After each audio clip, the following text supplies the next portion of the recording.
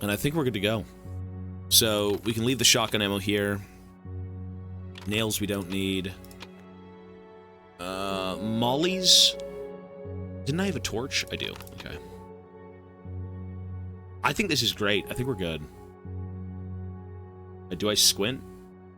I think that's just my eyes. For the first time since you started this game, I actually have time to sit down and watch it for longer periods. What's the story? Well, we're just... It's management. Inventory management is the game. In terms of a story... So, what is going on here is we are stuck inside of a cursed forest, and we are trying to find our way out. There are monsters, there is fungus, there is creatures that come out at night, creatures that come out during the day.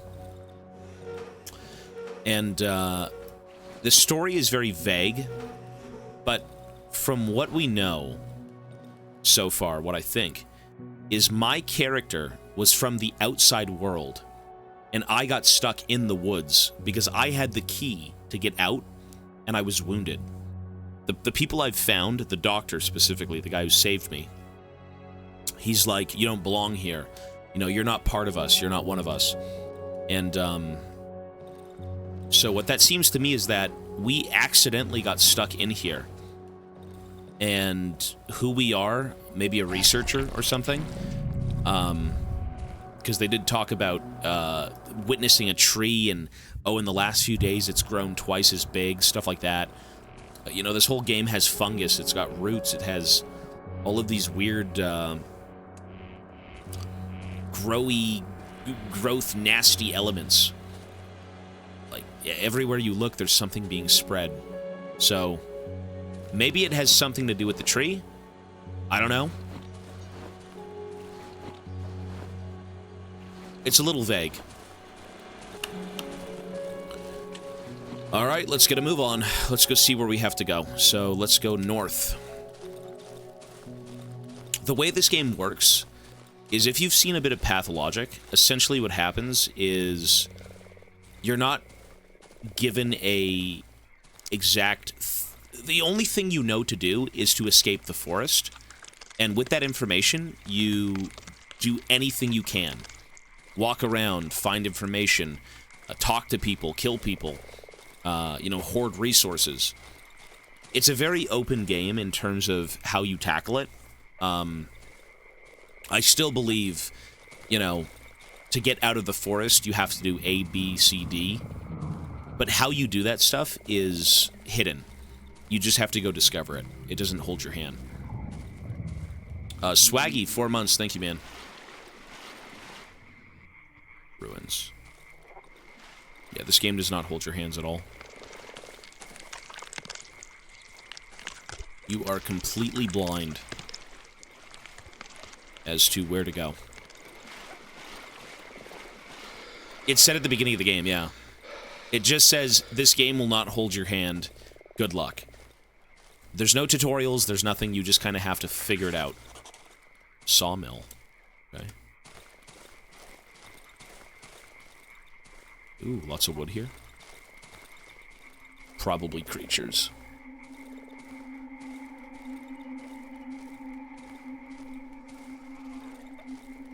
Oh yeah, we got creatures. Oh, what is that? Oh my god! It's a lizard man!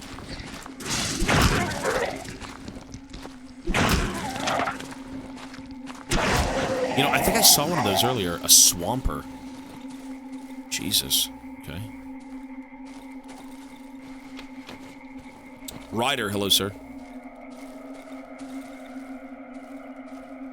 No, you can go on YouTube. So, from what I've gathered, is the story and how you acquire the way out probably is the same, but there's no directions. So, like, this right here is all the information we have. You walk around completely blind into the world, and you figure things out as you find it. But, again, the goal still remains. Find a way out. That's number one. Riffinel with a prime. Thanks, buddy. Welcome. So you could technically go on YouTube and just find, like, which location will allow you to leave the woods. but then that defeats the game. Oh my god.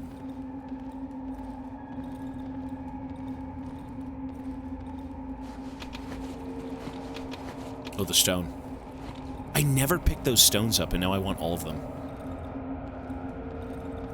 Annoying. Hello, sir. I'm very good. This game is scary. So spooky.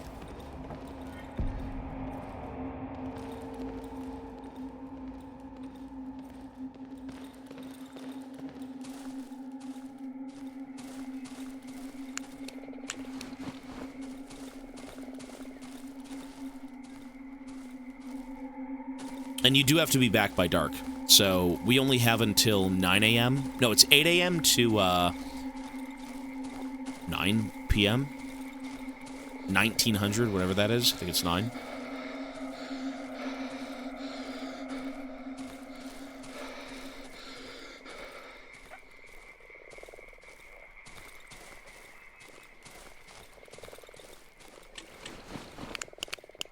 I mean, the sawmill had nothing. I walked in there and there's just nothing to do. We'll come back. Tractor. Seco tractor.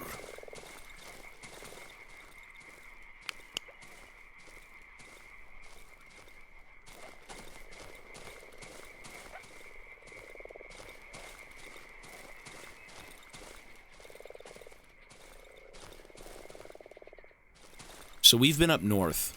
We just got to hit a different route.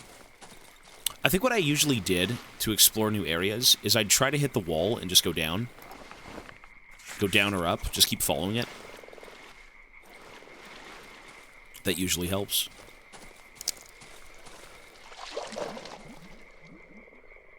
Oh. Yeah, okay.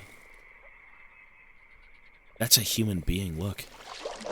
Whatever that creature is, it's like a mutated man. You can see the human body on him, right? Look.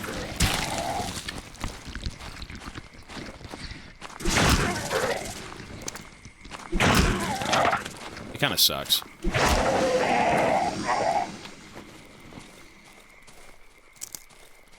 Yeah, the enemy designs in this game are very, you've got, like, very simplistic, like, savage people, or you've got mutated people. It's creepy, but, you know, we've seen it before. Ooh. Here we go, we have the upgrade.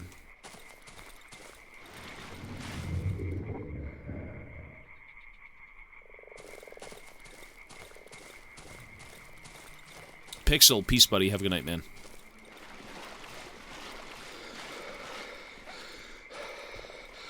You know what I've thought about doing?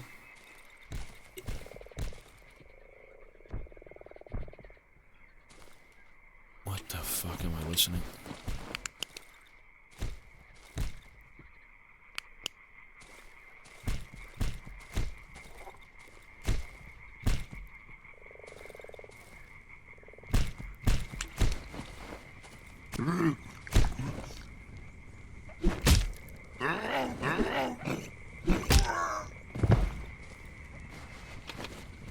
Fucking funeral pyre. What is this? What is that? Okay, strange.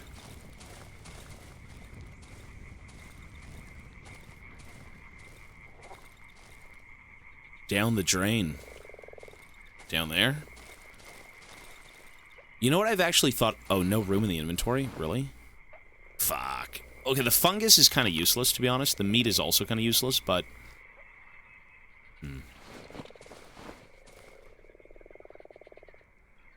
What I thought could be really fun in the future is if we ever were to revisit games, you know how I'd want to play them?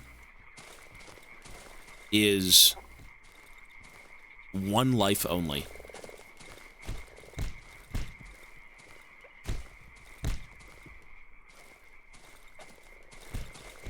This is the most hardcore, intense run ever of any game that we've played.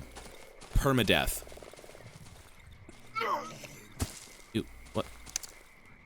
Oh.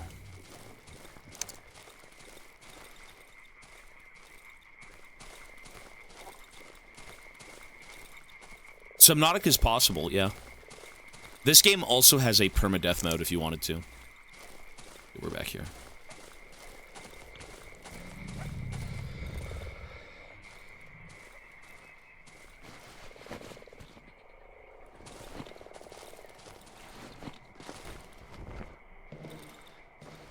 You'll have to download 4 to 5 games for a stream. It's just a thought. I thought it'd be very interesting to kind of,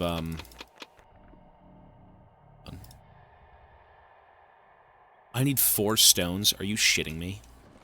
I thought it'd be interesting to just, you know, do something funky like that. Let's go back out. We're still pretty good. I'm the milkman. The milk lord bow before me. He's got the udder.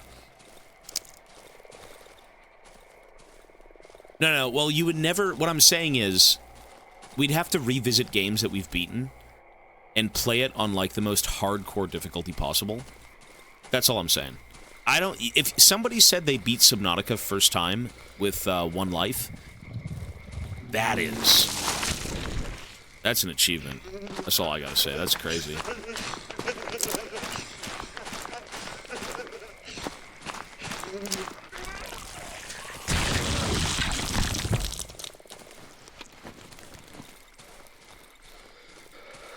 Permadeath grounded, Last of Us, hell on earth. You know, to this day, and I'm gonna glaze the game, and I know people don't like the game. To this day, my favorite game in terms of difficulty was The Last of Us 2. And 1. The Last of Us, in my opinion, has the best difficulty I've ever seen in a game. It's not my favorite game, but you really... Grounded is amazing. I've already beat the game on Grounded. Ew. But what is it?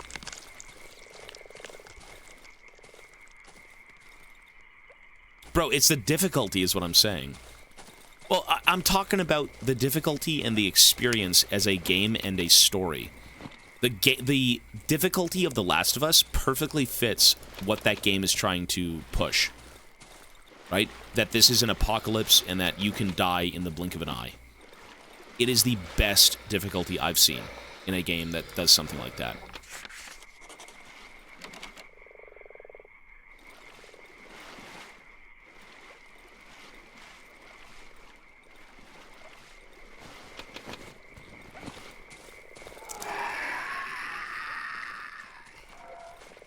Oh, it's a man spider. Man spider! Ew!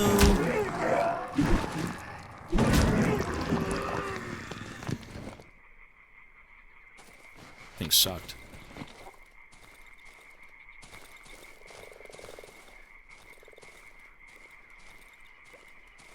Well, you know what Grounded is?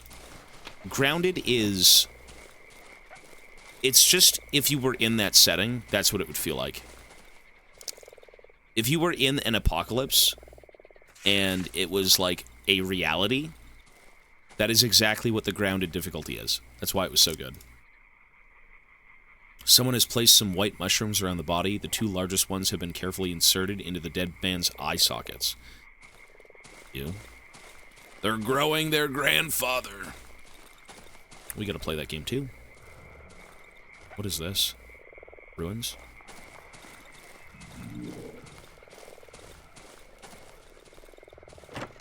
Ooh.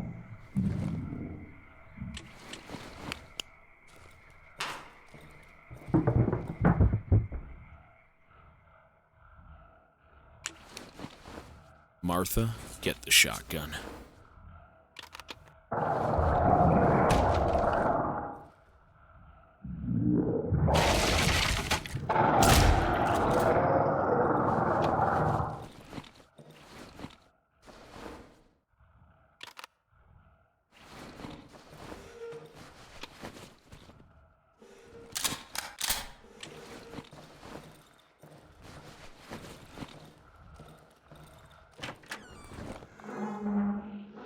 Ew.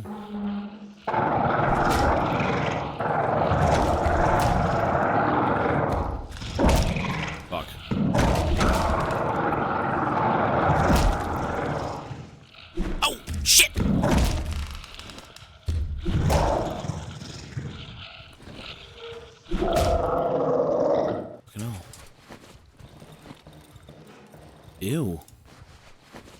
shovel, really, and fabric. We gotta come back here. I have to leave. I have to go back home. That's a great place. That right there, the ruins. We'll come back here. End of the line. You know, I don't mind using the shotgun, but, like, it really is...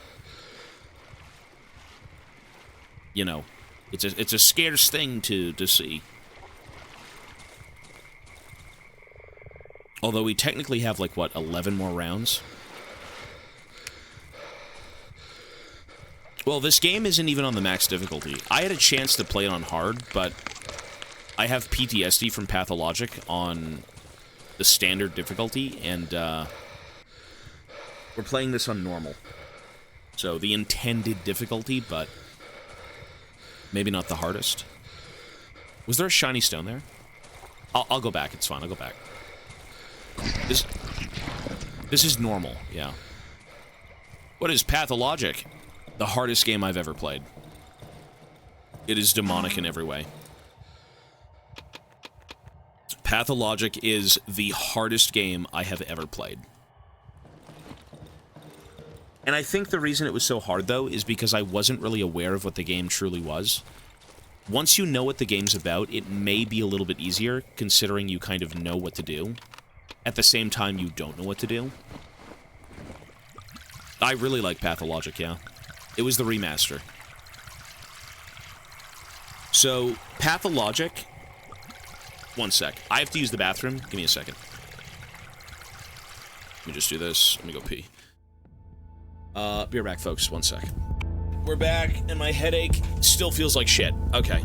So, sorry. Someone was saying, what is Pathologic? Pathologic is a game that does not hold your hand any step of the way. It is just like this game, but, like, infinitely worse. This game is tough. You know what? I wouldn't even say this game's tough. I would say this game is, like, medium difficulty. Maybe on a hard difficulty, it'd be worse. I'm sure it would. But, you know, in terms of resource management and stuff like that, this is kind of a walk in the park. You get a lot of stuff here. The mystery of what to do, I think, is the hardest part. You know, how you go about finding things. Darkwood was made easier over the years. Well, the human spiders actually duplicate themselves. I haven't seen them attack me, though. You're playing the Mickey Mouse version. Probably. Sharpened.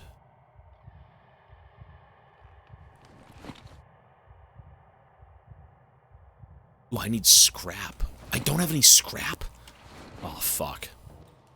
Bad news.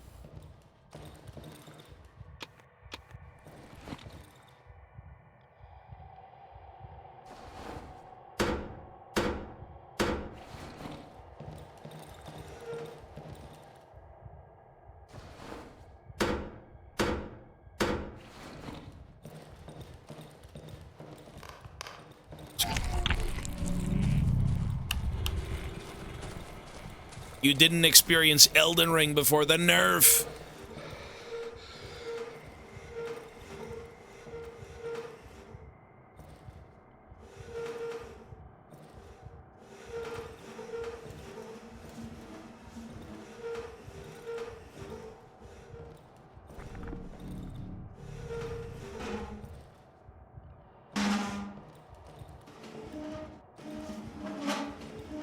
I don't really know how to block this off, I'm not gonna lie.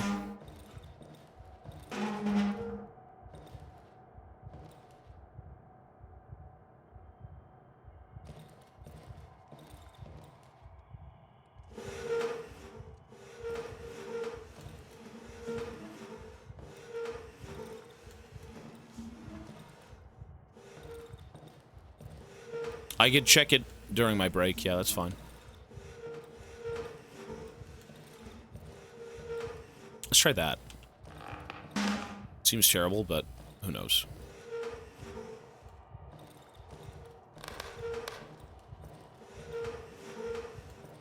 We gotta heal, I just realized.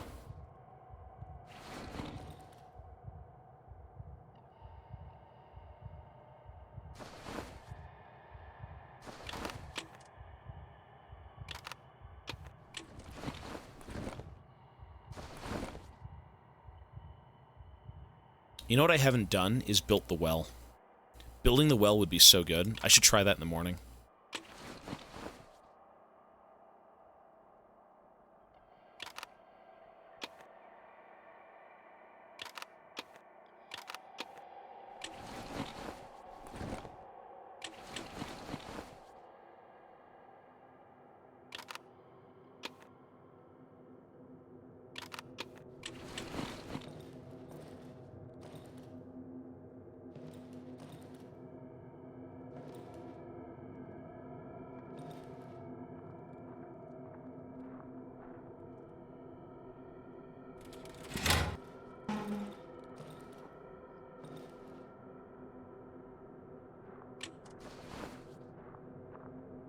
Somebody's outside. Somebody's outside. Why not just moth?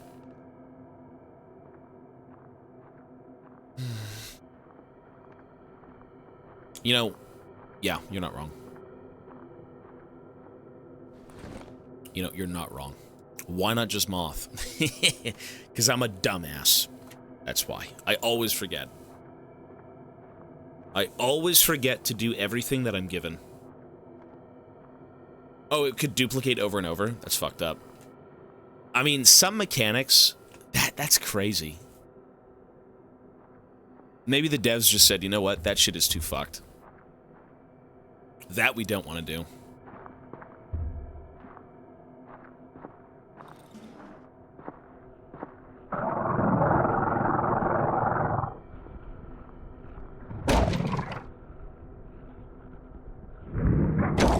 What is that? What the fuck is that? What is that?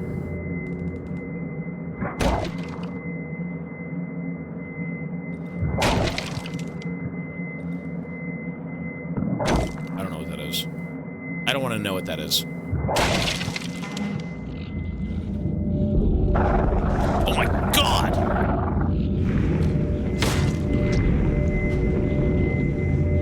It's a fucking black hole.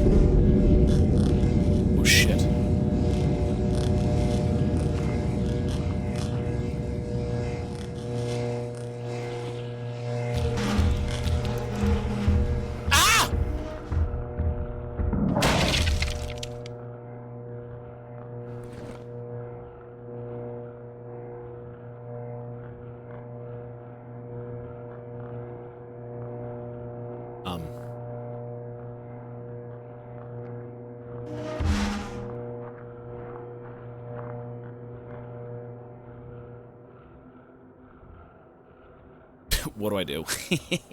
I'm not. I ain't fucking moving, son. I'm not moving. You know, I do have my chameleon passive. My room is so fucked. Look at this fucking room. You know how long it's gonna take to fix this room? I can't reload. This is the homemade shotgun.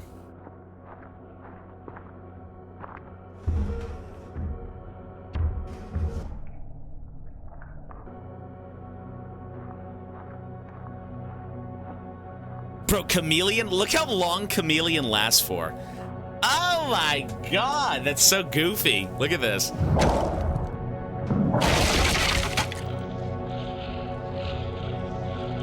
Can't see me. I'm right there, son. I'm right there.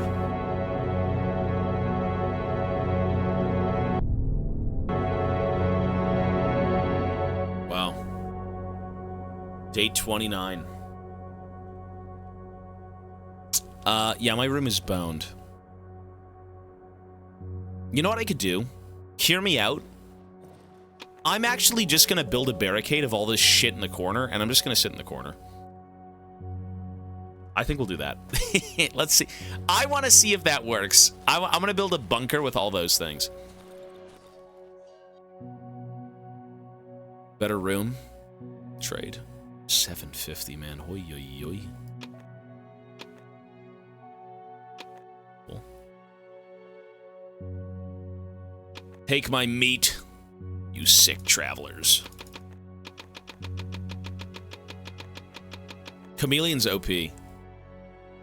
The Chomper can... So the Chompers... Okay, the enemies can break the wardrobes, but they can't break the lights, and they can't break the chairs. For some reason, that's not a thing. Well, I can't upgrade anymore, yeah. I've already got max upgrades.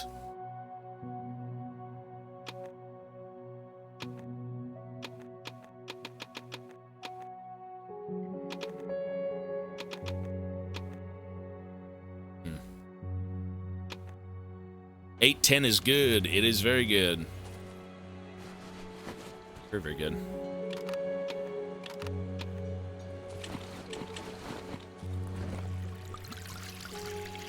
Sofas.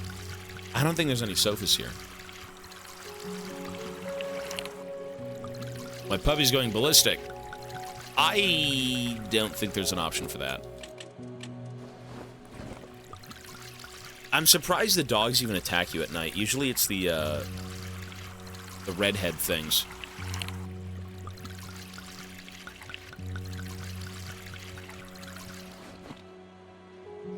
Reputation abuser, shameless. True.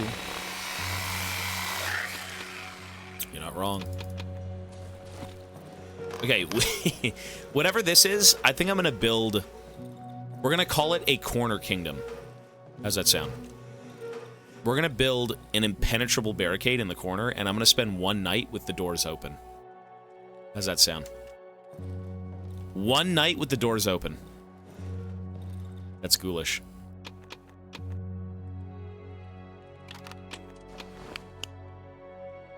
That sounds awful. Go on.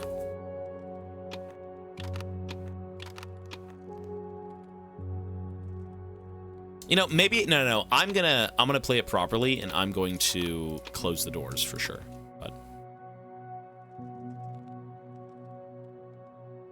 8 scrap.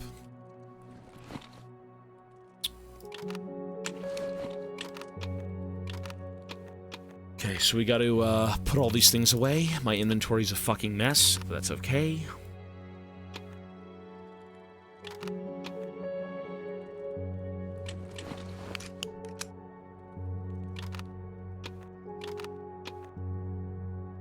So this shotgun's done. A simple homemade shotgun. It's done. Can I sell it?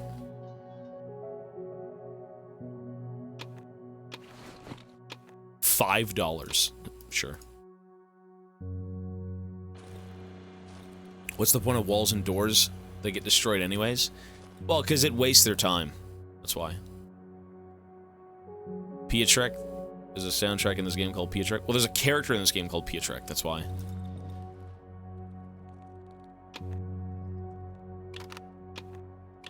There is an actual character named that. Yeah.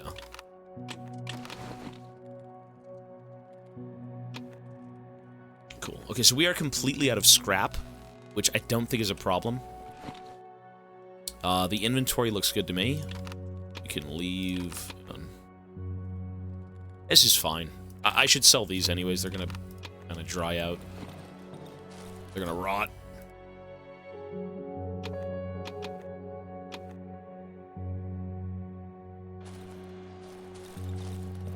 Pietrek is in Chapter 1. Chapter 2 is... It looks like a swamp. Pietrek's in, like, the first area that has the 3 different locations.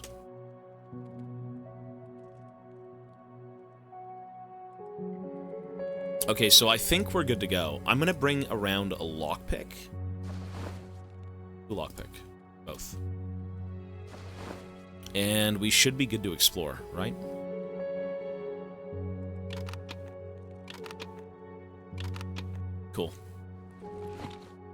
Before I do leave, though, let me stack all these things in one corner.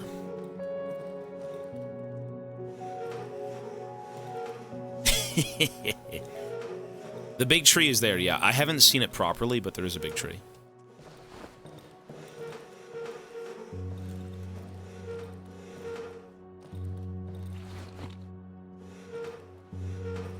Let's create the barricade.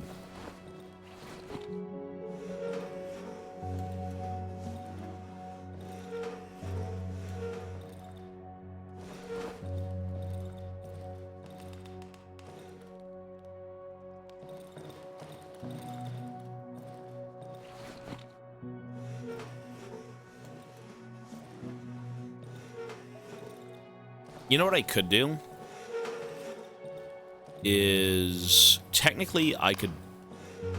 One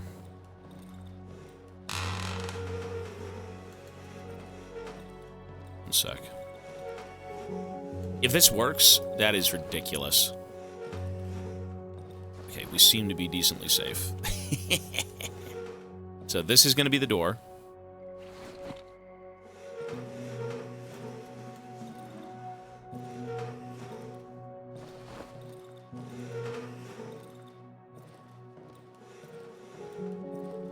Just gonna sit back here.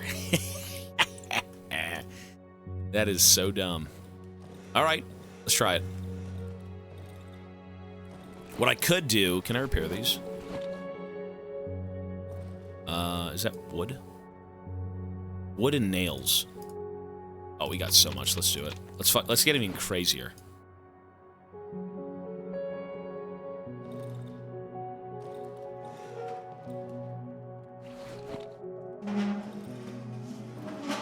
Not everyone has sticks. Well, we're gonna see. You're not wrong, though.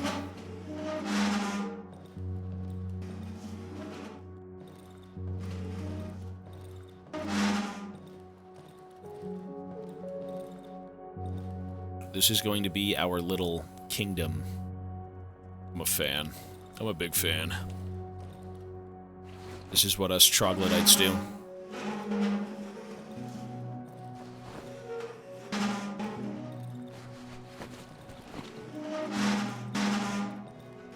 At this point, I feel like I don't need the reputation.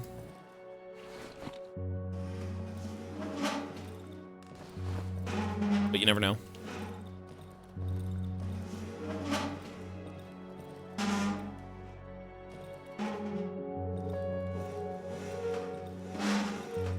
Jesus.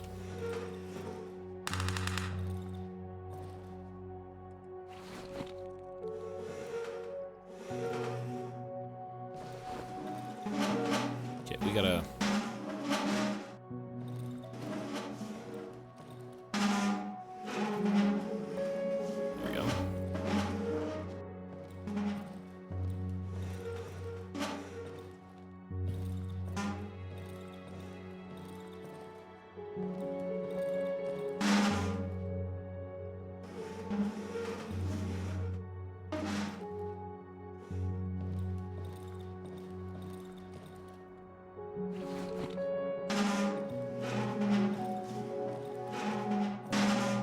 Is this brain rot? I think it might be.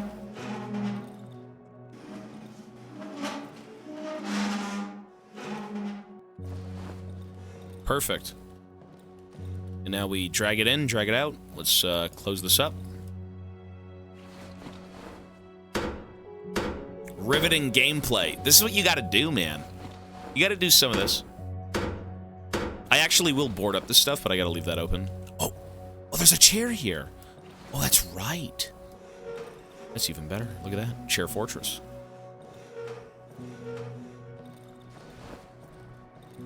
The feng shui. It's a lot of feng shui.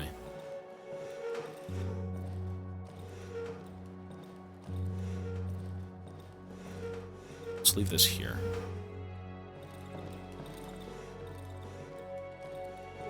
Cool. Bro, what is that nonsense? Okay. So we can still access our bench, and my inventory looks pretty good. Let's just store this stuff. And let's go out and loot.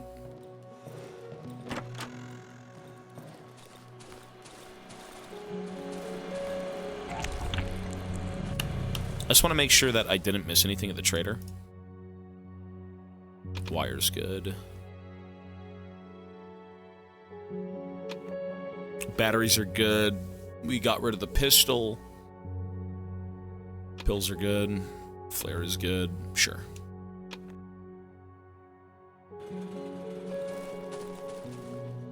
But this is what IKEA employees do when they get a new haul. IKEA's cool, man. That's from Sweden, right? IKEA's pretty dope.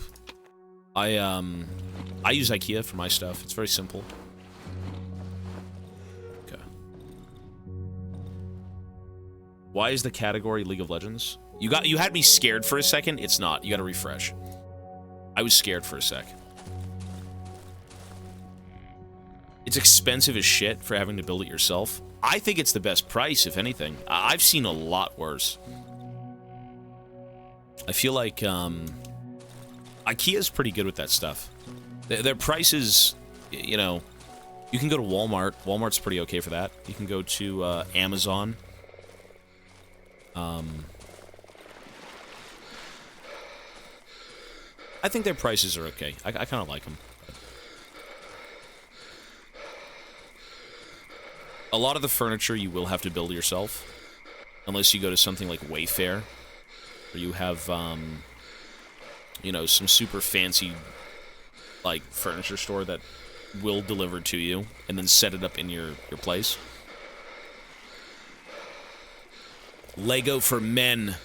Bro, Lego is for men. It's for everyone.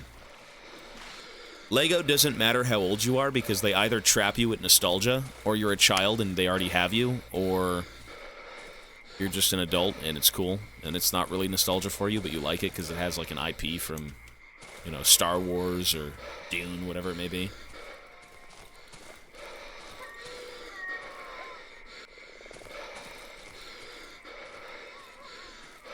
The men, the women, and the children too. Anakin.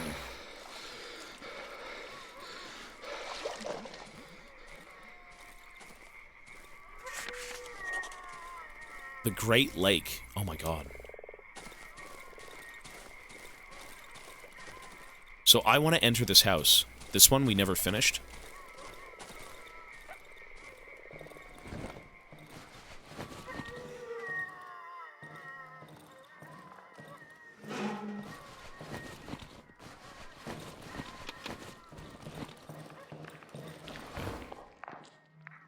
Does your character have asthma? That's just the environment, man. The sounds in this game are awful. They're super good.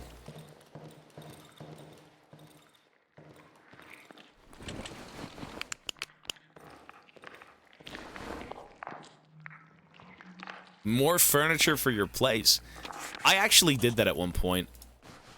I won't do it anymore, but it was a bit of a brain rot move.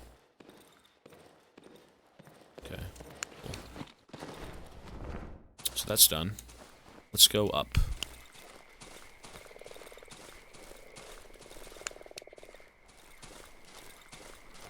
Lamp dragging. I was hoping that it would actually light in the room, but it didn't.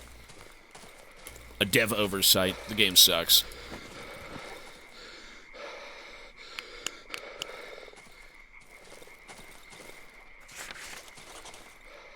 The Mushroom Glade. Okay, there's another new area here. Holes.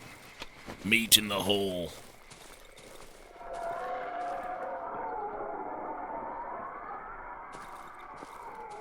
What the fuck? Is that the wind?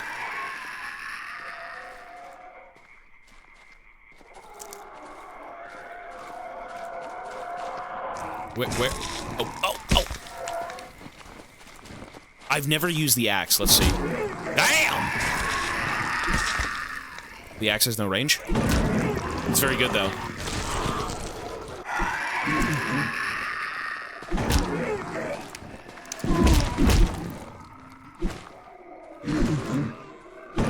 Nice.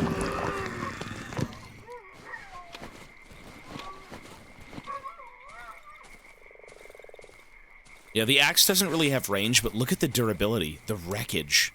Helicopter wreckage. What the fuck? There's a helicopter here. Where, though? What is that? Helicopter wreckage.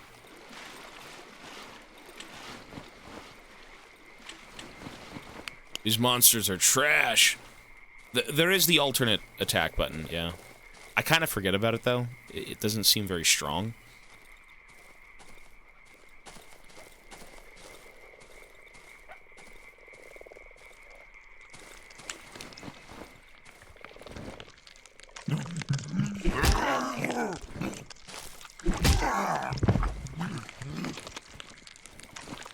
Ew. Is that a ritual site? What is that?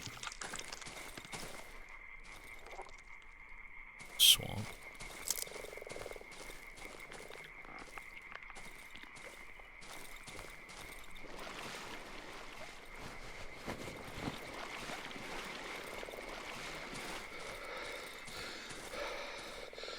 The helicopter is out of the way. I mean, I can go see.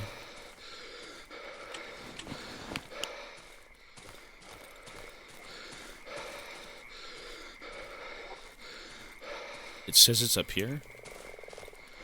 The guy did say we could actually, we can dive in this area. Is this it? Yeah.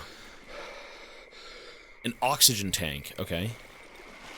So that's the next order of business, is to get oxygen tanks, which I think we have some of those back at base. We just gotta bring one up next time. It's fine.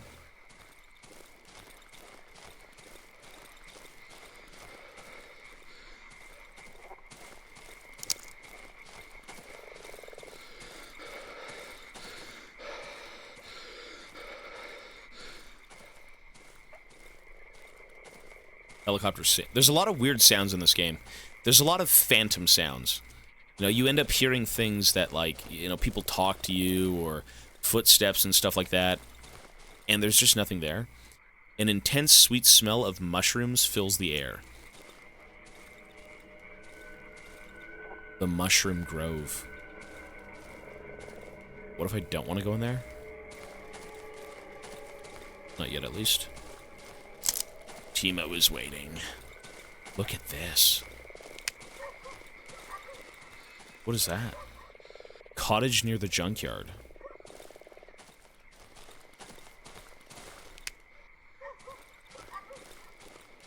This whole area is just mushrooms.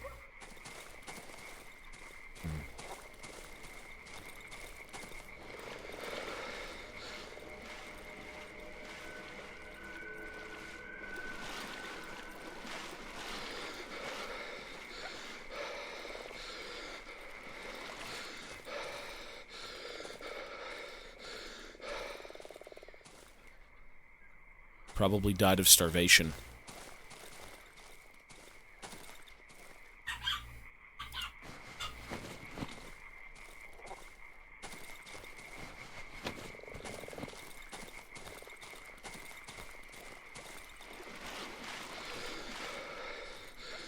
It's a cow.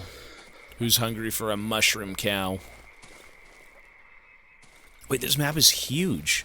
That wasn't even the cottage. This map is massive. Hawk. Hello, sir. Oh my god, he's going crazy. Look how crazy he is.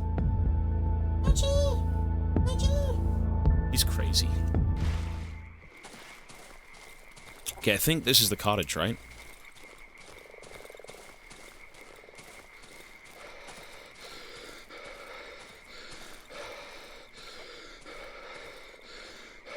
Ooh, what the fuck? What is that? It's a savage.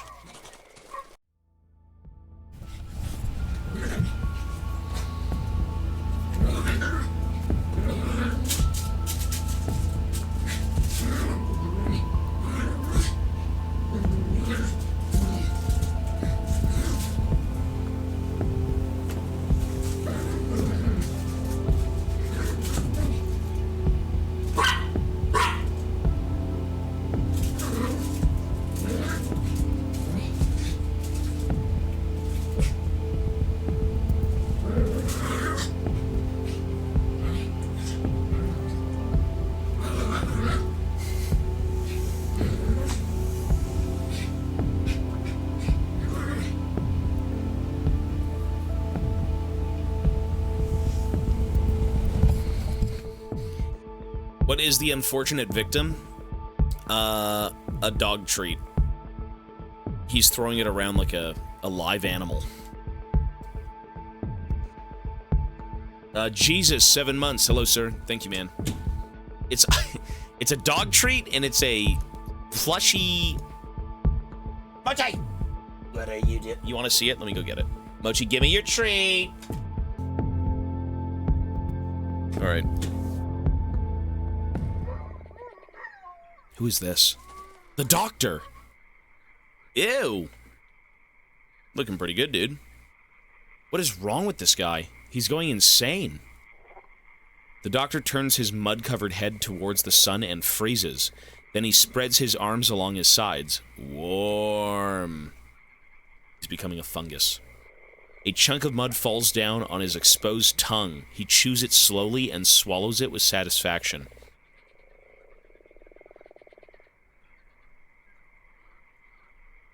The doctor puts the muddy hand into his mouth, grimaces, and pulls out a yellow tooth. He puts it in the pocket of his torn trousers. The tooth falls through a hole. He does not notice this. The doctor begins staring at a nearby tree trunk, paying no attention to the blood flowing between his lips. The mochi cam, that's something I want to do. We just have to clean this room out. Mochi! He's going crazy.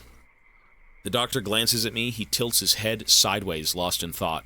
After a moment, he extends his hand towards me, as if wanting to grab me by the throat, but stops halfway. He freezes.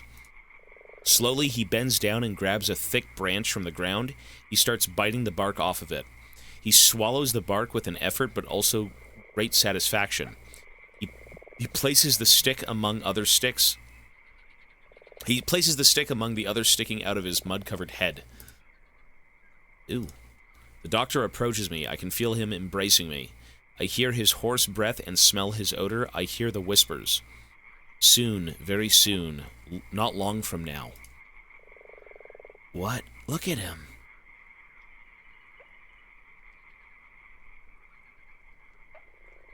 Uh-huh. You want a bottle?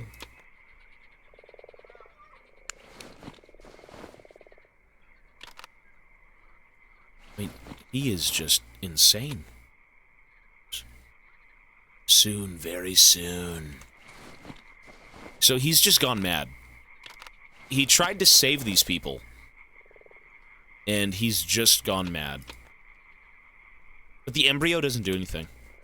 I'm already max upgrades with the embryo, so it doesn't matter. What the fuck? Who are you? Oh my god, Junji Ito snail people. Trapped! I'm here! Trapped! I mean, this is some sort of, like, consciousness, like, collective... You know... Everyone's in the roots. Cut me loose. Got it. Please.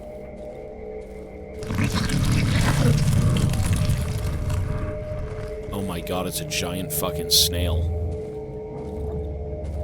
Ew. What the fuck?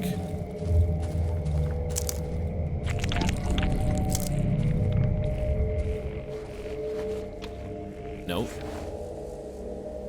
A bear trap, many nails and planks, some useful scrap metal, gun parts, ropes, tape, and antlers, some tools, scrap metal, and old compressor.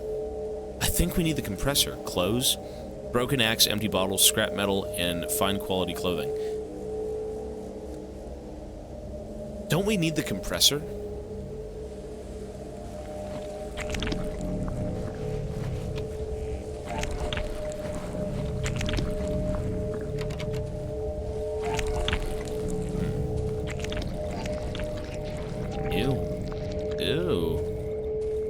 Organic cord.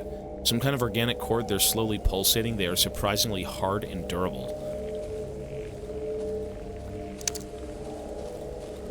What area is this? The cottage. Oh, this is the cottage right here. The snail's laying on it. What the fuck? Okay. The shell is cracked. Maybe I can break it open.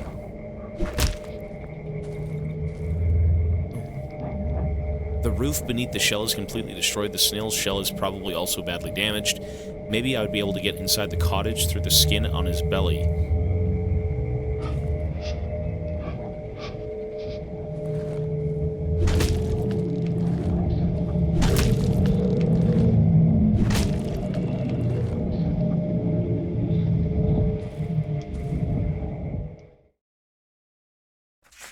I need to go into it. I need to go into the fucking cottage.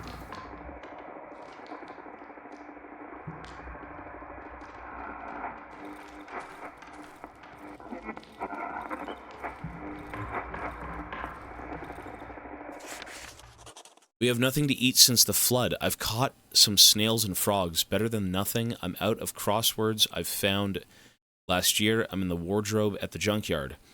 The only thing that's left is to continue writing the journal and listen to the strange radio. In 2 days, I will visit the junkyard again. Maybe I'll finally find a tape recorder or something that will allow me to record the weird signal. I feel there's some meaning hidden behind it. I'm hungry. I'm eating grass and whatever I find in the water. I've seen some strange men between the trees. They are not locals. They do not hide. They were dressed in strange clothing, but I was too far away to take a better look. Besides, I'm alone. And there were at least 3 of them. Maybe I'm delusional, or maybe these old ruins aren't empty. I found a blank tape and a broken tape recorder. Maybe I can fix it and do something with it. I've also found some other useful things. I've written them down and left them for later.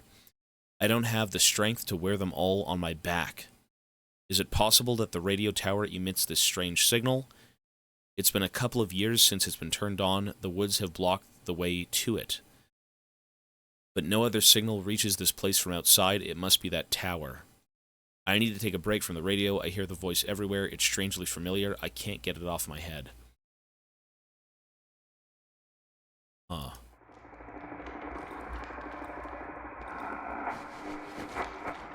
Map.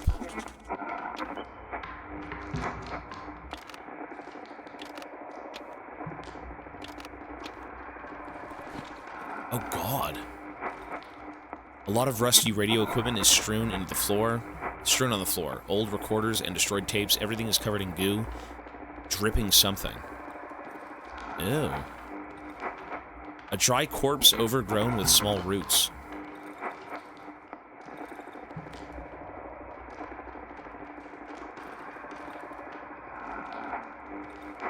Okay.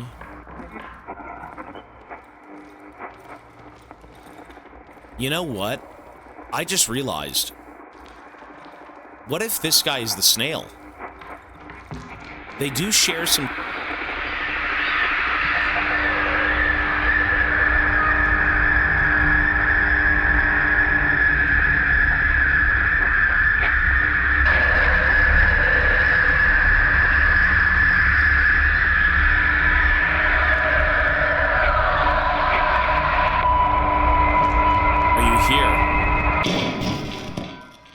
I think he was the snail. His consciousness was in the snail. That's why these roots are all over here. Huh. So whatever this is, it's taking people and it's fusing their consciousness with other things. What the fuck? There's his hand, look. It looks like a human hand, but it's sticky and grown into the shell. A key grows out of the palm. I should be able to rip it up. I should be able to tear it off. Weird colorless key.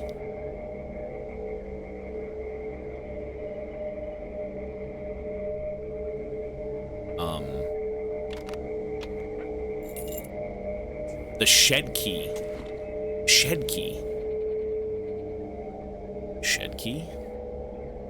Radio tower. Junkyard. Ew. Wait, what the fuck? This guy was a giant fucking snail? I'm assuming the snail was here. Wasn't he collecting snails and frogs? So he collected these creatures, and whatever's going on here with this, like, fungus growth, it accelerated the thing's growth, and then when he died, his consciousness was hooked up to it? As were these people, right? Like they're becoming snails. That's exactly what that is. Their bodies are fused to these creatures. Wait, could I have talked to him? Are you serious? Really? Oh. Whoops. Wait, so what would the snail say? What was he gonna say? I just thought you had to get in there. He gives you a quest? What? Well, there's no going back now. You know what? Regardless of what we do, it is my first playthrough. I just did that instinctually. Maybe I'm a psychopath. But we will be watching, you know, Darkwood content once we beat this game. I think I might be a psychopath in doing that, but that was a mistake. That's my bad. Whoops. I got bad news, folks. I am very far away from home, and I have to run.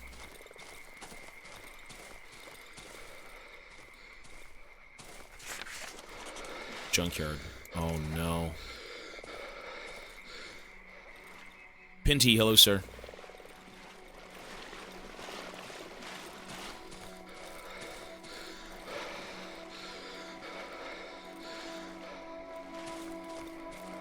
Oh, does it die regardless? Is that what that is? Okay. Oh, I'm so fucked. This might be the first time where I'm actually unable to get home. I'm not kidding. I have to leave. Like, right now, I have to leave.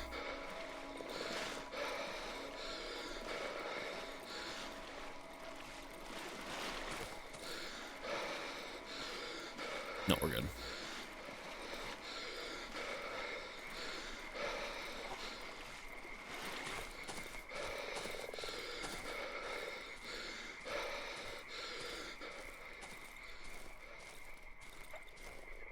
I'm sure everything will be fine. I hope so.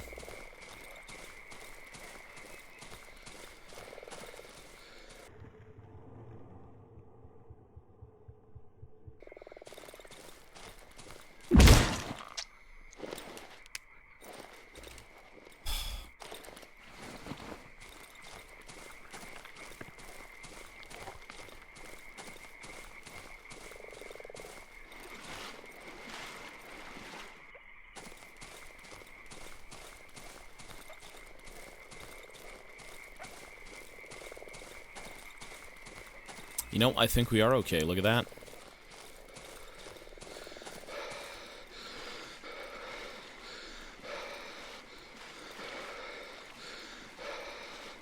I didn't see... Yeah, that's my bad. Honestly, though, like, I don't think it devalues my playthrough, because we are going to go back and still, again, we're going to watch Darkwood content.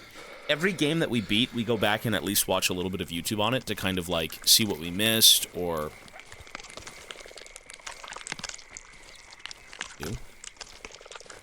Or just kind of understand it better.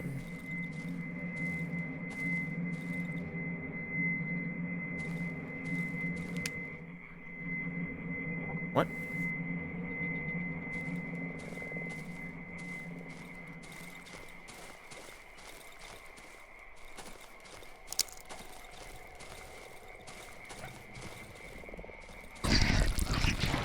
Fucking scared me. Okay, well, we're back home. Yeah, we're gonna be watching lore videos and all that jazz. I mean, there is a very intriguing story here. Obviously, we don't know much. A lot of this is just kind of speculation on my part, but there is a mystery, and this game is fucking freaky, dude. It's weird. So, it is worth looking into for sure. What a shit inventory. I hate it. This is a terrible looking inventory. And we're pretty much out of space.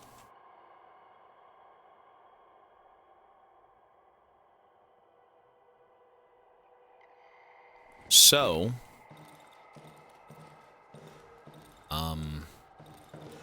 let's board up the windows.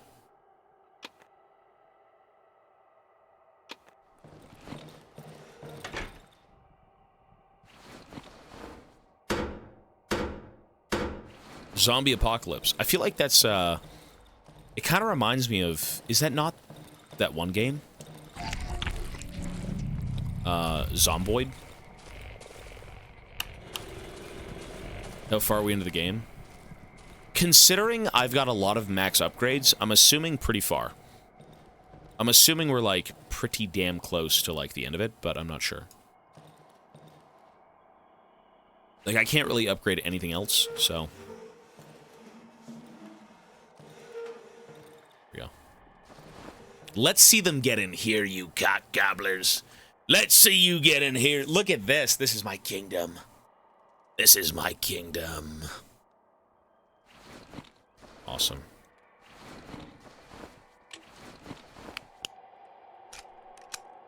You know, they actually can get in. They could even spawn under me, but we're gonna see.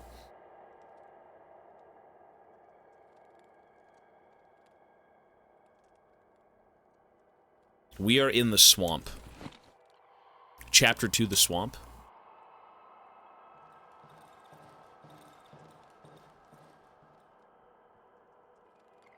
I don't like that this is just straight up open. I really don't like that. I have anxiety for it, but...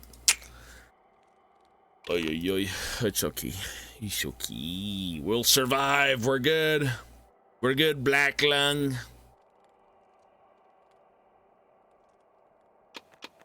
Cool. Shovel. It's heavy, but has good reach. I'm going to be selling this. I'm going to sell this. Actually, that's trash. I can maybe sell the toy. I can sell the toy, right? Maybe. Maybe not. I'm going to keep it. I'm going to keep it. Watch, we can sell the long barrel. Double-barreled shotgun. That'd be dope to make. It'd be really cool. Did I find Shrek? I did not find Shrek.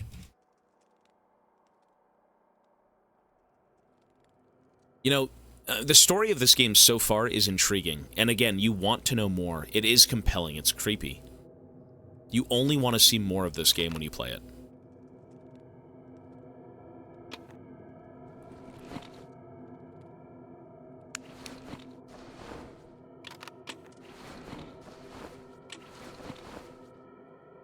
Do you think they can get in here? They come. Oh, no. He's gonna throw body parts at me! Dude, the one time... Are you fucking kidding me? The one time I was able to make this stupid little corner a thing, and I have the guy who throws shit at me for... Oh, my lord.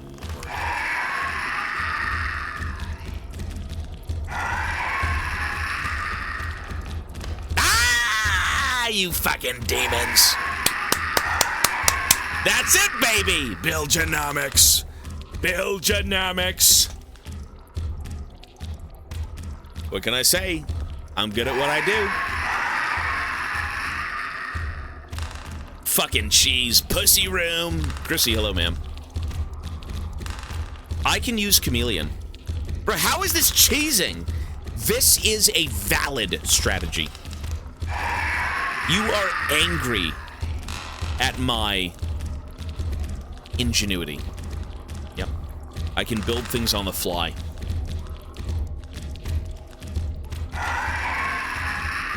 I can create safe havens.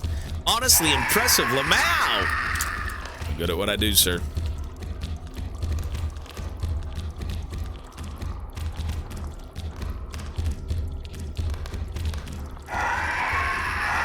You know what would destroy this strategy?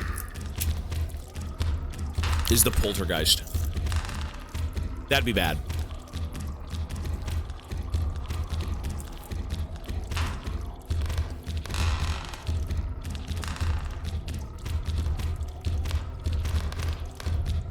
Simple Bilgenomics, son.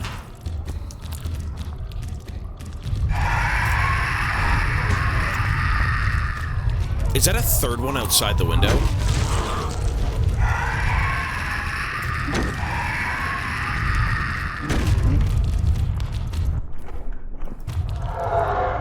Goodbye.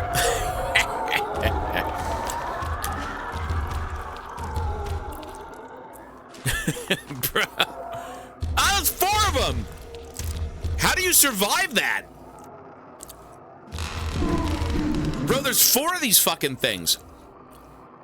How do you survive that? What the fuck?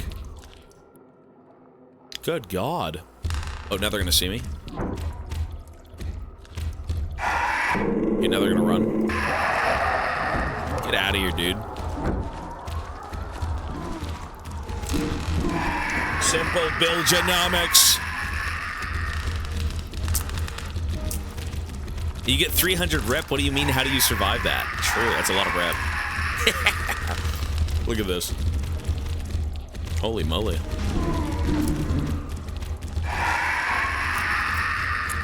Is this cheesing the game? Chair versus unspeakable horrors. Is this cheesing the game? I don't think it is.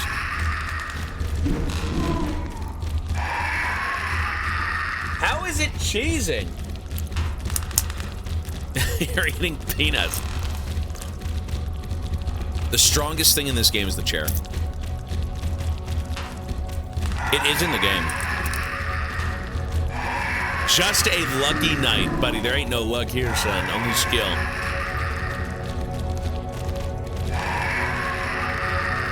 The lamps are stopping them from moving? What do you mean, how's it cheesing?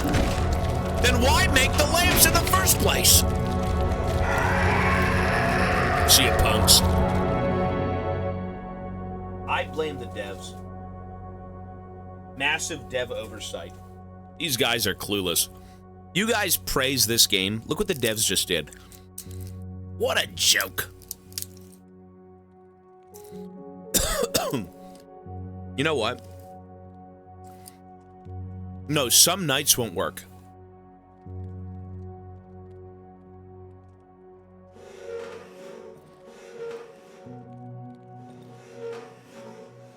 Lovely.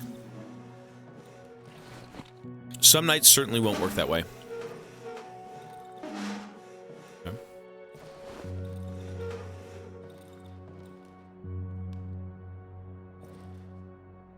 Well, that was eventful. That was fun. You do love to see it. I don't think that's cheesing. I think that's thinking critically. Is winning a game of League of Legends with Gangplank cheesing, even though he's infinitely better than every character in the game? Or is that just critically thinking? Just saying. Oh, just saying. Excuse me.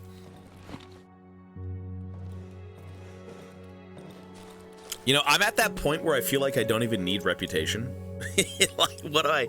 Look at all this shit I could sell. Like, take that. Lovely. Oh, 262 more? Awesome. Don't hate the player, hate the game. Okay, so... let's go put these away.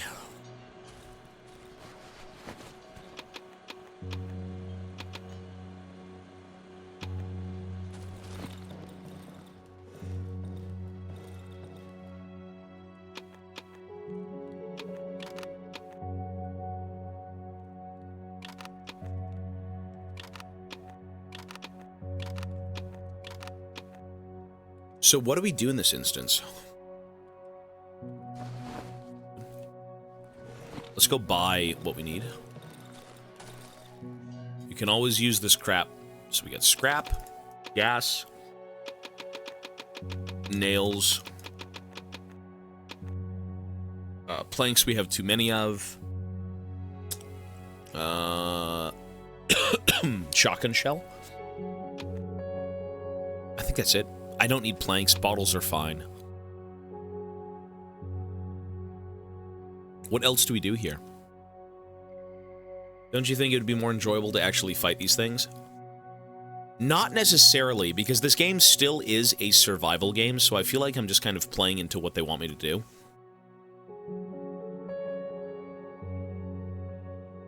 At the end of the day, the number one thing that matters the most in this game is when the night comes, you have to survive at any cost.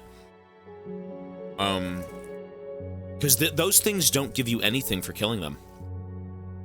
It is a lose-lose scenario to fight them. You lose resources, you gain nothing.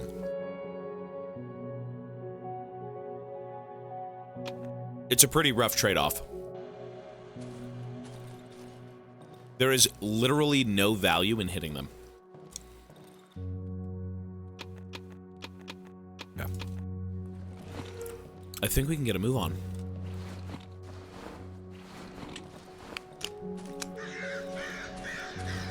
They should have made lamps not movable. There's a few oversights in this game, but honestly, it is a great game regardless. But that is kind of an oversight, for sure. A few instances of, like, cheesing with things, but... you know, it's just part of the game, I guess.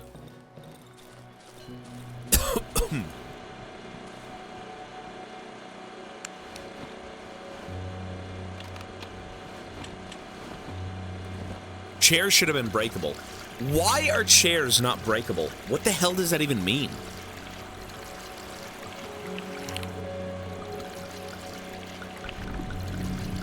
Half of your resources, in return you get pain in the butt. What? That's not a good trade-off, sir. You know what, though? I think everything should have been breakable in this game. Why is it only that tables and things can be broken, but nothing else can be? That doesn't make sense, right? I feel like, it was a little bit of an oversight, I think. Maybe there's mods for the game? I'm not sure. Okay, so we still have to go down. Oh, you know what I need? I think I need the oxygen tank. That's a gas tank.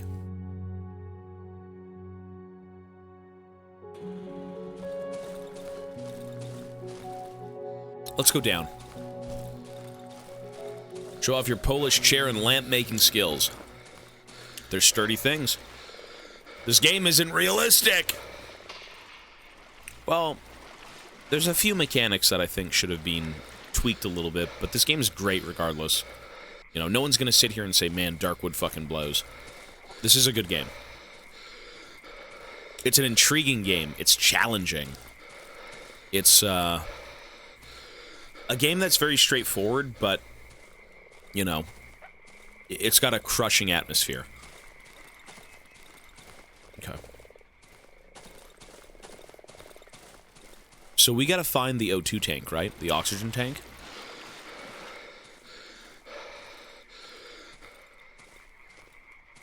Three people made this game? Yeah, that's crazy. Hey, that's what passion does, man. When you've got people who are very into what they're doing, game dev, movie, whatever it may be, any sort of content that somebody can create that they're very much into, it will be a work of art. Mostly, we hope. But...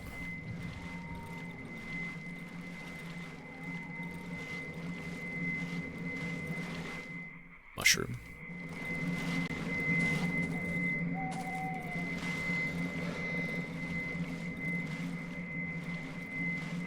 If we beat... so we are going to beat this game before Friday. There's no reason we wouldn't. We can actually look at that real quick. So, if we beat Darkwood before Friday, because the next big game is going to be Bloodborne, which happens on the Friday, we will probably do Growing My Grandpa and maybe Papers, Please. So it's going to be one of those two games. I do think Growing My Grandpa is very, very short. Yeah, all we do is we basically hit the next tier. So, like, we're at this tier right now. Split Fiction is at the end of June, because Rainston is available then, so we're going to do it when he's good to go. Yeah, Bloodborne, Demon's Souls, Nier Automata, Papers, Please, Growing My Grandpa, so on and so forth. Papers, Please will be wild. I ended up playing, I think it was called That's Not My Neighbor, and people said that's kind of like Papers, Please. You know, short games are great, though. Any sort of game to kind of break up... you know, Darkwood's a few days long. Look Outside was a few days long. In between those games, you know, having something small, something simple, is always good. You can't really go wrong with that. Ooh, bugs. Oh, wait, bugs. Can't I make the armor? Oh, the armor, look. The shells. Cool.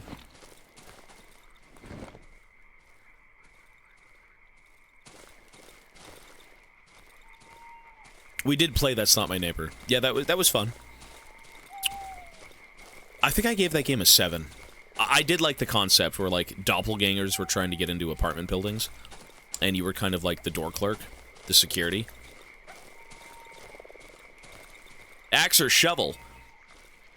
I mean, the axe is pretty punchy, but it doesn't have range.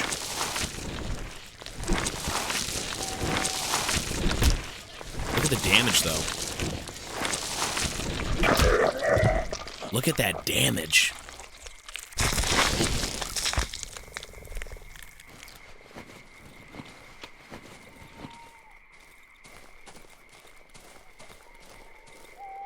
I'm just going to use one until it's pretty much broken, and then I'll swap. This map is fucking huge. Jeez.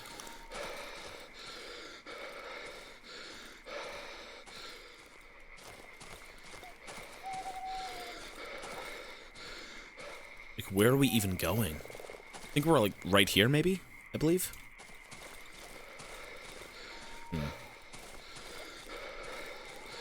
Darkest dungeon is on the list, yeah.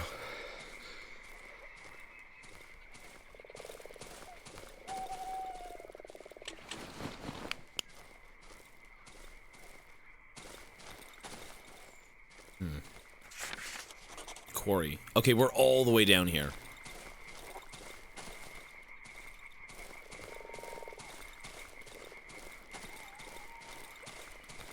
Look at these trees. I can't see a damn thing.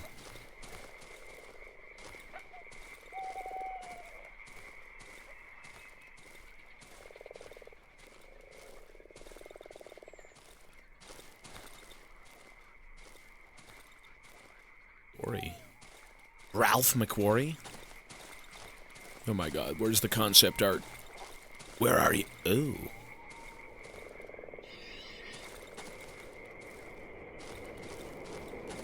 It looks like it's the only way to the quarry. The old quarry.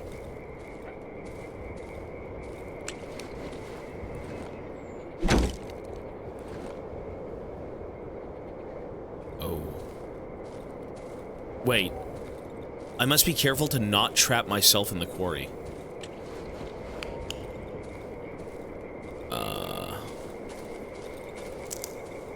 What? What's this? Oh my god.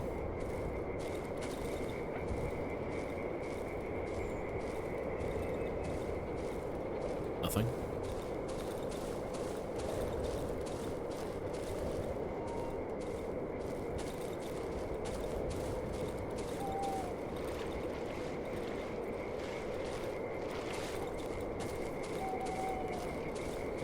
I mean, there's nothing down here. It's empty because of the choices I made. How would you even know that? To be fair, though, again, this game is very open-ended. What you do, it's just your own decisions. Right? You're gonna get this, you're gonna get that. I mean, the devs did put multiple things in the game for a reason. I don't think any playthrough is going to be perfect.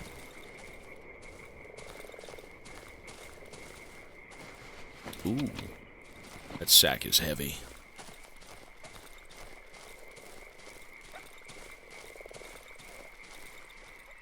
What's this?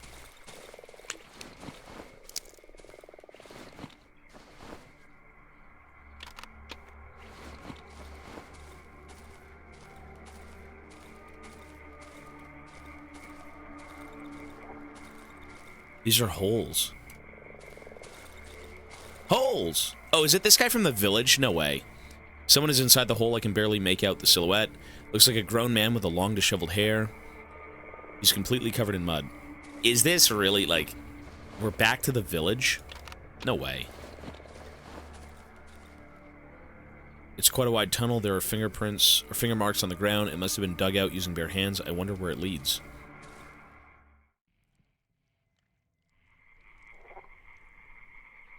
Wow, look at that. Fast travel. Really? Okay. Cool. That's amazing. My holes! Listen, I don't want your holes. You can keep them. So now we have a fast travel, which is really fucking useful. That's insanely useful. It's quite the distance, to be honest.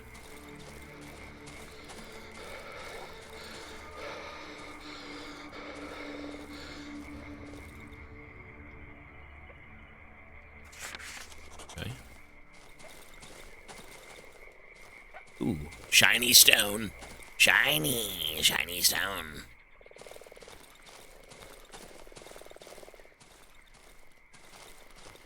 Don't be mean to the Polish workers. I would never, sir. Whatever that is, I don't want it.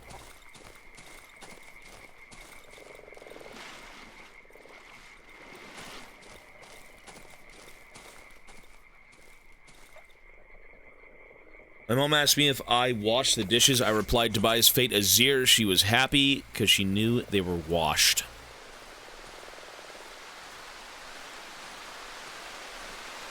Funny. So funny. Hehe. XD. Listen, my Azir was never good to begin with. It was pure dog shit. Poland. Polska. Good old YouTube enjoyer. Hey, that's awesome, man. YouTube or not, it's all excellent, sir.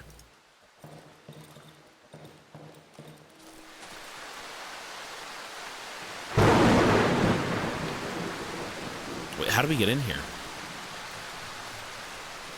Metal door?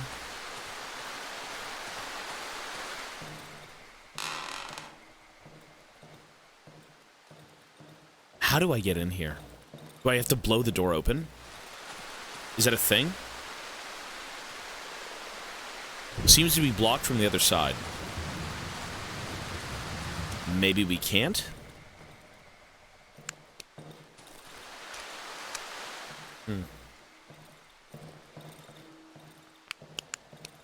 Weird. Oh, it's the radio tower.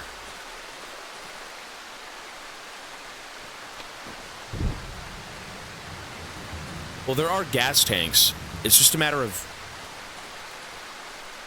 Let's see if we can blow it open.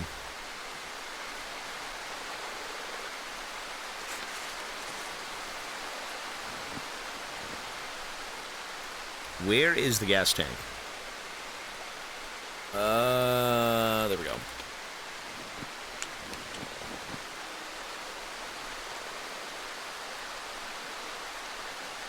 I wonder if this is gonna work.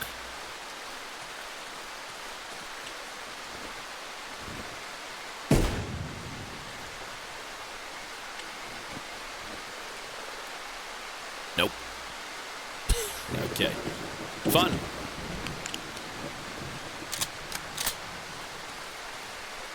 Worth a shot. Unisan, 7 months, thank you.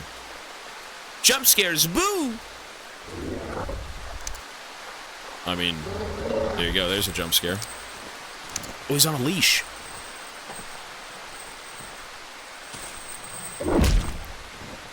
Oh my god.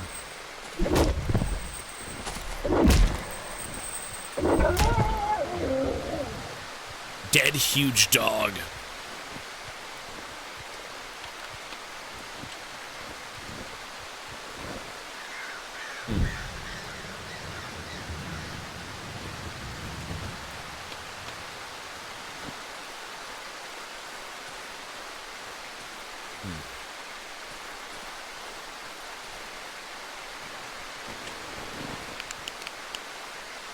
So what are we supposed to do here?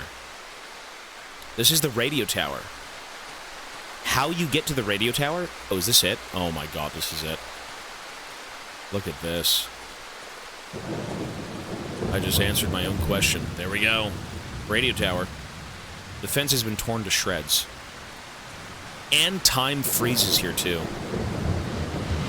I haven't seen any videos on this game now. Once we beat the game, we're going to take a look, but I haven't watched anything. Ew. What is that? I've seen top-down gameplay, like the initial bits of, like, you walking around the atmosphere. It does feel different when you play it, though. Oh, wait, time is not standing still.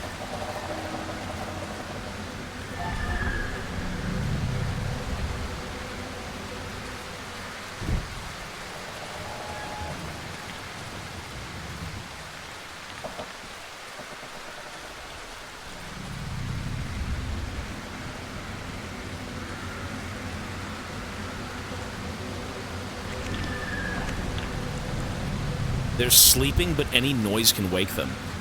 Oh. Shit. Okay, you know what? We gotta come back here. I need to leave. I have to make my way back home. Right now. We gotta leave.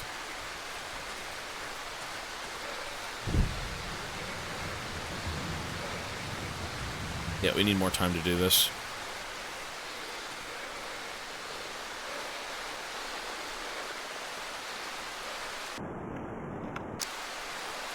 So let's go all the way back home. Let's hit the holes. We are going to wait out the night, and then in the morning, I'm going to take my food break, and we'll come back and continue. We got to go make dinner. I'm hungry. I want some food.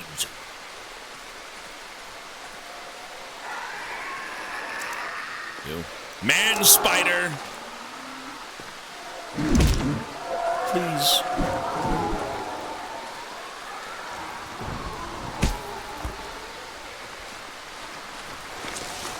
Here we go.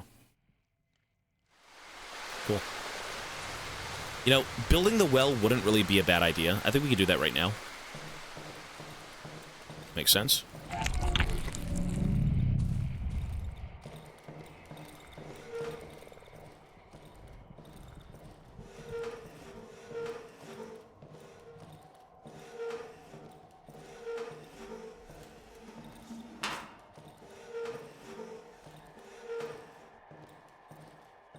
Okay, so the worst thing that could happen in this setup is probably the poltergeist. I think that's probably the worst thing. I don't think anything would trump that. That's bad. That would pull everything out of the corner. Maybe the bug guy, the centipede dude, is also bad, but I'm not sure.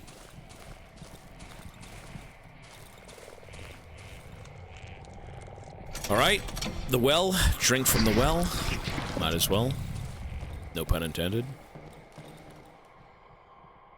You know, there's an earthquake. I don't think I've seen the wind event, but we're going to see what tonight holds for us, because it's...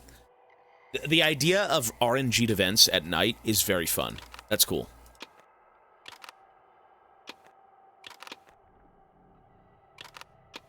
So... what I can do... How much scrap do we have? Oh, we have so much scrap. Let's put some bear traps down.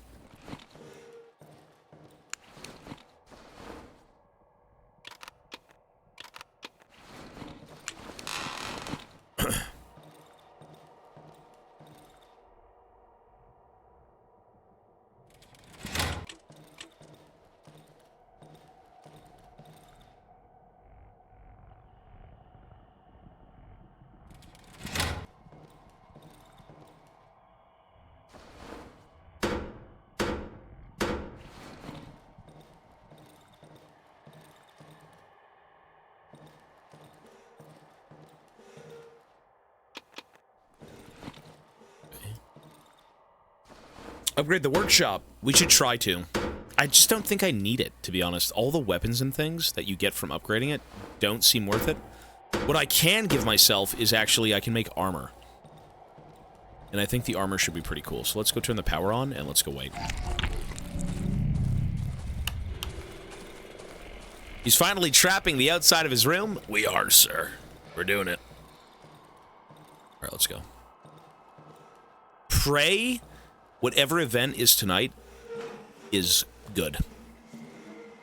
Let's see. So, what can we do here? Bro, this is like, I'm so cozy back here. It's so nice. Ooh, it's so nice. I hope it's not the fucking poltergeist. That's all I gotta say. Armor. Here we go. Lovely. You are wearing armor. Cool. Good luck on the game. I just came by to support you. Hey, thank you, man. I appreciate that. Good luck. Hey, have a good night, dude. You know, some people show up. They say, hey, I just like what you do. I want to support you, and, I never want to watch you, you putrid, ugly fuck. I don't want to see your face again. I'm just going to give you money and leave. And you know what? That's okay. I accept it. I understand. I'm an ogre.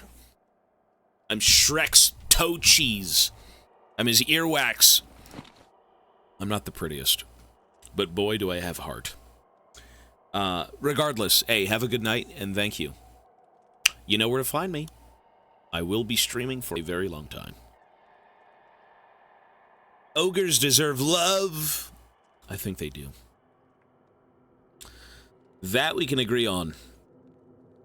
Let's do this.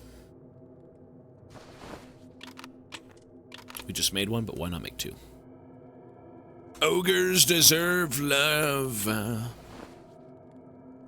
I watch the tubers and drop by when I can on the streams. No, you're good, man. Don't even worry about it. Whatever you want to do, support me, not support me, whatever you think is right, hey, I'm for it, man. So thank you. YouTube is great, though.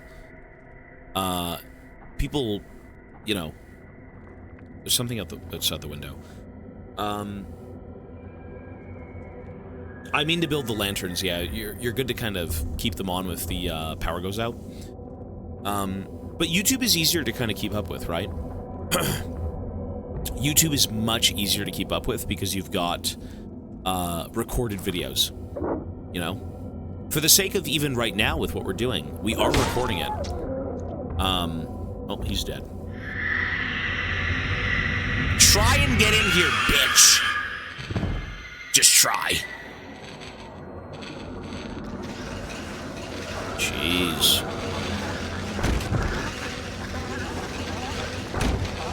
Lovely. I don't care what anyone says. I'm the goat. I'm the goat. What is on the floor? Is that mold?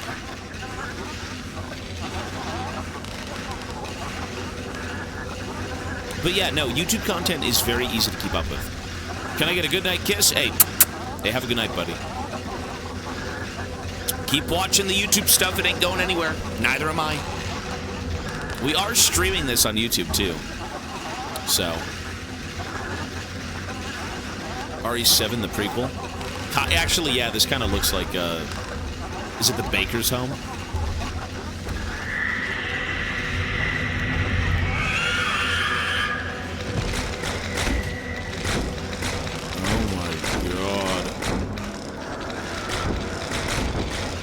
What is going on?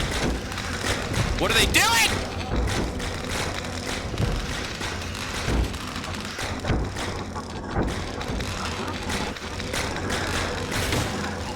How do you survive that? You don't. That's the thing, you don't. That's the beauty of it. You just die.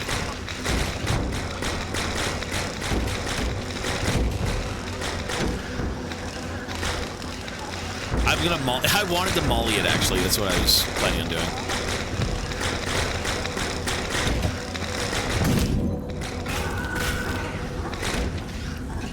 Lovely.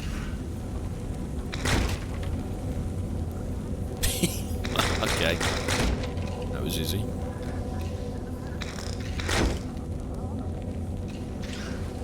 Mochi, it's okay, buddy. Yeah, we do have to take a break after this, though, folks. It is 5. You know, let me ask you this. If you played this game on the hardest difficulty, which is permadeath, how would you survive this? Waste of good booze. Shameful. You know, they actually just... They kind of suck. Is there even more of them outside? You respawn in Chapter 2? Oh my... How do you survive this?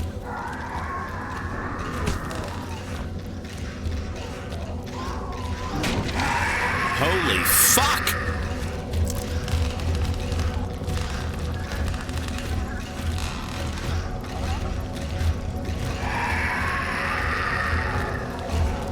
Look at this nonsense.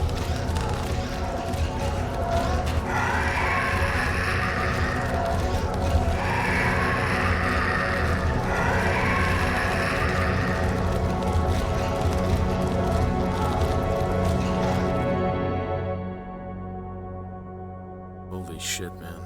That is ghoulish. That's ghoulish. That's not the best.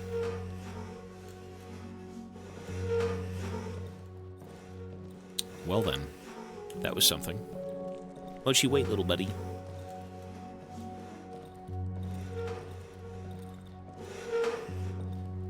Mochi, what are you crying about? Mochi's already crying. What are you crying about, little baby? He's whining. He wants attention. I'm gonna come see you soon, okay?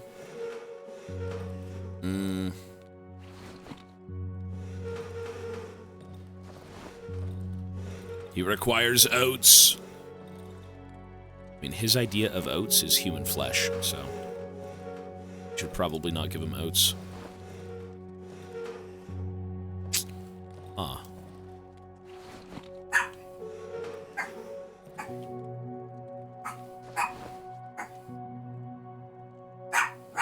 This is what he does. And then he makes noise, and then he runs and looks at me, and he sees if I'm looking at him.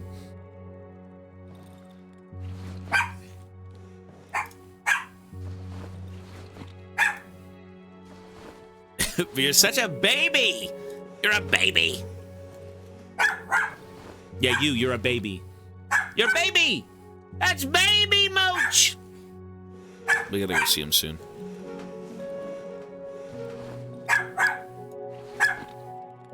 You stink. You poo-poo. You smell worse than me, dude. Yeah, you're small. You're 5'11". Potato. See what he doesn't say anything when I say the magic word. Now he's done. Really?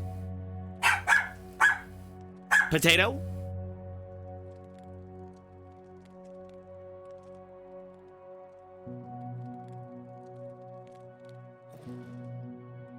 We're gonna give him a potato. It's okay.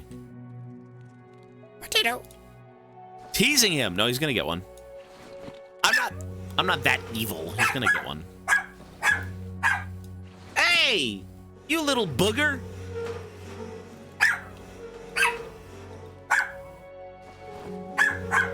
Okay, folks. Instead of me doing this for 20 minutes, I do have to take a dinner break. I will go give Mochi a little potato if he's nice. So, we're gonna pause there. I will see you guys in about 1 hour. Okay, so right now, now he's doing a spin. Why are you spinning, little buddy? He's spinning outside the room. Hi. He's so cute. All right, we're gonna be back at about 6 o'clock. Okay, folks. There you go, folks. Hello. We're here. We're here. We're here. We're a little bit late. Sorry. I was getting in shit from the woman. My bad. Okay. Here, peanuts.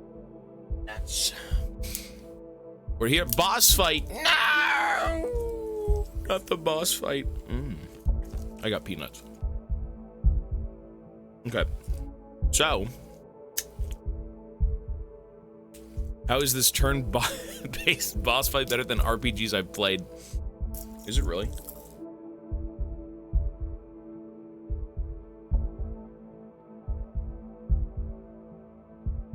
That's awesome.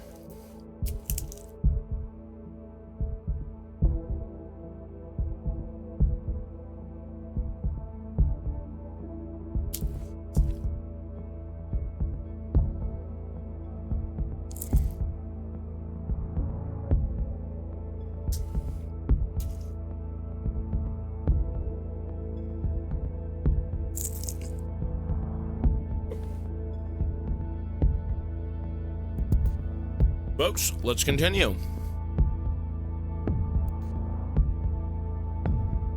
So, Aries Kawaii, 6-month resub. Thank you so much. That was while I was away. Appreciate it. Okay. Oops. Actually, that's fine.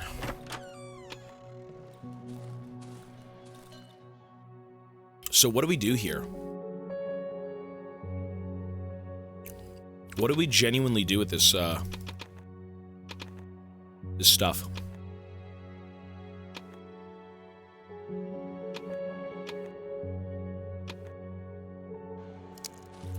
What I need to do is I have to go explore a few things. I want to go down here, and I want to go here. And I think at that point we've seen everything, and then I can decide what to do. We have to get the oxygen tank to go into the wreckage. The cottage itself is going to have maybe something. Actually, not the cottage, the radio tower. So, let's just go organize our inventory, yeah? We must go organize the inventory. I could visit the Mushroom Kingdom. I could do everything. No, that's fine. All I know right now is I want this managed. This is bad. You know what I wouldn't mind? If I was to I can use this for, like, storage. That's kind of trash.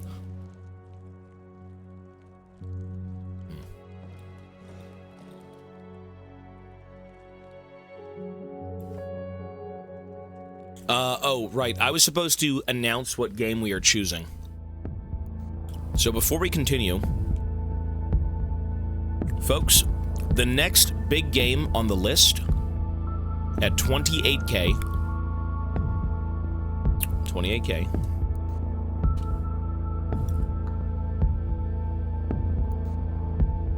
One sec.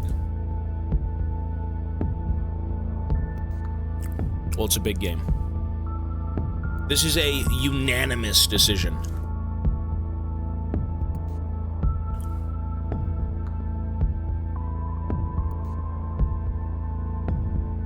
One sec.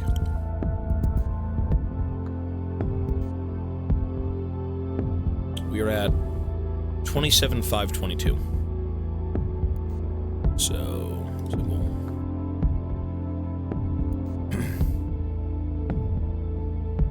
27,522, and this is 28.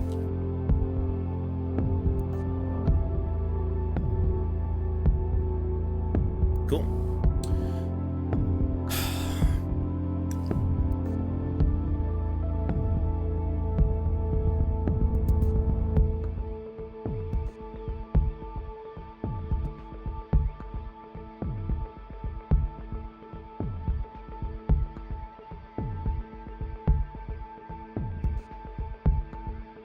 There we go.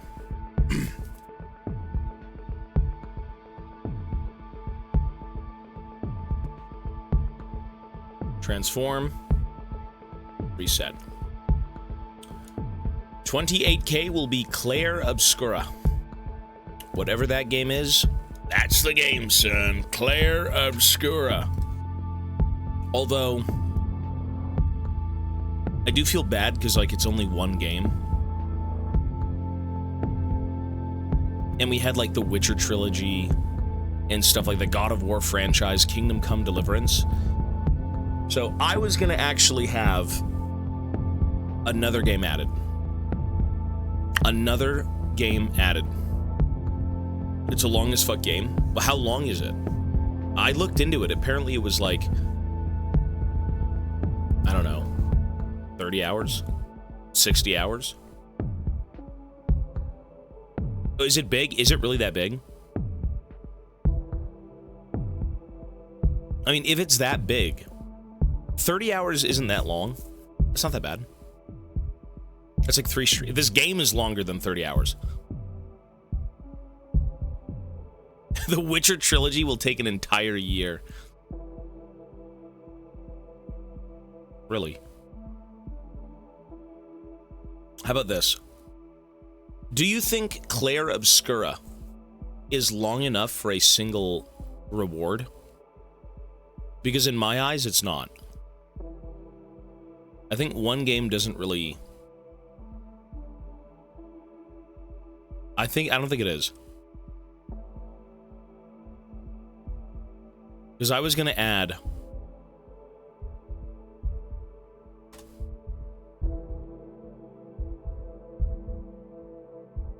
There we go. That makes more sense now. Right, folks? That makes more sense. I think that makes more sense for the tier. Ghost of Tsushima and Claire Obscura. I think that's fair. Yeah, I think that's more in line.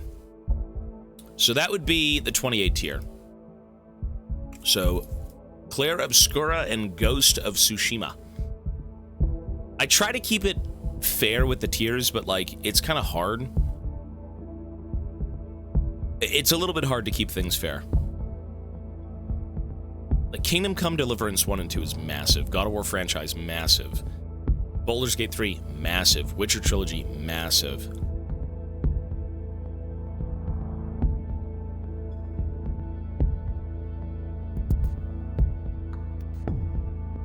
Well, that's what we're going to do, folks. 28K is Claire Obscura and Ghost of Tsushima. That is it. Let's begin.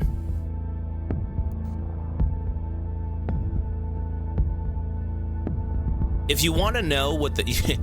Do you want to know what the next tier would be? I did think of both, though. I did think of both.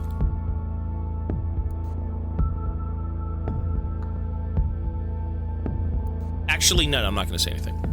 No, that's fine. No, it's good. It's okay. Let's begin. It's okay. Don't worry about it. It's fine. It's fine. Never mind. Never mind. All right, so what we need to do...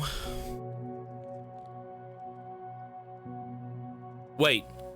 Death Stranding was delayed to June of next year? Wait, is Death Stranding not coming out this month?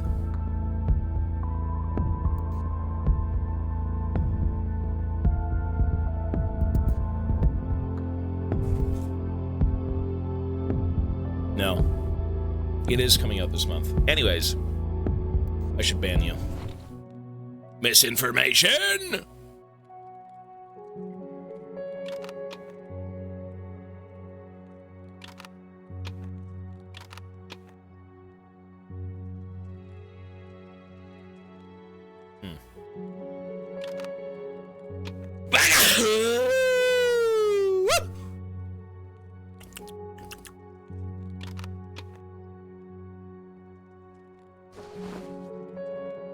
Thank you. I've got the sneezies. I've got the sneezies. Okay, so let's redo the inventory and get the fuck out of here to go do something else. Yeah? Deal? Plan? Good. It's a plan, son. I got a plan. It's a great plan, Dutch. How many people are gonna die? Everyone. You gotta have some faith, Arthur. That's an iconic line. Not the faith line, but like, anytime he speaks, you got the voice cracks, you got the delusion, you've got everything.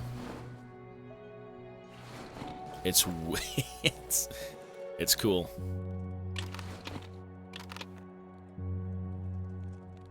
You gotta have some faith, son.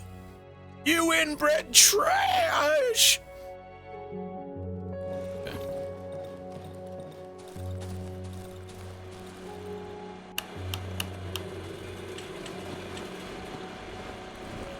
It's just so iconic. Bro, I can't get over that.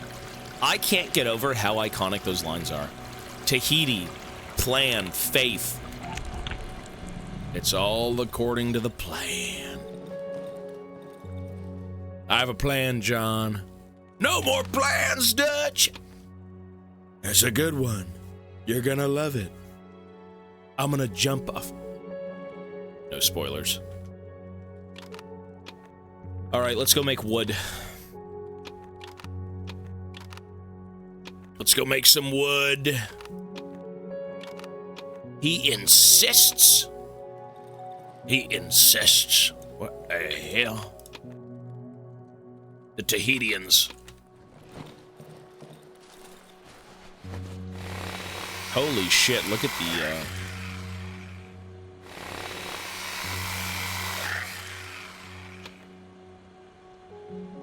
Not enough room. I've got so much shit. Cool.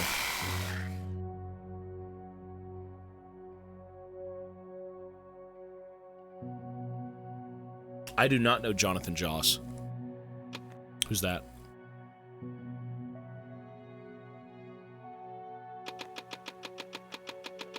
Dutch would save Squidward? I mean, Dutch would use Squidward and then have him just die off.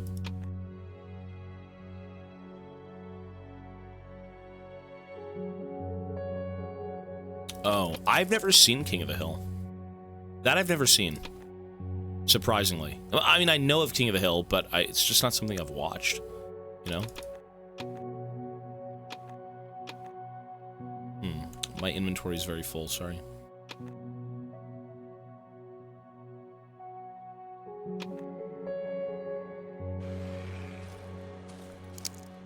It's, I don't think it's bad, but I don't know. I guess when it was around, I wasn't really into it. I'd seen it on TV maybe once or twice, and I'm like, what kind of boomer shit is this? What kind of boomer nonsense is this? Antidote. Cures and protects from poison for a limited time. That actually could be useful. Okay, let's decide on how to fix these things. So we want the food in the bottom. With the Tahitians. The fabric I can actually sell. Mollies. Let's just keep trying to sell shit. The end goal of this game is to leave the forest. Look at look at the money. That's some money, son. That's some money. Jeez, that's money.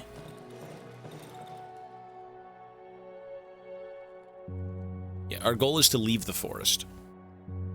Even more fabric. Holy shit.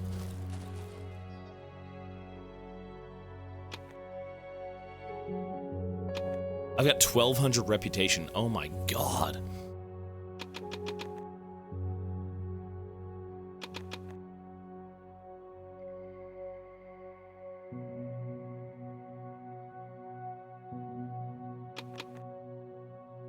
You know, that wouldn't be bad to get both of these to, like, keep my weapons upgraded. I don't think that'd be a bad idea. It's a lot of money, though. That is a lot of money to dump, and I think we could do it. I don't have the space.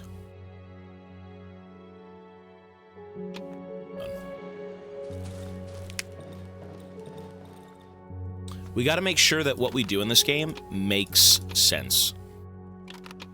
Everything we do in this game. Sell this. Stones are actually useful, surprisingly now. Now that I have a plan for them.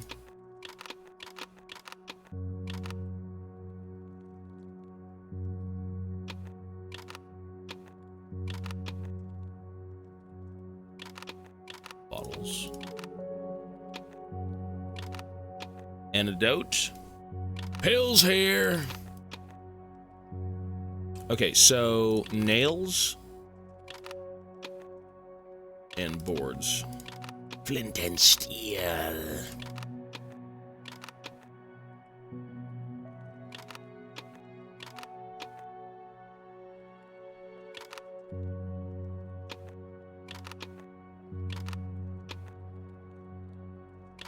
So stack the nails, keep stacking them. Those are lockpicks. Those are very useful.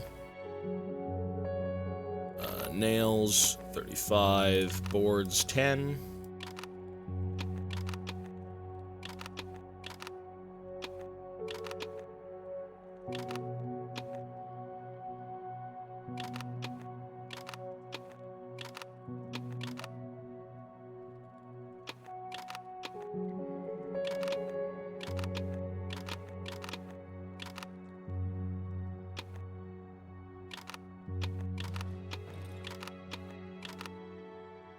Antidote.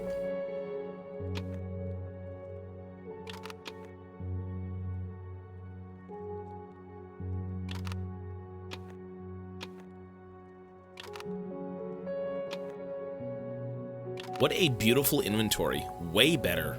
Way, way better. I feel like inventory management makes these games a little bit more tedious. For the sake of survival, I think it actually works quite well, but that's just, you know...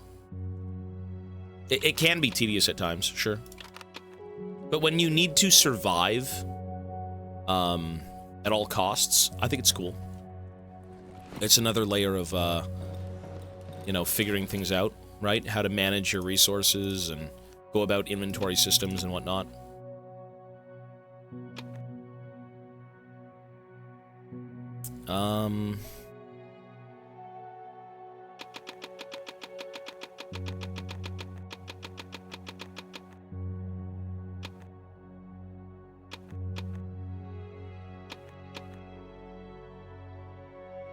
I think that looks good to me. No? Layer. Boards. Rags. Battery. Sure.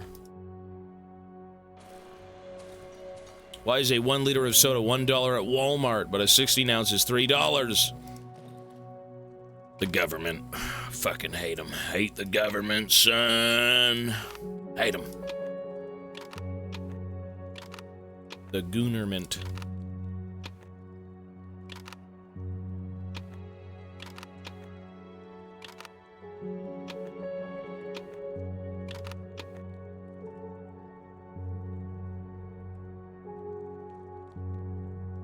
You know what I should do? Is go this way. Actually, no. No.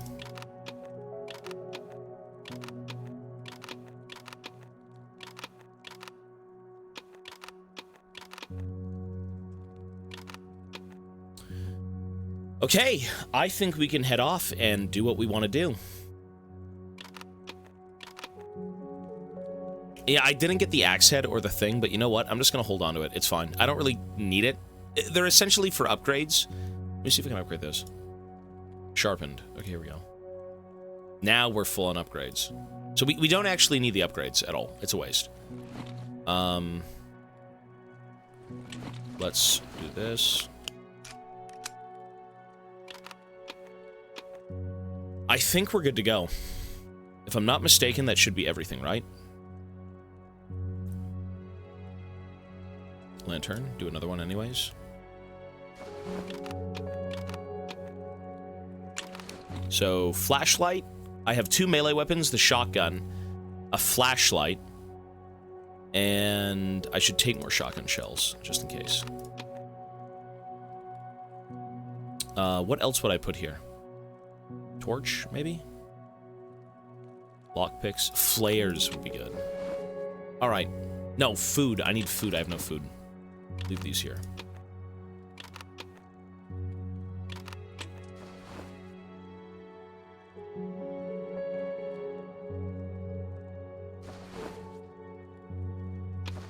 Okay. Now we should be good to go. I think that's solid. I think we're on day like 25. Let me push all my shit back in place. Since we are going to be here a couple more nights, most likely. Let's get all this in working order.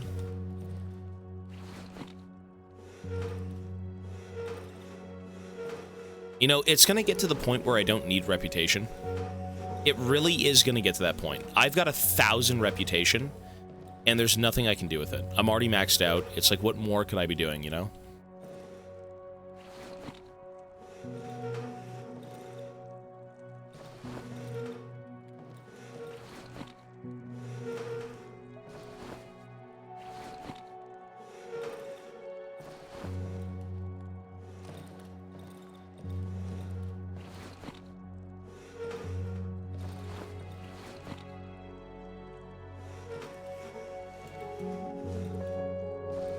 One sec.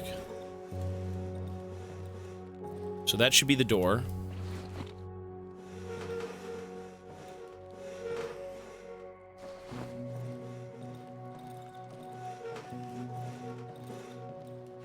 Just want to make sure I can actually pull it in.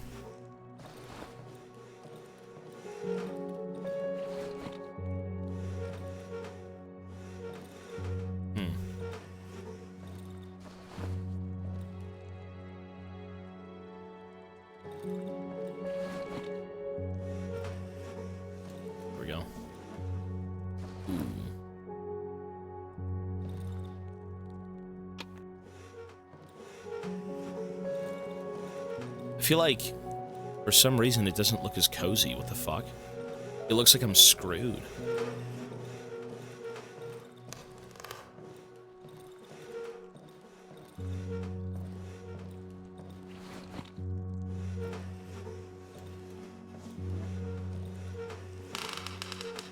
Okay.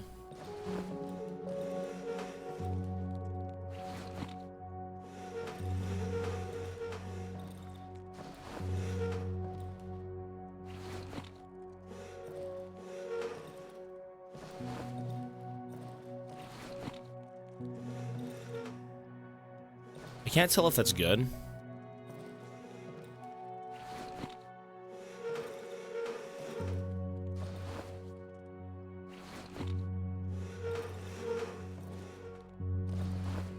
I feel like that should be okay. I don't know.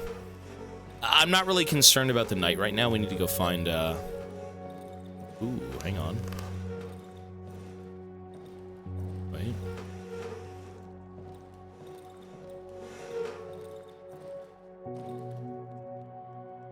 Oh.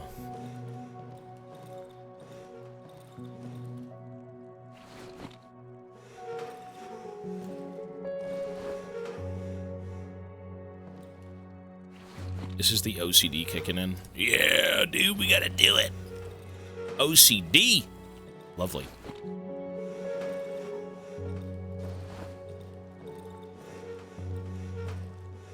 Okay. Let's get this fucking light out of here. Should be the door.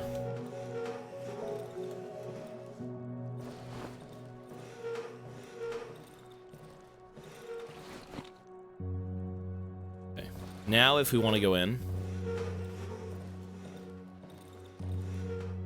take this. That was long and tedious, but you know what? I think we fixed it.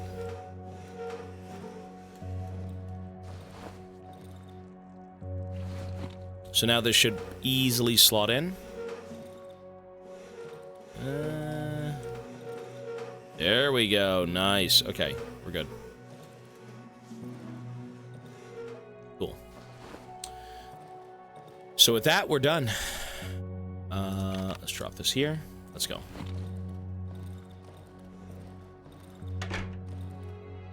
Let me actually board these up.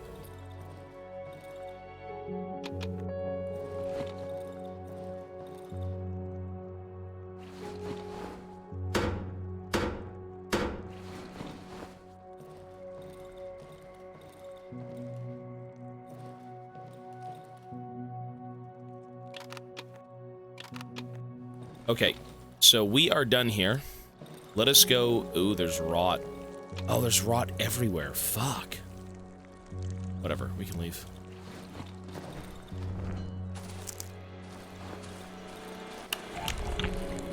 So where do we want to go? I think we should go down here. Straight down, right below the camp.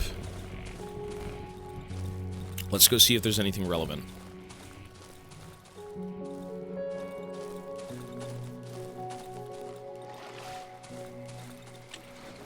So we should be right below it. There might be a landmark or something. We'll see. Wish I could eat wood to restore my health. That'd be something. That's what we got going on. You know, creatures do eat wood. How nutritious is wood? I have no clue, but they do. And there is ruins here. What is that? Is that in the tree? What is that?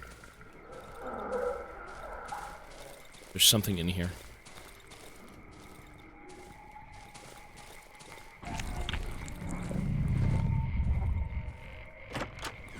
Let's dance. chance, son.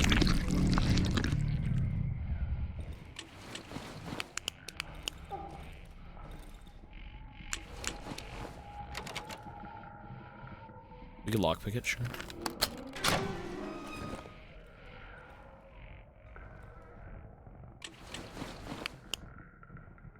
Ew.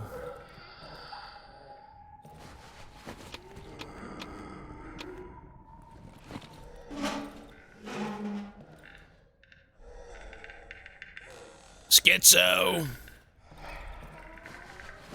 He's a schizo. Oh my god, what is he doing? Oh, fuck. Wait, why is there a banshee in there? Is that normal?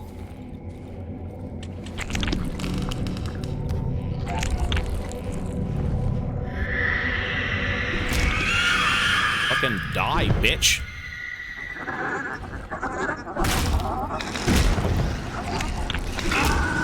Ah, you scum! I'll give it to you! Chicken for dinner. Chicken jockey! Why was there a banshee in there? Really?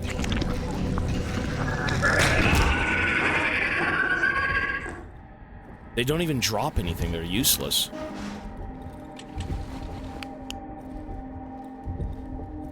The dead madman.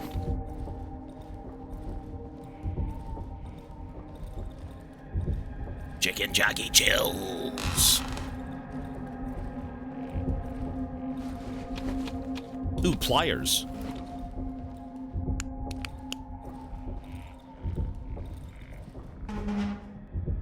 You know, with those pliers, I can actually go upgrade my base.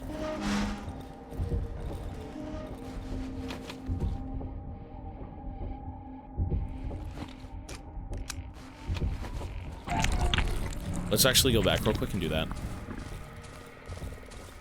I've also got armor on, by the way, so I take a lot less damage, thankfully.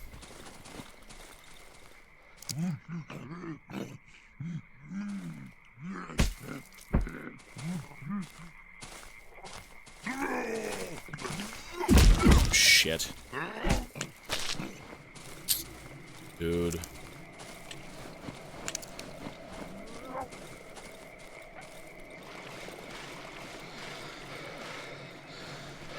Two shotgun shells? Holy, drop the bread.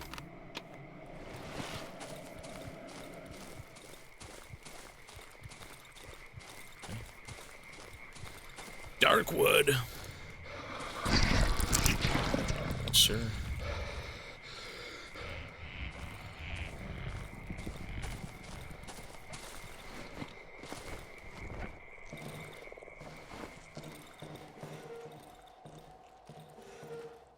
So the goal right now is to... We can actually upgrade the workbench.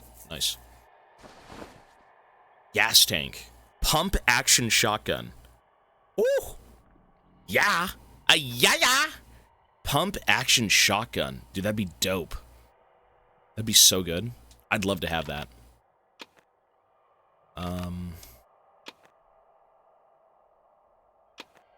That would be excellent, to be honest.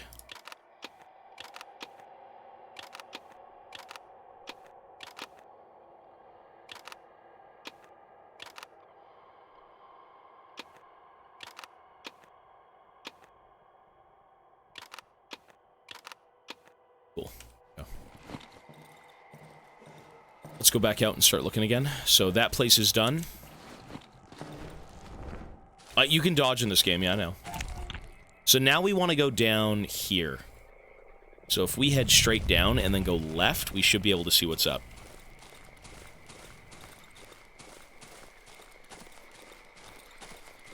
A lot of this game is go out, take a look, come back home. Go out, take a look, come back home.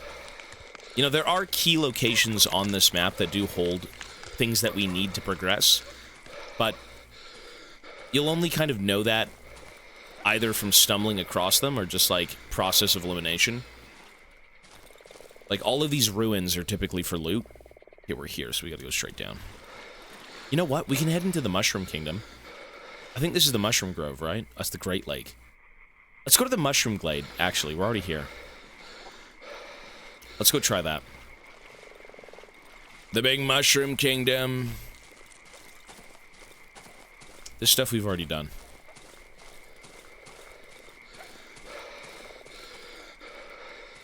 Okay. The Mushroom Glade. Let's use the shovel. You know, I actually like the shovel way more. Ooh. That's pretty good. I like the shovel way more than the, Here we go. Here is the Mushroom Kingdom. Ew. And the axe. Don Laron, 5 months. Thank you, dude. Appreciate it. Ah, fuck.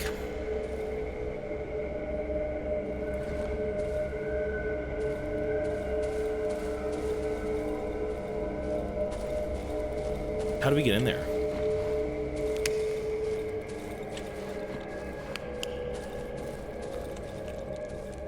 Is there a door?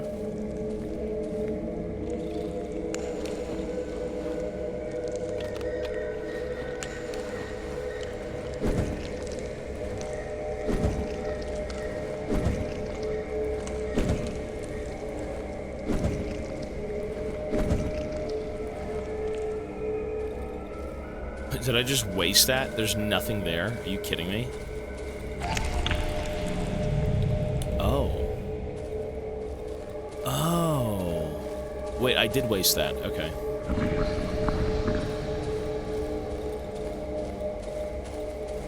I know how to get in.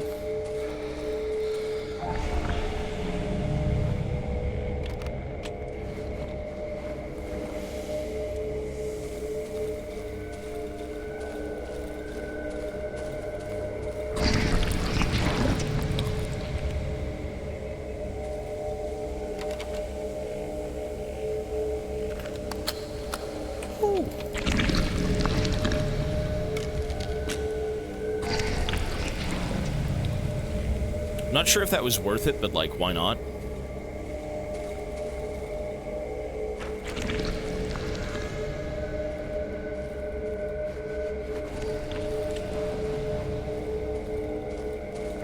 Ooh. Oh shit.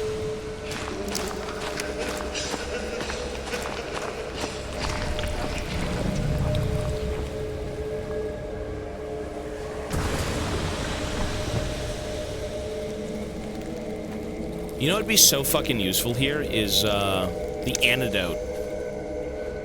The antidote would be so useful.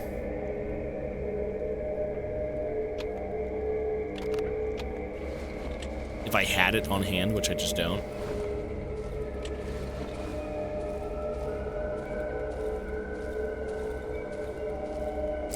The Shroom Kingdom.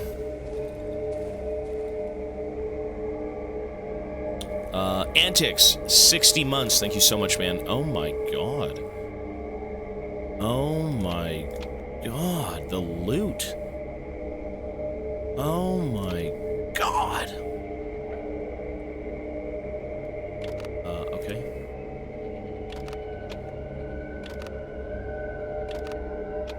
Wow. Okay.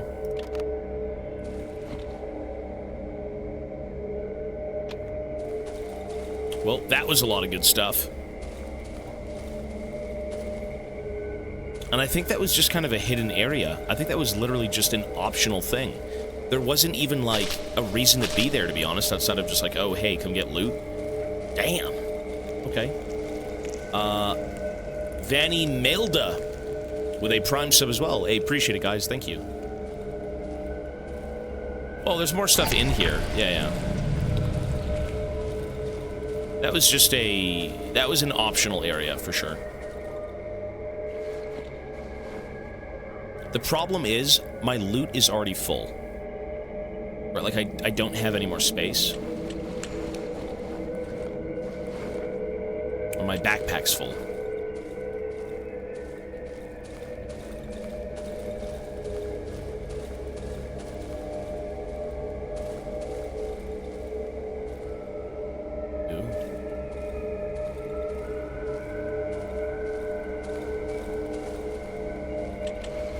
mean, if I do find anything, all I'm gonna do is just drop crap and then take it with me, ideally.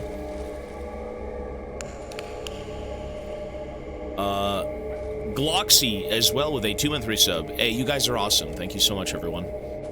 Look at all these resubs. And the new sub. God bless you. Thank you, folks. Amazon Prime is an amazing thing. Even I've got Prime. Me and Bezos go way back. Nice. This is so ghoulish. What do I do? Ah! Ew.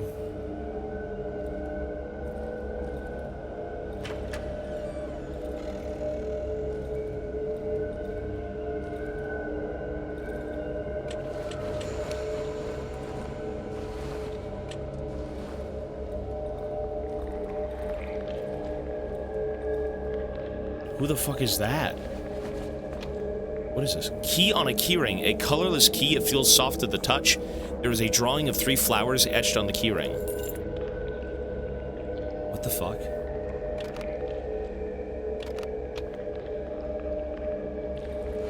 Who the hell is this? Granny!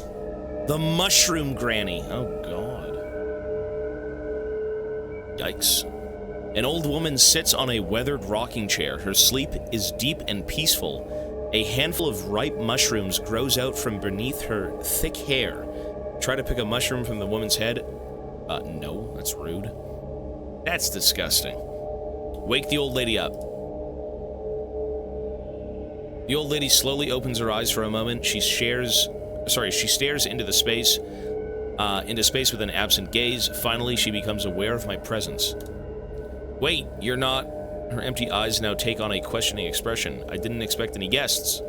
She throws a nervous look at the door on her right, then gazes around the mushroom-infested house. She relaxes a bit. I suppose you won't tell me what you want.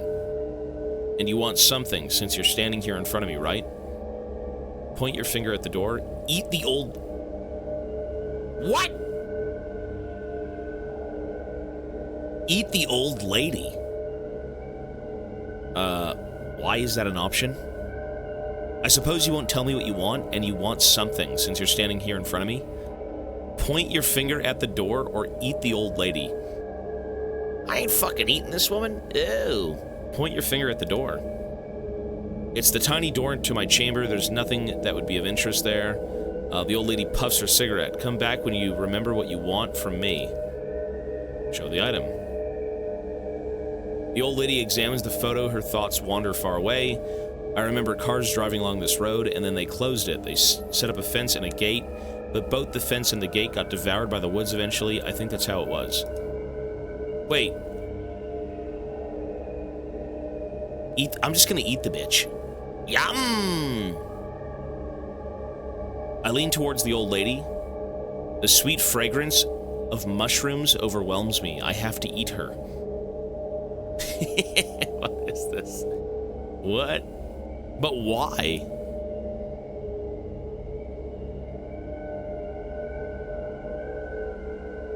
Press 1 to eat the granny. Press 2 to let her live. 1 to eat granny, 2 to let her live. 1, eat the granny! Yummy! Quick snack. I feel like I should let her live. I mean, NPCs in this game do tell you a lot of stuff if you let them actually breathe and not hack them with an axe when you meet them. I'm not gonna eat her.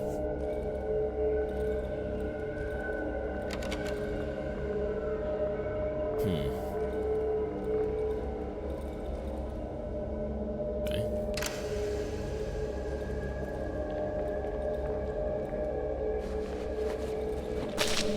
Whatever. Well, whatever that was, we will be back. That's all I know. We will be back to see what's up with this place. That's for sure. Scam! You know what's a scam? Knowing that my viewers want me to eat a poor, defenseless, blind old mushroom granny. They locked themselves. What is happening? Ew. A poor, defenseless woman.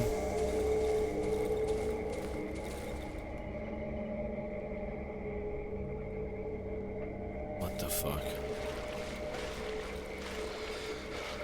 Princess Beach.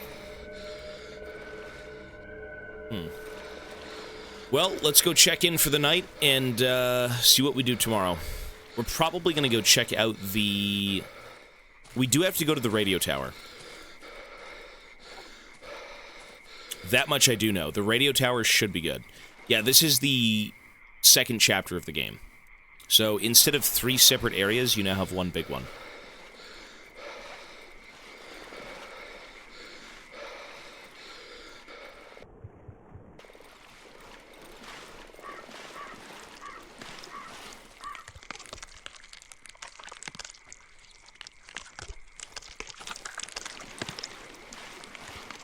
What am I listening to?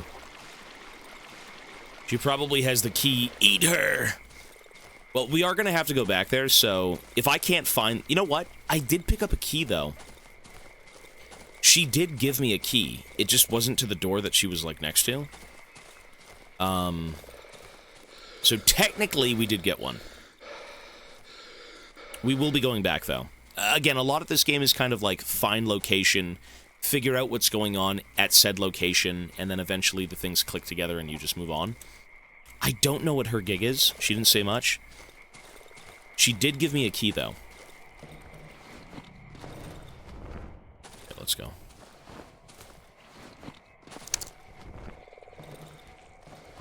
The other 3 zones are way done, yeah. We're completely moved on from them. You can't even go back. Alright. So J was for the journal, which we haven't read yet. We should read some of these. Look at that. What the hell? It's creepy looking. Found a map with the word holes on it. Maybe worth checking out. So where's the granny thing? I met an old lady in a cottage overgrown with bizarre mushrooms. In fact, she was no less strange than her house. No less strange than anything here. Key. I think it was a colored key. Key to the underground? No? Nope. What the hell was that key of? Something about a mushroom book? No. Keys. Oh, whoops. Key to the burned house, rusty key, shed key, key on a keyring.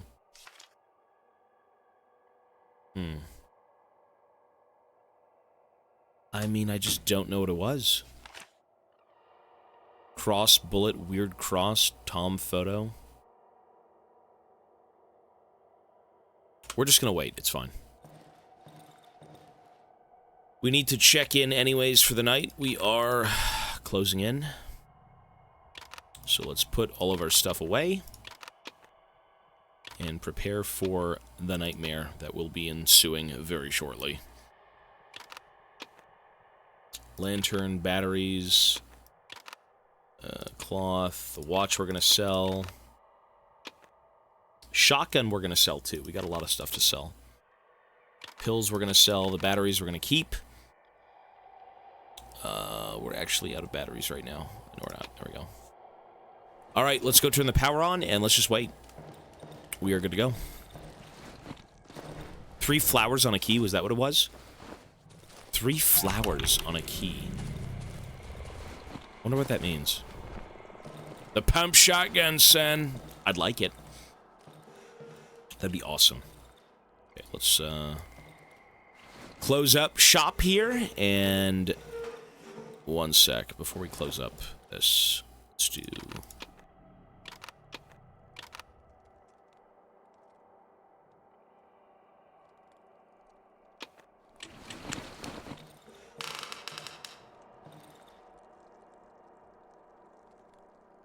Well, you didn't miss much. We are just preparing for the night. Well, we found a mushroom granny, actually. That's kind of weird. I guess that's something. There we go. Okay, so...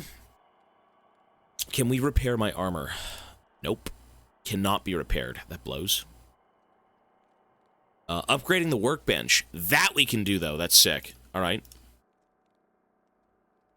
And now we can make the pump-action shotgun. Which I'm gonna make. For sure. So... let's put on the lantern.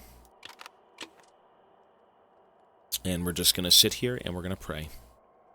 All of these I'm gonna sell in the morning. Actually, no, we're not gonna sell those. We want to keep these. We need a handle, and I think that's ammo parts, weapon parts.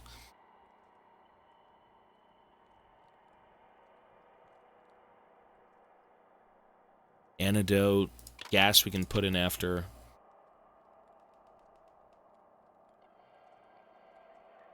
I'm back at the perfect moment. It is getting late. We're just waiting. Whatever goes on here, we just wait and we pray that nothing spawns on top of us. If it burrows up from beneath the floorboards, we're fucked. If it's a black hole and it sucks all of my fucking scenery into one corner of the room, we're fucked.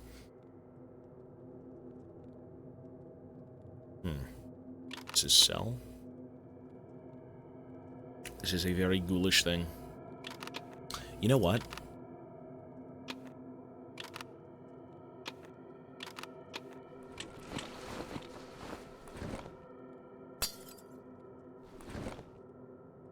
Fuck that, man.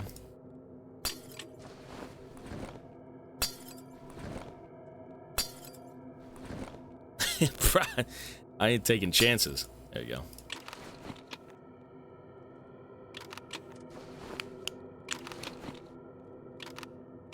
Okay. Chair, my beloved, it's OP. Let's pray for the chair fortress to hold our enemies at bay. Usually the enemies can't get through. Whatever creature... The only thing that can get through this is the one that burrows underground. The bugs.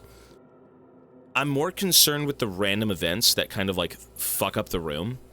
I think they've got the vortex, the shadowy plague thing. I think they also have, what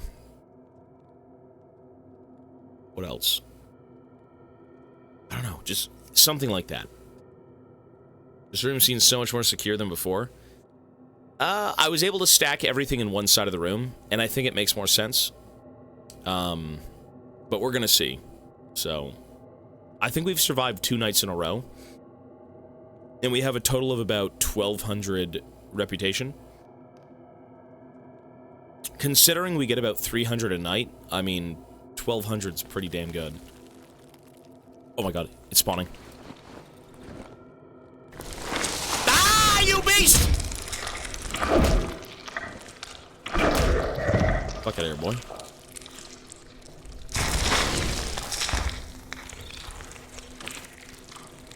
Good.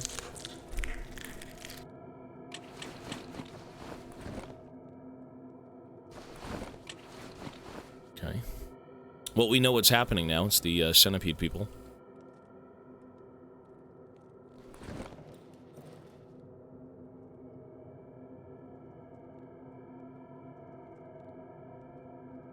Please, no black hole. Please do not move my fucking furniture. It took me forever to set this up, and I'm so proud of it. Human centipede.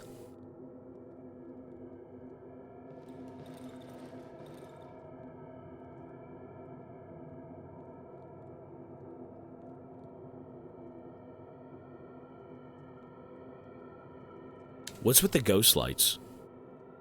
Like, what is that? What is that? Is it just random fun? Well, I say fun, it's not fun.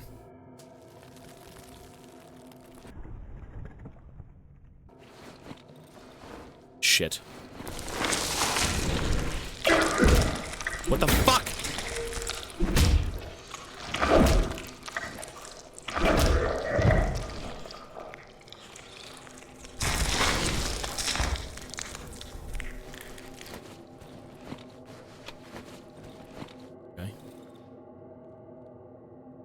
I guess we'll never know because we don't move. But you're not supposed to move.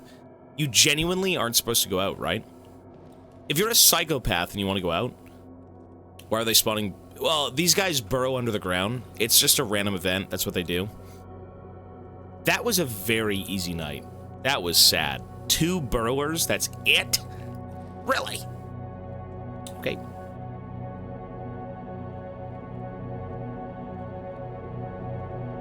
Well, that worked. Cool.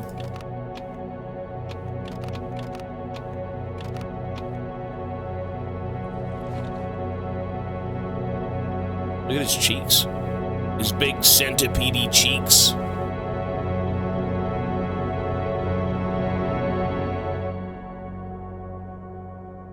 Mm-hmm. 32 days out in the wilderness, fighting for my survival. Alone. Unshaven, unshowered. 8 feet tall. Cool.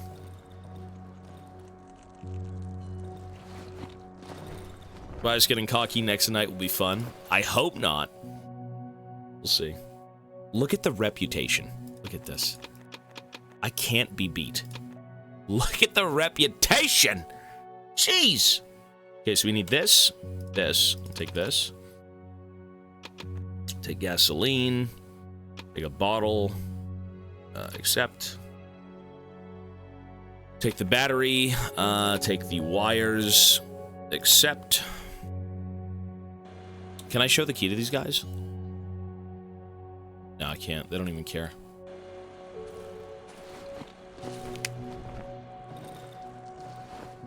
You know what? I am just prepared. We have played this game so flawlessly that I am prepared for every situation, and that's a fact. All right, pump action. Let's do it. Cool. So the single-shot shotgun, I don't think we even need anymore. Kafala, hello. So scrap metal, let's put it there. Bottle. We gotta get rid of this gasoline, or rather just stack it up. So put that there, and we'll go put this in the generator. The battery's fine. Pills are fine.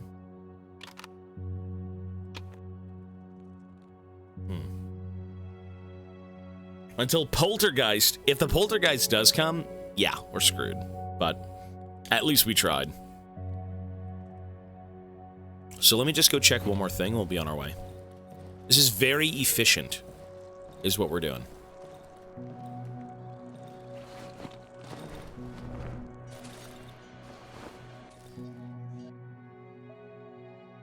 So what else should we take? This could be turned into medicine. That's medicine right there. Shotgun shell always. What the hell is that nasty emote? Anyways. That is the... Why are you... Don't do that! Don't do that! That's disgusting! You make me sick. Flare, sure. I think that's good. That's a nasty amount.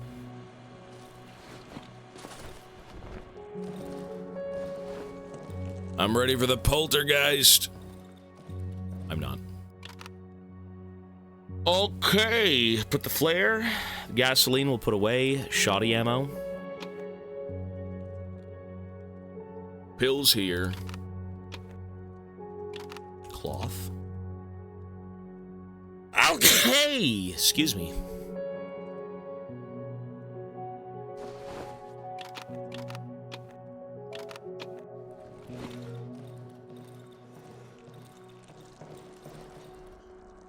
Thank you.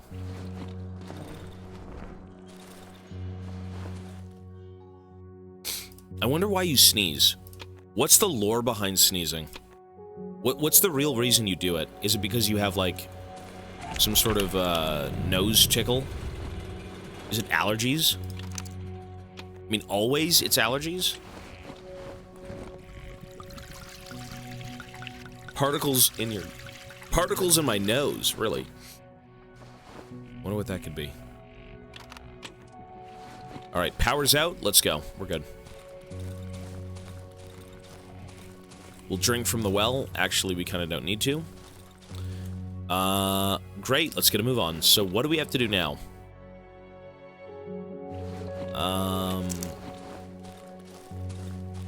Body panics and goes, ah! Get that shit out of here. I don't know, it's weird.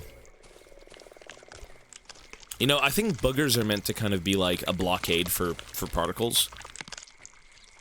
Boogers are meant to hold the contaminants. Same thing with earwax, I think. I mean, look, I've been eating them on my... I've been eating them my whole life. So, I mean, they taste pretty good. I don't know about them blocking out no contaminants. Kind of a quick snack. So the mushroom glade is done. You know, in the junkyard, there was a compressor. There was a compressor in the junkyard. If I'm not mistaken, there was a map of it as well. It should be the junkyard map or something. Drawings in the box? No. Note from the truck? No.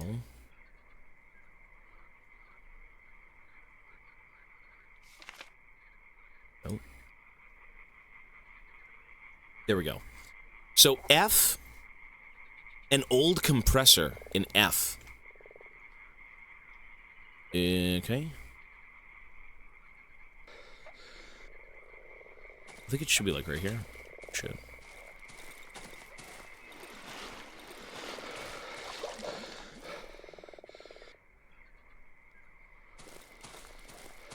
Well, that was not the junkyard. Sneezing lore.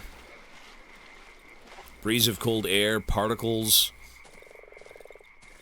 Viral infection. We've got a few of those. This gameplay is just so ill. I'm just so goddamn good.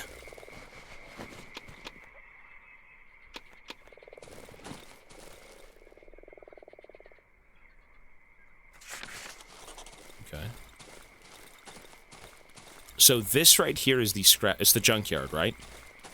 So we gotta look for... I think it's up here. If I'm not mistaken, this should be the compressor. F? What am I listening to? Do I have to dig?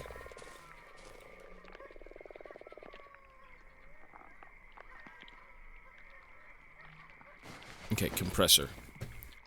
Spare parts for the compressor. Wait, so why do we even need the compressor? I don't get it.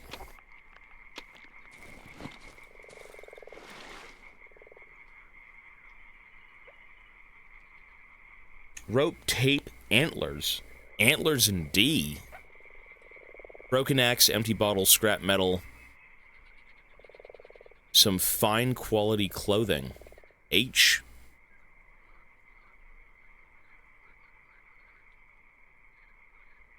Clothing, so armor? Oh, the compressor to go dive. Oh, I guess it's right there, right? Is that the suit?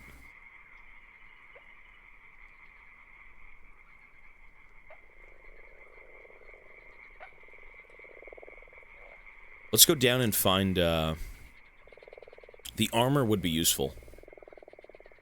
Let's try that. Because we certainly don't need everything.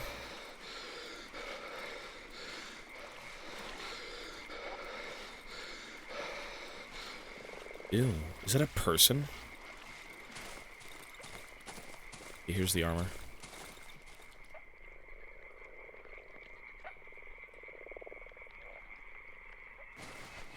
Oh, it's not armor. It's like 3,000 reputation. Okay.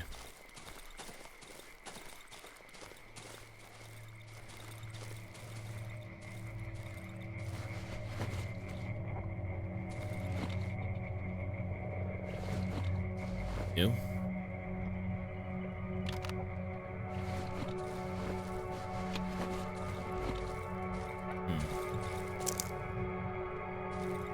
So you know what? Let's go back.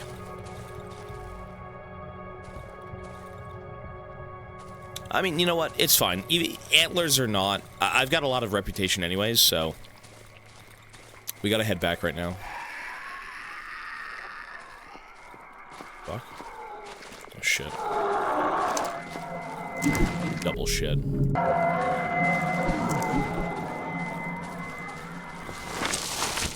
Triple shit. Boy, am I fast, though, goddamn!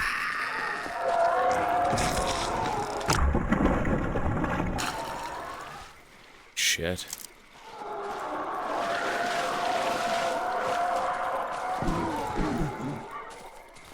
Wait. Was that Pietrix rocket? Are you serious? Hang on. Was that Pietrix rocket? Are you serious? Just one-tapped him.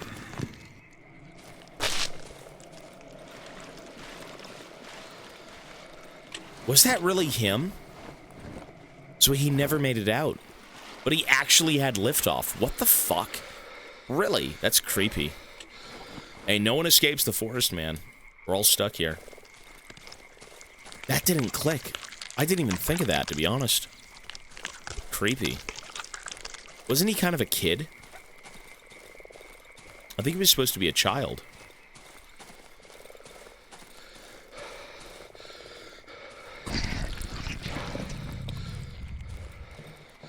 Shit.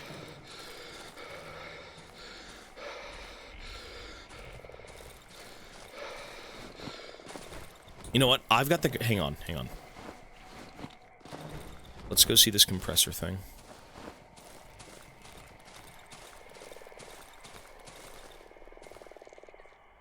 One.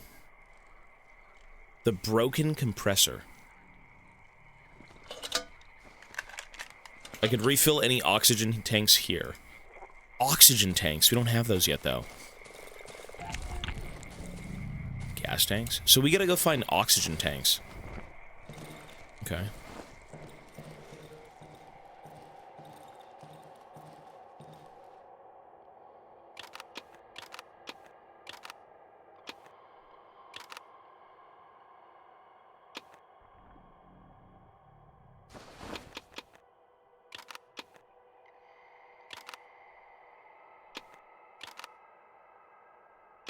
Cool. Let's go back out. Hello, my body is ready. For the Shungite. The Shungite rituals. Alright, so we gotta go down to... I'm gonna assume we have to go to the radio tower. Which we don't have to walk to.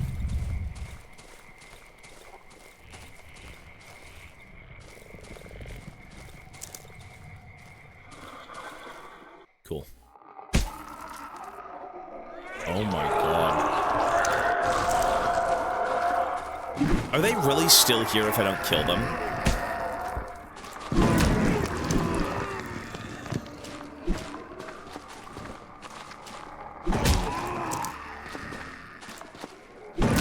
Damn, that's OP. Darkwood, more like long as fuck wood. I've got that. Let's go see up here. We seem to be missing a big part of the map right now, and it's right in front of us, right here. Ooh.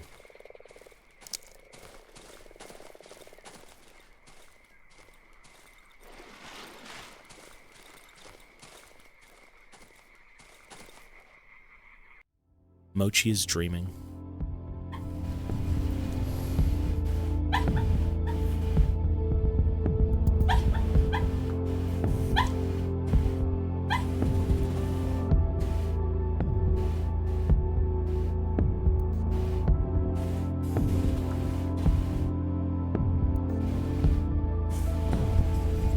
Follow the potatoes. He was dreaming.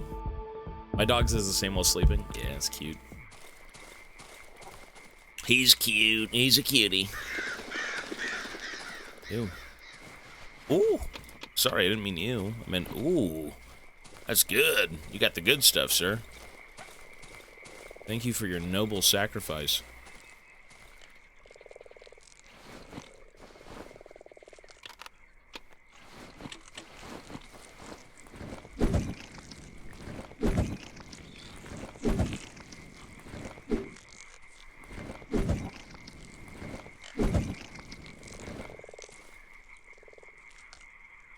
Taking over the world, probably.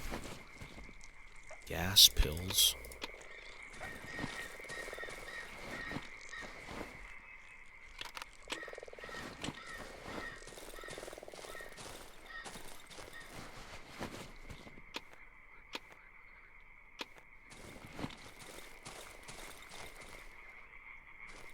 So we need to find a landmark, like, right here, ideally. There needs to be something here to kind of fill in the map. Because once we get the lay of the land, once we can see all of the landmarks, we can kind of pinpoint where we need to be. Where we've gone, what we've seen. Okay, so we're at the Great Lakes. We gotta go down.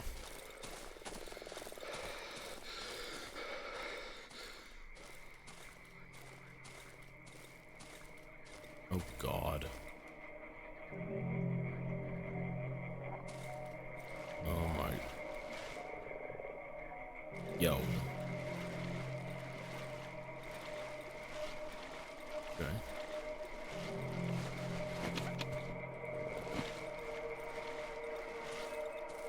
What the f- are those flowers?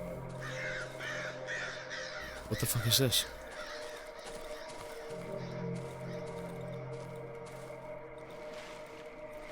What the fuck is this? The old shed. And there's flowers leading into it.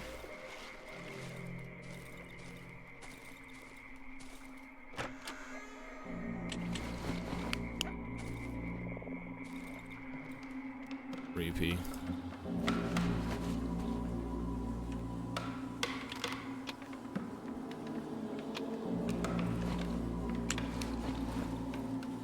Oh, the flowers and the flower key. Maybe you're right, eh? You're probably right. The floor is covered with flowers of various colors. Some are fresh, the rest have been lying here for a while.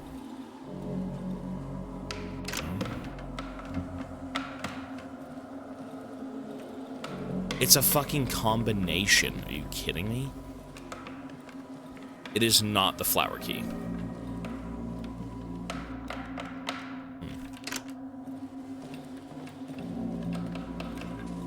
Stupid.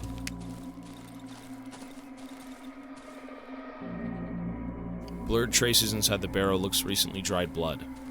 Looks like recently dried blood.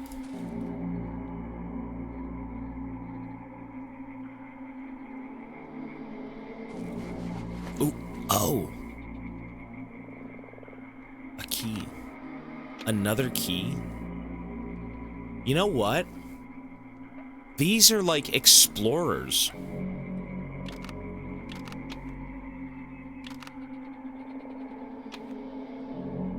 Whatever's going on here, the people who are dying, the ones who have the keys, they're like me.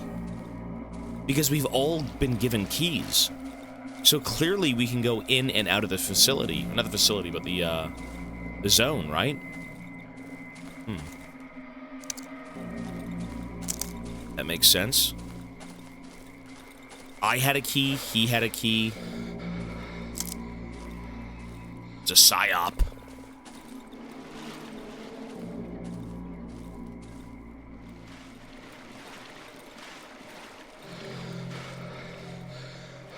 Ooh. Okay.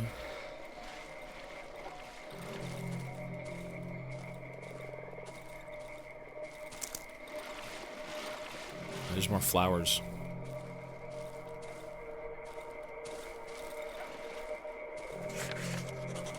Swamp Cottage.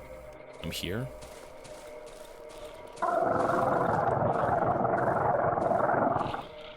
I can't see a damn thing.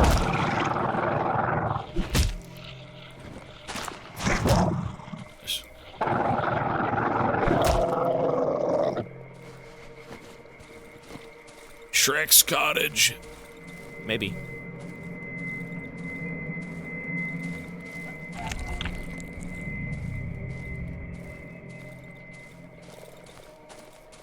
How do we get in here? Where the fuck do we have to go?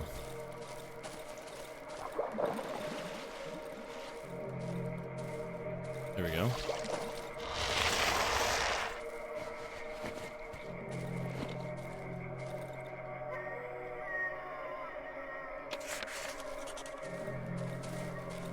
Look at the bear traps. Oh, man.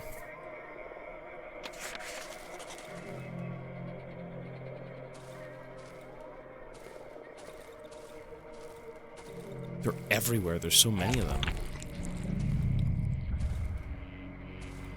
Cottage is surrounded by barricades. What?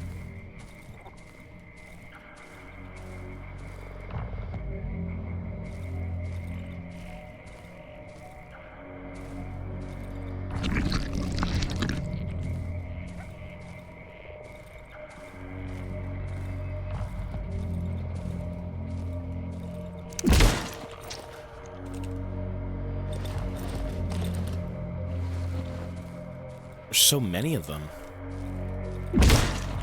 Whatever.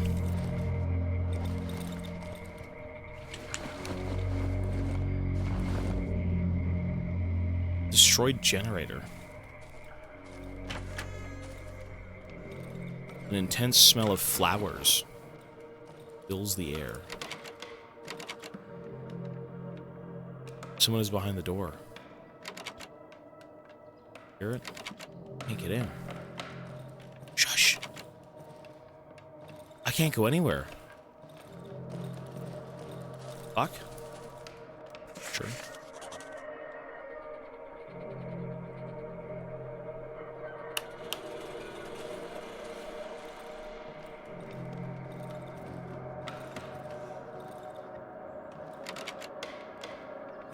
Fix the generator and I'll open the door, okay?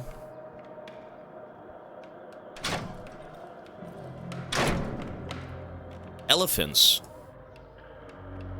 What the fuck? They're called elephants, but they've got like gas masks on. The area is filled with a suffocating sweet odor of rot. Who are you? The woman is wearing a heavy ruined coat. Her voice is suppressed by the cracked gas mask she's wearing. Can't you speak? Did someone take away your voice? Two children hide behind the woman. The younger one eyes me nervously, cowering in fear. The older one just stands there motionless. You're not from around here. I would have recognized you. We may keep to ourselves, but I know everyone here. I would never forget your mug. The younger child pierces me with its eyes. The steamed visor of his gas mask betrays his rapid breath. Your gob looks like that because of this fiendish air, do you know? I bet you can't speak because you don't have your mouth shut. You didn't have your mouth shut while walking through the woods. I can't speak right now, man. You know, we have never seen what we looked like. Technically, are these people saying it as it is? They're normal, and the doctor's going insane, and even I should be going insane because I'm huffing in the gas. I bet you can't speak because you didn't keep your mouth shut when walking through the woods. A family in oxygen masks. The trees and plains are simply beautiful here, and the bushes bloom gorgeously this time of year.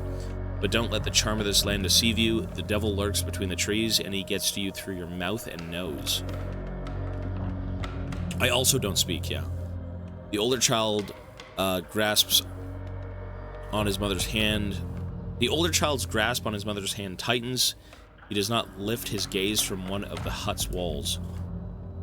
And you're just gonna stand there. I know you want something, you leopard demon. You're not getting anything from us. I don't trust you, leopard gob. Do you hear me? I don't trust anyone who breathes this filthy air. The woman stares at me intensely through the cracked mask. Did you take my Marcinek? Was it you who kidnapped him? Talk! No, that cannot be. The woman stares at the floor. Her greasy black hair drops down on her mask. It's impossible. Stupid child, he went out and never came back. He was on about how his granny will take him mushrooming. I have no idea where he is. I told him he cannot go outside. I told him that the devil will find him, take his mask off, and take him away. I would look for him, but she lowers her head, and even more, as if observing the dead flies stuck on her coat. You want my trust? Bring my Marcinek back. My stupid Marcinek. Find him and bring him home. Here's the key to his room. He was spending a lot of time there recently. Maybe you'll be able to find something there that will lead you to him. Marcinek. Item. I remember this road. The woods devoured it about 3 years ago. It used to lead to our village. I walked it to school. The woman stares into the photo, hypnotized. The road home, my road home. Gossip. You're just like these lunatics who roam around the woods searching for God knows what. There used to be more of them. I guess most of them starved to death. I remember when they appeared not too far from here. Must have been around 2 years ago. Around 24 of them. They were led by 3 weirdos dressed in old rags. They set up camp at the marsh there between the trees. They watched our house, stared right into my windows. The oddities. I thought they wanted to kidnap my children or harm them in some other way, but when the night fell, I lost sight of them. There was no one there in the morning. Something exploded in the western part of the swamp, made the ground tremble. Devil knows what it was. I see you're curious. Investigate it. If you have a death wish, I think it happened in the junkyard. Okay, so that is the Pietrek missile, right? The youngest child hidden behind the woman's back until now finally finds the courage to make a small step towards me. One little bear ate a little soup. A faint voice can be heard. Then another came, and quiet. The woman smacks the boy in the hand, or the back of the head, then punches so hard the hood of the rubber cloak lands on his mask visor. Not now, not in front of the stranger. Apart from these two here and Marcinek, there's one more boy of mine, my precious darling, a blessed child. The woman rests her hands on the oxygen tanks of the children standing beside her. His love fills our tanks with clean air. For this we are forever grateful for him.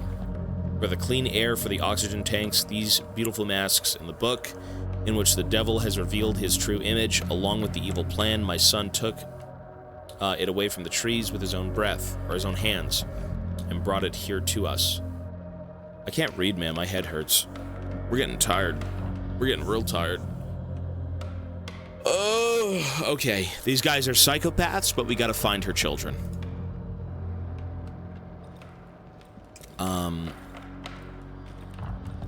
You know what I'm curious about? Would it be a crime to try and stay here for the night?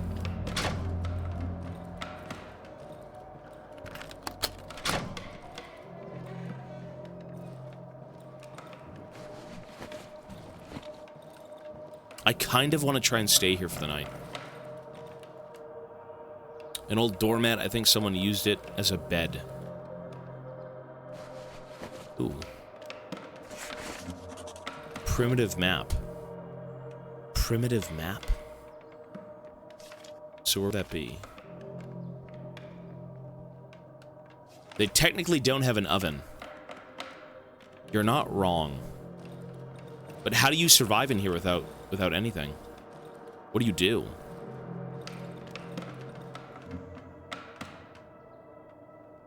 I can maybe make it home. What the hell's this? Oh, that's where the kid is. He's in there.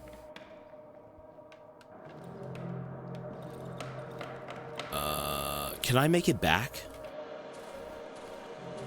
How much gas we got? You know what? We're gonna stay here.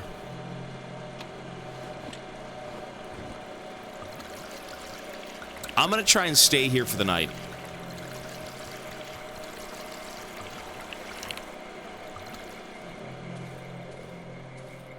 Why not try? Shit.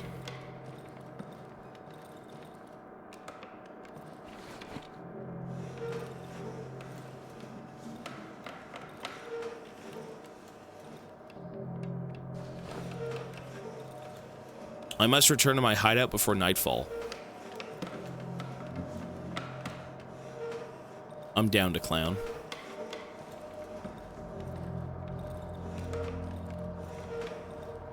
It's a little bit late. We can't make it.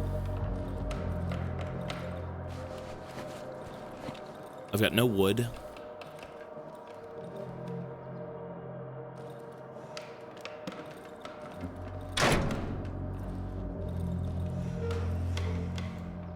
I mean, look, children, hide! I'm gonna save you.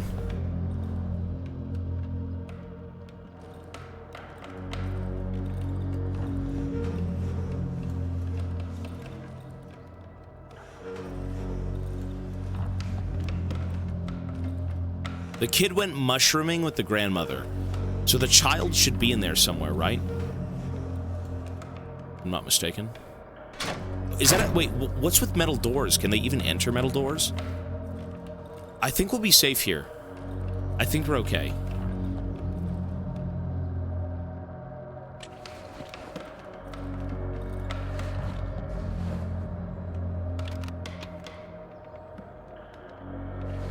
Yeah, we're way good. Oh my god. Imagine living in the middle of a swamp. Fucking cursed.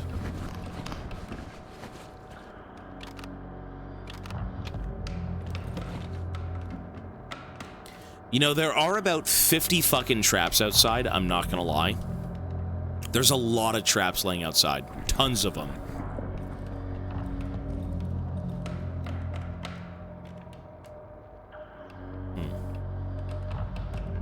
I don't even want to look. I'm stuck with the elephants.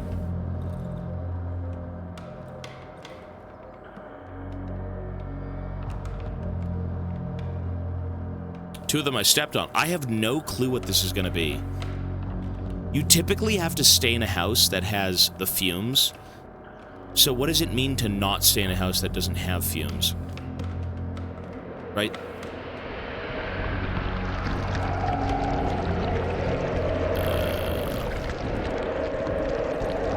Wait, are you serious?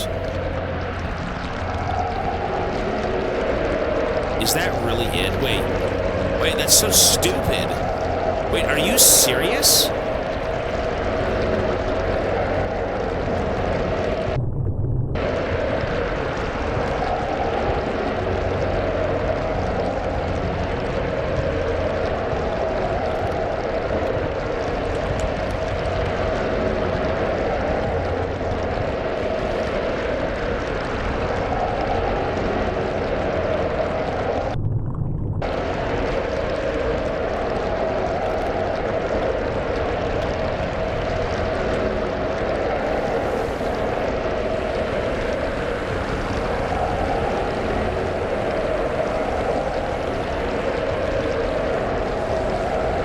That's so dumb.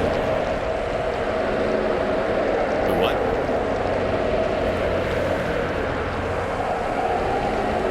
I don't get it. That is the stupidest thing ever.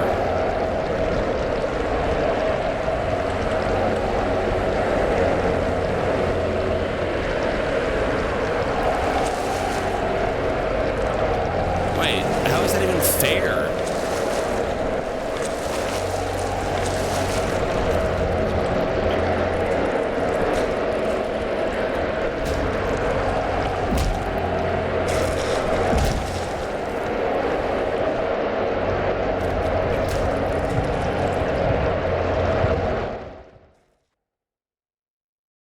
Wow.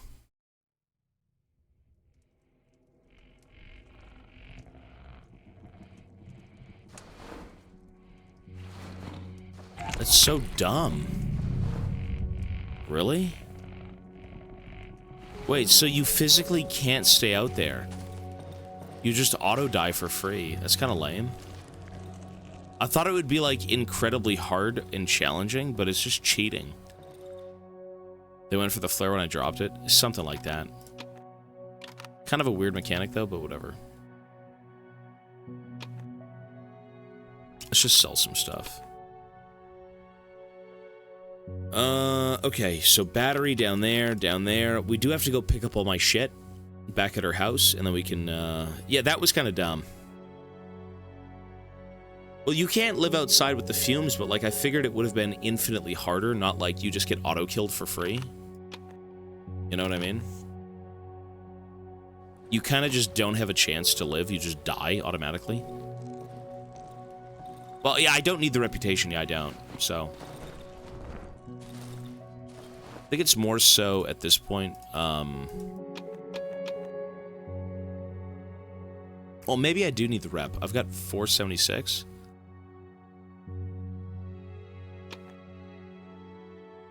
The fumes are the furnace. Or rather, the oven. So, every safe house has an oven. And the oven produces fumes that will keep you alive. Keeps you safe from the putrid red nonsense. Alright, so we gotta go back up there, and I have to go collect my shit. Which is fine. It's up there.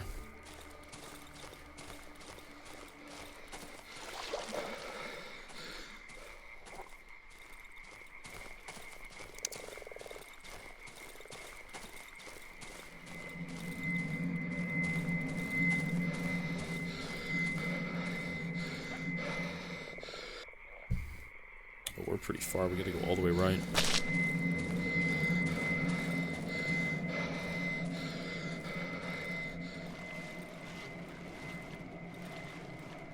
This game is very strange.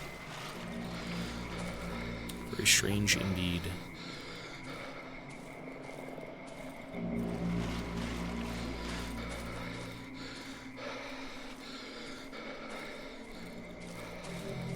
Never abandon your chair fortress again. That's exactly what I'm saying.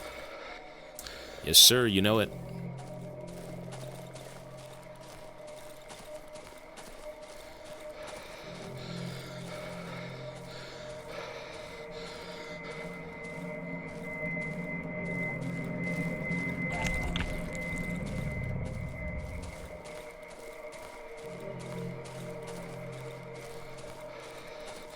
Imagine playing this on the hardest difficulty. And it's also permadeath, so that's also a thing. Hardest difficulty, and it's permadeath.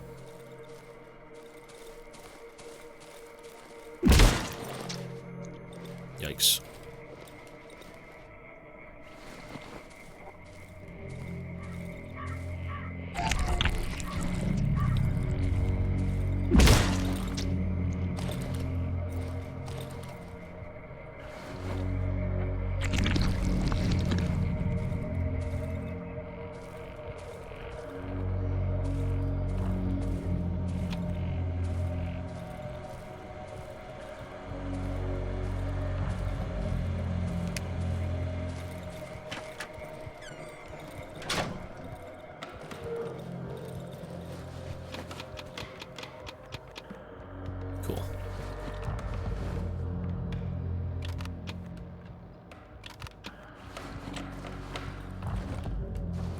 Okay, so we have no interest in coming back here anytime soon.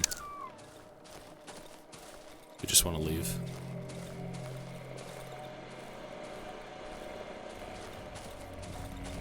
You know, it seems like such an insane place to camp, but you kind of just can't.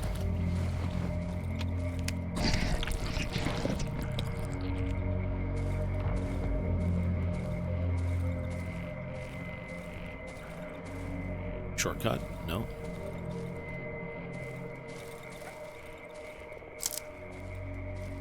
Cool. Alright, so we gotta go find her child in the Mushroom Kingdom.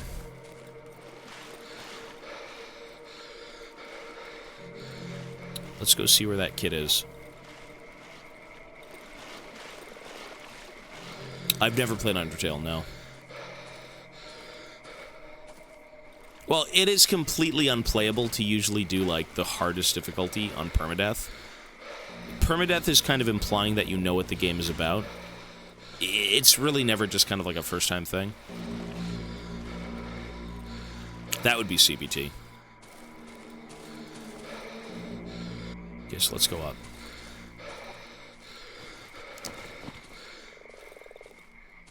Alright, so we gotta go find her kid. Huh.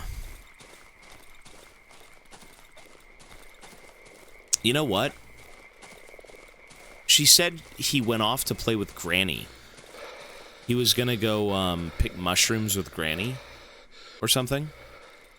What if she has him locked in a room? What if that's the case? Maybe. If it's in the Discord, it's a possibility.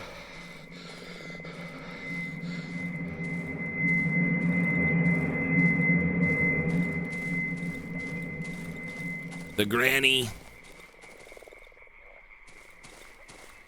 When it comes to gaming, the sky's the limit.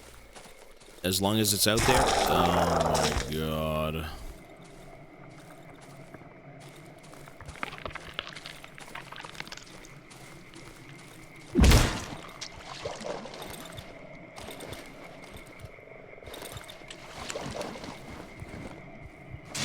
You gotta be fucking kidding me.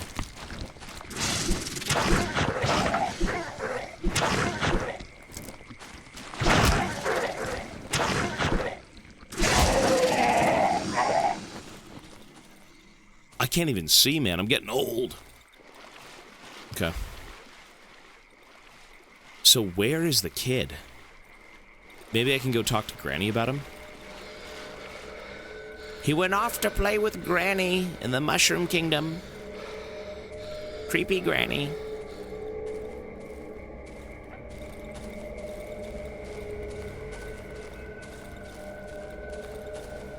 Oh.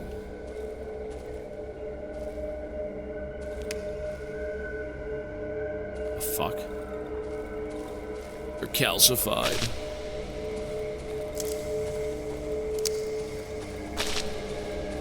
Shrine. Mushroom shrine. Okay.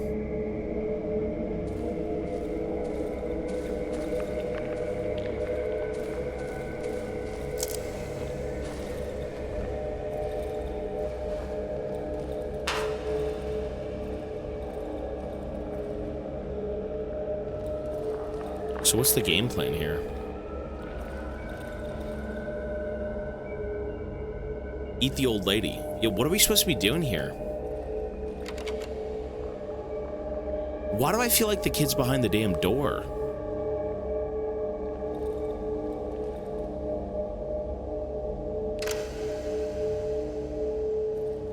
I feel like I should eat her. I'm gonna consume her.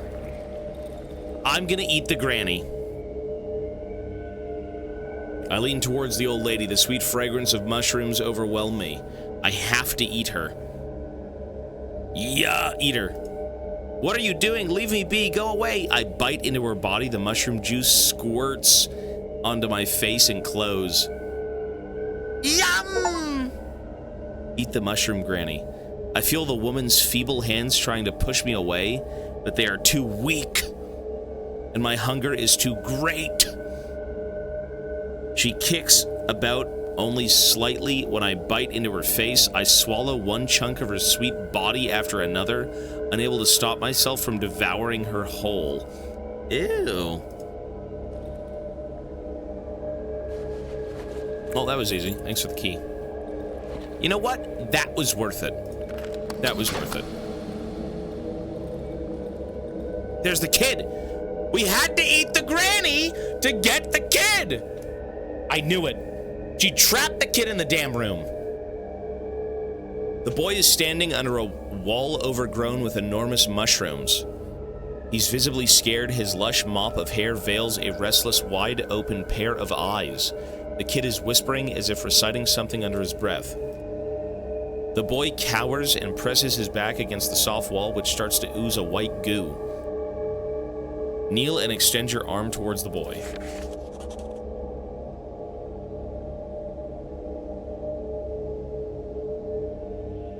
The boy is terrified. Slowly, he slumps down from the wall to the ground, curling into a ball. The murmur turns into a loud recitation. One little bear ate a bowl of soup. Then another bear came along, and there were two. Four little bears made a sudden pow. Along came the fifth and took a little bow. Put the boy on your back and lead him to his family. Leave the boy in peace. Yeah. When I take the boy into my arms, he starts screaming, reciting the rhyme over and over. One little bear ate a bowl of soup, then another came, and there were two. Four little bears made a sudden pow. Along came the fifth, and there was a bow. Oh, he's a schizo. This is going to be a long journey. As we pass the remains of the old lady, the boy stops reciting. I feel his hands tightly clutching my coat. Granny? As I cross the cottage threshold, I can hear him sobbing quietly. Bro, she locked you away in a fucking room. You brought back my child. The woman leans towards the boy. Marcin, where have you been? The boy stares at the ground in silence. Come here. Martinek walks towards the woman, nervously plucking at the old, torn sweater. Look at you, where's your mask and the gas tank from your gracious brother? His love protects us, it fills our lungs with clean air, and this is how you thank him, young man. Your childish behavior made him very angry. Now we will all have to apologize for him, for your stupidity. To him. The two kids standing behind their mother flinch. The woman grabs the boy's hand and disappears in the hallway. After a while, she comes back with an oxygen tank. Take it. It's a tank for you. It will protect you from the devilish air, the devil's breath, and other evils lurking in this foul place. It's the only thing I have, and the only thing I can give you. The tank is a little rusty, but it seems intact. On the side, I can see some unintelligible scribblings. The valve opens with a little resistance, but I don't hear the hiss of the air. It's empty. Do not open the valve without need. You will only waste the clean air. She pushes my hand away from the valve and closes it hastily. May it serve you well. Now we can go to the lake. Yeah, we can go up to the helicopter crash. Cool.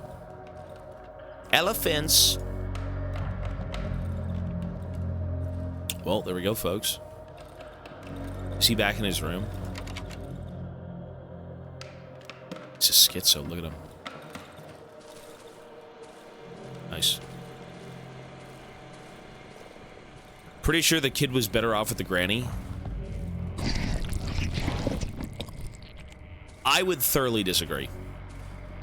Granny was a mushroom. Yeah. I don't know about that. Granny was a mushroom. Even though this woman is kind of crazy, she's a bit stern, I mean, I think it's the safer place to be. Much safer. We did eat the grandmother, yeah. She tasted good, what can I say? Yum.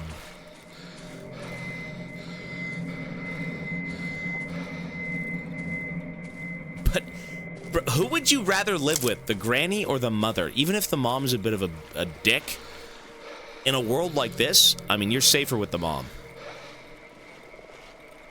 Granny ain't gonna move. She's sitting in that chair smoking a cigarette as mushrooms grow out of her brain. So, Granny's chill. What? She's not even alive at that point. I ate the woman. I think she's killed, or I think she's chill because she has no brain. I think the mushrooms replaced it. What if the mushrooms keep the bat away? Maybe. Nice.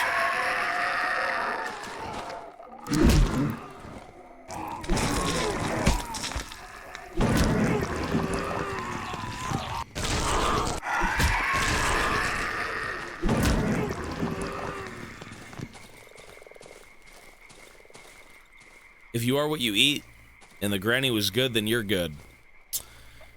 That is a very fine way of looking at it. I agree. I did nothing wrong. I truly am a saint. You're a good man, Polish Arthur Morgan. Thank you for eating Granny.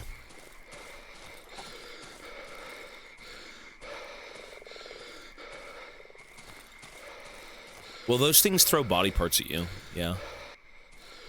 They are quite gross.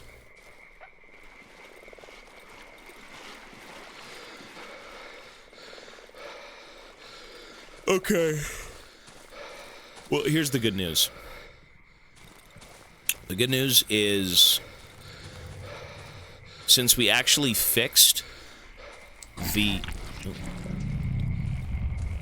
We did fix the compressor, so we can now get air.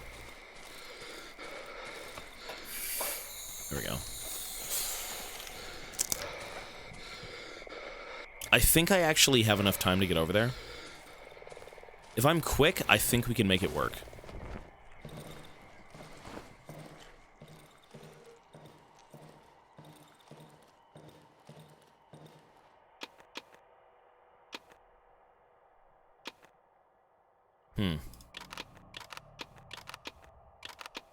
Let's just go.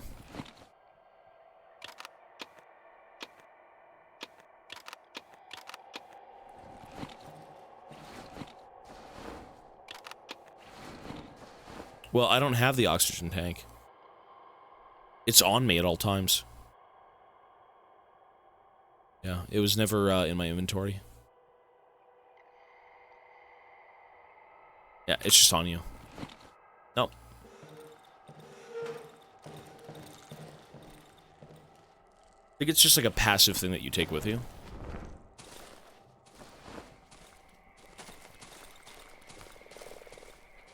Is it in there? At the end of Lookout Side, it was, so strange. I can't even... It's like... Just... hang on. Oh, you're right. Shit, my bad. So, we tried to enact a ritual to basically commune with the visitor. The creature from, like, another dimension. And it didn't go well. We kind of fucked up.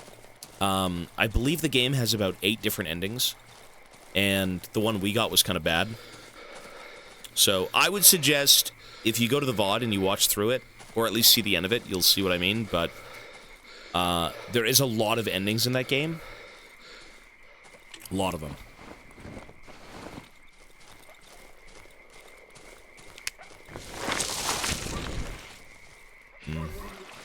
It's fine. Lots of endings.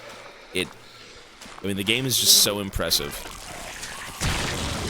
Father Tobias, thank you for streaming. I need to wait 4 hours for my train at 2 a.m. I love you. Kiss, kiss. Hey. Good luck with that, man. Trains are quite nice. I think I prefer trains to flying with how chill they are. You know, you always feel better when you're, you know, on the ground. But I used to take trains from Toronto to Montreal and vice versa. And, it was quite nice for what it was. It was very cheap, very low-key. There we go. Alright, let's go see that helicopter. You know, I think the doctor did say there were multiple places to check out. The time is not frozen.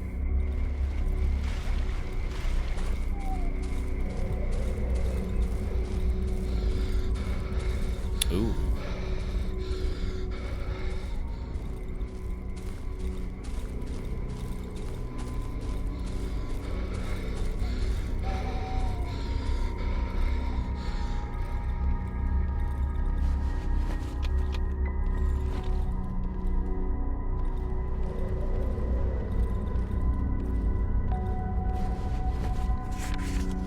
That's the doctor. You know what? So the doctor ended up crashing in the woods. He was like a relief mission. He tried... So he was on this plane, this helicopter, and it crash landed in the woods. But he was supposed to be in here anyways, right? He was supposed to come in and maybe save people. Okay.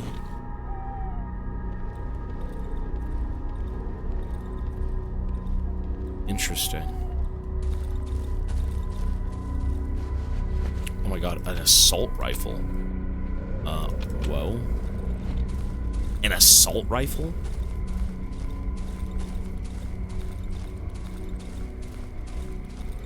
Okay. AK-47.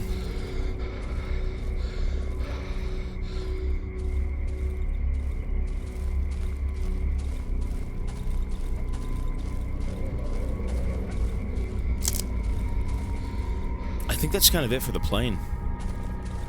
I don't think we need anything else.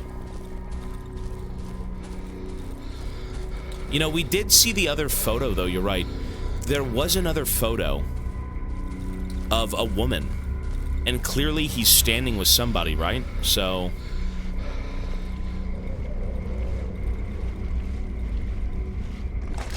we could look at it, yeah. I know I have it. I had it, I think in the early game.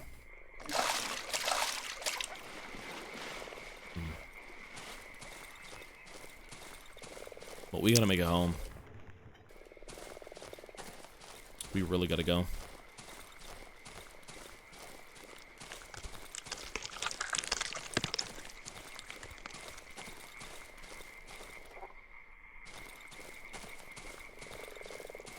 So what are we missing at this point?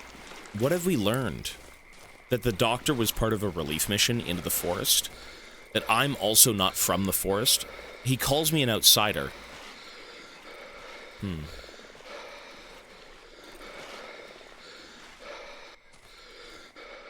we're way good. We're here. So what could that even mean? And where do we go from here? Maybe the radio tower, most likely?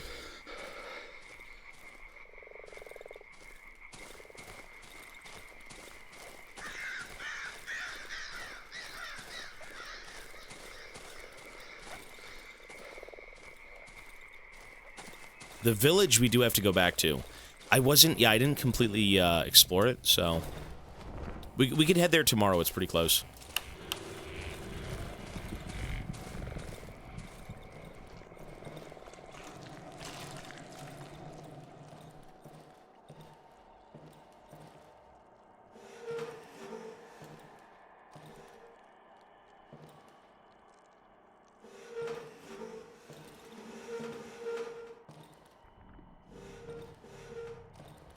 Now I can't go in? Like, what?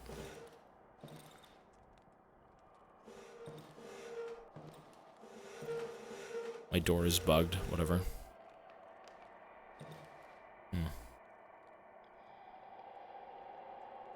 Hello, Tobias Fate. Today's my birthday. Hey, happy birthday, man. That's awesome. Bro, I've had 3 people today say it was their birthday. You guys are on a roll with your birthdays. I wanted to say thank you for streaming. These streams have been helpful going through university, and thank you, chat, for continuing the support-a-thon. Hey, Saturn, again, man, appreciate it, dude, and happy birthday. That's awesome. You know, good luck with the university. I hope your birthday is full of cake and pizza. You just turned 20. Listen, it doesn't get better from here on in. We pray it does, but by God, we're getting old ourselves, man. Just you wait, sir. Enjoy your youth. Soon you're going to be coughing up dust. But you'll be wiser. That's the #1 thing. You will be wiser. You know, people say, I don't want to age. I don't want to do this. I don't want to do that. But, like, I feel like you grow smarter. You know, you have more wisdom. You think more about things. You enjoy things a bit more. Thinking critically is nice. Not like you're a boomer and, you know, everything sucks if it doesn't go my way. But wisdom is interesting. You see the world differently. I'm only 28, though. I'm not 30, 40, 50. Whatever it may be, but regardless, man, again, happy birthday, and here's to many more, sir. Another born on June 2nd like me. Dude, everyone's birthdays are today. That's awesome. My birthday is in 21 days. We're all June. Okay, well, I hope they can't get through.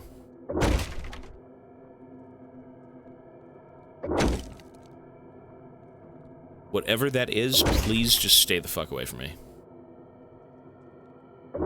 June babies! What do I usually put here? I think it's pills.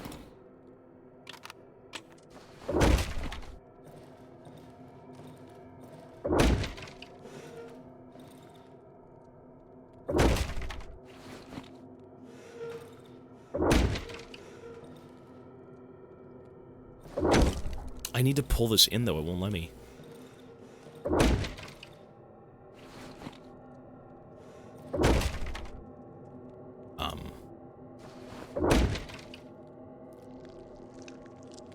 The ticks! Ew. Okay. What's at the door, though? Walk in, son. Oh, he's not done.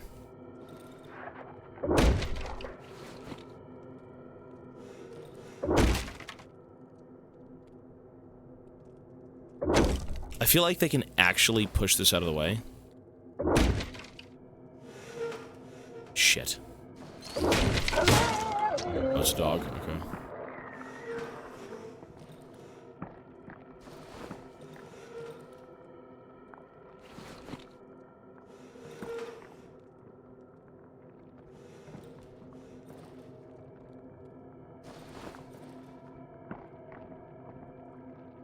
What's with the bug hole? Why not go outside and kill it? You don't go outside. There is no value in fighting enemies in this game. Everything in this game is about surviving.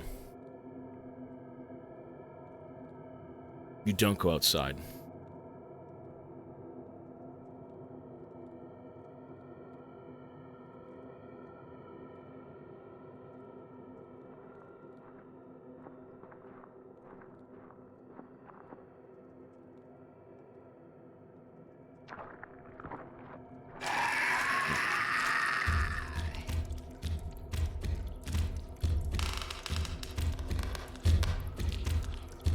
It's fun, he can't get in.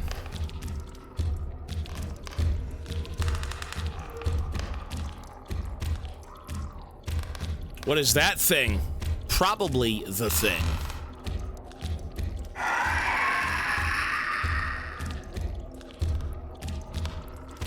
What a very chill night. Only one dog, some bugs, and a Spider-Man. For 9 hours of the day, we have the same birthday. June 23rd? I think I was born at like midnight or something. I was born like right on June 23rd. Nice.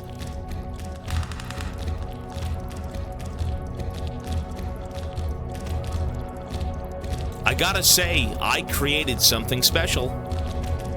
That right there is sick. I'm happy with that. This is cheese! It's not cheese. It isn't cheese because it is the game. That's all I can say. It's just the game. I'm 10 years older than Tobias' fate. Are you now? Just remember who's challenger rank 1. Just saying. Did you do your daily Red Dead 2 glaze? I did. I'm actually quite tired and my head hurts today. Ug's getting old. Ugh. Nice.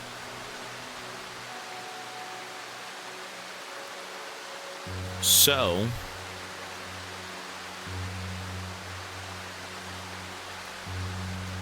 what are we supposed to do here?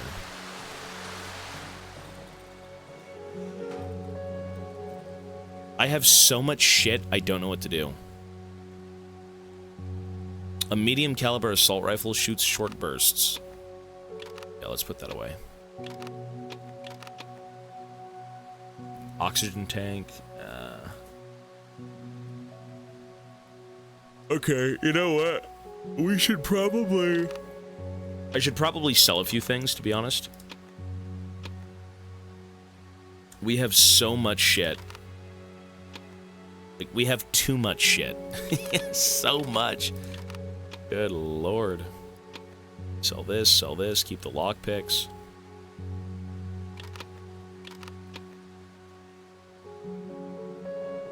Pretty sure we can get rid of most of this stuff.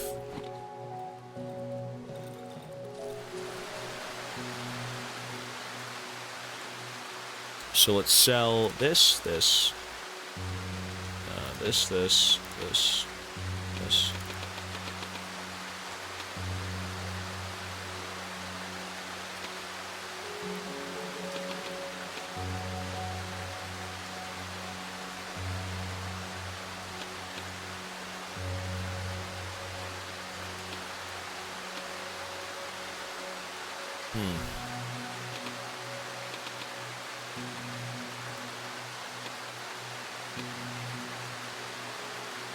The rain sounds so good.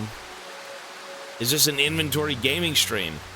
We're actually trying to speed this inventory thing up because I feel like I'm at a certain point where I've done everything I can, and now we have to figure out how to leave, right? I believe I've pretty much cracked the code to, like, inventory and management and all that stuff, so it would be good to move on, you know? We should figure out what we have to do next.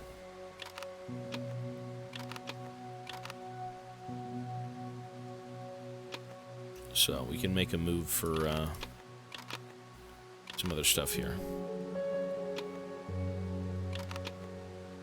Underground key, another one. So the single shot shotgun, I guess is fine. Alcohol.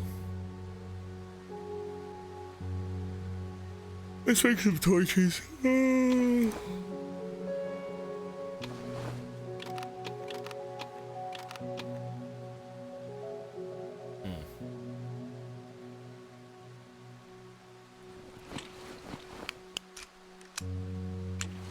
We can repair some stuff. Can't. Oh, I can.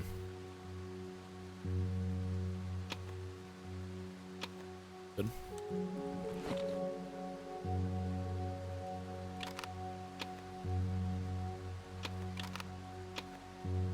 Okay, I think we're good to go. I did not kill the big pig, no. So, what we can do here... We still need to check the radio tower, and we have to check the village. Those two places, that's it. And we've pretty much checked everything else, right? So, I would say let's go check the village.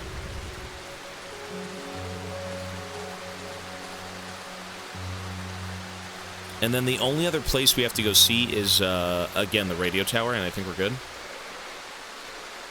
Two very important places. So, I was already in the village, but I never really ventured deep into it, I think.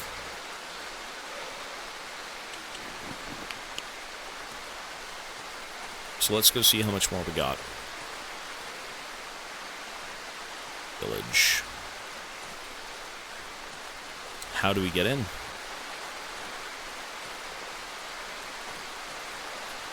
What's up here? How do we get in, folks? I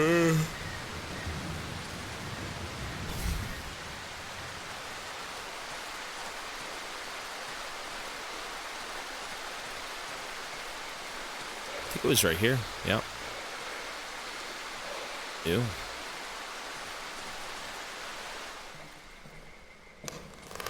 You know, this game just kind of looks like it smells.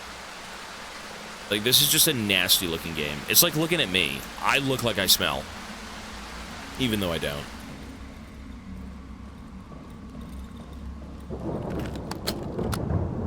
Ooh, a key on the keyring.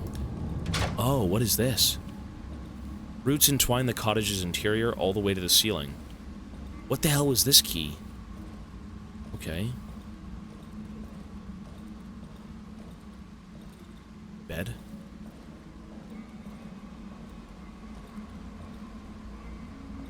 Ooh.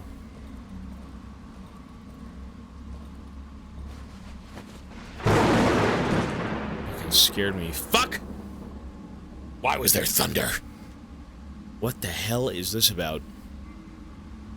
Polish village. Resident Evil Poland.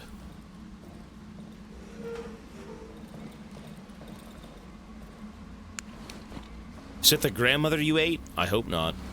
And if it was, God bless her soul. She tasted good. Ooh. What the fuck? A caption at the back of the painting reads, flowers. Flowers? Flowers.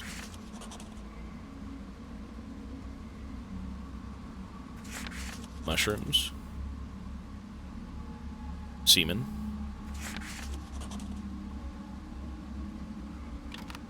Okay then. Well, whoever painted those is a freak.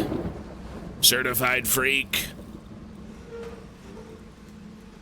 This game is vile. Maybe I am.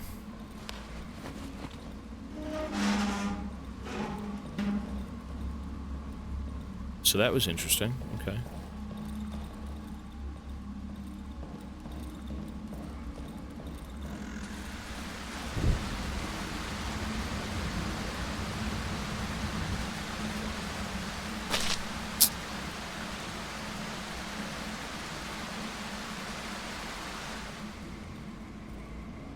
So I believe we never went over here.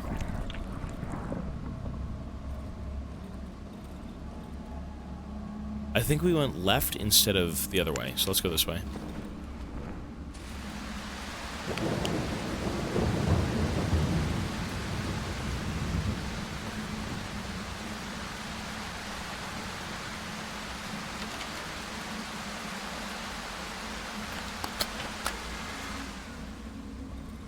Ooh. The word thief has been scratched out on the floor. Thief. Ooh, axe head. You're a thief.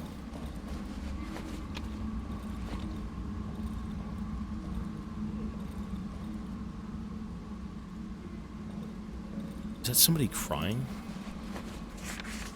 Photo of 3 boys. Somebody scratched out the word thief on the photo. Zydes. Zyades. Captain Diomedes. You have Captain Diomedes.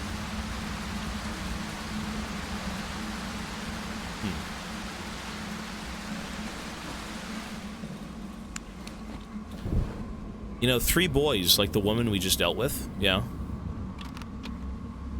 True. What of it?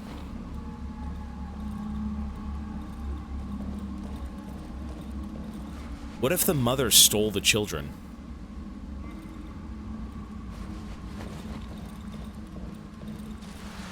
What if that was Granny's house on the left?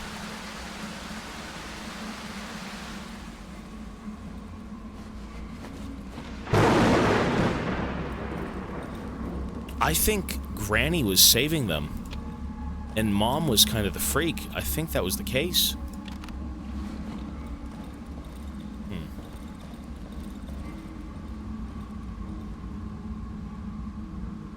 There is, you know what, you're right though, there is 4 kids. I never found the 4th one. What's this?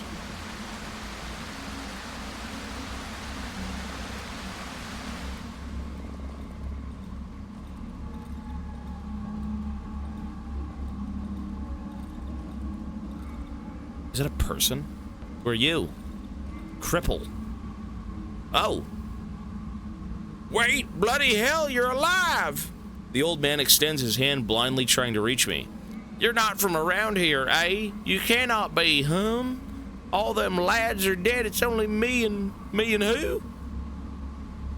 He finally finds my arm and grabs it.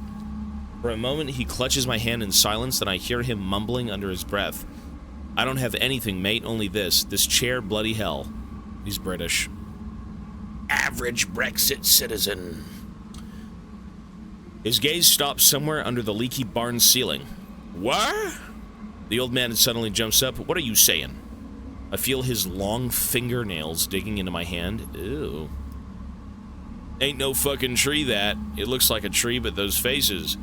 I know them buggers. Every single one of them. So close and so fake. They're not real, they're not. From time to time, I thank God I went blind. I don't have to look at them. The old man lets go of my hand and lean against the broken back of his chair. He sighs with relief. It disgusts me. It fucking disgusts me. This buggery. This fucking scum. All the time I have to listen to its pathetic blabber. Complaining all the time as if I were supposed to believe it's human. That it's mizocha. Yeah, alright. He suddenly reaches towards me with both hands, almost falling out of his chair. He grabs onto my sleeve. I feel all his weight on me. Kinky. You lad. You've got your hands and legs, strong arms. I beg you, get rid of this filth from my village. I can't bear another day, that abomination wailing and sobbing. I want to die in fucking peace. I want to die in peace. Listen to me. I thought about it for a long time. I've had a lot of time to think, for fuck's sake.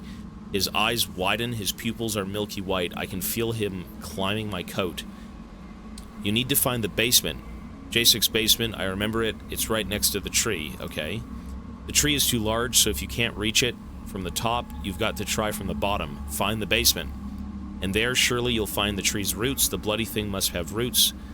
That's where they are. Destroy them, pull them, drag them, twist the fuck out of them. You'll find a way, eh? I know you will. Destroying the talking tree. The old man slides down my coat straight into his destroyed wheelchair. For a moment, he searches for the stone, which he uses to prop himself up against the muddy floor of the barn. Thank you, thank you. Show item. Photo of 3 boys. Upon seeing the photo, the cripple cringes with disgust. These ruffians, eh? Sons of a thief. There were 7 of them. The mother took the 4 youngest ones. Oh. The mother took the 4 youngest ones when the hunger struck.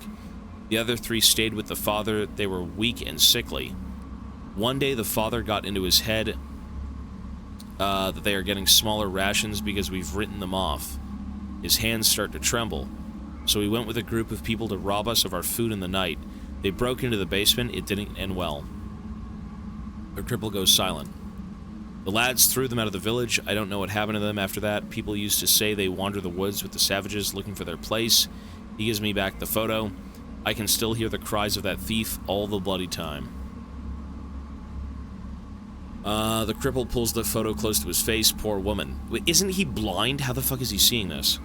He's actually blind, but he's seeing everything?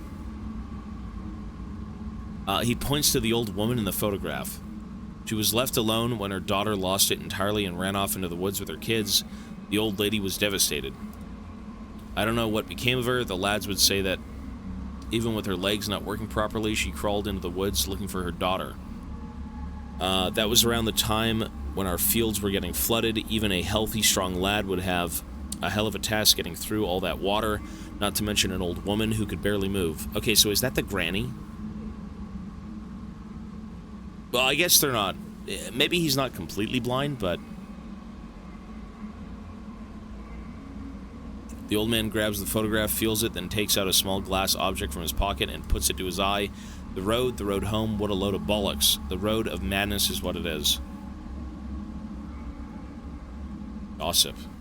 No one lives around here anymore. Everyone's dead. Only sometimes the man lowers his voice. Sometimes I hear footsteps. They wake me up at night. That's creepy. The sound of bare feet against the floor and bells, sort of. They come out of nowhere. They move towards the trees, then come back. They pass me and fall silent. They're like a nightmare. A bloody nightmare.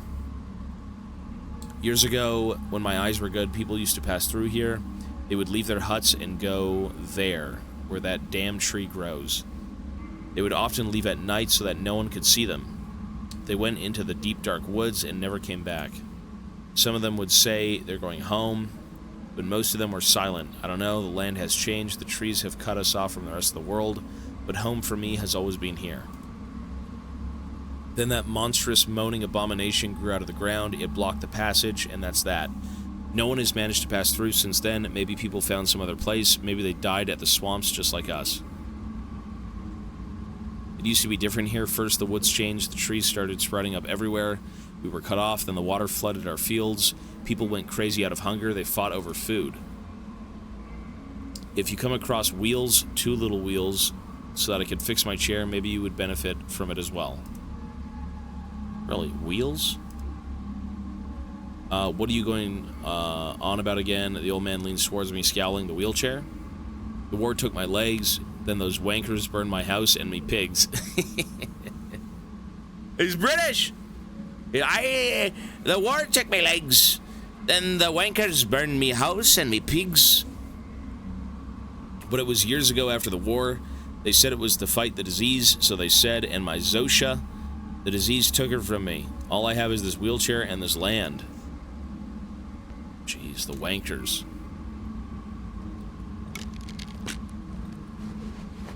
Fish. Okay. So we gotta go burn the tree down. Or maybe not burn it down, but, enter the basement. Ooh. Here's the tree. Look at this. That's creepy. Ew. Look at this. What the fuck?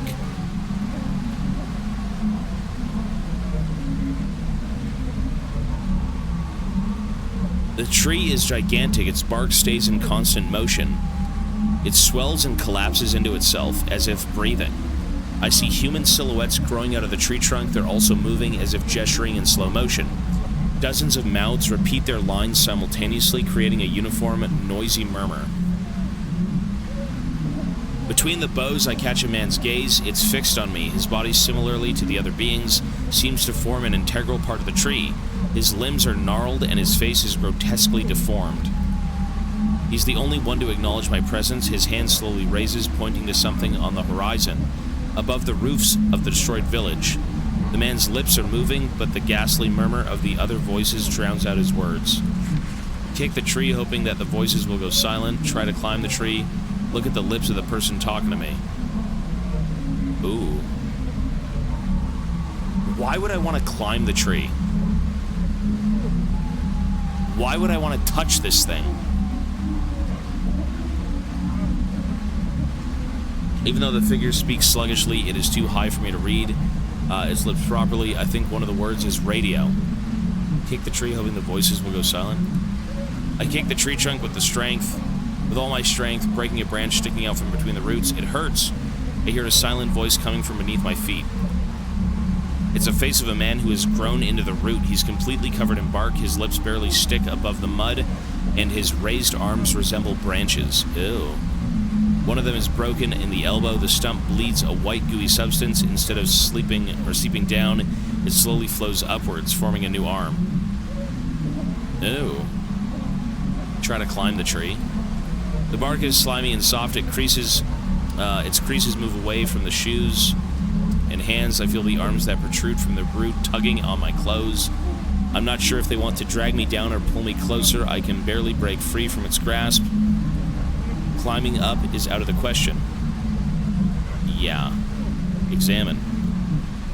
I am barely able to make out any conversations and squabbles from the horrible noise of the tree. You took everything from us. The shouts come from an old man, only the tip of his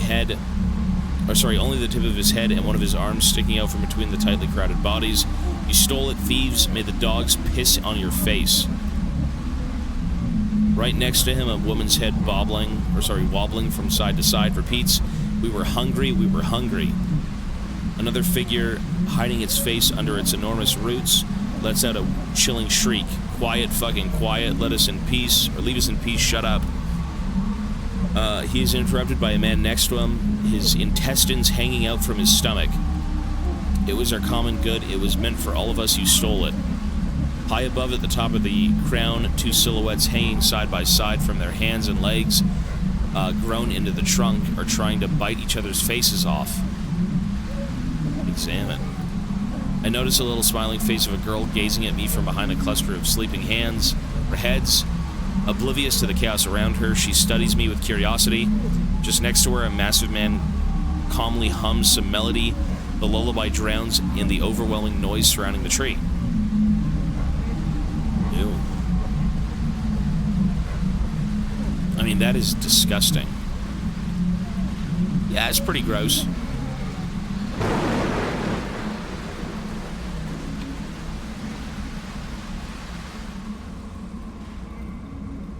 There's the basement. So he wants me to kill the tree. I feel like I should. He wants me to go down here and kill and rip up the roots. You can't climb the tree, it won't let you. A hole in the wall of the basement, it must have been made by the growing roots. Okay, so time actually freezes here. The guy did say the radio, who's there? But this guy also said go kill the tree. What do you want? Leave. My feet are slowly sinking into the soft, quaggy floor. I can barely move, as if someone was holding me down by the ankles. I mean, this is an abomination. Whatever this tree is an abomination. All of the people who lived in this village have been assimilated into the fucking tree. And they're all wailing in agony and saying just nonsense. They're all gibbering. Like, what the hell, man?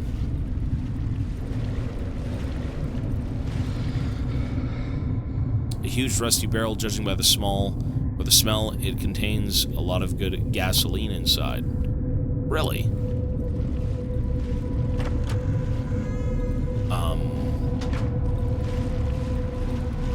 So do we blow the tree up with these?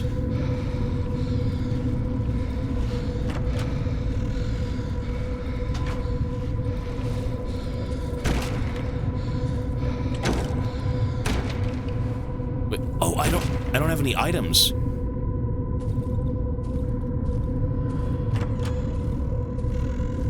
Oh, it's a vision. I was like, what the fuck am I doing? What the fuck is that, a cow? Meow. A jumpy wizard, 35 months, thank you, man. Dude, I'm getting so tired right now. Fungus.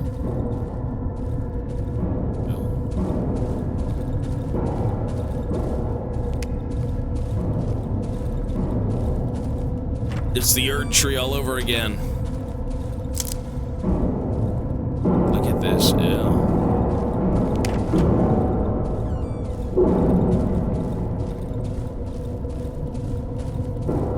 This is so strange. I think I'm hearing and seeing things. A makeshift barricade blocking the entrance to the basement. Someone or something is trying to break through from the other side. Oh God. Really? Creepy.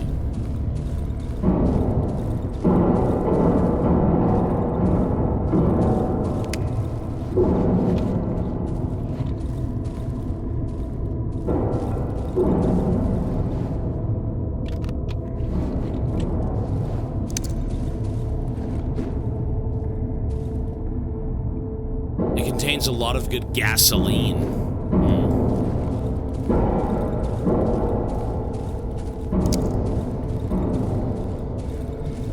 New people. More people.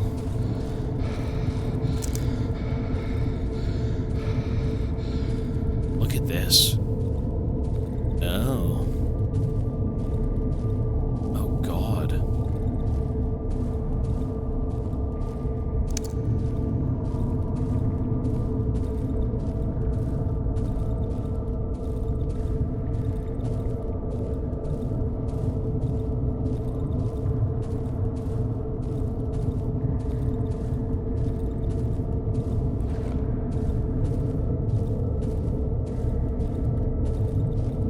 Imagine the smell. The absolute disgusting smell. Ugh. Gross.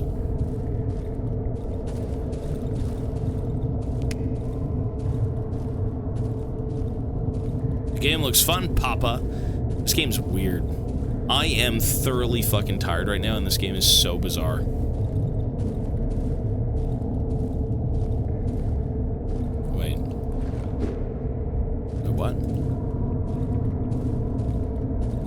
Did I just do that all for nothing? Oh.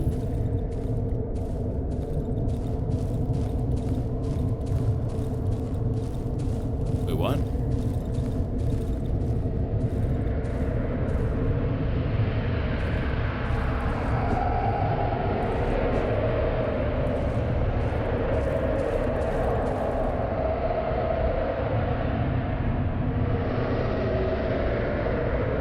Don't look.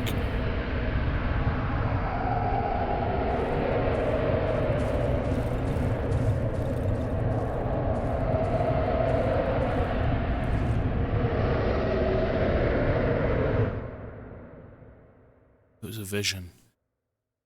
It was just a nightmare. It was a dream. I was knocked out.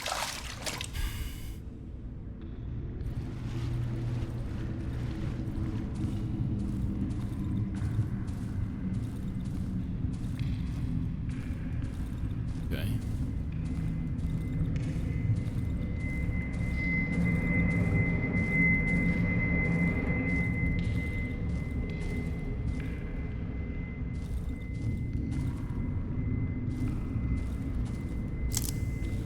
So,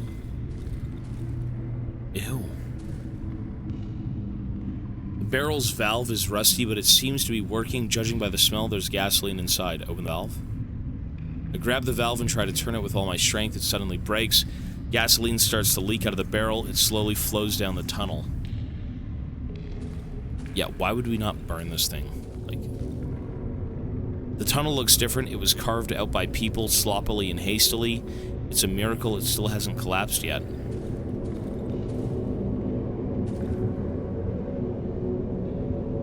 The further part of the tunnel looks like it's blocked by rubble. Looking through a crack, I see a giant pulsating root. I wasn't able to read it.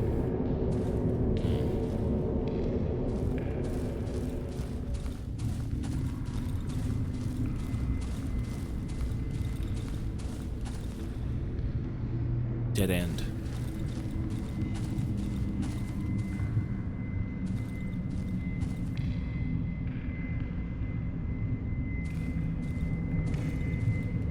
You know, that right there, that's the entrance to the basement. It said somebody was trying to claw their way out. Torch. Really? So they really want me to blow this up, eh? I can do that.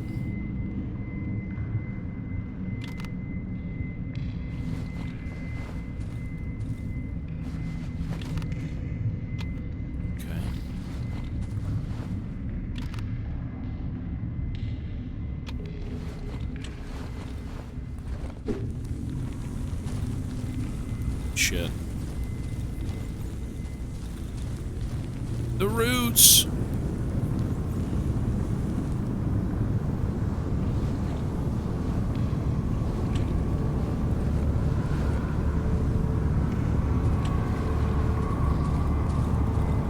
Hey, that's what the tree gets, man. Nasty thing.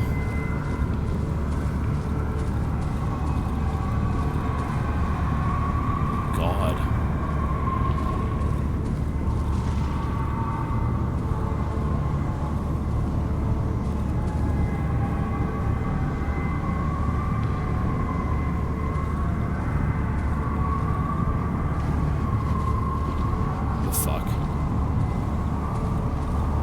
Well, that's the tree then, folks. The audio is really good in this game. Yeah, it's creepy.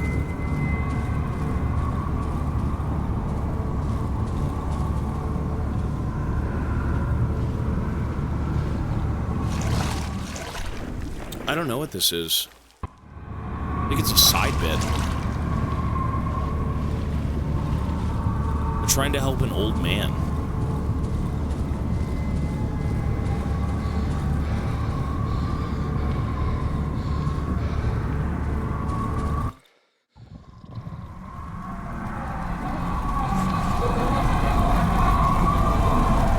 Tree will not yield to the flames so easily. It tries to smother fire with its roots. It should be all over tomorrow. Oh, God. Look at that. Jesus. The wailing of the people. What about this old man? You good?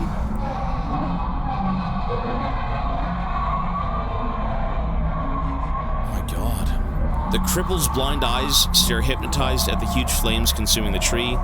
It's as if the old man could see everything clearly now. The orange fire illuminates his pale, motionless face. Come here now! Okay.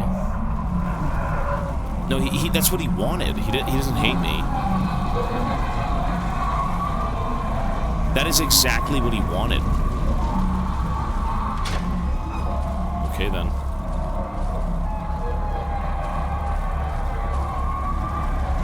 God. I hope the tree hates me. That thing is nasty.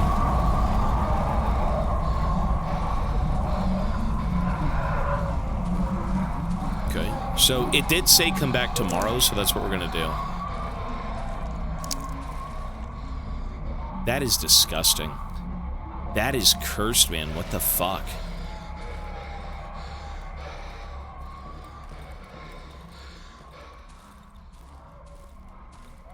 You know, the only place we didn't go to is the radio tower.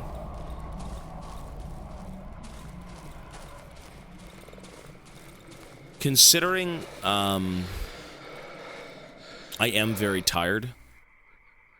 The monsters typically don't show. I feel like a lot of this game, in terms of its creatures, have been quite natural. You just kind of have to find them. They don't just randomly spawn, which is good.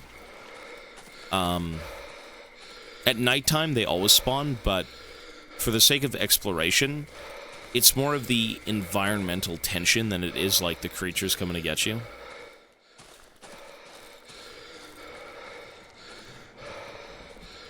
which is cool. Go! Fucking scared the fuck out of me, dude. Oh my...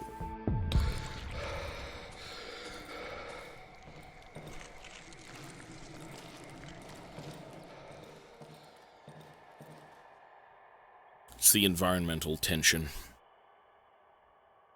Jeez, I'm tired, dude. Holy moly. We may call it here, but let's see. Hang on. Time since last saved, 2 minutes and 2 seconds. Say, damn bitch, you live like this? Okay, here's the game plan. I don't really have any... I'm gonna push through the night. Yeah, we're gonna push through the night. We could just sit here and talk for a little bit. We have to wait for the timer to go down to 19, so we've got about 4 more hours? No, 5 more hours. I'm not going to be pushing through this. No, I need to be well awake for kind of like... The number one thing I don't like doing is being very tired and trying to finish games, because my brain doesn't process it well enough. So, for that reason, I kind of don't want to rush, you know?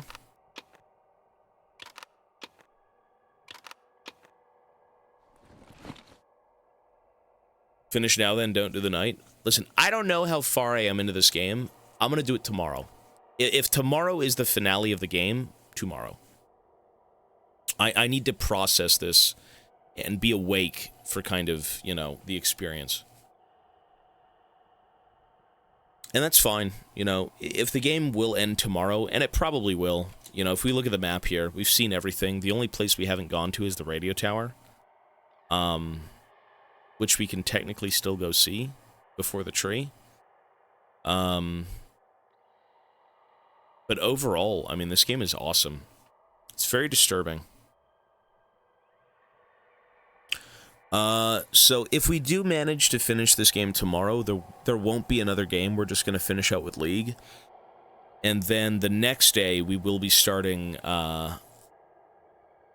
That's Not My Grandpa. Yeah. This game was, this was a couple of days. This game was like what?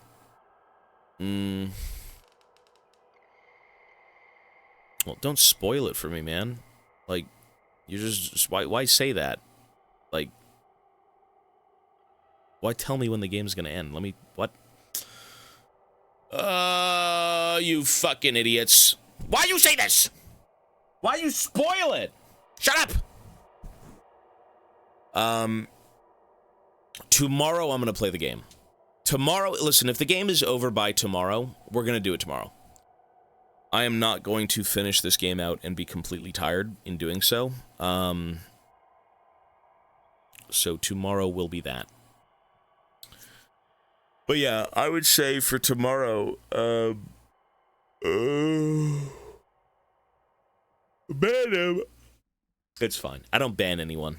I'm just gonna say, spoiling the game for me, that's not fun, dude.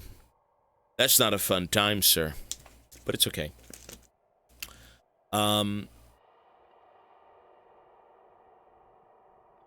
Tomorrow... No, you're good, man. Don't worry about it. You're fine. I'm not upset. I kind of knew this game would be over in about a day. That's really what it is. Like, to be fair, when you play a game and you're completely locked out of upgrades because you've maxed them out, and there's kind of nothing more to do, your entire inventory system is full, there's nothing more I can really do. I know the game's going to be over tomorrow. So you're good, man. Don't worry about it. But, yeah, tomorrow should be finishing up Darkwood. And then we are going to watch YouTube videos. So, yeah, actually, that's what we'll do. So tomorrow's game plan is going to be League until noon. Then we're going to finish up Darkwood. And then we're going to watch a bunch of YouTube content on Darkwood. And if we have time at the end of the day, we can maybe start growing my grandpa. I do believe growing my grandpa is a short, small game. Split Fiction's at the end of the month, because Rainston is busy until then. So I believe we'll be playing Growing My Grandpa, which is about a game where you grow your grandfather in the basement. It sounds disturbing. It probably is.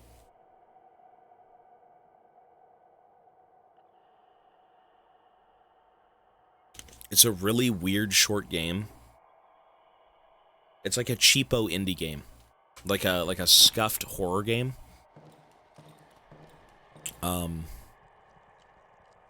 Yeah. Split Fiction. Nah, it's okay. Me and Rainsden are planning to do that. She doesn't want to play that game. So...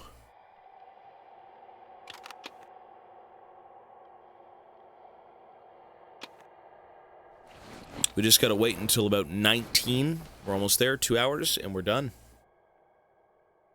We will survive the night. After Grandpa, what's next on the menu?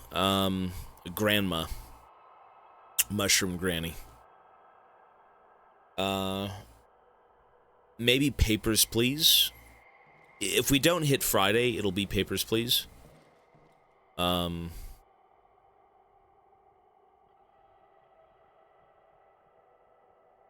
Yeah. But the big game is Bloodborne. This coming Friday, we are playing Bloodborne. The old Warhammer boys. We're not doing any Warhammer. No. As much as I want to do Warhammer and get back into it, there's just no chance. Not currently with the event, but... you know, one day. I do want to revive that channel, 100%. Okay, so what do we do here?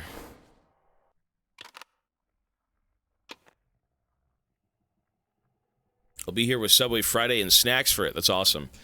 I am very excited for Bloodborne. Of all the Souls games, Bloodborne was my most anticipated.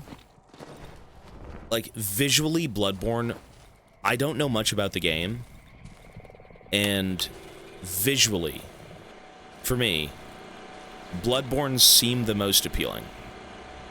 And again, that's not like, oh my god, every game is bad but Bloodborne.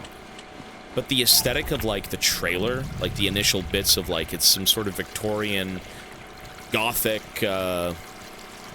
creepy place to be. It's intriguing. So...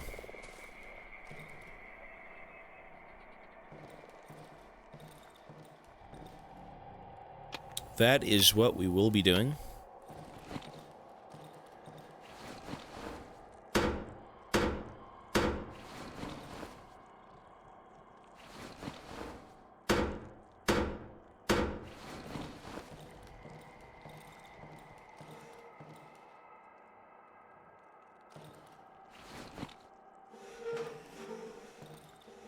Oh.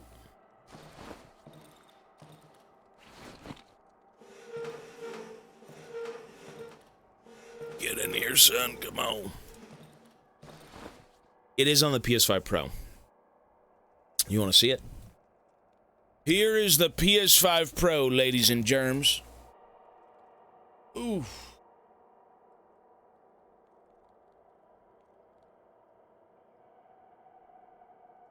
What an ugly console. I'm not a fan of this thing. It's so ugly. It looks like a router. It looks like a fucking modem from like the 2000s. It's hideous. It almost feels cheap. Like, what's worth anything in here? It's super, like, light. Ugly. It's big, though. It's, yeah. Like, I'm 18 feet tall, so this thing's kind of large.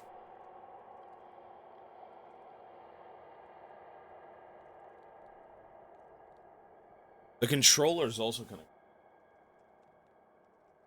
look at this thing. Ugh. Analog sticks that are together? What is this crap? It looks like a router, but it's a powerful It's powerful like a $3,000 PC. It really. It does look like a router, for sure. $3,000 PC, where did you hear that? Demon Souls is after Bloodborne. Yeah, it's going to be back-to-back. And once we play Bloodborne and Demon Souls, we will have beaten every FromSoft game. Every FromSoft game from, like, the Elden Ring, Dark Souls stuff, Sekiro, Bloodborne. We even played Armored Core 6, which wasn't really my favorite game.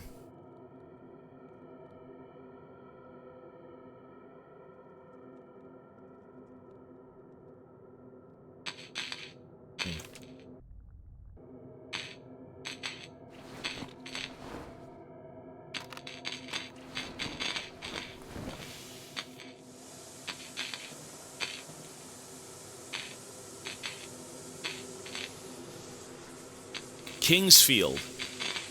Sekiro was great, yeah. I miss Look Outside. That was a great game.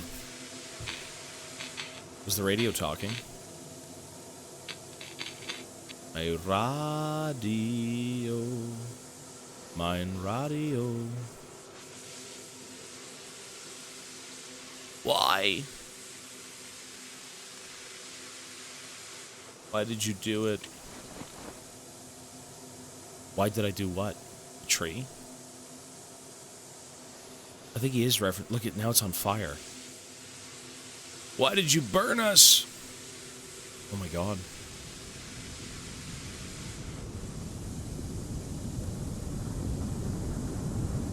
Wait.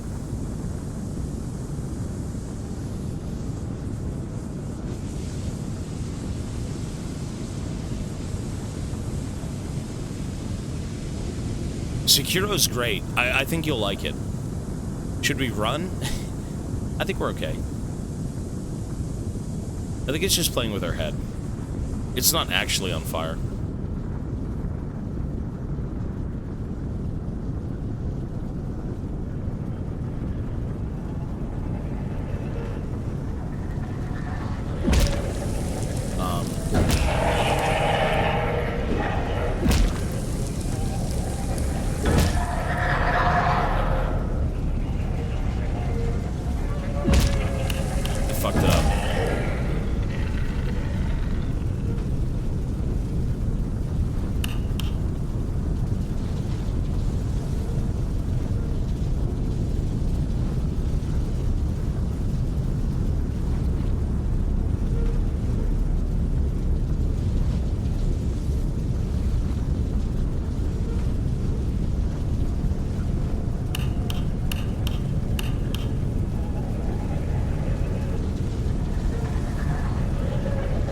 Jesus.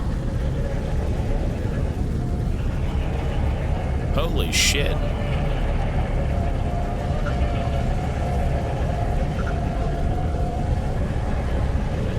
Go back up, you stink. You smell very terrible. My first experience with a Souls-like was Bloodborne on a school friend's PS4. Sekiro, oh my god, though, look at this. What the fuck? Sekiro is, holy shit!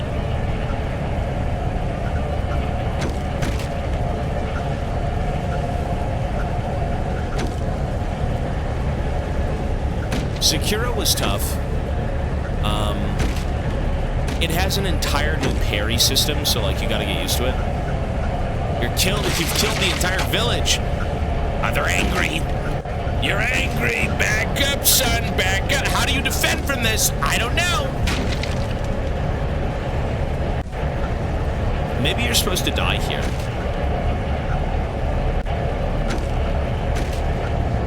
So how do you get out of this logically?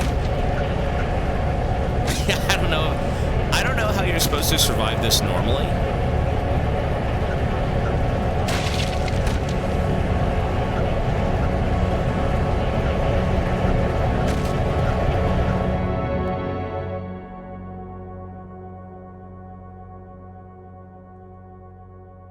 Didn't even get an achievement for that. Wow. I do have the pump shotgun. You are correct. The trader's gone.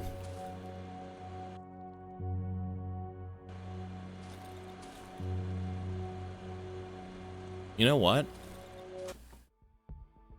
Folks, if you give me 5 minutes, I'm gonna go back to the tree. If you give me time to go wake up, give me 5 minutes, let me run some ads. We could play the game out tonight.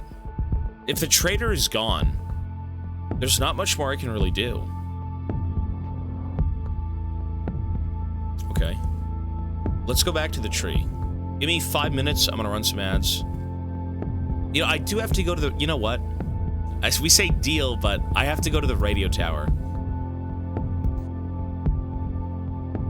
And if that's the case, then maybe I don't want to do it tonight. I'm gonna say we'll save it for tomorrow. No, it's okay. I'm gonna try and go lay down. It's fine. I figured I'd go wash my face and try and stay up, but maybe you're right. We have to go to the radio tower. Finish it tonight. Yeah. No deal. No deal. I'm gonna say, you know what? Let's save it for tomorrow. Yeah, no, let's save it for tomorrow. No, you're right. Folks, that is gonna be it for me for tonight.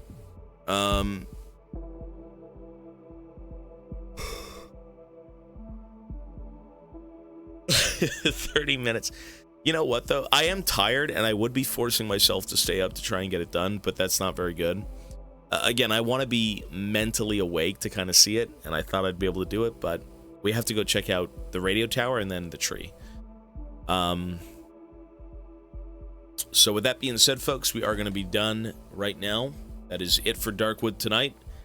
YouTube, I will see you guys tomorrow for, I think it's on Darkwood part... I think we're on Darkwood part something. Part 5, maybe part 6. I'm not sure. It's a pretty long game. But YouTube, take care, be well, and I will see you guys tomorrow. Peace. All right.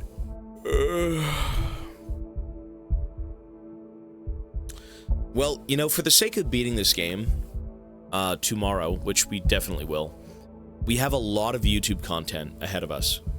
Check the new Elden Ring DLC. I've played it, though. I'm talking about the Shadow of the Erd Tree. We do have a lot of YouTube content to watch through on Darkwood, and I think it would be worth it because this game is very intriguing. The newest one, Night Rain, isn't really DLC. It's like a roguelike royale gamer game. It's good. Ivana was showing me it when I was on my break. She was playing it. It looks interesting. It doesn't really have any ties to like Elden Ring or stuff like that. I mean, it's got Dark Souls bosses in it, so it's meant to be fun. But folks, that is it for me. Everyone, you guys have yourselves an awesome night. As always, thank you so much for hanging out. Thank you for watching me play weird games. And we will reconvene tomorrow morning. So with that being said, you guys have yourselves a great night. Stay safe, be well, and I will catch you then. Peace, everyone. So what is this game? Where are we? What's going on? Where did we leave off last night? Darkwood is set in a mysterious forest. A forest that seemingly grew out of nowhere. The people inside are stuck. Food gone. Animals mutated. Life expectancy very short. This place is a hellscape. We open up as a doctor, and we're treating people. We have people locked in rooms, at one point in cages, whatever, and we leave our cottage, and we find somebody lying on the floor wounded. We bring him in, lock him in a room, and then the focus shifts from the doctor, who we played initially, to the guy we are now. We are then tasked with finding a way out of the forest. The doctor took our key. We had a key on us that would open up a door that would lead us through a tunnel that would let us escape the forest. We have been searching for the doctor for the last few days, going through the worst conditions. Savage naked men, bird demons, spider men with multiple fucking limbs. It's a nightmare. We finally found him. Ghouls indeed too, yeah, ghouls. We finally found him, and he led us out to another hellscape. We weren't even able to leave. We got through the door, we took the key, he came with us, and it led us into a swamp. And in this swamp, we found a village. The village had this big tree. This mutated, disgusting tree that was taking people and mutating them into its bark. It was like a sentient flesh tree. And you could hear them talk.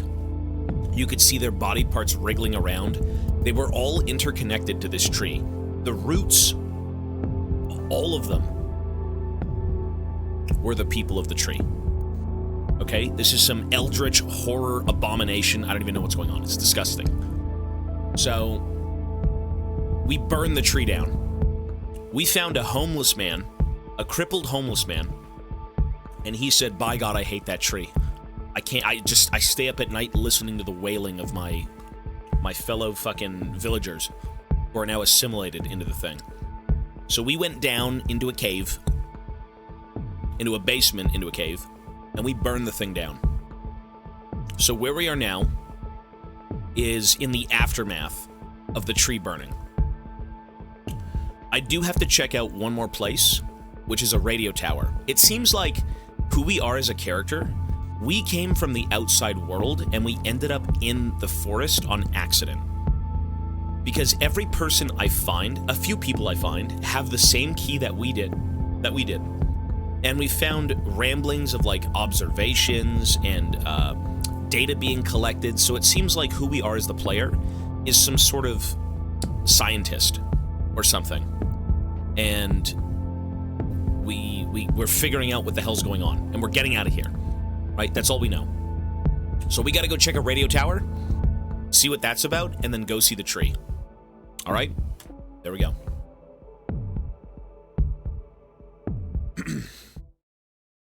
That is currently where we are. Thank God! Alright, the alerts are gonna go off too. We are stuck in a forest. Not here on purpose, I assume. And, we spent the past few days trying to figure out how to leave. Now, what we gotta go do... My inventory is completely cooked. Even the traders, the people who I've been trading with, are gone. Everything is gone. So...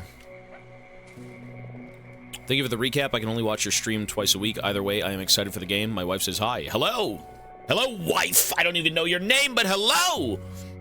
I hope you're both well.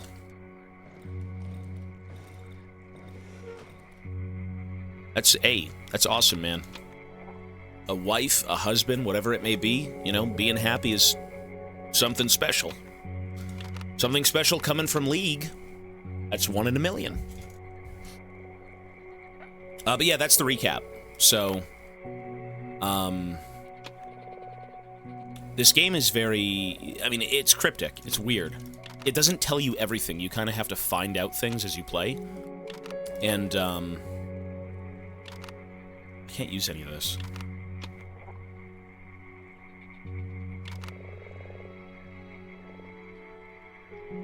Okay, you don't copy that guy's nice message. Leave him and his wife alone. Let them be happy. Let them live life. Let them enjoy their time on Twitch. Leave the wife and him alone.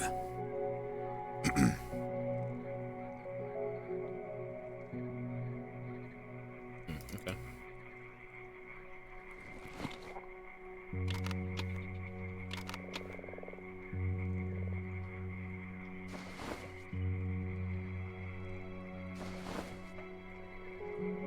All right, let's go. So, What are we currently doing? Radio tower. So we checked the cottage.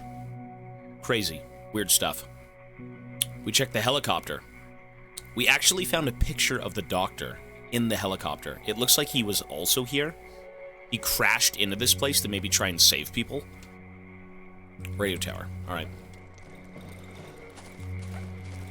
My cat Jinx loves watching you when I have your stream up on the side. He likes to paw at you every now and then, and it's cute. That's awesome. I've got cats. My family has the cats now, but cats are cute. You know, me and Mochi. He's like my little bro, but when I did have the cats, they were always very loving. We'll say loving. I mean, cats typically don't even want anything to do with you unless they want something, but you know. Why would he have a picture of himself? It was a picture of him with his wife, his kid, his family. I should enter the hole.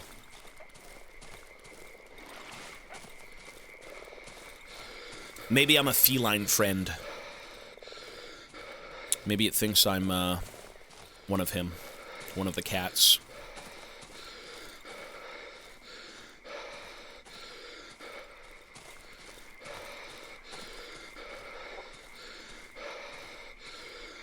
You know, I actually had a cat that was very much like Mochi. And she's gone now. She got ran over by a car. But most of the cats that I grew up with pretty much stuck to themselves. But we did have one cat that was very much like a dog. Like, actually kind of crazy. She'd run up to you and say, meow, meow, meow, meow. Oh, like a dog. Literally like a dog who wanted attention. And speaking of attention, I gotta give Alpha some attention. Hey! Alpha! With 5 gifted subs, sir. Thank you so much, man. Listen, I know Alpha's business. I don't know what he does in his free time, but I do know his business. Thank you for keeping it up, Toby. Hey, thank you, man, for the gifted subs. And for staying subscribed. I appreciate it. I know what you want. And what you want is nothing. You don't want to spin. You don't even want time added. You don't want any of that stuff, dude. Thank you, man. I will be doing my best. You know, we've been here for about... Unfortunately, I play ADC in League. Okay, never mind. Well, you know what? Some things are better left unspoken. Now I'm just going to view you differently. I'm sorry. From an alpha to a beta in one sentence is not what I'm going to say. Alpha, thank you, sir. And again, I won't give you a spin. I won't put time. I know you don't want that stuff. So thank you. I appreciate it, man. Disgusting roll. Hey, you know, ADC is an interesting thing if you just make it... If you can play the game on your own and not rely too much on the support, I mean, it's going to be a much better time. But Alpha, thank you, dude. I appreciate that, man. You know, we've been here for like 6 months. I don't think we're coming up on 7 months just yet, but we have been consistent every day. I have been online every day. 10 hours, 13 hours, something like that, usually. And, you know, we're somehow managing being alive and also streaming this much, so... We're gonna see how long that lasts. Because this is... my health is waning just a little bit. Yeah.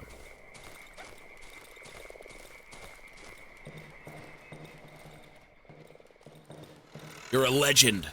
Hey, no, thank you, man. You guys, listen. The Tobias Fate legend would be nothing without you guys. You know, streamers wouldn't be anything without their audience. So, if anything, you guys are the legends. Just saying. I just get on, I do my thing, and if people enjoy it, that's amazing, you know? Yo, Zito is gifting a sub. Hello, sir. And thank you, Zito.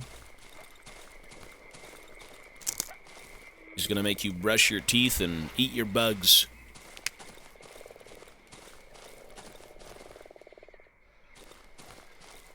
Okay. So we have to find the radio tower, which I think is actually behind this building. It should be right here.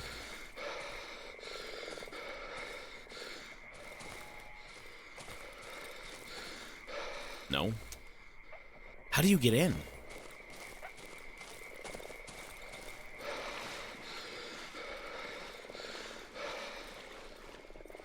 You know what? I think it's hidden. I think it's up here.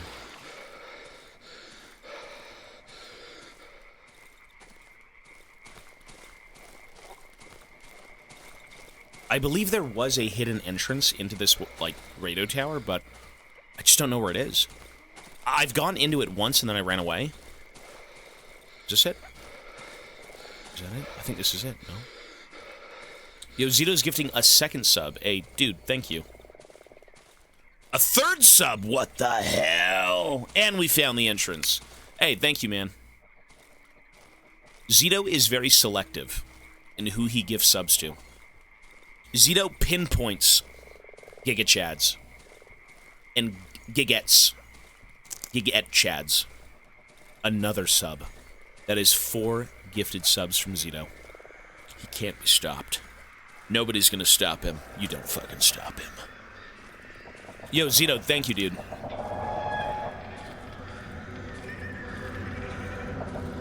Oh my god.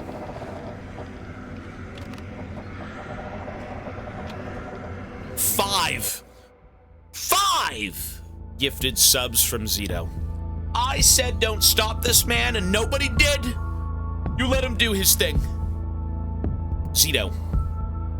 5 gifted subs, sir. As always, thank you, man. Hey, Zito has been gifting individual subs for ages. Can I offer you a spin, Mr. Zito? You want a spin? You got it, sir. Listen, I know we're yapping quite a bit.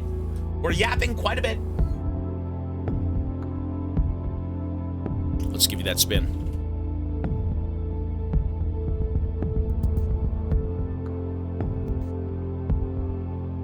I'm gonna say 2 times. It might be.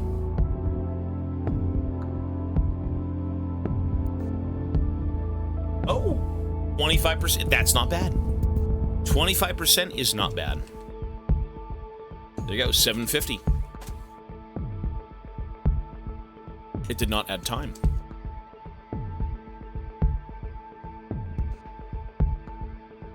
Now it added time. Hey, Zito, thank you, bro. And that's a win! That is a win! Oh, it's because I accidentally spelled sub wrong. Whoops. As always, Zito, thank you, dude. He gifted me a sub before I even realized that my sub had ran out. No, you guys are awesome with what you've done for me, man. Like, I don't want to keep... I'm not going to keep glazing everyone, even though that's what I do. But, you know, hey, some people come by and they're like, hey, take some subs, you know? You take a sub, you take a sub. Here's 5 subs, you know, whatever it may be. It's awesome. No problem. Hey, look, you won, though, man.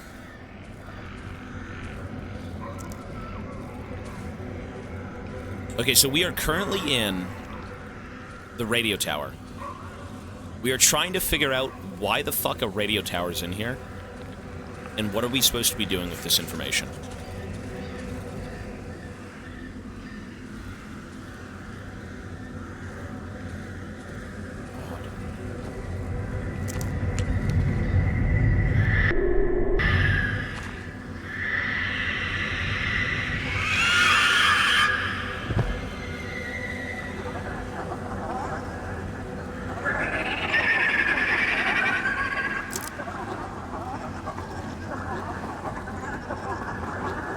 Didn't bring the molly. You know what you do if you don't have a Molotov? You fucking blast them! You scum! Ugh. Chicken jockey for dinner. Fuck.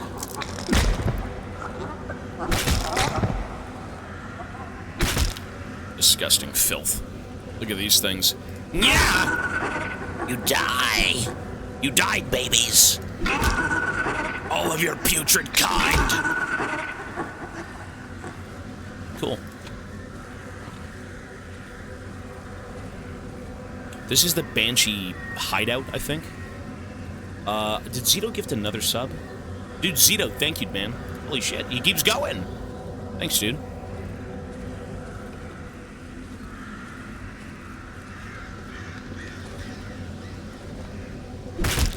Ew. That's kind of brutal. You know, these things are just sleeping.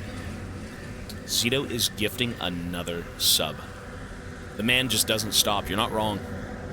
He is pinpointing very kind people in chat, and he says, by God, you will not leave this chat room unsubscribed, is what he's doing.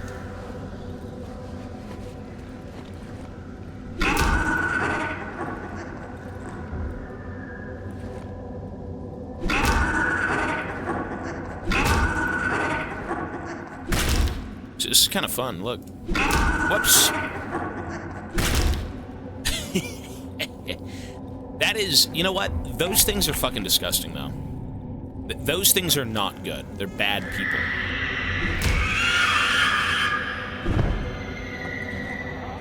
Okay.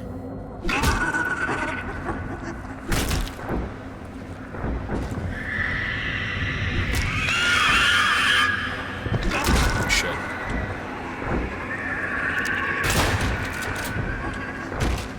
Dude, the shotgun is awesome.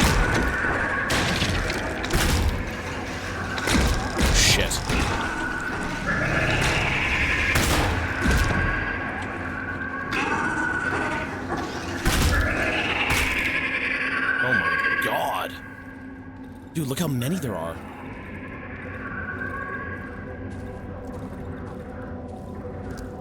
Holy shit. I can't even use the shiny stones.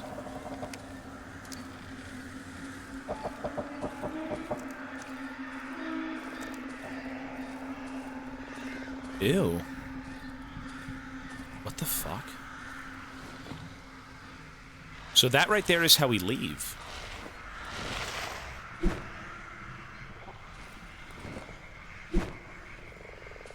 What are we supposed to do with this information? Are they eating the people?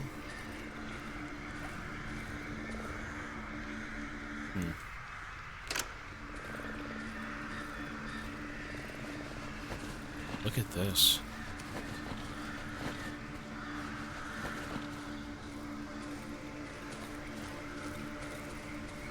I think I remember the code to the store. Really? What was the code?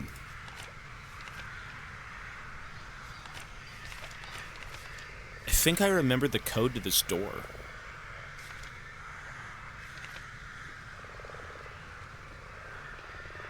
Huh?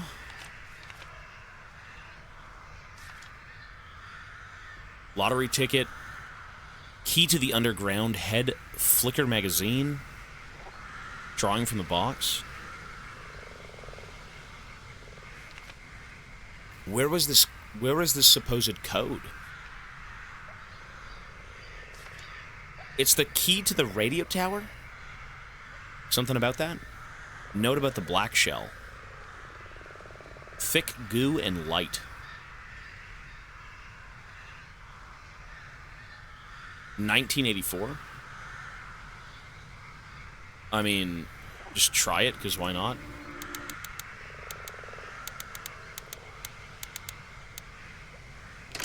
Okay.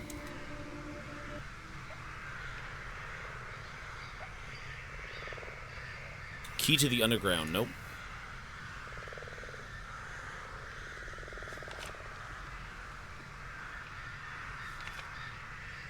The 1984 didn't work.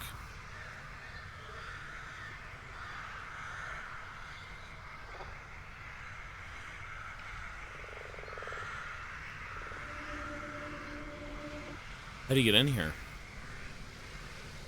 1984, maybe? Try it again, even though I'm brain dead. 1984.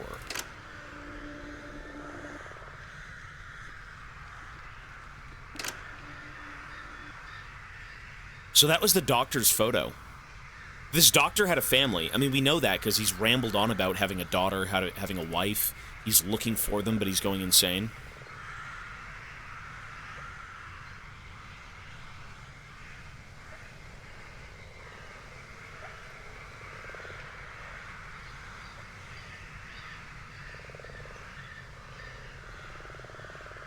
The code to the cart door. No, it's old. So it says I should know the code. I should know the code? Dog tag.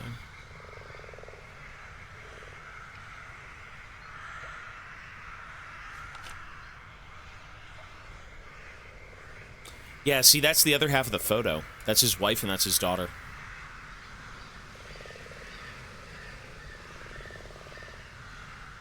He told me it 2 minutes ago? No, he didn't. Well, the character said the code out loud? Wait, did he really? Wait, did my character say the code out loud? Oh my god, are you serious? 8684. Really? How did I miss that? Whoops. Oops. Okay, then.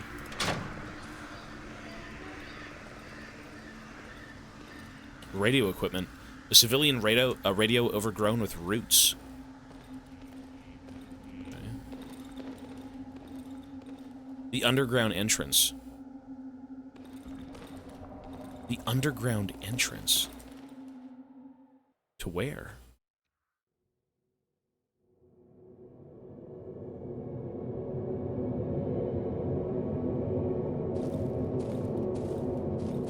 Wait, is this the underground entrance, as in... to the door? This may be a one-way road. Only one shot?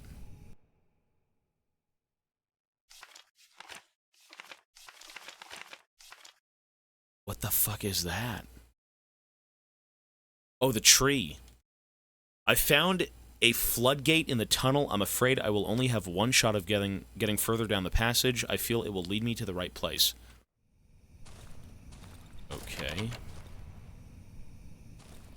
The door will only open if I close the previous one.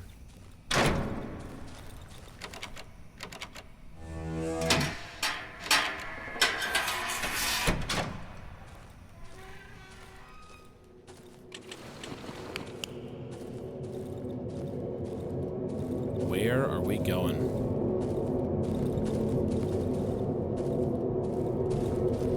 Ew.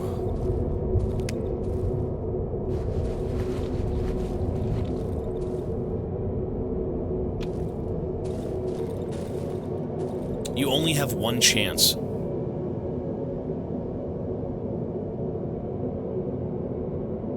Only one chance for what?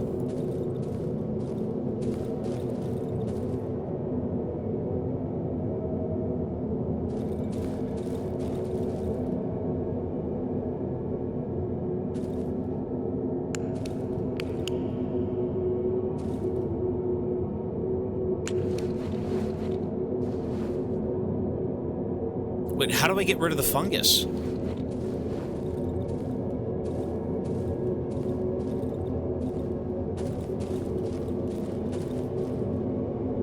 Wait, do I need flames? Oh, okay.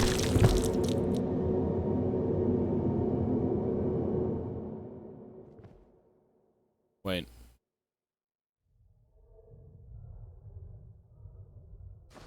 Oh, we're good.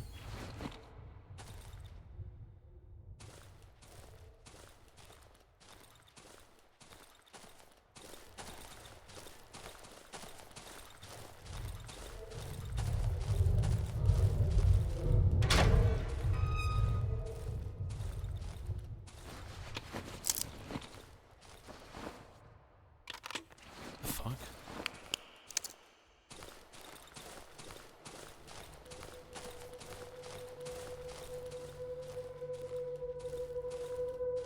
I can hear someone calling incomprehensibly from the depths of the corridor. Calling... Come... Come to me.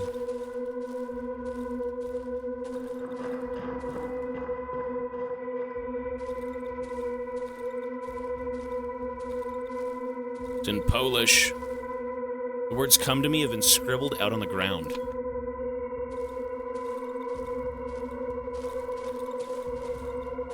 Shiny stones. You know, I don't want to pick up the shiny stones because I feel like they're a way back. I feel like me picking them up has no value. I should be using them to my advantage. This seems to be a fucking maze.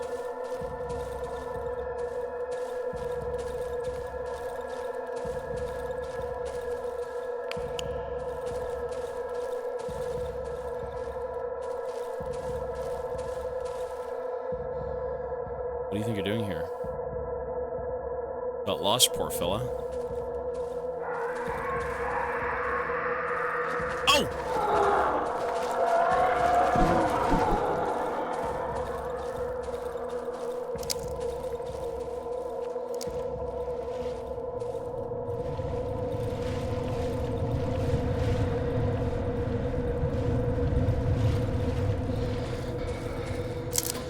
The door.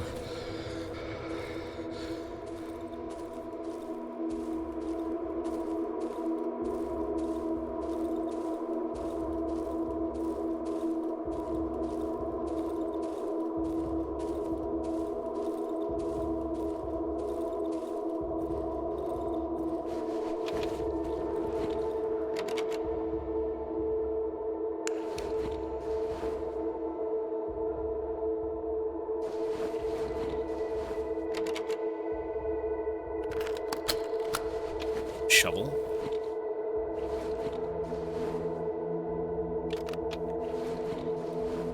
Okay.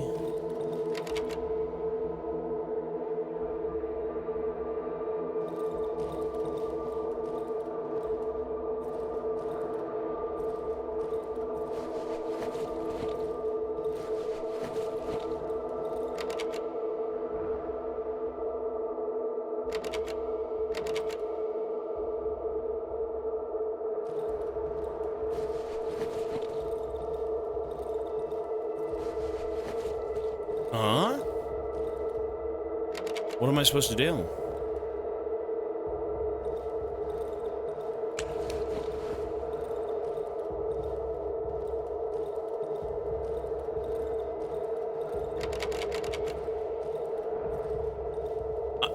I mean, I could break the door down, maybe. Okay. Oh my god, we're back in the doctor's house. We're back from the... We're back in the beginning of the game.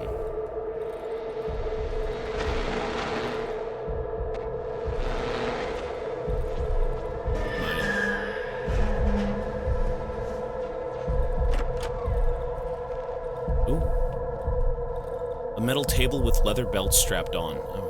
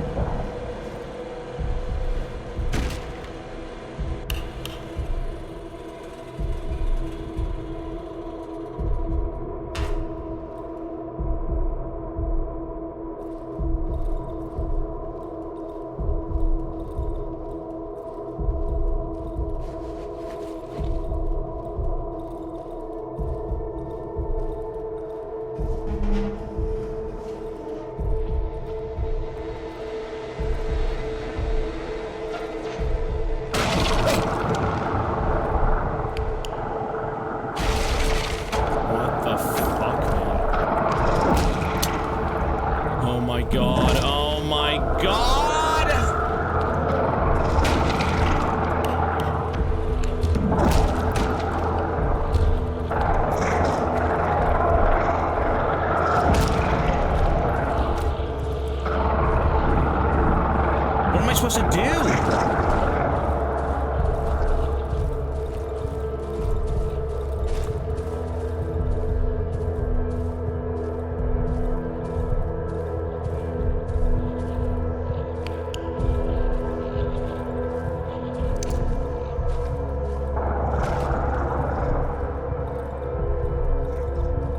What are you supposed to do?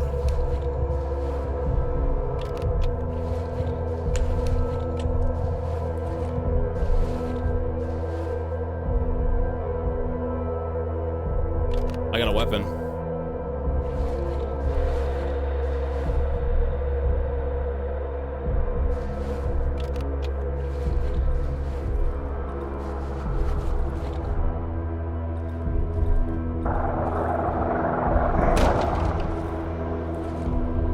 I can't...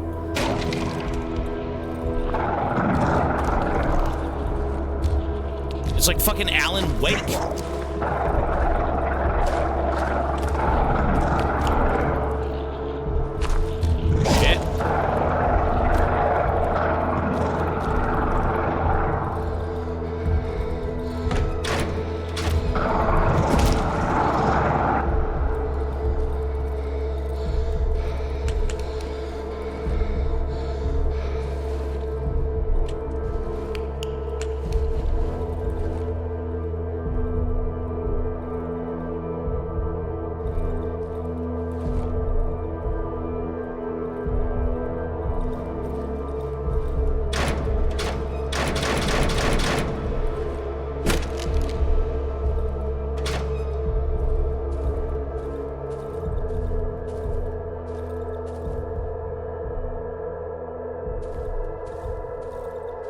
Wait, what are we supposed to be doing? What is going on?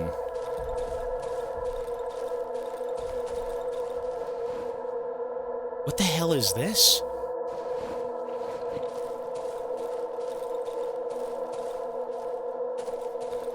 This is a very long...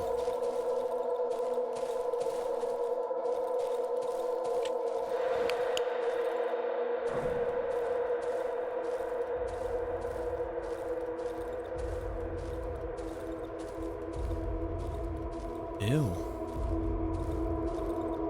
It looks like we're in the bowels of the tree.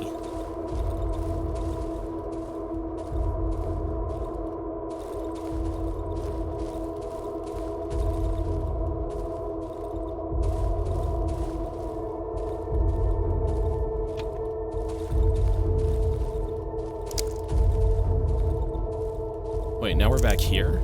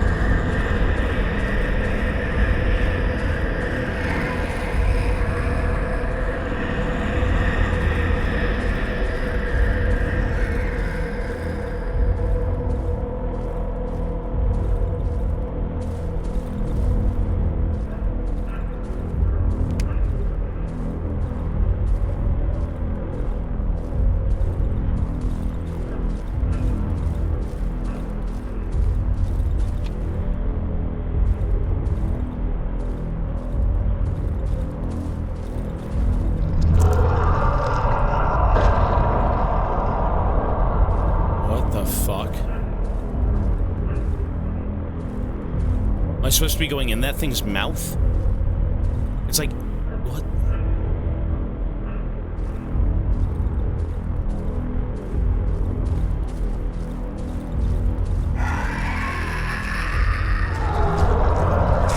What am I supposed to do?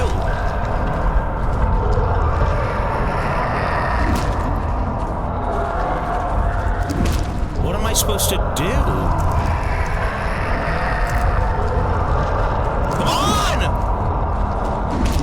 I'm fucked.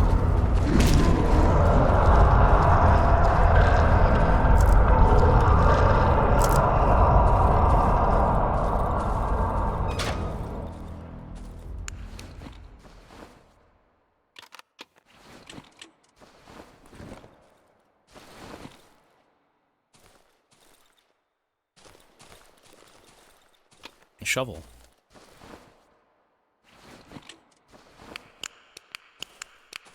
There's nothing down that hallway.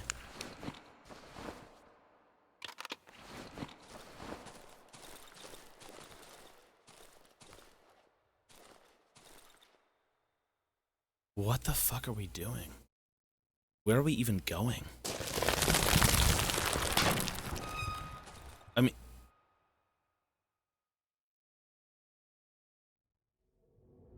It's like this is like some fucked up fever dream. And now I wake up?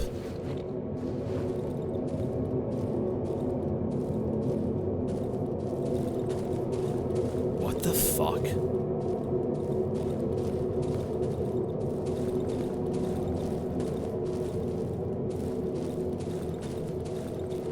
Okay. What about the tree? What about going back to the village and seeing the burned tree, no?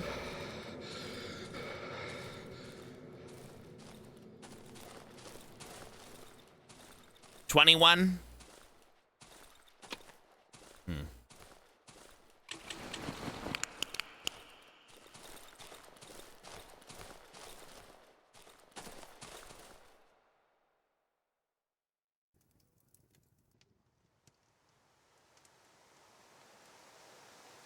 Huh?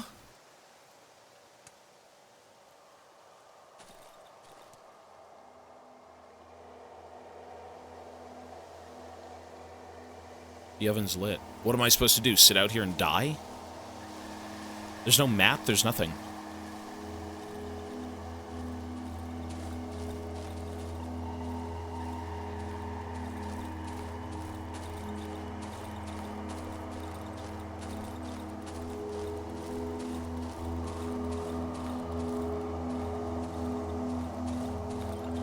Where are we?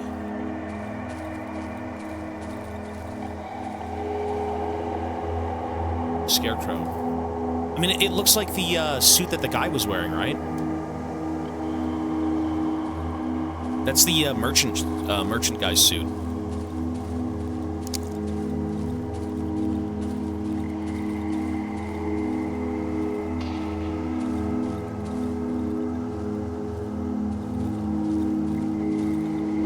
Bill's here.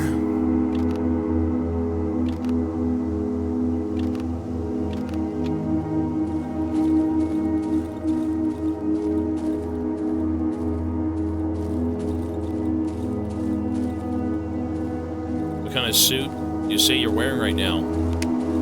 It looks like a coat.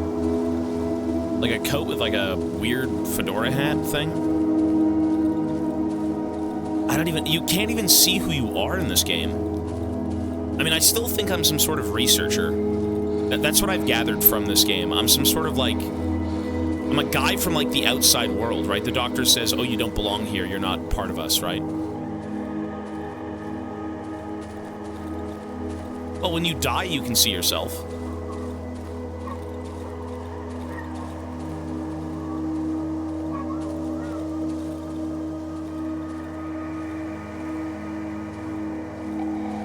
An AK? A damaged shortwave radio.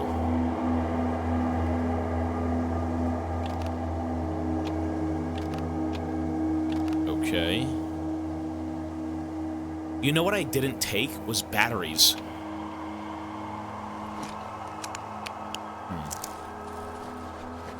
Jar with a sample. Fungus. So I think we are researchers. Look, jar with a sample of fungus. This guy had a shortwave radio and an AK. So maybe we came into the forest trying to do research and shit kind of, you know, fell apart. Maybe something like that, right?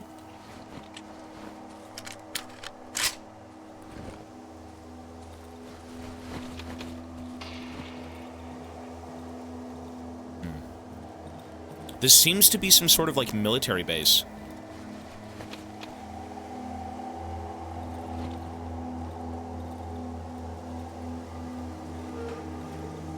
A destroyed oven, the jar with the protective substance lies shattered on the ground.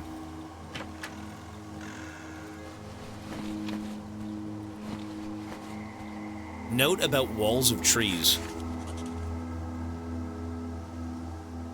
fuck? Is that like the radius of it?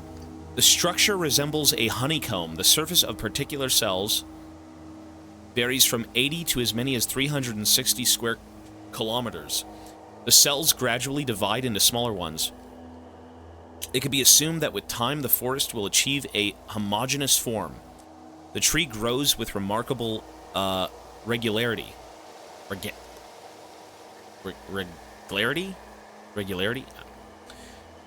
Forming walls with the average thickness of 50 meters. Oh my god. The distance between trunks are never higher than 10 centimeters according to preliminary analysis. Only 151 of the total volume consists of actual trees, although this figure is hard to verify. So this thing is spreading, whatever this is. 15%. 50% of the total volume consists of actual trees. I mean, whatever's going on here was like a weird... You know what this kind of reminds me of? I'm getting the vibes of, like, Annihilation. That's what I feel like this is. Some weird alien entity, some eldritch fucking tree plopped down and is spreading like a plague. And everyone who kind of enters the forest becomes, like, mutated and fucked up. What the fuck? And we were trying to study it, that's why we came in here. Natalie Portman. She's in it.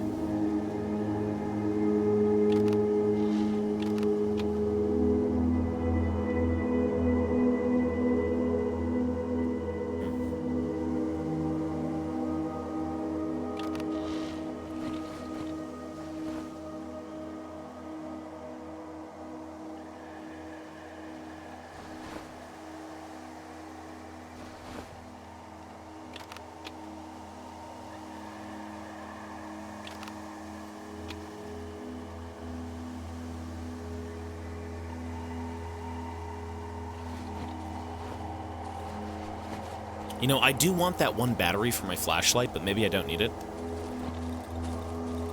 Like, I don't know why... Look at this, they're trying to experiment on it.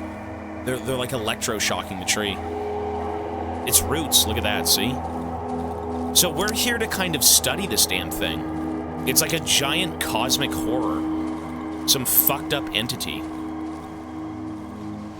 Savage's body. And this was like the base camp. Right? Clearly this building was used for the military. The guy had a radio and an AK-47. That's not something you see inside the woods.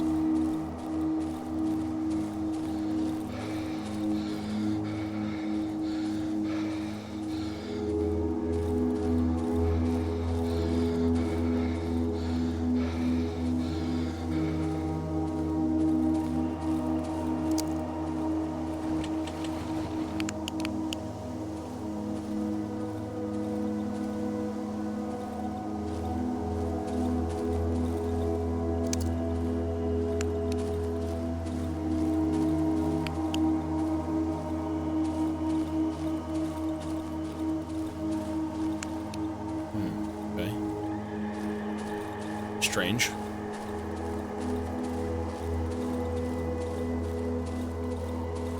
You're watching an 8-hour video explaining what's going on, right? We're gonna watch YouTube content for sure. The watch isn't broken, time just doesn't move here.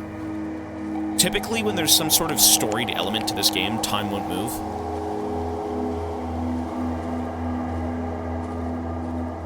In the standard exploration of the game, time does move, but like when you hit certain points where they want you to kind of figure it out.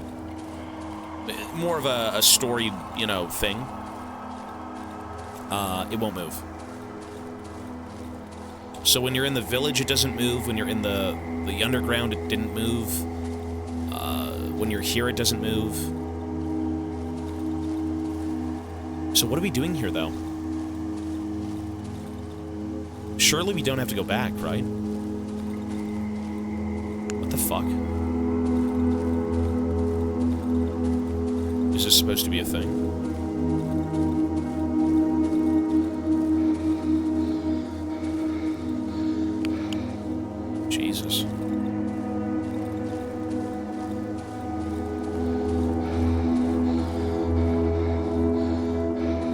We might have missed something. I'll go see. Savage man.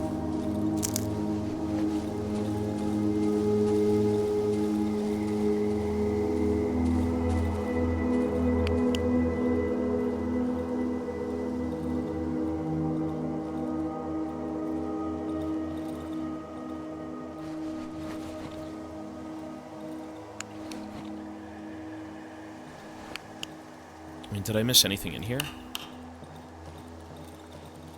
Sickle. No. Very strange, eh? It was a government psyop.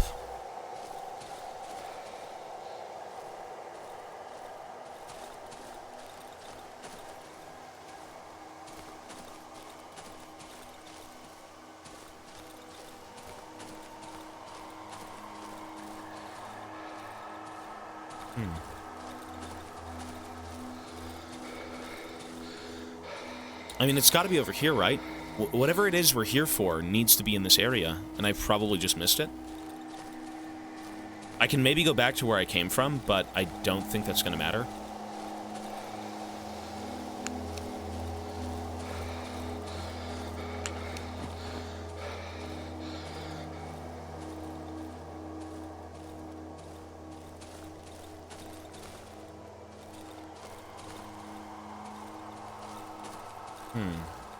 Although, again, I can go back. Oh, there's a barricade here. Oh. That's what we were missing. Okay.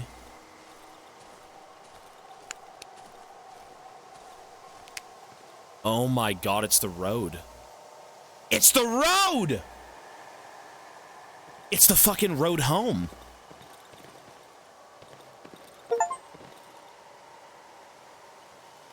Burn the talking tree, only ashes remain.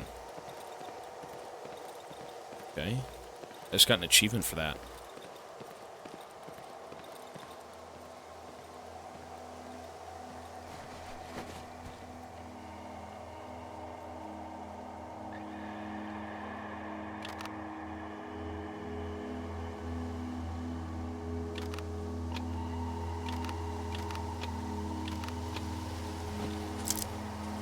The crossed-out sign reads Darkwood.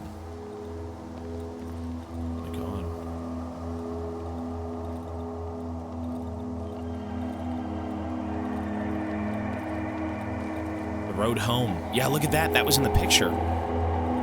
Even this guy's trying to go. Is that the homeless guy? Hey! Hi, brother.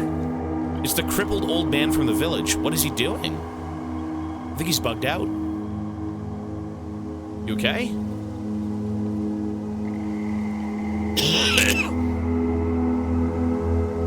Is he good?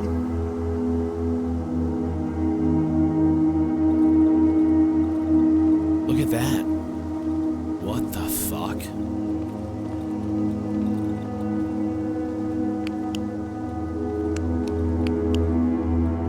The road home.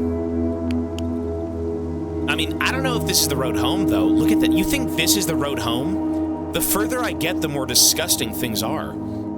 How is this the road home? I feel like this is worse.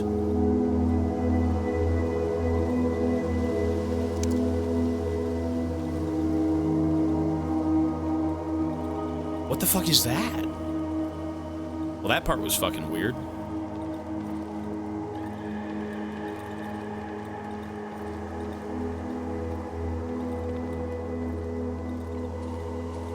"25 kilometers to the nearest town."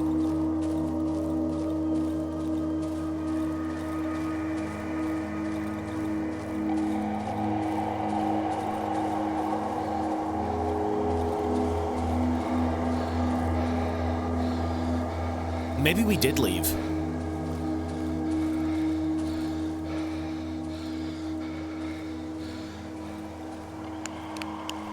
Really? 25 kilometers to the nearest town? It just looks like I'm fucking walking into more woods.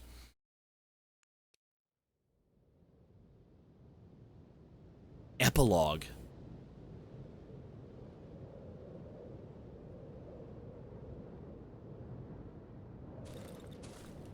Okay.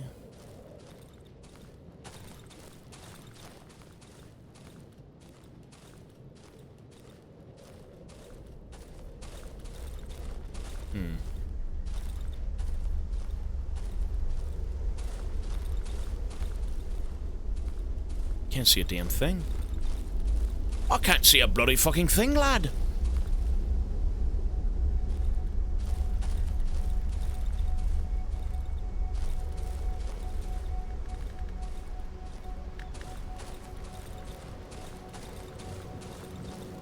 Holy shit. I think we're out. Look at that. Ah! We're out, baby. Look at that. Freedom. Holy shit. Really? Power lines. What a fucking nightmare that was. Dude. Feel the fresh air on my face! Look at that. Holy shit, we made it. What do we do now? Just go back to our life as, like, corporate scum?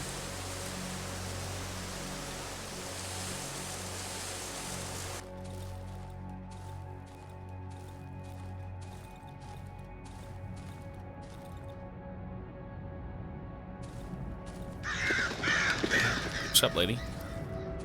And they're gone. Who's going to eat the bread now? Me. Yummy. I mean, if this is what the town looks like, just put me back in the woods. What a shithole. If this is what my town looks like, just throw me back in there with the goblins. What is this? My first floor neighbor. Good day. Good day to you. Did you miss me? Okay.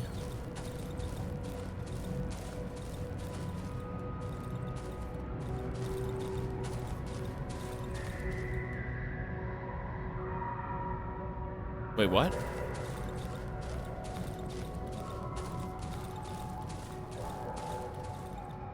This isn't right. Look at every fucking road has a hopscotch. Is that like a dev oversight?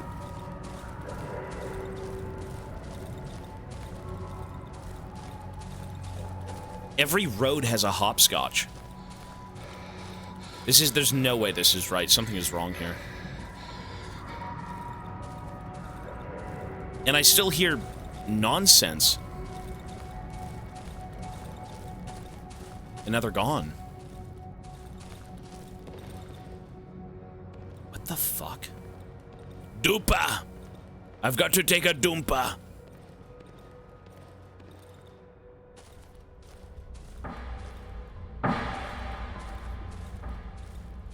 Yeah, okay.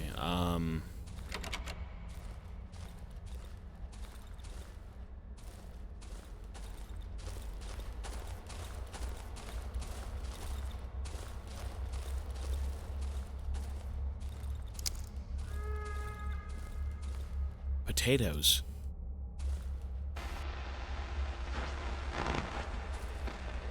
Can jars. Jar of jam. Dismic.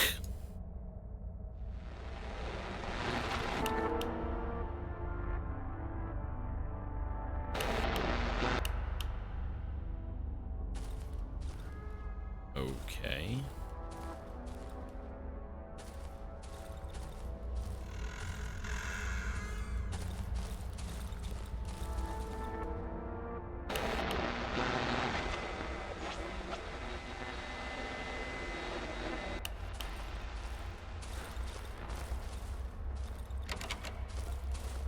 What the fuck?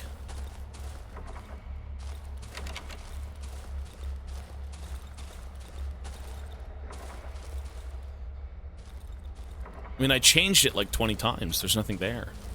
You want me to keep changing that?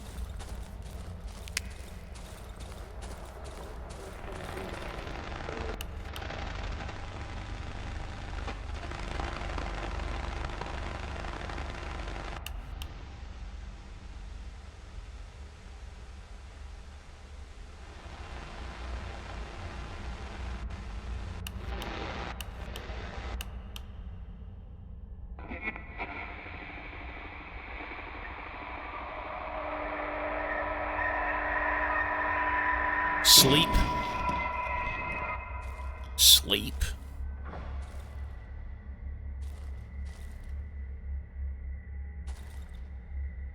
What the fuck is this?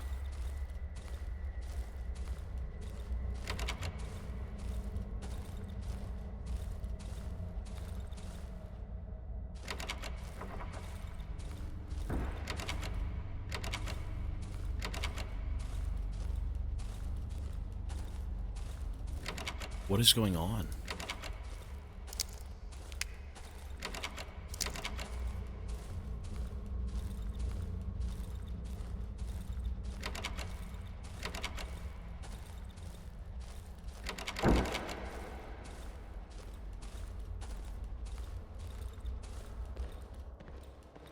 What the fuck? The Dumpa! This is my staircase. I have to take the Dumpa. It's been here since I remember. Weird, but no one ever tried to steal it. The Dumpa. The Dumpa mobile. It's probably the work of the little punk from the 3rd floor. The Dumpa. Boss! What's up? Got any spare change? Bro, what?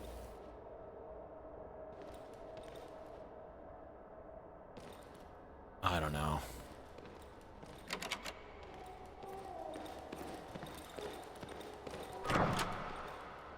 You're waking my kid.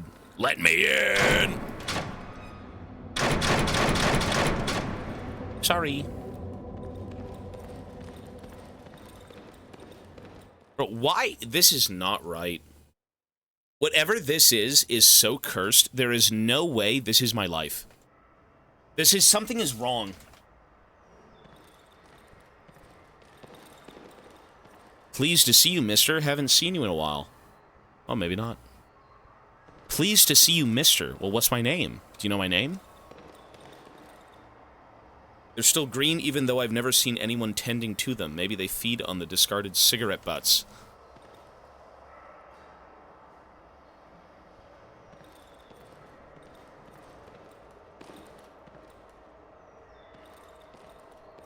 Huh?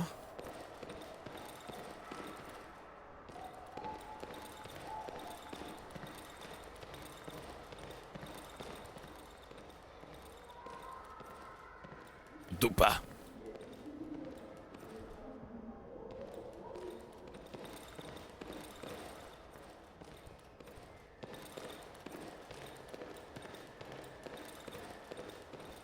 There's my door. Home, sweet home. Let's settle in, play some Gears of War, and pretend all is well in the world. Home, sweet home, son. Look at that. So what do we do now? Do we just live in peace? It's my wardrobe. Take off your coat. I wonder what I look like. Can I go look at what I look like? Is there a mirror? I'm barely standing on my feet. I'll take a bath tomorrow, but I'd take one right now.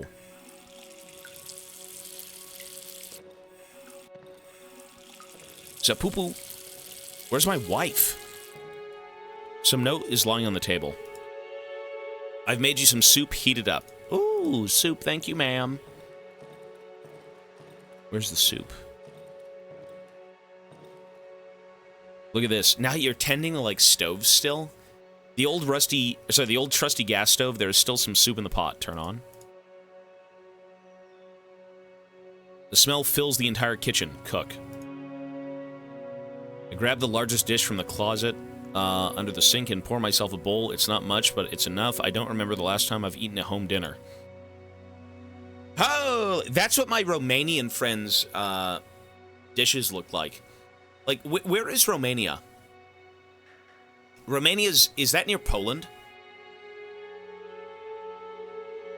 My friend was Romanian.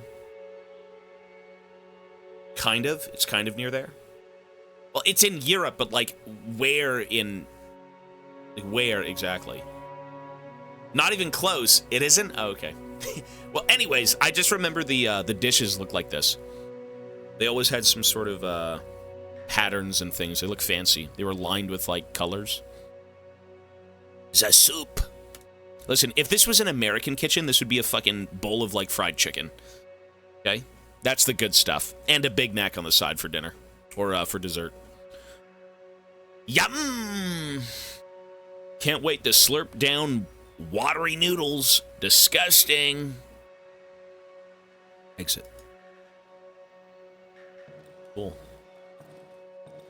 Well, I don't have... Well, we've got ornate plates here, obviously, but, like... Some of the elaborate designs typically come from Big Mac for dessert. You could make a Big Mac cookie. Like a chocolate cookie, like layered. Ornate stuff? No. You just made it American. I mean, if you want ornate stuff, you have to go to, like, the little China shops. Oh, my dog! Hi, doggy! Suzrik! It's Mochi. Hi, Mochi.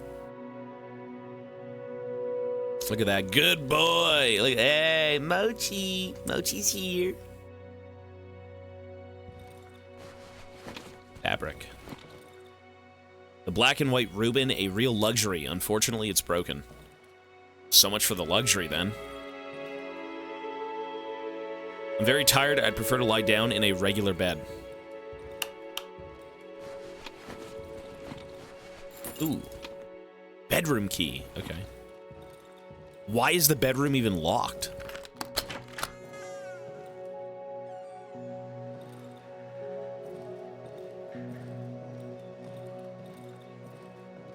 Well, let's go to bed.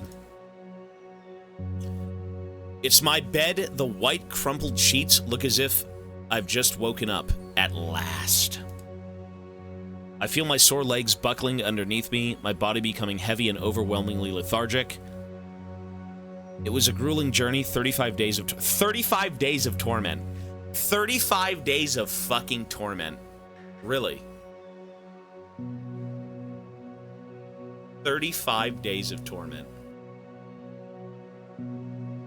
Don't sleep. Why not sleep?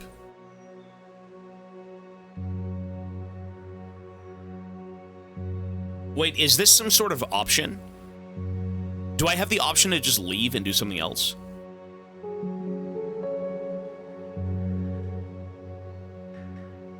I'm just gonna read chat, or not read chat, sorry. I'm just gonna go to bed, dude. A sedating warmth washes over me, a warmth of security and happiness. Time to sleep. You go. Oh,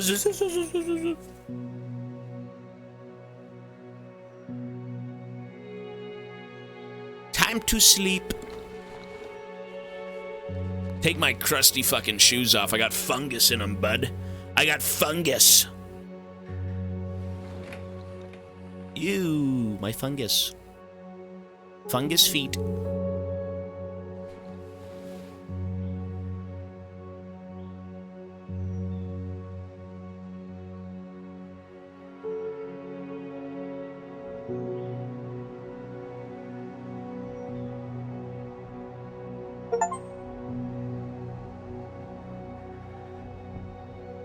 The rustling of the woods stretching away from the horizon kept the stranger awake for a long time.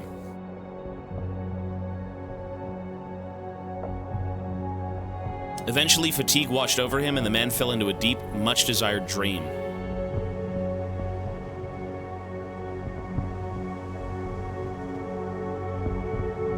Burning the tree opened the road home for many anguished inhabitants of the forest. Only 3 outcasts, dressed in old rags and scrapped, lamented over its charred remains.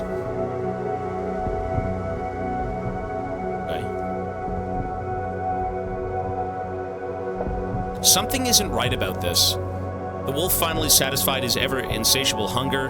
After he finished carefully gnawing on every single bone of what remained of Chicken Lady's sister, he disappeared into his hideout. He supposedly spent the rest of his existence chasing his own tail. Something is wrong with this ending.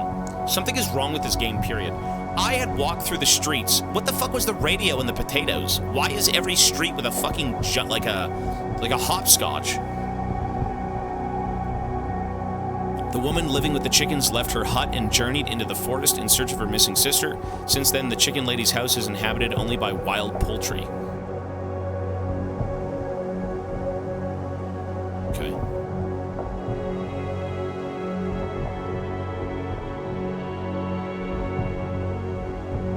The boy with the violin came back to the silo. He threw away his gramophone and his violin. He started to listen to the hum of the forest, which calmed his scattered thoughts.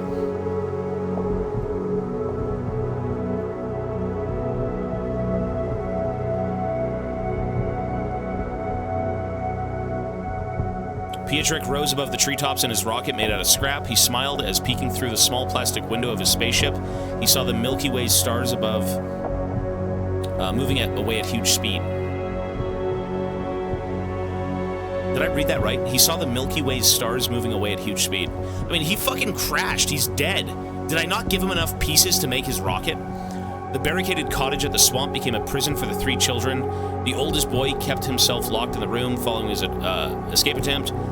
The oldest boy kept locked in his room following the escape attempt, would long remember his journey through the woods and the visit in the house overgrown with the white mushrooms. What the fuck? I can't read that for some reason. The 3 boys, their house became a prison? Really? Okay.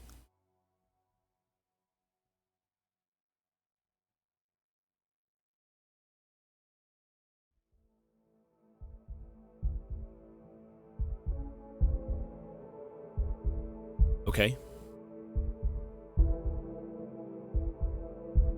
What an interesting ending. That's it? No, something, I mean, it's kind of a that's a weird ending. That's kind of a weird ending, no?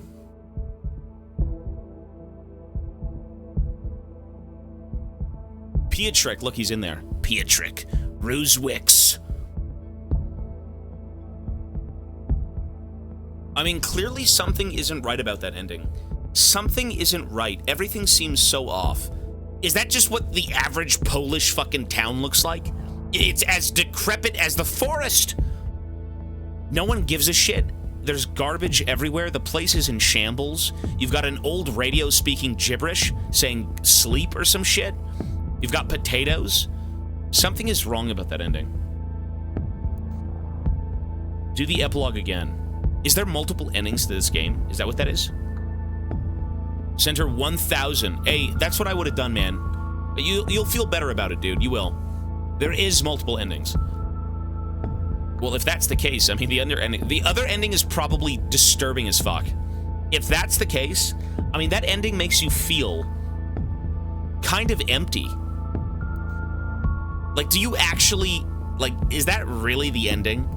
You know what I mean? You just escape the forest and that's it?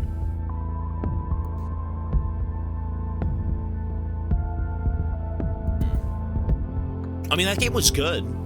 That game was good. That was a great game, honestly. If there is a second ending, do you think it's worth playing? Should I go back and play it?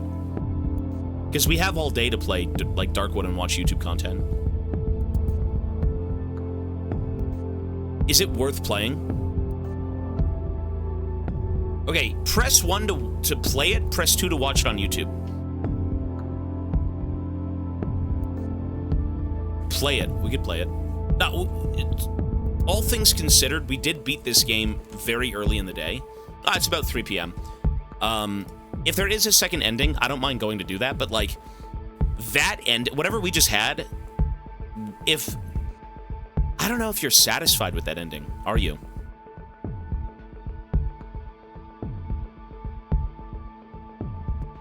Is that, something is wrong in that town, bro. Something is wrong in that town.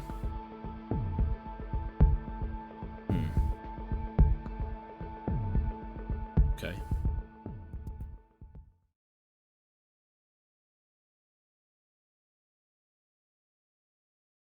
I mean, we can go try it. I don't mind.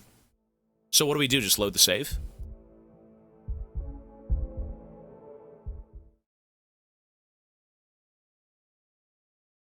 So we load the save and then go back to town, essentially?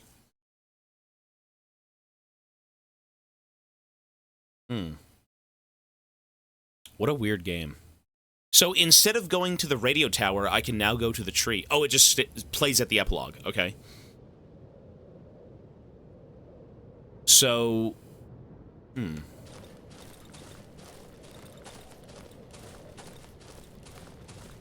the fuck?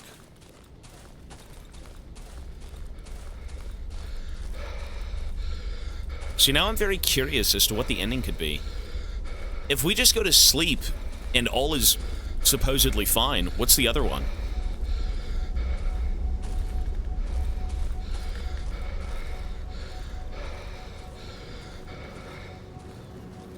I feel like in a game like this, there is no happy ending. This is such a bleak and disturbing game that, like, is that really just it? We're fine. We'll go do the other one.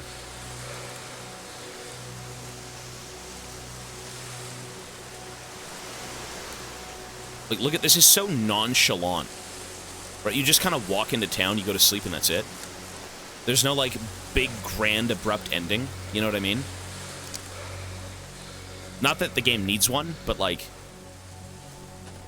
you know, what was the government experiments about? Why were they studying this big, fucked up tree? You know, what's with the fungus? And they're gone.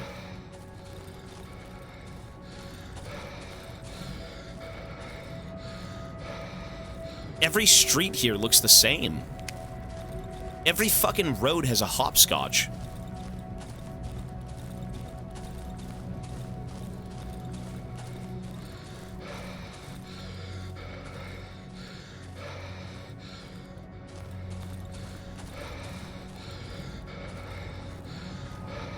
This doesn't seem real. Bro, I don't know what this is, like some coke dream. My first floor neighbor. Good day.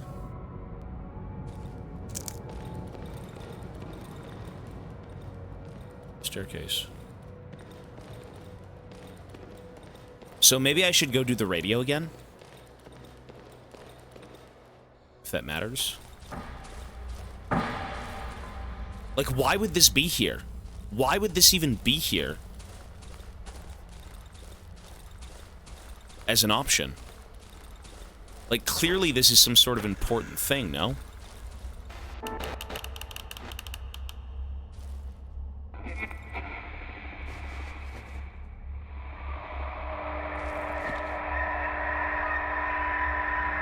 Sleep. Sleep. So what if I go outside now? Instead of going to bed, what if I go outside?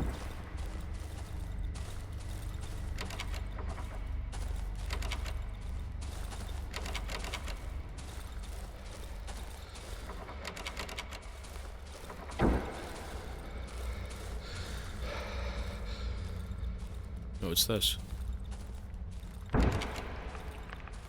Ooh. The mushrooms! The mushrooms! There's fungus growing inside the building. Bro, this is some fucked up coke dream. Nah, whatever this is cursed, dude. The mushrooms are inside the building.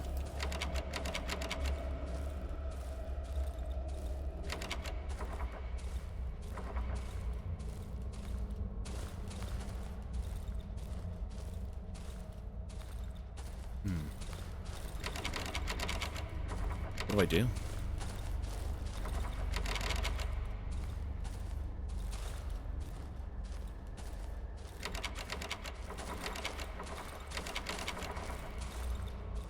I mean, I can go back downstairs now.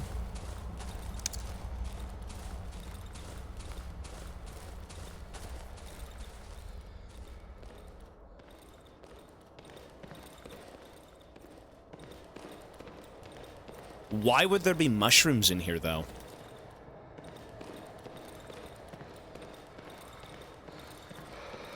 Boss. What kind of homeless person lays like that? It looks like the fucking bodies in the forest.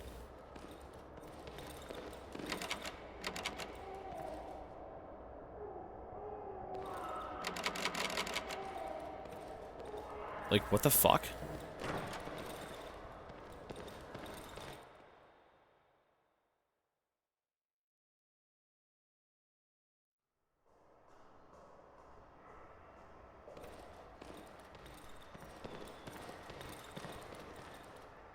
I haven't seen you in a while.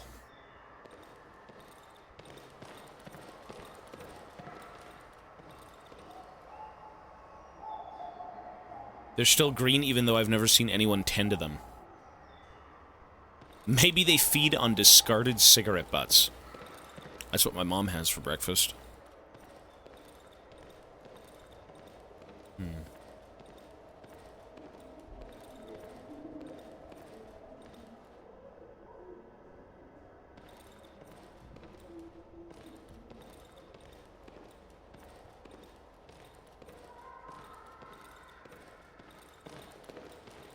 So, if there's supposed to be a second ending in this game, what are you supposed to fucking do for it?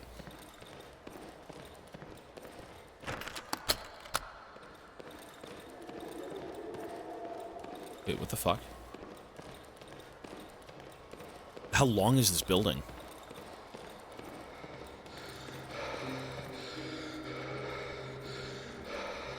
Oh my god, look at the fucking hallway.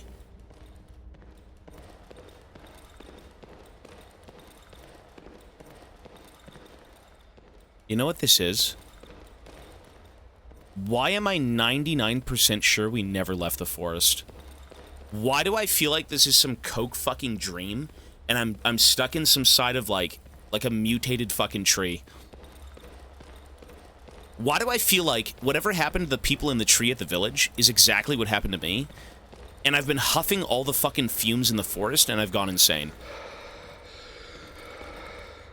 Why do I feel like that's the case? I mean, the guy literally talked about the doctor went insane because he was huffing all the fumes, right? And God forbid that guy laid down and just became part of the woods, right? Well, what about me? I apparently don't have a mask on. I don't have anything on. The lady with the elephants, the kids, I mean, they were the only people who seemed human. Everyone else was growing fucking fungus out of their heads.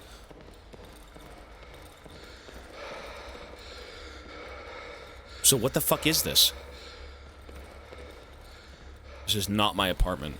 None of this is.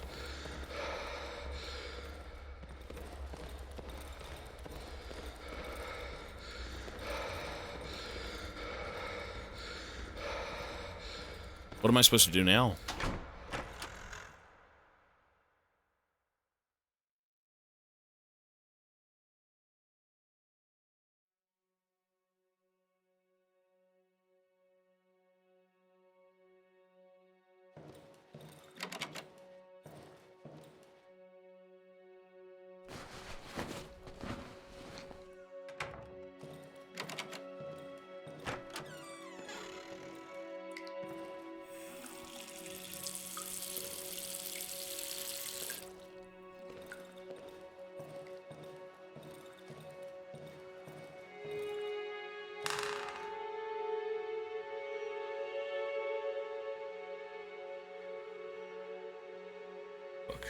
What if I don't eat this? What if I don't want to eat that? No! I made you soup, heat it up. No, I'm good. Heat it up yourself. When you're home from your supposed work.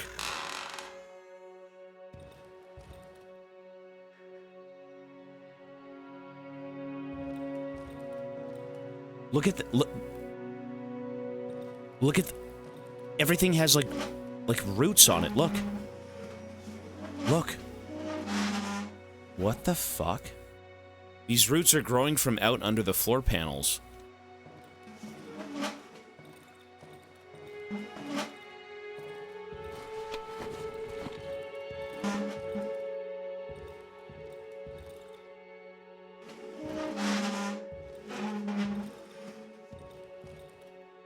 Fold the rug?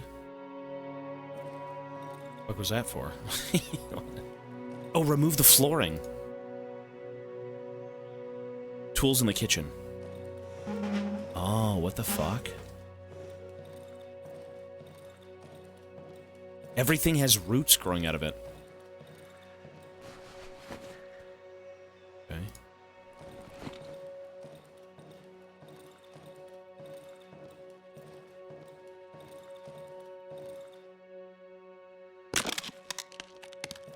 Oh my god.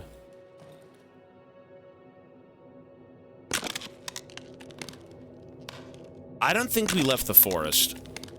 Yeah, I don't know what this is. I don't think we left. I think I'm right. Whatever happened, I swear to God, we're probably coked out on the fumes.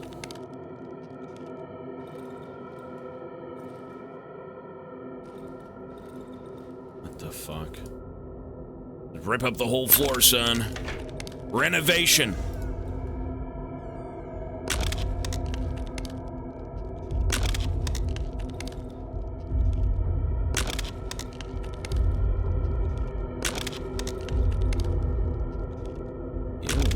Look at this. Look at this shit. Oh, God.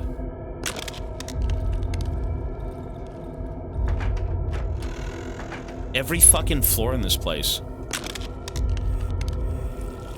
Is that even water?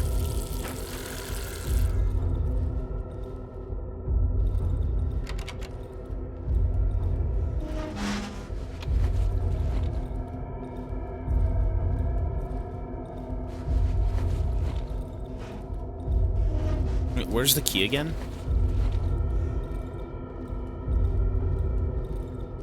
Can I leave? I don't want to leave my apartment. Yeah, I do.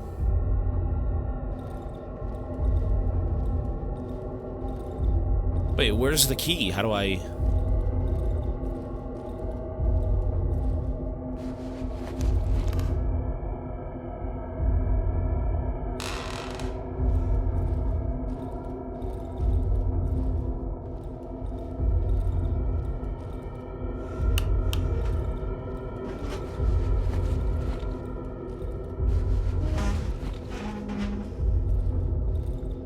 Top room in one of the wardrobes?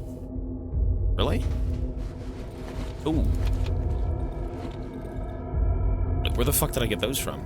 I just got a flashlight with batteries, but I can't even equip it? Fuck.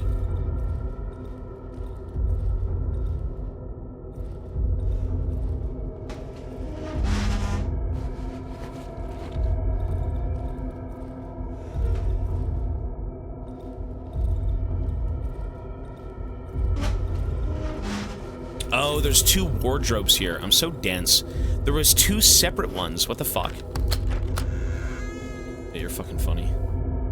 Rip up this goddamn floor! Making me sleep in fungus. Fungus bed. It's my bed. The white crumpled sheets look as if I've just woken up at last. I feel my sore legs buckling underneath me, my body becoming heavy and overwhelmingly lethargic. It was a grueling journey, 35 days of human torment. Look closer. Fighting off sleepiness with difficulty, I lean over the bed. The springs creak noisily under the weight of my hand. As I cast my glance on the light brown construction from plywood, I notice familiar features. They are elongated and arched. I can still smell the fresh sheets and the pleasant warmth of the quilt. Oh my god. It's also like the fungus. Remember the mushroom grove in the second zone? Remember when we ate the granny and it smelt good? They are elongated and arched. I can still smell the fresh sheets and the pleasant warmth of the quilt.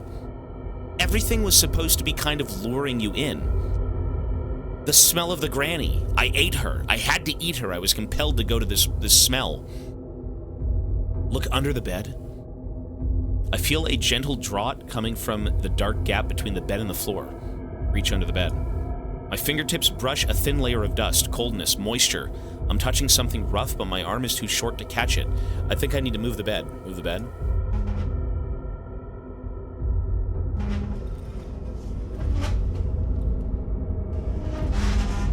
Is that a hole?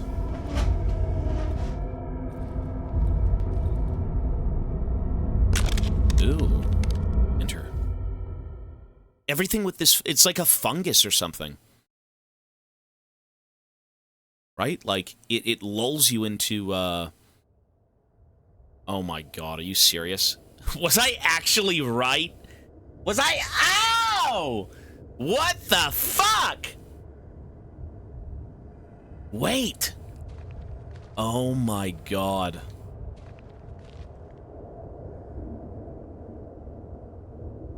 Wait, I was knocked out the whole fucking time? Dirty, clumped hair cover the woman's face. She's murmuring in her sleep, clutching a ragdoll filled with straw. Ragdoll. The moon has faded. The man is fast asleep. He's smiling. He's hugging his knees with skinny, dirty arms. A swarm of flies is covering a black sore on his back. Ew. My coat. Oh my god. I was here the whole time then. That's my coat. Tunnel. It's a meter-wide tunnel covered with a slimy membrane. Further inside, I can see pulsating growths blocking the way ahead. I won't be able to pass through this way. My trousers. Look at... Ew, I'm naked. Got that big, massive schlong. Old, weathered clothes. My hat. What the fuck? I'm at the bottom of a huge valley. I feel the dirty, dry earth pulsating under my feet. The emaciated figure sleeps soundly, embracing the remains of a child. Oh my... Corpse? I hear a faint whisper. Stasiak, my little Stasiak, sleep. Oh wait, is that the mother? Stasiak? Is that the mother, the elephant? No.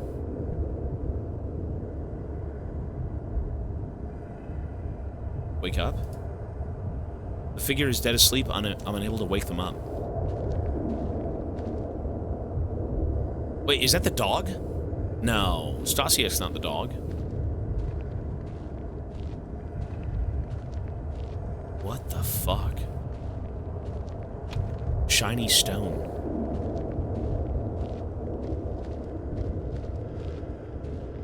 Figure is talking in its sleep, moving its hand as if caressing someone with affection.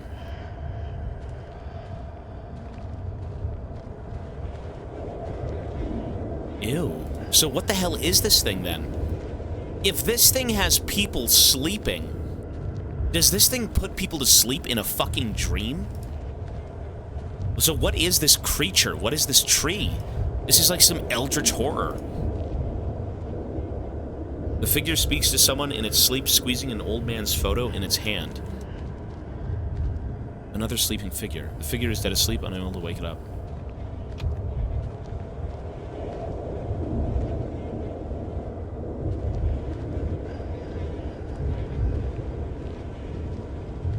Ew.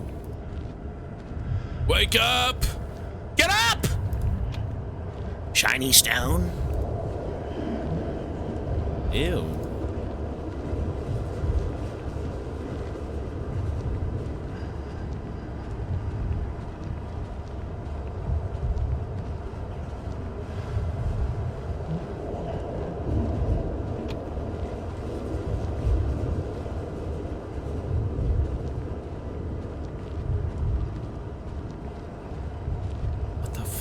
Look at this. Look how many people there are.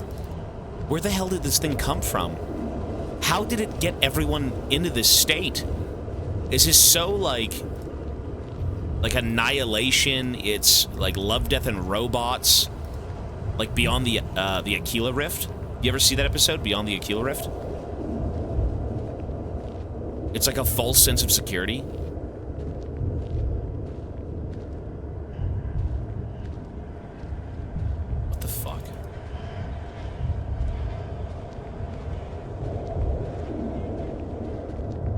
So does that mean everyone I met along my journey is also a fucking corpse? Does that just mean everyone I've seen is dead or sleeping? Is the world sleeping? What the fuck? So what does that even mean then?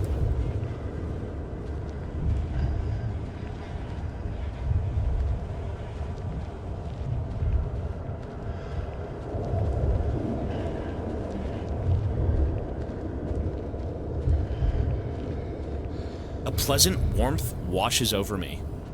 This guy's awake.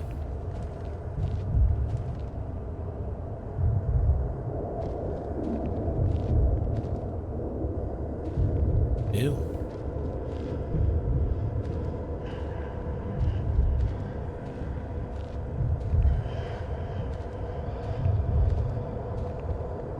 They're worshiping it. It's like an old god or something. I ain't going over there, fuck that.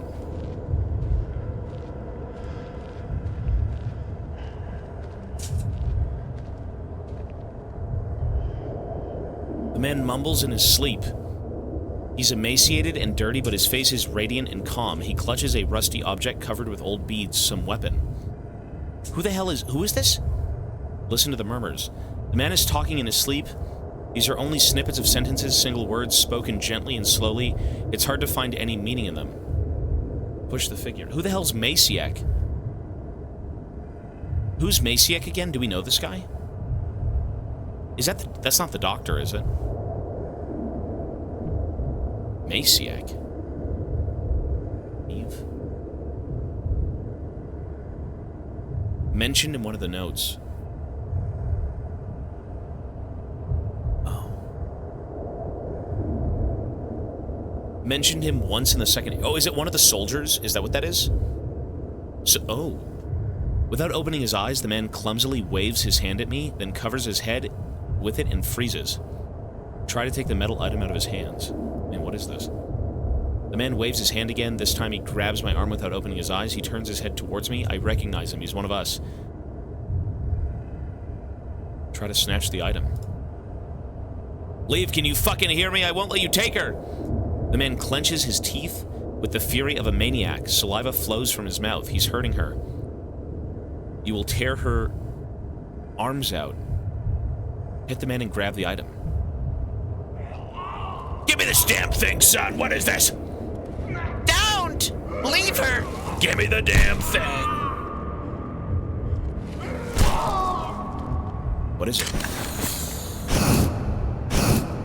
We're gonna burn this fucking thing to the ground! Jesus. That's a flamethrower. I beg you! Give her to me.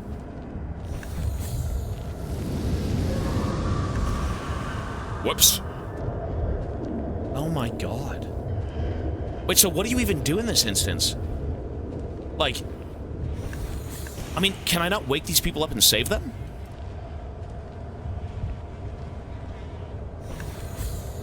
I tried. Ah! There's no tomorrow! There's no tomorrow! Die! All of you, your dreams and what you believe in are gone! There's no world to go back to! What the fuck? How can I not save them, though? Can I not save these guys? Like, what the fuck is this?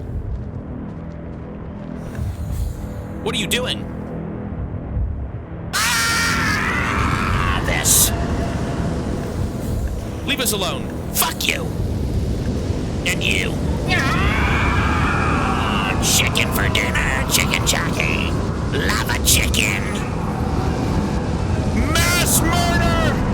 Please, now! You'll die with us! Well, maybe so! But this beast won't live on! No! Oh my, look how many there are. What is it? Is it like an eldritch god? Oh my god.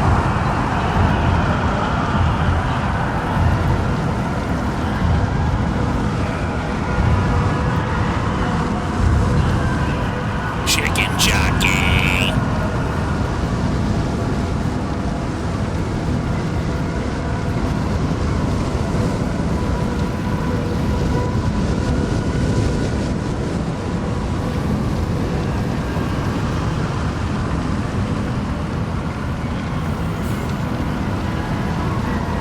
Jesus.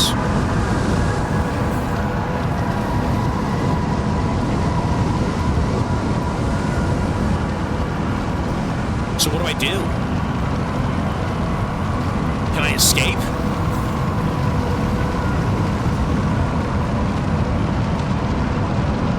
How do I get out?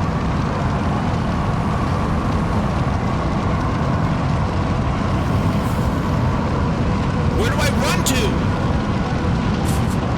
Get me out of here, son!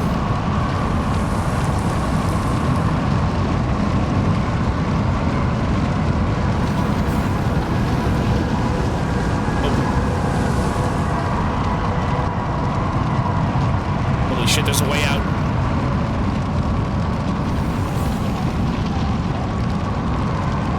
Skeleton. Scorpion fatality. Oh my lord, ew. from me. The fire's coming! Yes, it is. You die! Crawl to safety, you scum, you verminous goblins! Well...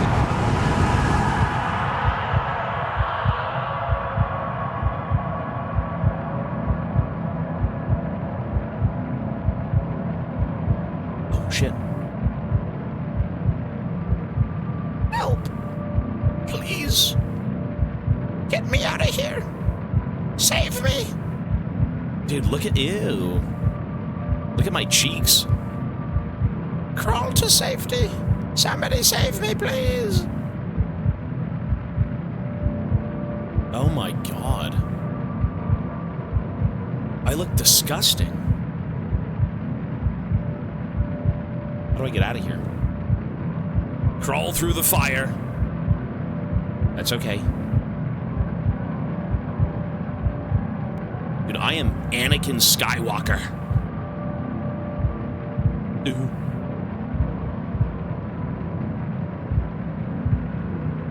Oh my god.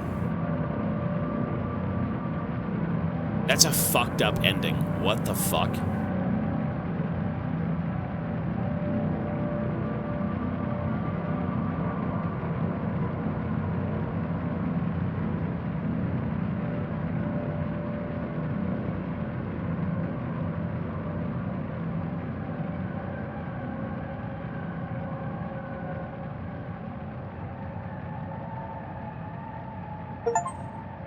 Burn the being. A great fire consumed the woods for a couple of days, gradually claiming many of its inhabitants. Burn the being. That's creepy. They call it the being. The visitor, right? It's very eldritch. It's very, like, out of space. You know, like, how did this thing come to Earth? Why is it putting people in dreams? The fire consumed the last road leading to the heart of the woods. I mean, that is creepy. The doctor who did not wake up, even as the flames came closer.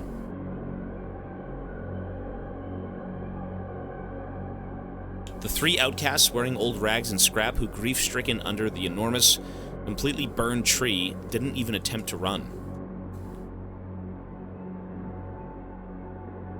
Grief-stricken under the enormous, completely burned tree. The elephant family who did not leave their house at the swamp, even as the flames started to consume it.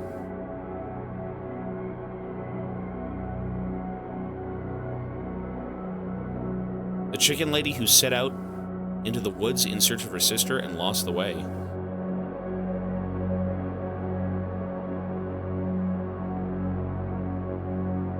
And the last living inhabitants of the flooded village consumed by the flames at the very end of the road leading home. Look Outside, but Polish. I mean, Look Outside was a Canadian game. But not everyone perished. Who lived? The doctor? No, didn't he just say he died? The little musician hid in the old hut with the trapdoor leading to the underground tunnels. When the fire went out, the trapdoor opened and the boy left the woods. Really, the musician lived. DLC with the musician! Just kidding, the studio went under. Actually, they didn't want to make a new game. So people said. Pietrek did not live to see the fire. Before the flames appeared, he rose above the trees in his rocket made of scrap. As he looked through the small spaceship window, he smiled for the first time. The Milky Way's stars looked as beautiful even now when moving away at a huge speed.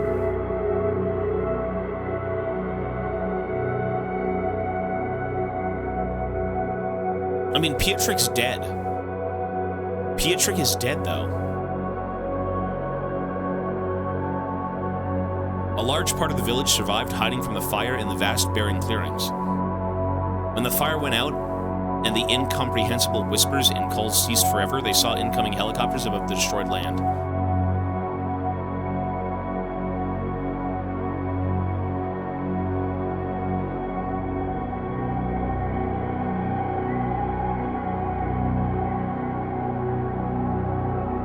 The fate of the man with the wolf's snout remains unknown.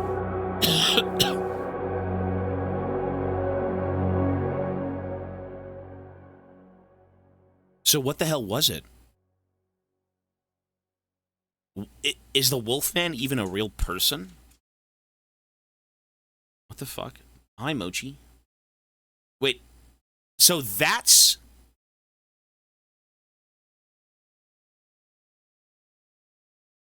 Is that both the endings? Is that both of the endings? I think so. That ending was creepy. I mean, you know what? I kind of saw it at the end. If you put the pieces together, it doesn't seem so insane. So, whatever that creature is, arrived on Earth, spawned on Earth, whatever that creature is, I don't get it. That creature basically puts people to sleep, and then what, feeds on them? The military got involved. It was its own, like... Ew. So it has to put you to sleep to feed on you. You know what? I've seen this, so... This is actually... It's not an original concept, but the game is creepy. It's very, like, I guess it being an eldritch creature is fucking cool, but it's... There's an episode of, You know what this... There's an episode of, The X-Files, where Scully and Mulder... I think that's their names, the two main characters. They end up going after fungus. Like, they get a case, and it's like, oh, we heard of people disappearing in a fungus land or something, like up in the hills. And they go investigate, and what ends up happening is a fungus takes them underground, and it puts them to sleep, and it tries to eat them as they're sleeping, and then they can still dream on. So, like, that's kind of the vibes I'm getting from this, outside of, like, you know, this has a fucking eldritch horror. I mean, that's cool. I do like that a lot. I like aliens. If that's an alien, that's cool, right? Because they call it the being. Oh, it's very well done. It is. This game was cool. Was this a, was this an indie game? Alien equals cool. It also creates copies of each other? What the fuck? No, this is cool, man. That's creepy. I feel like by the end of it, you can kind of see that coming a little bit. Maybe I've just seen that concept before a few times. If you haven't seen stuff like that, I mean, in Love, Death, and Robots, that's there. There's an episode of, like, an alien show, I forgot what it was, that had the same thing, where bugs put people to sleep, and they eat them as they sleep, but they're allowed to dream on. You know? It's for the sake of this game, though, it being some... So is it eating them? Is the creature eating them? Is that what it's doing? It's feeding on them like the roots, right? It's sucking up their nutrients into it. Consuming. Yeah, that's horrible.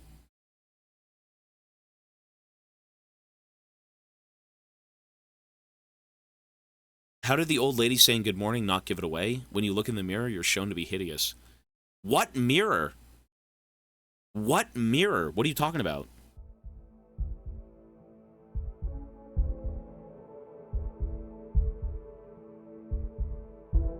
There's a mirror in the pig shed.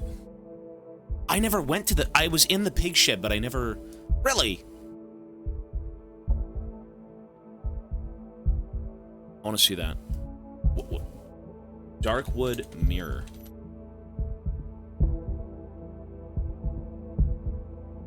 Oh my god. Is that what I look like? I'm mutated. What the fuck is... What is that?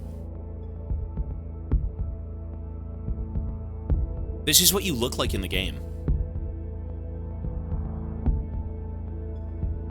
You know what that is? That's also the, that's the icon for the chameleon, upgrade. That's what you look like. That's your character. Wait, so you are rotting. But that's not reality. That's a fabricated existence. So is the entire game a dream? That's exactly what that was, no? The entire game, it's not a dream.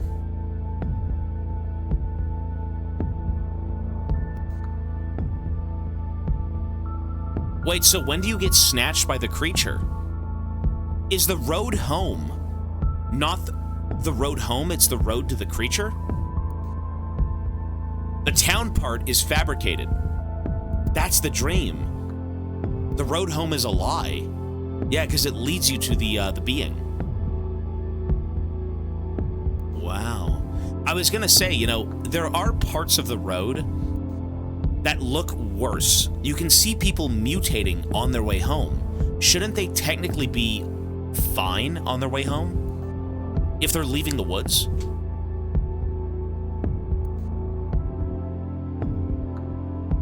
Remember how the trader said that you're going into the maw of the forest? It did say that. Yeah, he said that.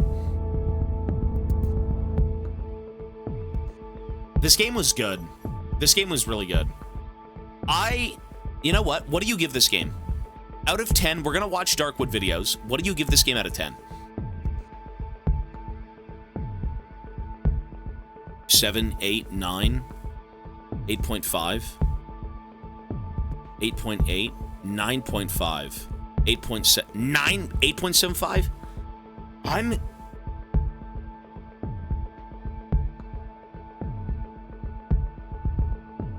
What the fuck? I mean, as a playthrough, I'm gonna give this game... I'm gonna say this game...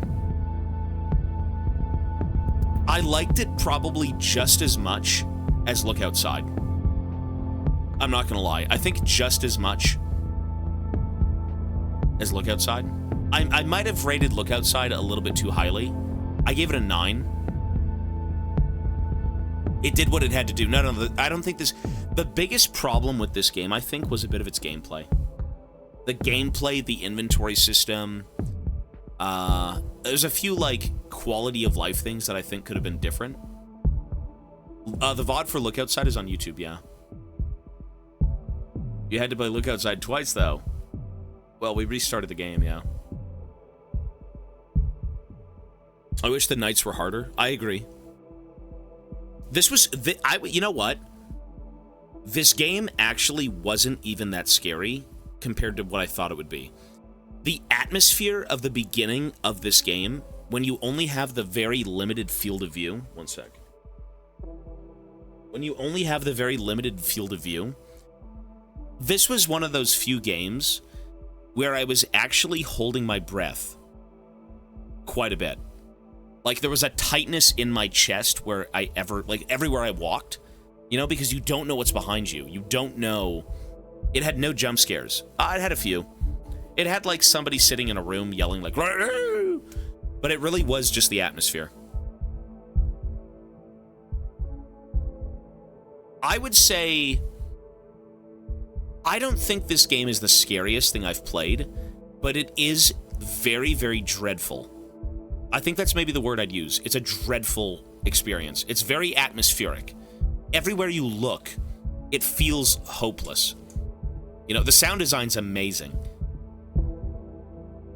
It's not that it's scary, that it creates a tense atmosphere, like you're constantly expecting the worst. Exactly, that's exactly what it does. It's dreadful, right? It's like the impending dread of, like, walking 3 feet in front of you because you can't see it. I like this. I thought this game was awesome. Especially since apparently it was made by 3 people, you guys said? 3 people made this game. That's impressive. This game is very fucking cool. Apparently 3, that's what people said. If you want to recommend games, join the Discord. Well, the Steam guide. We're gonna watch videos on this game. We're actually gonna watch videos right now once we're done wrapping up the rating. This game, I'm gonna give this game... Everyone said like 8. Somebody said 7. 7 is too low. 7 might be too low.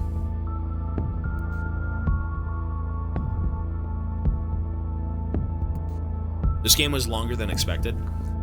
You know what? You know why it was a little long? It's because I was very thorough. You know what I didn't read was the fucking journal. I should have read the journal. I completely forgot the journal even existed. I should have read the journal. I did read a few entries from the journal, but I never read each and every one of them. And they're simple, too. I should have read them. Like, you don't even think you have a journal, to be honest. You never press the button.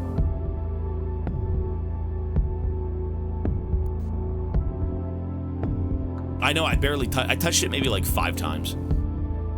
I always forgot the thing existed. Always. I'm gonna give this game... The journal's art was creepy. Yeah, it was very weird.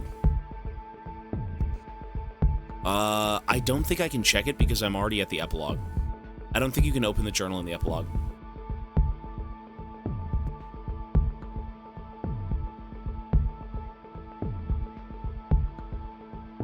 I never found out what happened to the doctor. Your first playthrough was 55 days? Really? That was 35 days for me. I'm gonna give this game...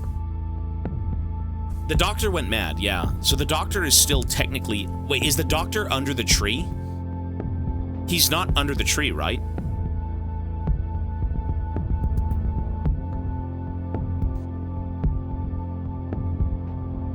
The doctor died. Was he at the being? I like how they call it the being. I like how they called it the visitor in Look Outside. I really like aliens because you can't comprehend them. It's the horrors of, like, deep space. Something from beyond our known consciousness, our galaxy, right? Things we just don't understand. Aliens in gaming are cool as fuck. Like, remember in Elden Ring? The finger? Creepy. I'm gonna give this game... I've been very generous with ratings as of late, but, like, you know, there are 9.5s. There are 9.5s. Subjective 9.5s. This game, I think, deserves what Look Outside got. I think, to me, I'm going to give it a 9. I want to say 8.5 to 9. The lowest I could give this game is 8.5. The lowest I could give this game is 8.5. To be honest. I think I'm at that point. Like, it's a very compelling and intriguing game. AC fans in shambles. Bro. Do a 9 for all the stuff you missed. There probably is... Well, you know what? Listen, Anime Titan suggested AC. Listen, Armored Core isn't a bad game. It's just lacking soul. It's lacking flavor. It's not a bad game, though. I actually thought it was fun.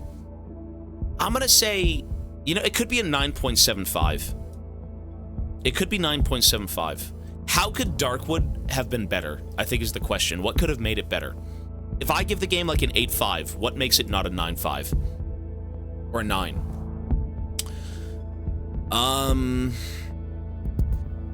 The combat was a little jank. I wasn't really a fan of the combat. I think the creature variety was lacking. The safe house options could have been cooler. The middle mouse button quick attack was a mistake. Can you not change it? Days could be longer, bigger inventory. Difficulty in different ways, probably. Somewhat more intuitive combat. I believe so, yeah. The combat in the game was kind of weird. No infinite health lamps, no infinite health chairs. Those were overlooked for sure. How many in the... Well, you know what? I don't think the creature variants were actually very exciting. I don't think they were very exciting. I'm not gonna lie. You had savage men, dogs, human spiders, and, like, bird lady and swamp creature. I think I was expecting a lot worse for, like, the atmosphere of the game. The centipede guys, too. Yeah, they were there. Well, the moose. Okay, there was a moose. The chompers. Yeah, I guess there was a few. I mean, so what's the lore behind that stuff? What would be the lore behind those creatures? Because if this alien landed, the dogs and the moose would be the natural wildlife. They'd have the rabbits, the natural wildlife. And then you've got people being infected by bugs or something? They are mutated humans, but how did they get mutated? I guess we have to watch the lore video. Best game in the last month? Last of Us 2? Maybe Outer Wilds?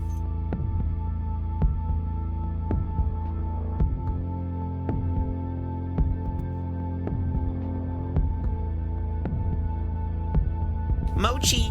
Hi, baby! Hi, little Mochi! Hi, buddy!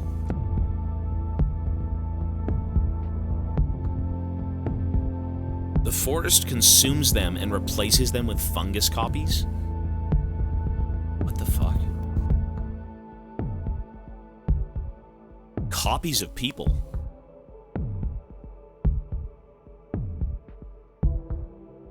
What?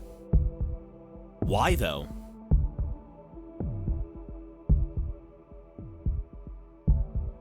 But, like, why would it need to replicate people? Is it taking over the world?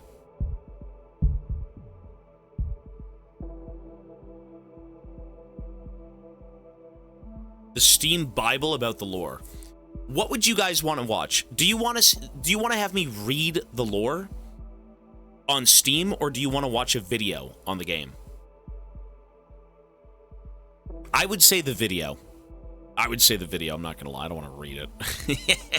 We read a bit in this game, and by God, I can't read. I'm having a stroke. You reading will kill both of us. You're not wrong. This game is cool. Again, you know what? I'm going to lock the rating in. Here is the rating as a first playthrough. As a first playthrough, I'm actually going to do two things. I'm going to drop the rating of Look Outside to 8.5, and I'm going to give Darkwood... I mean, I got to give it a 9. I can't. Both get a 9. They're very unique. Both these games get a 9. No, I'm not going to cope. They're 9s. Both of those games are 9s. I mean, it is subjective. It's completely subjective in terms of what you enjoy. But the biggest thing for me is that this game is so unique, and I haven't seen it anywhere else. The sound design, the atmosphere, the weird shit that goes on, it's all disturbing. It's all original. You know, the idea of the being coming out of wherever and putting people to sleep, I feel like I've heard that before, but it's done very well. Winging it as per usual. I think 9 is a good spot to be at. I think 9. Like, it's just... Maybe that's too high. Maybe that's too high. I think I'm being way too generous with games. I'm gonna give it like an 8.5. It's gonna go 8.5. No, 8.5. 9 is too high. Yeah, 8.5. 8.5. I think 8.5 is completely valid. Bro! I don't think 7. I think it goes above a 7 for sure. 7 is like a standard good game. It's above... It's like a little bit above average. Like, the craziest thing about Darkwood and Look Outside is that they're both indie projects, and they're both extremely thoughtful. There is a lot of shit and attention to detail in these games. It just stands on its own 2 feet, and you can remember it super vividly.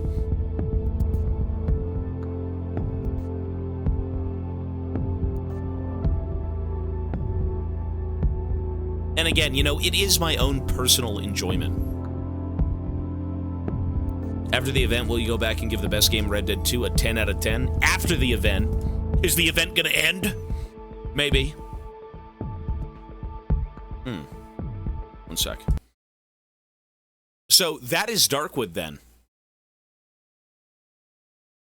It's a very thought-provoking game, for sure. Like, how did the doctor end up in the forest? How did they even see this stuff? Oh, sorry, 28K is not blank. 28K is Claire Obscura? Claire Obscura? Obscura. And, Ghost of Tsushima. You know, I really like aliens in gaming. I like the creepiness of the unknown. I think it adds another layer of, like, what the fuck to everything. You know? Because it's just not something you see done well. And I think for the sake of Darkwood, it was done very well. You wouldn't even have a single fucking clue that you were dealing with an eldritch entity for like 90% of the game. At the end of the game, I mean, the tree, the burning of the tree, the assimilation of people, like, what the hell is that? Right? By the end of it, when you... when it says it's lulling you to sleep, oh, it's so nice, the smell and all this stuff, you're like, wait, something's wrong here, clearly.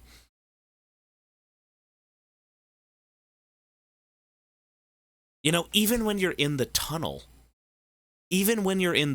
remember when you have to go through... Hang on.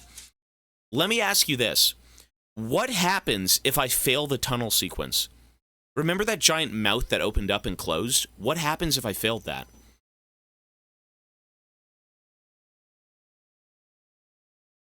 The infinite hallway with the roots, that's another one.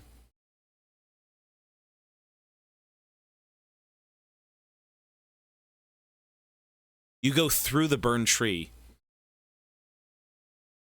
Oh. The tunnel is the hardest way to achieve the ending and you managed first try? Is it really? That wasn't that hard.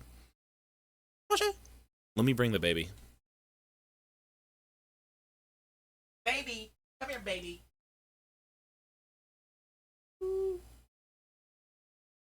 Yes, Baba. Hello. Hello, baby Moach. Wait, so what happens if you fail it then? Mochi. This is Baba. Ah!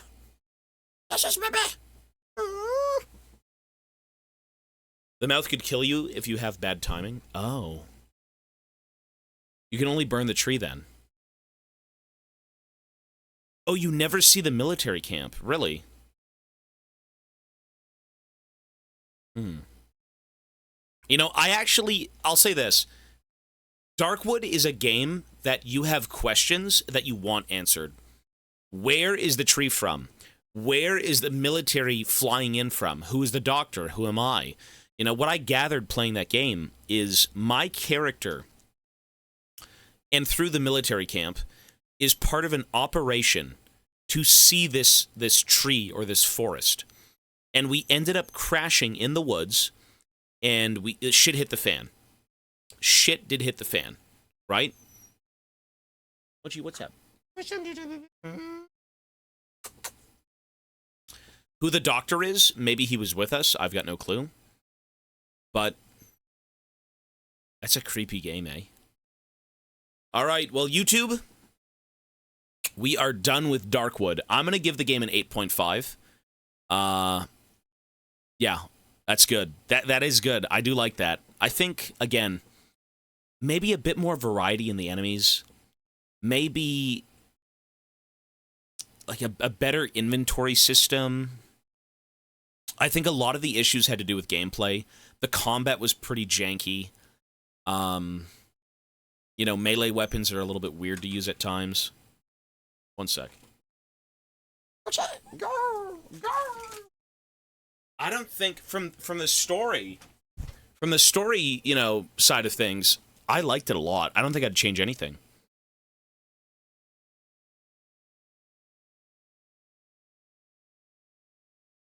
Government volunteered. The doctor volunteered to help the villagers before they knew it was an alien. It's an alien? Oh, the doctor was there trying to help people. Oh, wait, so the doctor was in the village helping people before whatever the fuck the tree was arrived. So why is it in the form of a tree?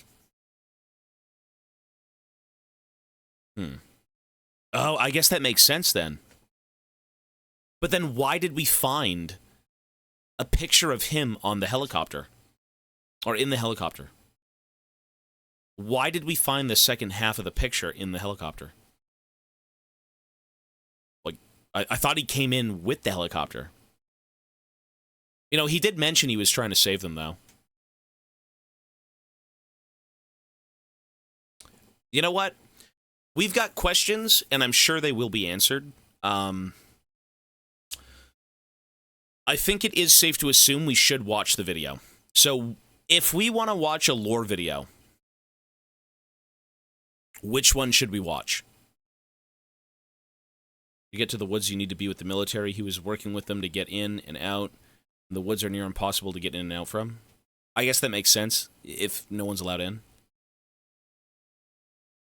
Well, everyone kept saying the Pyrocynical video was like 8 fucking hours. That's way too long.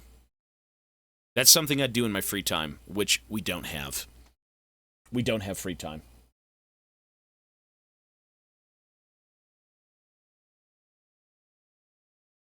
Everything we know we learned from the lore videos, so just watch it. Lamau.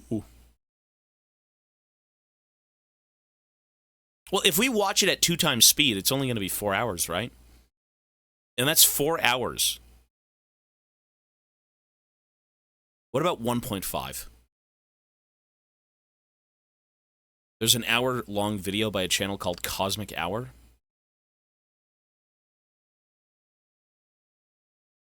It has a dev interview. That game is... When did this game come out? When did Darkwood come out? Does anyone know?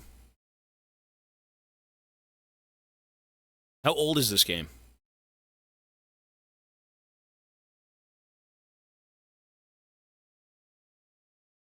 2016? No way. You're trolling. This is not a 2016 game. 2014? You're trolling even more now. What? 2017? I thought this game came out in like 2020. 2014. 2017. Holy shit. This game is 8 years old. 2014 was early access. I thought this game was recent. You know what, then? For the sake of the game coming out in, like, 2017, I feel like if they had gone back in and changed some of the gameplay to make it a little bit more not so clunky at times. I mean, this game's like a certified classic. Well, not like modernize it completely, but I guess so. Modernize a bit of the combat and stuff. Yo, Code Cane, 84 months. Thank you, man. Well, it's not that people didn't do good games, but this is an indie project. It's amazing. You know what? You know what's crazy? I don't know which concept I like more. For those who... Okay, I'm curious. For those who watched me play Look Outside, do you like the concept of Look Outside more or Darkwood more? Which one of those do you prefer? Darkwood both? A lot of Darkwoods. I mean, Look Outside is really cool. I don't know. Both of them are great in their own right. And they're both kind of eldritch horrors. Well, it's not... It's the concept. I'm not saying, like, the game of... whatever the entity is in Look Outside versus the entity of Darkwood is what I'm saying. Like a cosmic space horror that's drifting through your solar system, and you can't look outside for 15 days. Entity would be Darkwood. I mean, Darkwood's entity is some sort of like... Where'd the thing come from? Where did the creature come from in Darkwood?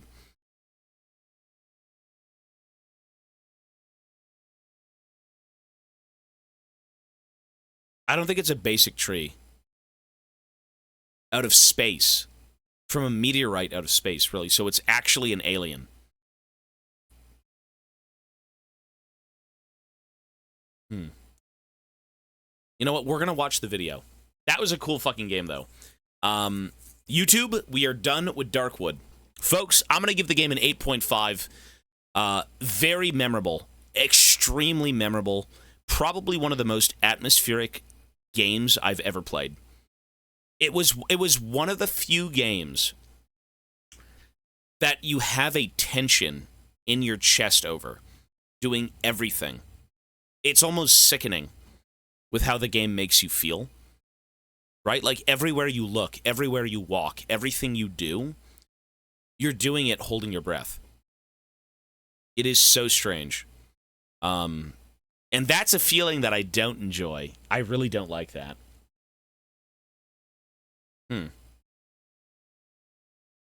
Well, that was something. Folks, YouTube, we are done. The next time you see me, we will probably be on... Well, you could join us now on Twitch to watch lore videos if you'd like. If not, we will be on... probably later tonight or tomorrow for Growing My Grandpa. The next game we will be playing, because we are playing Bloodborne on Friday. So Bloodborne's right here, Friday.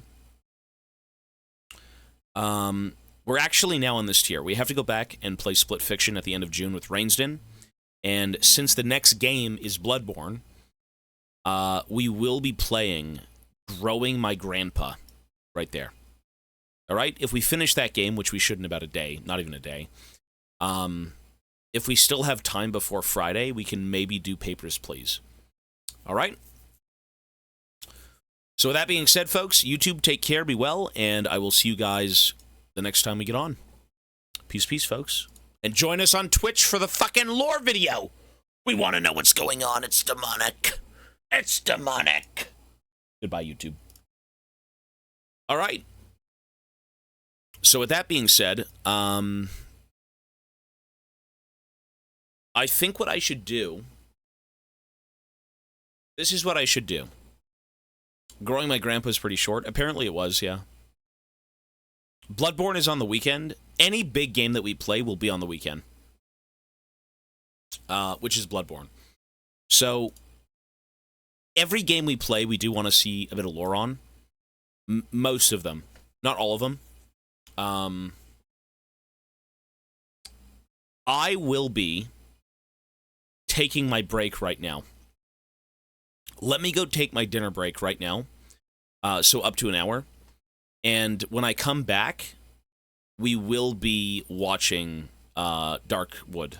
All right? There's no point in watching like an hour of Darkwood and then saying, bye guys, see you in an hour. If I do it now, when I come back, we can just start completely and I don't have to take breaks. Okay? So I do want to go eat. I'm fucking starving. And I think this makes the most sense. So, whatever videos you think I should watch, if there is the Pyrocynical video, you know, if you want me to watch that, I mean, it's 8 hours long. If you want to sit down and watch an 8-hour-long video with me, we can do that. That's kind of insane. Defi 1 is better at 3 hours and 30 minutes. See, that the 3 hours and 30-minute one, I think, makes a bit more sense for me, just because we are streaming. I think it's a bit too long. When I come back, you guys can decide, okay? We'll take a look at both and see what's up. So with that being said, I am going to take a break. All right, folks, it is time. Hello, we're here. Let me re-enable the timer. So, what we wanted to do was watch a Darkwood video. I have a stomachache. Whatever chicken I just had, I hope I cooked it enough. So, we gotta watch Darkwood. Saminella. Saminella. So Pyrocynical made a video. It is 8.5 hours long. That is a little bit too long. So instead, we're going to watch the one on Defi. Defi made a Darkwood video called Darkwood is a Masterpiece. And it is 2.4 million views. I cannot watch the 8-hour-long video. We're never going to get it done.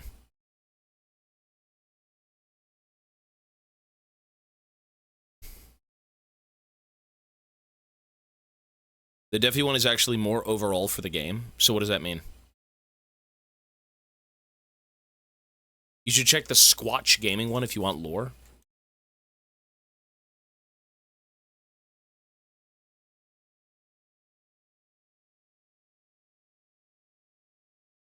Squatch Gaming Darkwood. The lore and story of Darkwood. Well, actually, that makes a bit more sense. Yeah, we could fuck with this. Sure. The lore Released in 2018 by... I want to watch this one.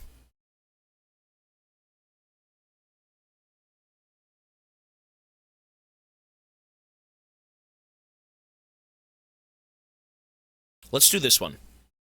The lore and story of Darkwood. Okay. So, let's get this going. The lore and story of Darkwood.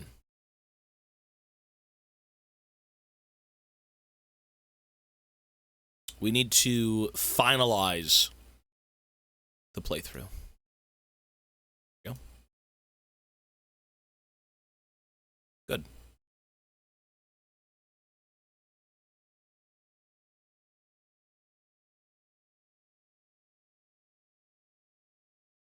All right, here we go. Let's see. Acid Wizard Studios, Darkwood is a survival horror game that follows an unnamed man as he tries to escape the eponymous forest. As he does his best to survive in the desolate environments and against the terrifying monsters, he comes across lore items and has conversations with NPCs that unveil the background of the world, revealing things like where the Darkwood came from, what led to the creation of all the creatures that live in it, and how the people in the forest have lived here for so long.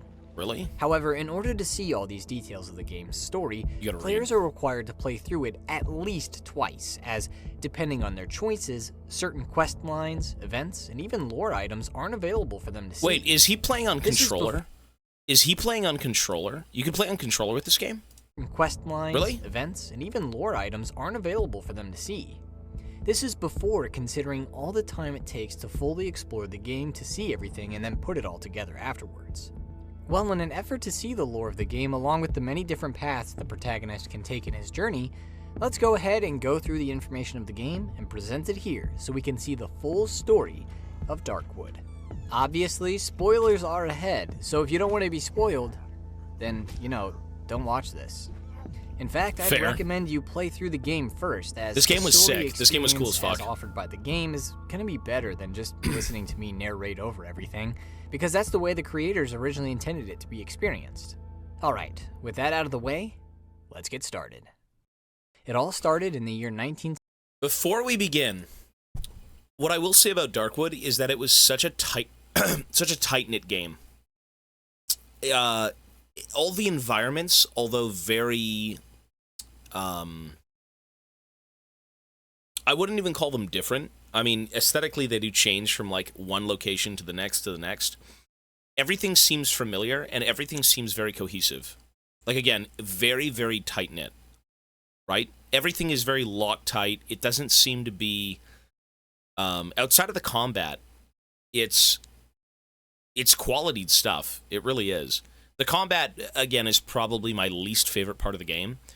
But everything is kind of, you can walk here and you can walk there, and you find little tidbits of lore. It isn't long, dumps of information or things that kind of keep you around too long, because you do also have to get home. It does a good job at, like, showing you the tidbits that you need, and then you move on. And you are kind of exploring the woods anyways. You need to find a way out, so, like, the longer you dwell on something, the less impactful it might be. So, it was just good. It was a very tight-knit game. Charge attacks. Well, because that's the most damage, dude. That is the most damage. In a rural, forested area somewhere in the countryside. It all started in the year 1975 in a rural, forested area somewhere in the countryside of Poland. Here, the people of the land lived out ordinary lives. They farmed the land, they reared livestock, and they raised their families. Although it wasn't luxurious living and there were plenty of times that people would quarrel with each other, for the most part, it was rather peaceful. And no matter how much people seemed to despise each other, they would always band together to get through tough times. But that all changed when, in August of 1975, I saw that thing. I said it was the semen. A caption at the back of the painting reads, "Light, 1975." I thought it was the semen. Is that really the creature, the being? They called it the being. I'm like, what the hell kind of painting is this? A meteor streaked across the sky and crashed in the forest near their villages. While this was indeed a notable event, no one had any idea how much change it would usher in. In the years following the impact, the area surrounding the crater began to undergo changes.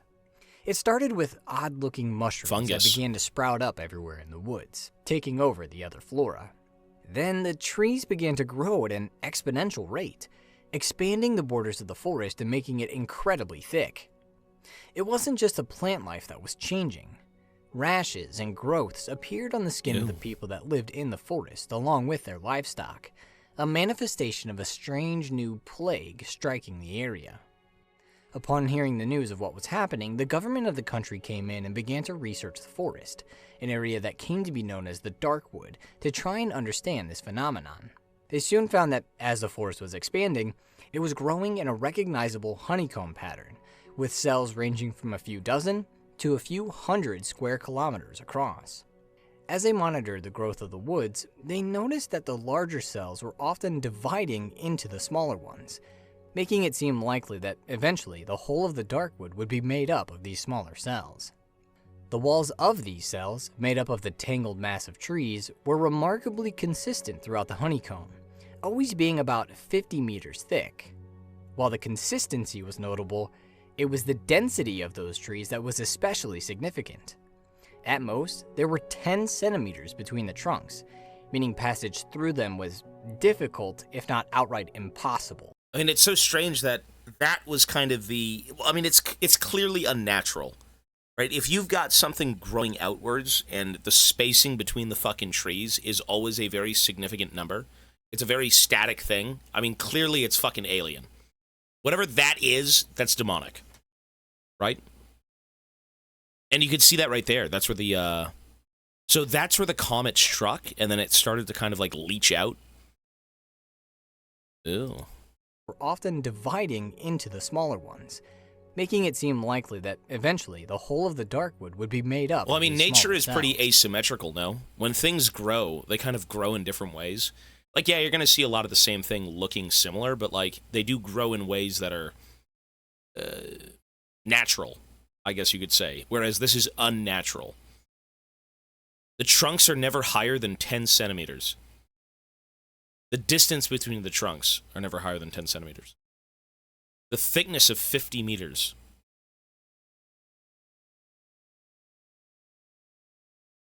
Regularity. Remarkable regularity, forming walls with the average thickness of 50 meters. Mushrooms grow symmetrically. Do they really? Really? The walls of these cells, made up of the tangled mass of trees, were remarkably consistent throughout the honeycomb, always being about 50 meters thick. While the consistency was notable, it was the density of those trees that was especially significant. At most, there were 10 centimeters between the trunks, meaning passage through them was difficult, if not outright impossible. Getting through the trees was made even more impossible by their uncanny ability to quickly heal damage done to them, making efforts to chop through them pointless. This incredible healing ability seemed to be triggered by a white, gooey substance that oozed from the tree at the point it was damaged. When this substance was analyzed, the researchers found that the trees that leaked it weren't trees at all, but replicas of them. Apparently, the white substance was some sort of shape-shifting material that would copy things it came in contact with. The prevalence of these replicated trees in the Darkwood was so great that some researchers estimated they made up 85% of it. Wait, so 85% of the woods is a replicated thing? It's all fake? We have accumulated about 5 liters of the substance that grows through the roots. As expected, it has lost its shape-shifting abilities after being disconnected from the root. From the stem, to be exact. Huh. Shape-shifting material that would copy things it came in contact with. The prevalence of these replicated trees in the Darkwood was so great that some researchers estimated they made up 85% of it. Jesus. Further investigations lied discovered to. that the white substance was being pumped through the forest through huge braids of roots that ran under the whole thing. Roots that all pointed back to the site of the meteor impact from 1975. Evidently, whatever was happening in the forest was linked to that impact event. As the researchers learned about the nature of the trees at the Darkwood, they also studied the unique plague that was afflicting the local populace. Yeah, what is this about? As the disease progressed, the growths would continue to spread over the body of the patient. As a result, it was common for their physical features to become twisted and warped, which gave them disturbing visages. You know, when I initially saw this guy, when I initially saw anyone in this game, I thought they were just kind of like that. I never realized that they were so fucked up. I never realized that some of these people were actually human. Darkwood, they also studied the unique plague that was afflicting the local populace. As the disease progressed, the growths would continue to spread over the body of the patient. They're Polish! As a result, it was common for their physical features to become twisted and warped, which gave them disturbing visages. I mean, I understand that, like, these people were going through something, but, like, at times when I was playing, with all the creatures in the woods, with everything going on, I was like, am I in some sort of fairy tale? You know what I mean? Like, it almost felt, well, I mean, it was otherworldly. That's exactly what it was. Visages. Patients also began to experience vivid auditory and visual hallucinations, the most common being a voice that called to them, telling them to go deeper into the forest. The voice was always someone close to the patient, making its alluring call all the more enticing to them. People that couldn't resist the call and dove. Wait. Patients also began to experience vivid auditory and visual hallucinations, the most common being a voice that called to them, telling them to go deeper into the forest. Deeper into the forest. The voice was always someone close to the patient, making its alluring call all the more enticing to them. People that couldn't resist the call and dove into the woods to chase after it were quite often never seen again. It almost does seem a little bit fairy tale-ish. No, for sure. Everything in this game is pretty simple. You know, the lore of it, I'm sure, is very deep, but surface-level Darkwood is simple. You know, it just runs a lot further than that.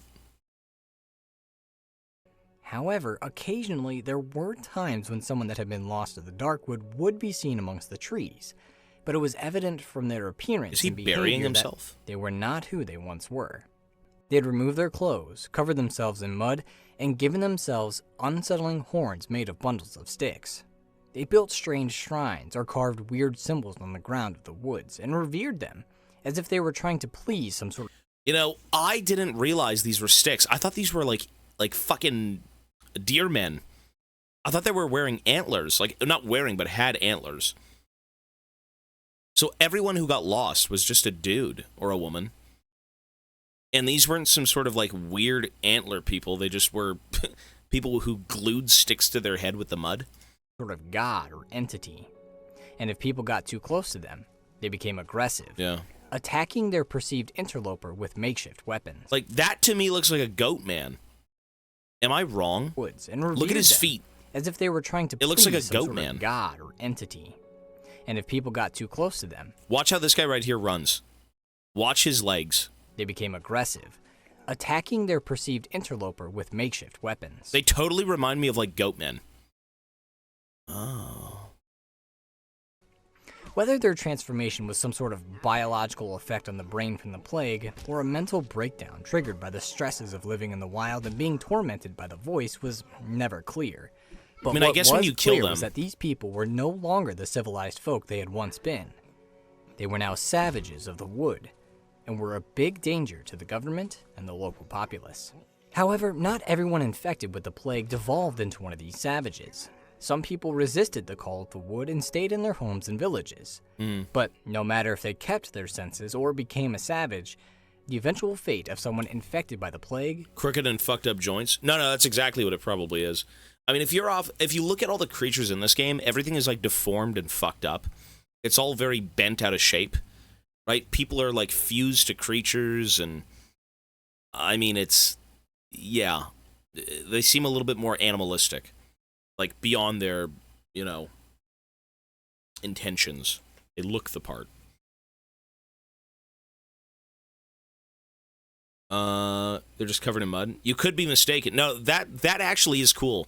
Again, I initially thought, well, who the fuck is the Wolfman? Wait, you know who pulls me? You know why I'm thinking this stuff? Who the fuck is the Wolfman? That's a literal wolf man. So, like, why is there no goat men? You know what I mean? That's probably why I thought that. I mean, these people being humans, that's cool. Was incredibly horrific. Well, we're gonna see this. As the growths continued to spread and the patients' bodies were Oh, shit. Is that's the fucking musician? I never saw this. Sorry, I'm gonna read chat. Hang on. They didn't morph into chompers. Yeah, that we don't know. Maybe they are goat men, and this dude is just talking out of his ass and presenting his fan fiction like facts. What? Maybe. I doubt it, though.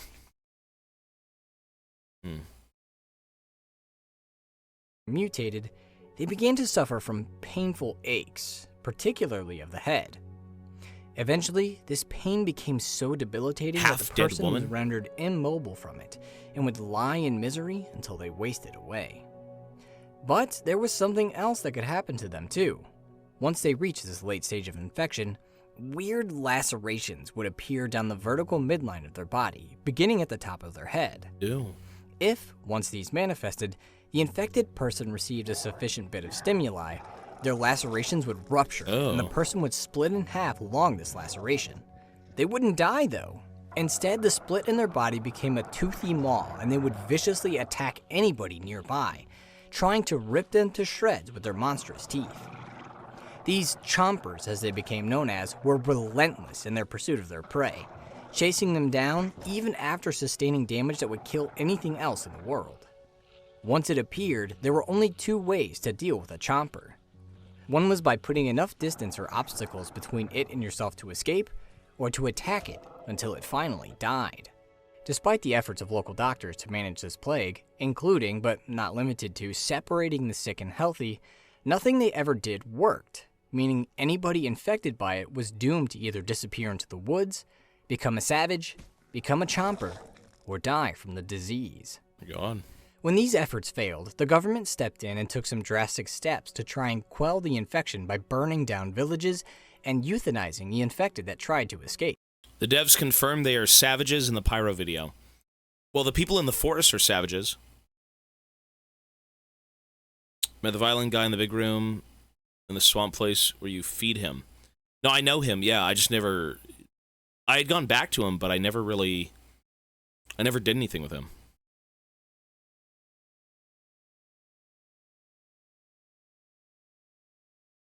Wait, what? The hunter was fused with a wolf?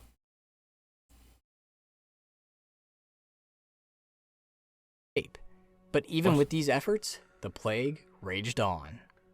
The only thing that did seem to work was a series of blockades that the government set up which prevented the local populace from leaving the Darkwood, as well as prevented anyone from outside the forest from entering.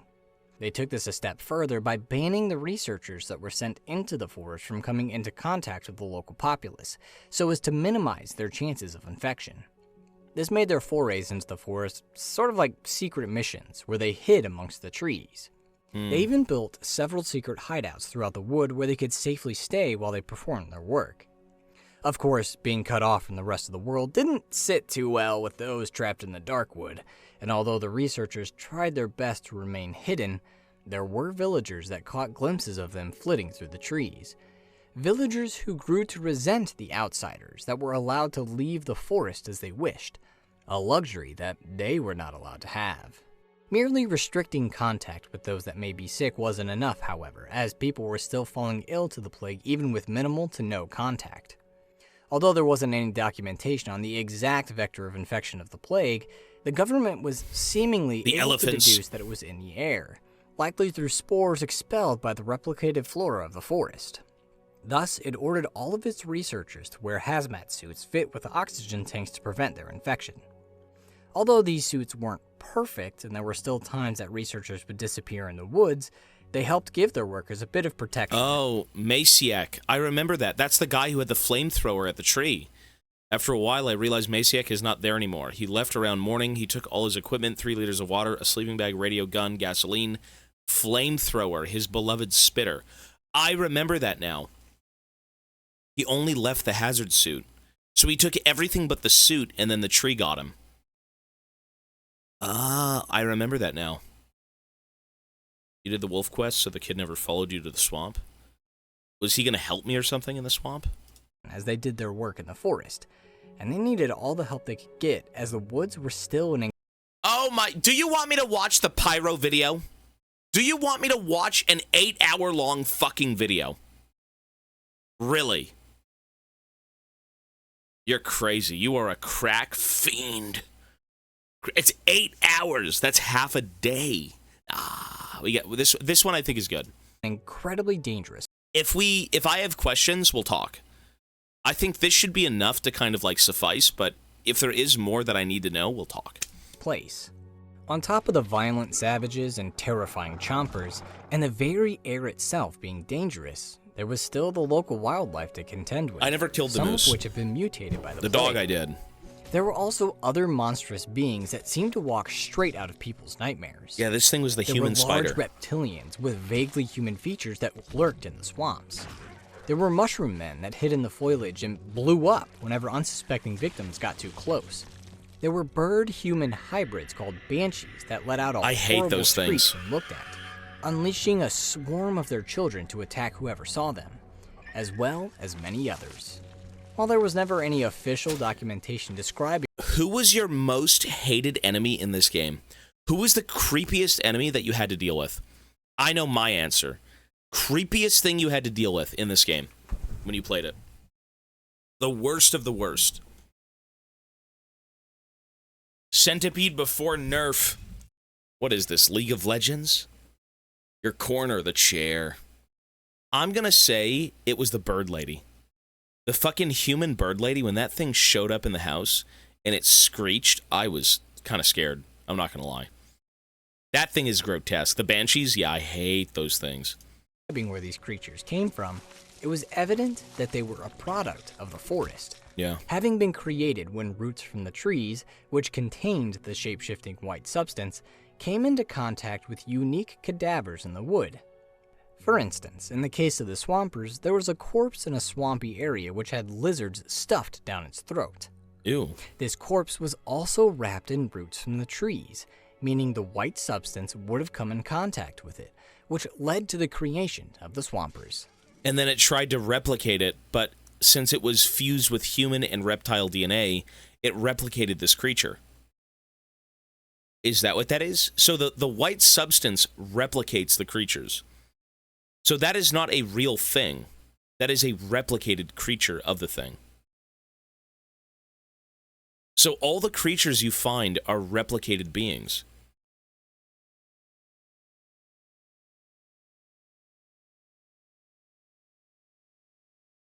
Look at the Swamper sprite. Yeah, I know, it's a human. Turn your back on the banshees and they don't do anything? Oh, is that really it? If you don't look at them, they don't even do anything? Really? Fuck? An interesting finding with regards to these corpses was that they seemed to be deliberately staged for the forest to find and replicate, as it was evident people that the worshiping items them that were in the corpses were placed. Oh, that's the mushroom men. So, remember the body we found that had both of its eyes gouged out and big mushrooms were carefully placed in its eyes? Was that, I mean, who the hell did that? The savage people? Albeit violently within them. And the bodies were always conveniently close enough to the trees and it replicated the key too. Replication by the white substance could take place. Evidently, something in the forest, one of these monsters... Bro, this is just Annihilation. That's what it sounds like. In Annihilation, it also replicates things, but it makes it all fucked up. It's like a very uncanny valley. Have you seen the movie Annihilation, which was also a book, I suppose, before it was a movie? It takes the DNA of things and it replicates it. And that also came out of space. So clearly, I mean, this game was clearly, like, inspired by Annihilation. Right? Some alien, some entity falls out of the sky in a comet. In Annihilation, it lands in a lighthouse. And from that, it starts, like, changing and replicating the environment. If you're in its space, you breathe it in, you deal with it, and it takes your DNA, and it alters it. Some shit like that, right? That's kind of, I mean, that's kind of the vibe of this. That this area is just kind of this, like, big bubble. Although, I don't think it was feeding on people. I think it was just kind of, like, changing it. It wasn't necessarily a malevolent creature. I don't know. This one is. To be created. But whether for defense against outsiders or some other purpose was never uncovered by the government. What if it's not...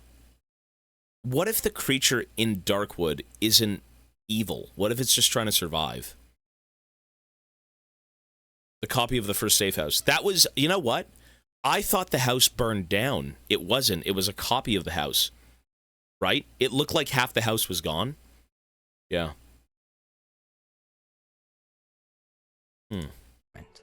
Not every replica created by the forest was a dangerous monster, however, as there were reports of other strange creatures in the wood that weren't as hostile. What the hell was that? What the hell is that?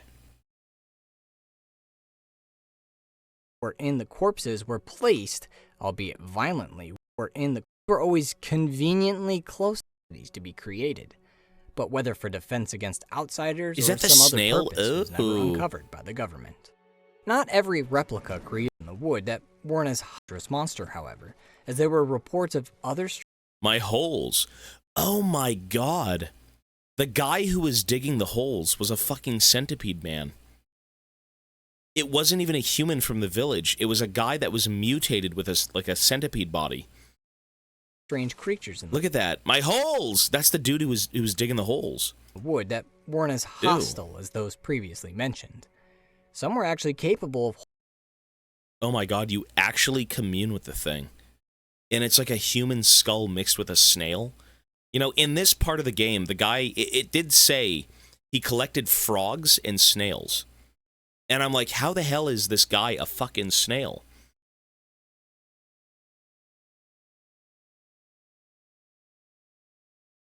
The first traitor you encounter is replicated already.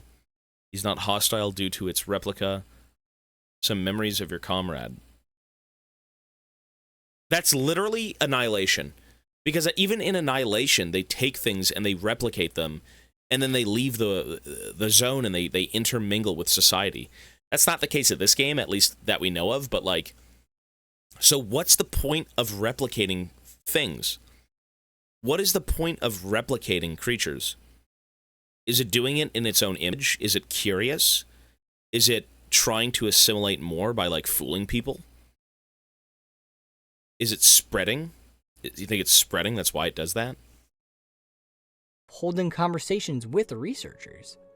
These friendly, or at least non-aggressive replicas suggested that if something was working to get these replicas created, they didn't have full control over what things were replicated, and that the forest, or at least the white substance, acted independent of their actions. These friendlier replicas were few and far between, though, and, for the most part, the government workers had to deal with the monstrous replicas of the Darkwood when doing their work. What made that work even more dangerous was the fact that all of the dangers of the forest, from the savages to the monsters and particularly the miasma, were much more active at night. requiring the researchers to bunker down in their hideouts when the sun went down.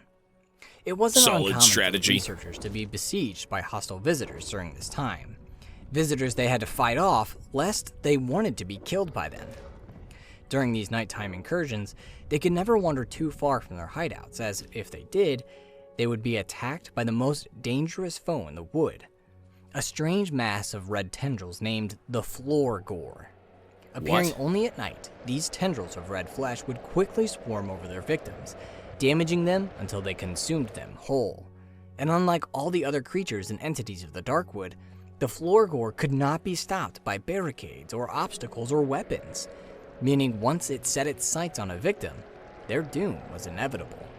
However, the government was able to find a defense against this terrifying entity. Yeah, the goop. A weird, unnamed substance that let out a gas or scent when cooked that, for whatever reason, repelled the floor gore, making it give up its chase.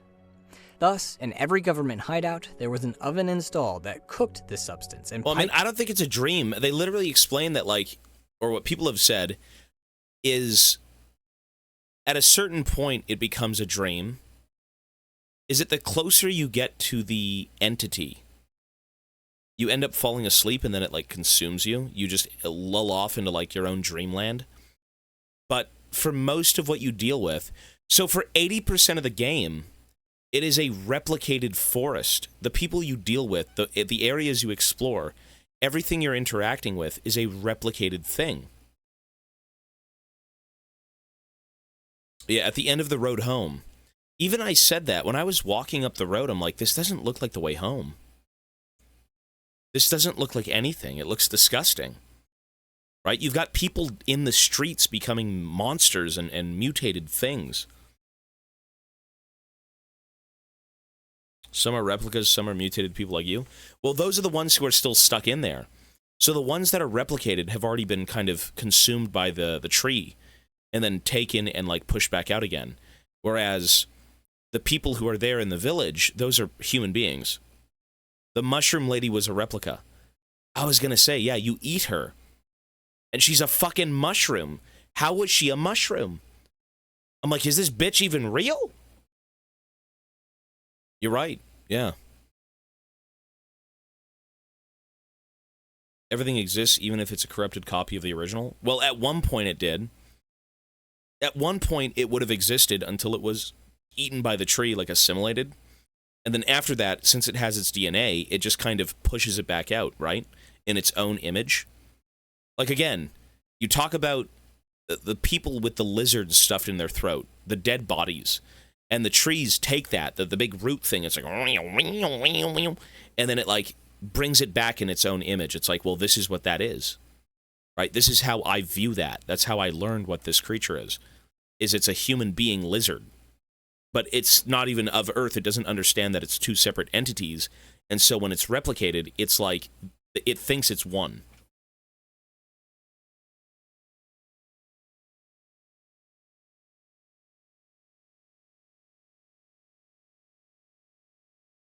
When you wake up inside the tree near the entity, you're not mutated and no one is.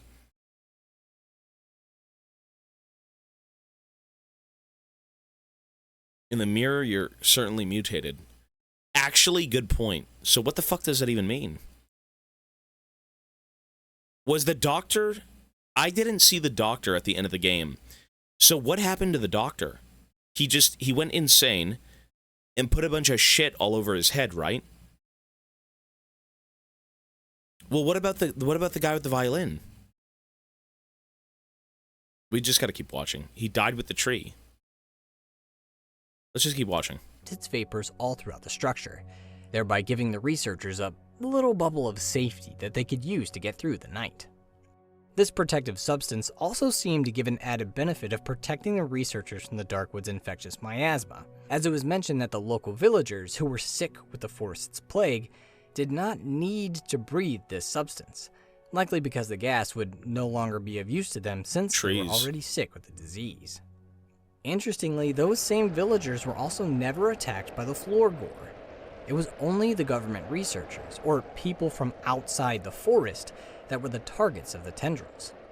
In fact, it seemed that the outsiders are always the main focus of the hazards of the wood, as if the forest itself recognized they were foreign bodies and wanted to expel them.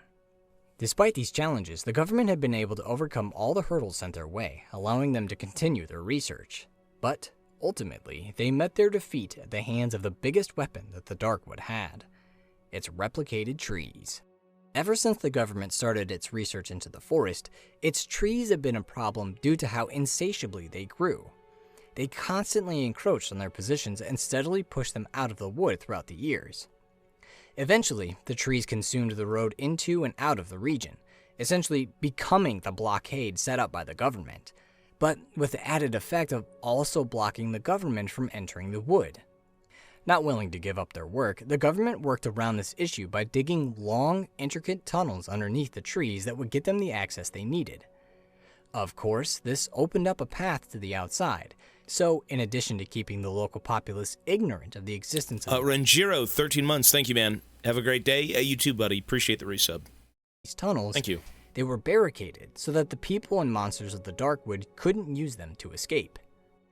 These barricades took the form of heavy metal doors that were locked when not in use, and when an expedition was sent into the forest, each member had a key that could be used to get through the doors. That I deduced. This workaround worked for a time, allowing research to continue. But as the years wore on, even these tunnels were destroyed by the forest, whose large braided roots caused collapses as they grew over or through the tunnels. Additionally, the tunnels somehow seemed to draw the ire of the crazed savages of the wood, who seemed to have an uncanny ability to sniff out where the hideouts with tunnel entrances were and attacked them. While most of these savages were fended off, some were able to penetrate the tunnels, requiring them to be killed before they can be used again. Any one of these issues, from the deadly plague to the crazed locals, the nightmarish monsters, or the trees that grew faster than weeds, would be a lot to deal with on their own. But the Darkwood had all of them at once, and eventually, due to all of these issues, journeys into the forest, especially its inner reaches where activity was highest, slowed to the point that, by 1987, 12 years after the impact events that set everything in motion, only a handful of expeditions were launched a year. They did still happen though, and in September of 1987, one such expedition was organized. But unlike most of the other expeditions of late, this one would send the researchers through Tunnel 21 so they could reach the furthest depths of the forest. The mission was described as urgent, with its ultimate goal being to gather further information on the forest's roots and gather information on the white substance that ran through them. Everything seemed to be going according to plan until the expedition was attacked by a large group of savages. The lunatics overwhelmed the outsiders, killing them and tying some of their mangled corpses to trees near their camp. Ooh. However, not every outsider was killed in the attack.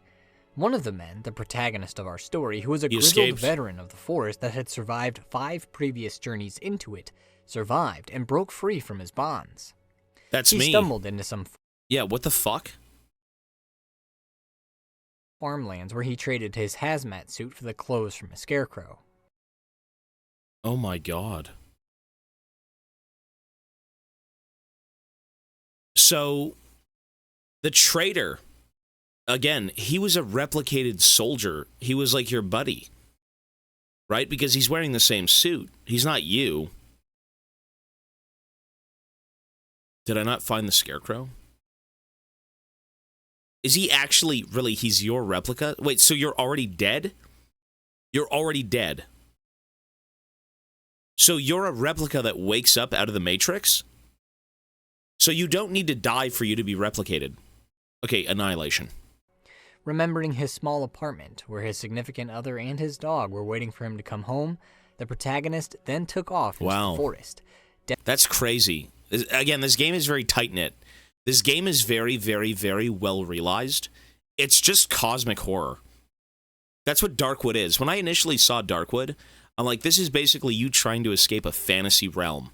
You're stuck in some creepy woods and there's monsters. But everything is actually like a tangible, grounded thing. It's cosmic horror is what this game is. It's 21. Well, I mean, even when we find a key that's replicated, all the keys are also gooey. I was right that everyone had a key, but then the keys got replicated, so desperately trying to make his way back to the underground entrance to return home. The same journal you find, too. Eventually and it's collapsing in a clearance. You actually pick up the journal from the guy, and it's full of fungus. It looks like it's, like, rotted. Seemingly doomed to die in the Darkwood. But at that moment, he was found by a local doctor. Oh, wow. It wasn't exactly the salvation the protagonist hoped for, however, as this doctor, who had toiled for years trying and failing to save the people of the Darkwood, was sick of being trapped in the forest and wanted to escape from it to be reunited with his wife and daughter, who had been evacuated from the forest years ago. Upon seeing the protagonist's key, the doctor realized he was an outsider and would know the paths out of the Darkwood. So he brought the protagonist back to his home and tied him to a chair. Yeah, you do kind of look like a scarecrow. And beat his prisoner, trying desperately to get information out of him.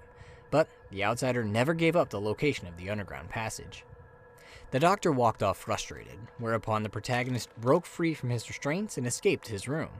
He caught a glimpse of the doctor as he did, but the power went out, plunging the cabin into darkness. As the protagonist stumbled around in the dark, he heard someone call for help from behind a door locked with a code. Another prisoner of the doctor. Probably an outsider. As the protagonist searched for a way to help the prisoner, he came upon a terrifying sight. A hallucination of a corpse with dials instead of eyes lying on the ground where a radio just was. Then the body spoke, telling the protagonist to turn on the generator. And after he acquiesced, it gave him the code to the locked door, thereby allowing him to release the prisoner. As a reward for doing so, the protagonist was attacked. After fighting off his attacker and collecting a plastic chick from his body, the cabin was then beset upon by monsters that looked like black versions of the chompers that lived in the woods, who knocked the protagonist out as they swarmed through the cabin. As he lay in a daze, he saw a figure emerge from the fog of his vision, reaching out a hand as if to help. That's the The next thing he knew, Is that the traitor? He was coming to on the floor of one of the government hideouts. After taking a moment to recall the events of the previous night, he found that his key to Tunnel 21, his only means of getting home, was missing, now in the hands of that doctor. He found pages torn out of his journal as well, and worried that the doctor may have found the underground entrance, he rushed off to see if it had been opened. He breathed a sigh of relief when he found that the door had not been used in the past couple weeks. Curiously, when he investigated the door, he noticed a bead of light when he looked through the keyhole. He didn't think much of it, believing it to be one of the lights in the tunnel beyond. What if it's one of the stones? Returned to the hideout where he resolved to find one of the shiny stones and recover his key, where he could then escape the forest and get home. He got his first lead the morning after his first night in the forest when he found he had a visitor in his hideout. A stranger with a large coat standing by the oven. Poking out of the stranger's hood was the face of a wolf, and when the stranger spoke, it became clear that the wolf face wasn't a mask. It was the man's actual face. Despite his gruff greeting, the wolfman said he would help the protagonist find the doctor if he helped him with the job first. The protagonist agreed, but the wolfman wanted to prove that he was capable of doing the job first by meeting him in his camp in the Silent Forest, which, according to the wolfman, was going to be dangerous to get to. Eager to get started, the protagonist then set out to gather materials from the dry meadow around him to prepare for the journey. The wolfman wasn't the only visitor he got, as the next morning, the protagonist found another stranger in his hideout. And as he approached his second visitor, he saw that it was the man that rescued him from the doctor's house. Without the fog of unconsciousness clouding his vision, he's wearing the same suit. His rescuer seemed to be an outsider like he was, as he was wearing the standard hazmat suit outsiders wore when coming to the forest. Upon closer inspection, though, the protagonist noticed some peculiarities about this visitor. His skin was unnaturally pale, and there were growths along the front of his helmet, a helmet that looked less like something he wore and looked more like something that was a part of him. He even thought the visitor looked familiar, but it was hard to tell for certain through the fogged-up viewfinder. If the man was an outsider, he was evidently trapped here like the protagonist was, and he didn't talk about trying to escape. In fact, when asked about the road home, he merely told the protagonist that it was useless to try to escape, as all roads... Well, the Pyrocynical video is 8 hours long.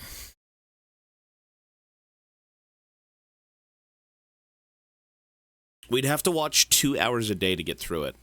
Or 4 hours a day. I mean, I don't think we've ever watched a video that was that long for any game we've played.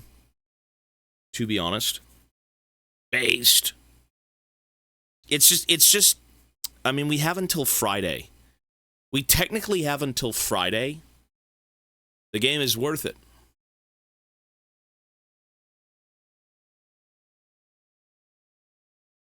Please, God, don't. It probably is good, though, to be fair.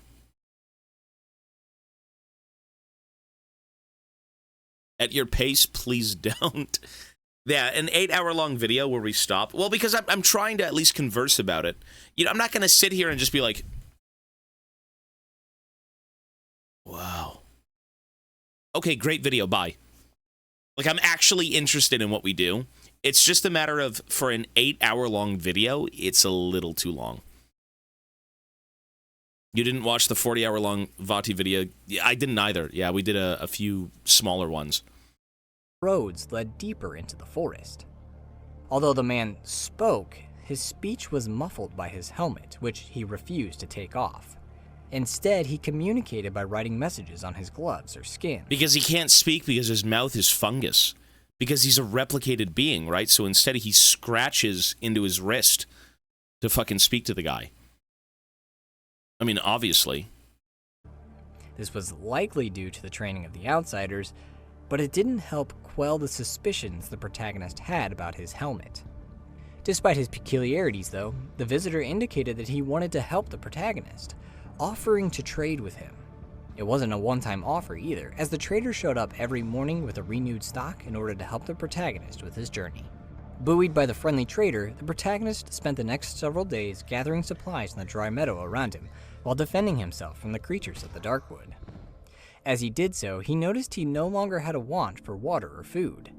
Well, except for a strong desire to eat the red mushrooms that bloomed in the forest, a craving he soon gave into. But after cooking and eating some of these mushrooms, he found that they gave him terrifying nightmares. In one, he dreamed of a talking cadaver that tried to convince him to take a nap in a grave. Yeah, what the fuck? If he refused its offer, he was attacked by another one of those black chompers, like beckoning over. ending the nightmare. Oh, you know, this is interesting. So, like, a lot of this seems to be... Remember when the doctor was like, if you're not from the woods, it seems to be repelling you? In these nightmares, because you are eating the infected fungus, what I'm thinking is it's trying to win you over to come give yourself to the tree. Come lie with me, feel the soil. Right? This is just the tree talking to him. This is the visitor, the being. And then if you disagree, hey, we're going to repel you from the woods. That's exactly what that is, right? That's what those dreams are. Yeah, okay. Take a nap in a grave. If he refused its offer, he was attacked by another one of those black chompers, ending the... Yeah, that's very... I mean, that's creepy. nightmare. That's weird. In another, he was in a church that served as a triage center the local populace set up to deal with the infection. Sick people lied on church pews and others waited in a line Repelling you to sleep at the end. Yeah, it is. Exactly. Presumably to be quarantined. Upon inspecting a room on the side of the building, the protagonist found a strange box, and upon picking it up, a black chomper appeared and attacked. But this one screamed about a seesaw and a dress and a box for his girls. If the protagonist was killed in or fled from the ensuing fight, his nightmare ended. But if he overcame the chomper, then he would find a medallion on its corpse that held a picture of two girls with haunting, twisted faces. Oh god, they're replicated. And a code which could be used on the trapdoor of the church, which, when used, also ended the nightmare. Weirdly, what happened in this dream actually had an effect in the real world. First of all, the strange box that the protagonist had found in his dream was on his person, and the Wolfman, who appeared in the protagonist's hideout once again, said that he would be able to open it once the protagonist brought him its key from a location in an area of the forest called the Old Woods. That location was the same church of the protagonist's nightmare, and what he found in its ruins depended on the outcome of his dream. If he had successfully killed the chomper, then he would find the corpse of a man split in half, lying where the chomper died. However, if he was killed by or fled from it, then a man would be sitting in the church, muttering about things he would get. I had this happen to me. I died to that thing. A man split in half, The lying fuck? where the chomper died. However, if he was killed by or fled from it, then a man would be sitting in the church, muttering about things he would get for his girls, just like the chomper did in the protagonist's dream. Interestingly, if this man was killed, a medallion like the one that was found on the black chomper could be found on his body. Except they're normal. Complete with the code to the basement, but without the faces of the girls being distorted. All things considered, the implication was clear. This man was the black chomper the protagonist had seen in his dream, and further suggested that some things he saw in those dreams Were real. Either by using the code from the medallion or being given it by the man in the church, the protagonist unlocked and descended down into the basement's depths, which was filled with plague-ridden corpses and either people on the verge of becoming chompers if he was killed by or fled from the chomper in his dream, or huge dogs if he killed the chomper. Oh. In the deepest part of the basement, the protagonist found the key the Wolfman was talking about, and upon delivering it to him, the wolf excitedly He finds a opened bunch the of box, dumb shit. It's like but paintings was or angry yeah. to find that all it held was a shiny stone and some child's drawings.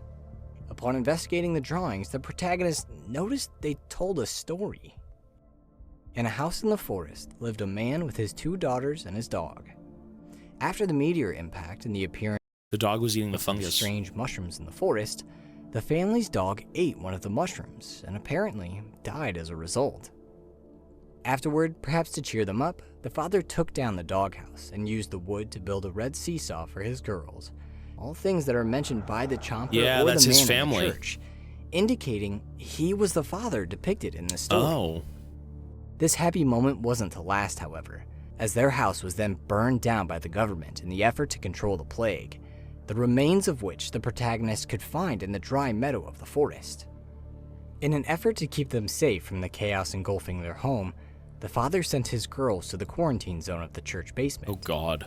But it was all for naught, as the girls, wrapped in each other's arms, watched the bodies pile up around them as the plague claimed the lives of those in the basement. Back on the surface, their father, separated from his girls by the trees of the forest and by the locked basement door, lost his mind as the plague consumed him. Back to the protagonist's nightmares, a third had him back at home in his house, safe and content. That is, before a knock on the door and a visit of his current self shattered the illusion. Interestingly, the protagonist could be woken up from this dream in a different way. If you don't look at sneaked them. around his dream self, he could What? come to a hidden corridor full of shiny stones, What? chairs, and twinkling lights. In its dark depths, How would you ever get that? How would you ever... What? How would you ever interact with that? What kind of psychopath would open the door backwards? How would you find that? Who got that? he could find a TV that told him he should not be there, and would wake him from the dream. Yeah, what the fuck? The last nightmare was perhaps the most unsettling. He was in Tunnel 21 when a voice called to him, guiding him along a trail of shiny stones that led to a lamp. When the protagonist flipped the light on, it revealed a huge pile of bodies lying Wait. all around it. What the hell? Where was this? Where was this? What the fuck was this? I never saw this. The lamplight soon dimmed to reveal a cradled-up child lying in the center of the bodies. And that's the being. It's like a baby. It's come here to learn. It's growing. Right? I think that's exactly what this is. That's what it's supposed to signify? Yeah. So what it's the foreshadowing. Yeah. I'm getting it. I don't think it's so complicated, but it's very well put together. Not far from the child and the bodies was a bed, which the And then they want you to protagonist sleep climbed in, inside yeah. of and fell asleep in, which Yeah. brought him back to the real world. These nightmares were not the only side effect of the mushrooms, however, as by consuming their essence, the protagonist was empowered, gaining skills to use as he worked to survive in the forest. Thus, he always kept an eye out for these mushrooms, as well as other items that could give him the same kind of hallucinogenic effect as he explored the forest. Eventually, after gathering the necessary supplies, the protagonist successfully made his way to the Silent Forest. At one point along the way, he passed by an emaciated figure sleeping on the ground. After inspecting the body, he started to walk away when the figure spoke to him, telling him to look for an exit in the floor of the last hideout. Not understanding him, the protagonist left the sleeper to his ramblings and continued on, where he found the Wolfman in his camp. Realizing now that the protagonist would be able to help him, the Wolfman told him about a chicken lady that lived in a local village who kept something he greatly desired locked in a room in her house. The protagonist's job was to get the key to that room and bring it to him. Upon its delivery, the Wolfman would tell him where he could find the doctor. Before he sent him on his way, the Wolfman asked for one more favor from the protagonist as the squealing of pigs echoed through the forest. He asked him to silence that squealing in exchange for a reward. The deal struck, the protagonist made his way out into the Silent Forest to find the village, and while exploring it, came across a building where, after killing a dog that had taken refuge in a garage, he met a young man named Piotrek. Piotrek was fascinated with space, idolizing the Soviet cosmonaut Yuri Gagarin and admiring the stars. He didn't only want to see the stars from the ground, though. He wanted to build a rocket to launch into space, the progress of which the protagonist could see in a little clearing outside of his shop. He could also help Piotrek accomplish this by bringing him materials from broken down tractors spread around the forest. If, while gathering the materials... See, this is the weird thing. This is so... There's a lot of aspects of this game that kind of pull you out. For something that's very grounded, does this kid actually take off in a fucking rocket ship? It is very dream-esque. It's very fantasy, fairy tale, stuck in the woods, big bad, wolfman roaming around, kid in a rocket. Like, he actually takes off. Well, not for long. It's very fairy tale-ish, but it's also creepily grounded. It's a mix of both, because, like, everything in this game seems legit.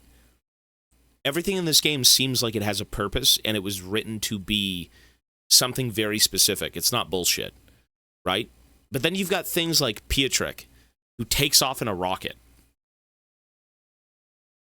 This was just a reference to a song the creators liked. That's cool. I don't know if I would have wanted this in the game. I feel like it kind of takes you out just a little bit. But for the sake of what it was, I mean, finding him dead in his rocket in the scrapyard in, like, the swamp zone is fucked. The protagonist showed one of them to the Wolfman. The wolf would ask to see it, and then sabotage it so that it became a bomb. If the protagonist was feeling cruel... He did want to see that. I remember I brought it to the Wolfman, and he's like, give it to me, I'll make it nice. This guy's a douche. This guy's a douche, man. So that's what he was going to do? He was going to blow up the kid? Cruel, he could hand the sabotaged part over to Piotrek, who would be none the wiser about the danger of the part and use it in the construction of his rocket. In any case, once enough parts were brought to him, Piotrek would reward the protagonist and then set to work to complete his rocket and launch into space. But if he was given a sabotaged part, he wouldn't live to see that dream, being killed in a fiery explosion that occurred when he tried to start his rocket. Regardless of the fate of Piotrek, the protagonist continued exploring the forest, eventually finding the village mentioned by the Wolfman, where he was not greeted warmly by the populace. They avoided his gaze and ignored him as much as possible. As he wandered the streets, he passed by the embers of a bonfire that held a medical bag in it. Nearby, a man mumbled a contemptuous remark about the doctor. Yeah, I remember this. With this, the protagonist realized it hadn't been monsters that attacked the doctor's house that night. It was the villagers who were lashing out at the doctor for his failure to cure those infected with the plague. It also explained how he made it out alive, as he was either missed or spared by the villagers, a kindness that would not have been extended to him had it been monsters of the Darkwood that attacked. You're following Wolf's orders, you're playing on easy fast mode, and if you're trying to walk a path of good, you're screwing yourself. I mean, it just depends. Everything is an option. You can give the wolf guy things. I mean, I gave the wolf guy the girl unintentionally, and I mean, at that point, there's no saving you. You're not even, like, conscious anymore. Like, whatever that girl was, I mean, that was disturbing. That chick in the chicken lady's room, locked away, that was fucking weird. He learned something else as he wandered the streets too. After being cut off from the wider world, these people had been able to survive by eating the offspring of their village sow.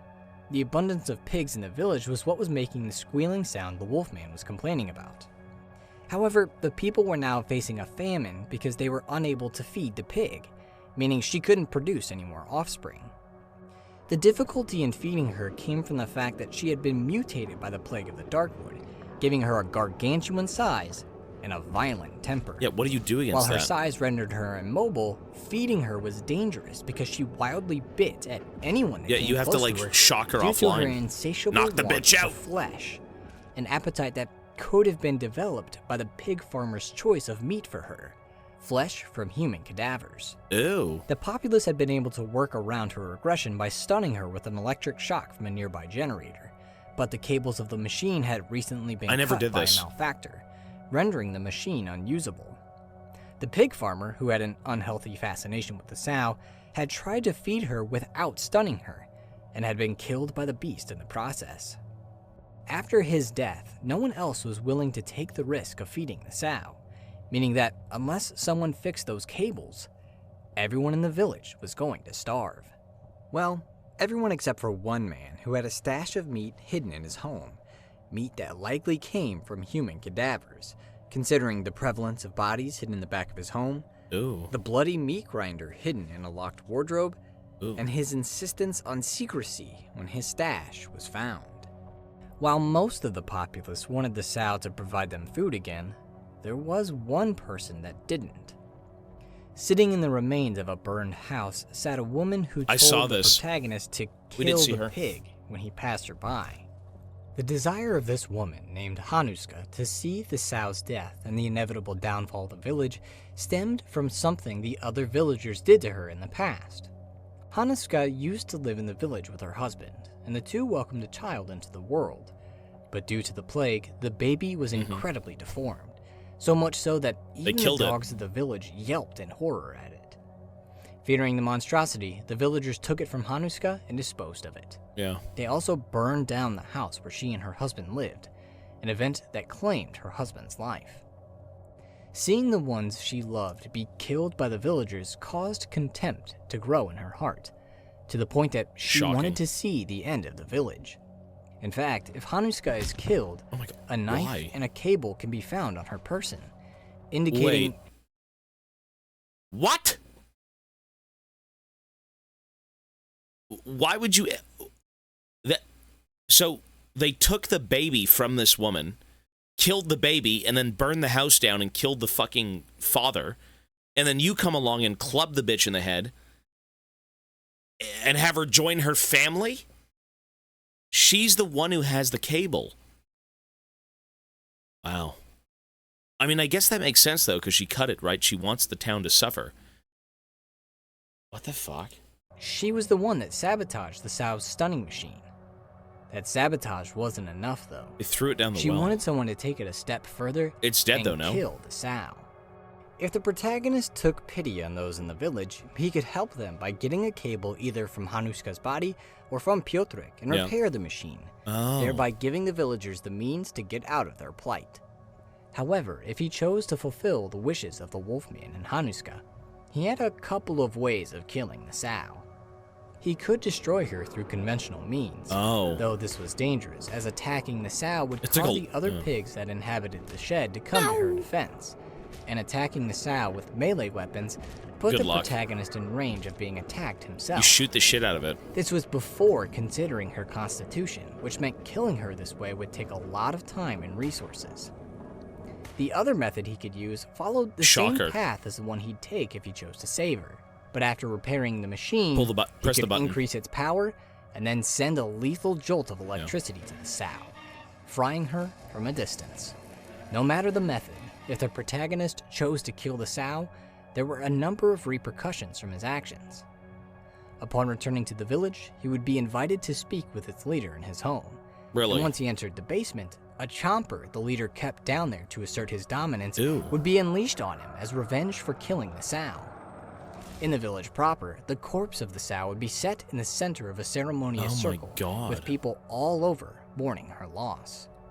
And lastly, the villagers, pushed to desperation after losing the creature that they relied on for sustenance, began trying to chop their way through the trees of the Darkwood, hoping to find a new source of food in another region of the forest. While the plight of the villagers was one that filled most people with sorrow and sympathy, one person took delight in the misery of the villagers. The Wolfman, who told the protagonist he would sleep soundly with the crying of the villagers in his ears.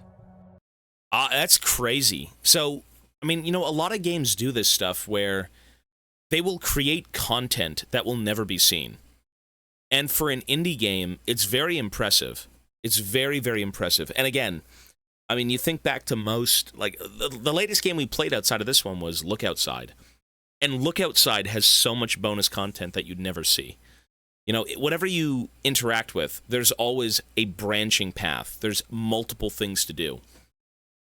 And for the sake of an indie game, where the budget might not be so high, the resources are very limited, right? You're a group of probably less than 5 people. 1 person, 2. This game was supposedly 3. It really is a labor of love. Like, these games, you got to give it to indie artists. You know, people, again, who sometimes through crowdfunding can create such amazing games and with just nobody behind them, right?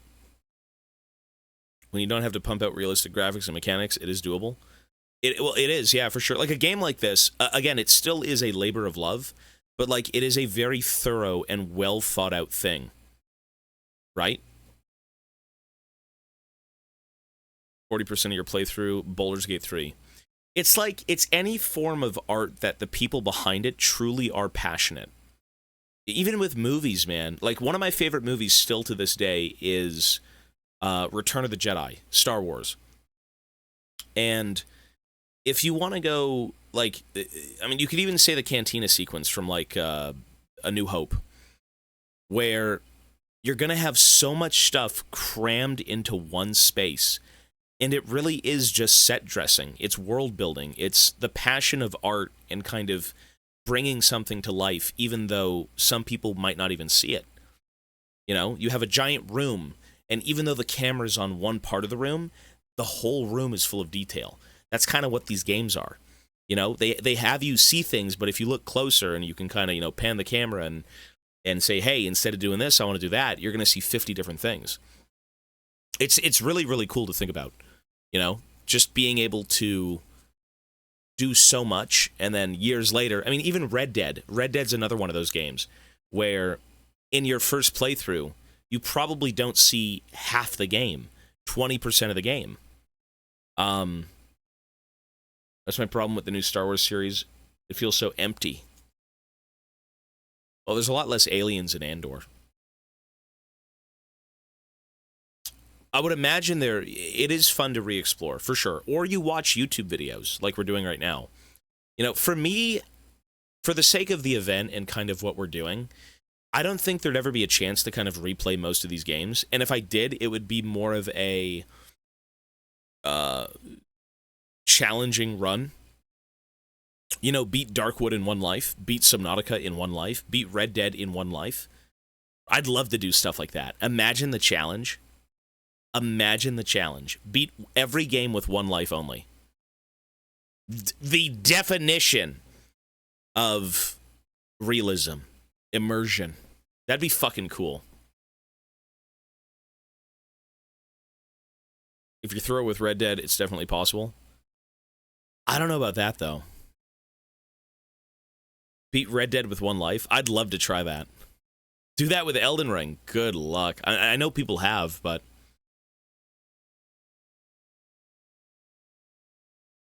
Permadeath is a good challenge because it makes you rethink what you're doing. You know, when you play a game and you have respawns, like I actually, you know what? You know what I wanted to talk about earlier that I forgot was press 1 if you played Darkwood.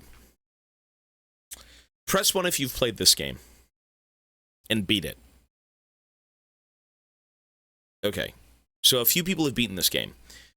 I know that this game over time, from what people have said, is that it got easier, right? Darkwood became an easier game over time. And of course, if the game is too challenging and they want more people to enjoy it, you know, sometimes the devs will go back in and say, hey, we should probably make this a little bit more enticing. I think this game was easy. I don't think this game was nearly as challenging as I thought it would be. And I was playing on the intended difficulty. I don't think it was that bad. Maybe normal was a bit too easy. The AI got nerfed, especially chompers. Yeah. I mean, I do, in hindsight, I kind of wish it was harder. You know, more frustrating. More like, oh my god, every step I take can be my last. The knights were really ruthless. Oh, some of them were, though. Some of them were horrible.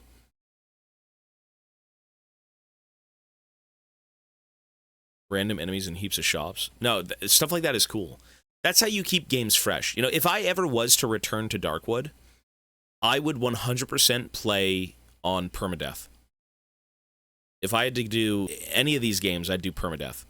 Because to me, that would be such a different experience. You would have to tackle every situation with so much more attention, right? Every step you take is cautious.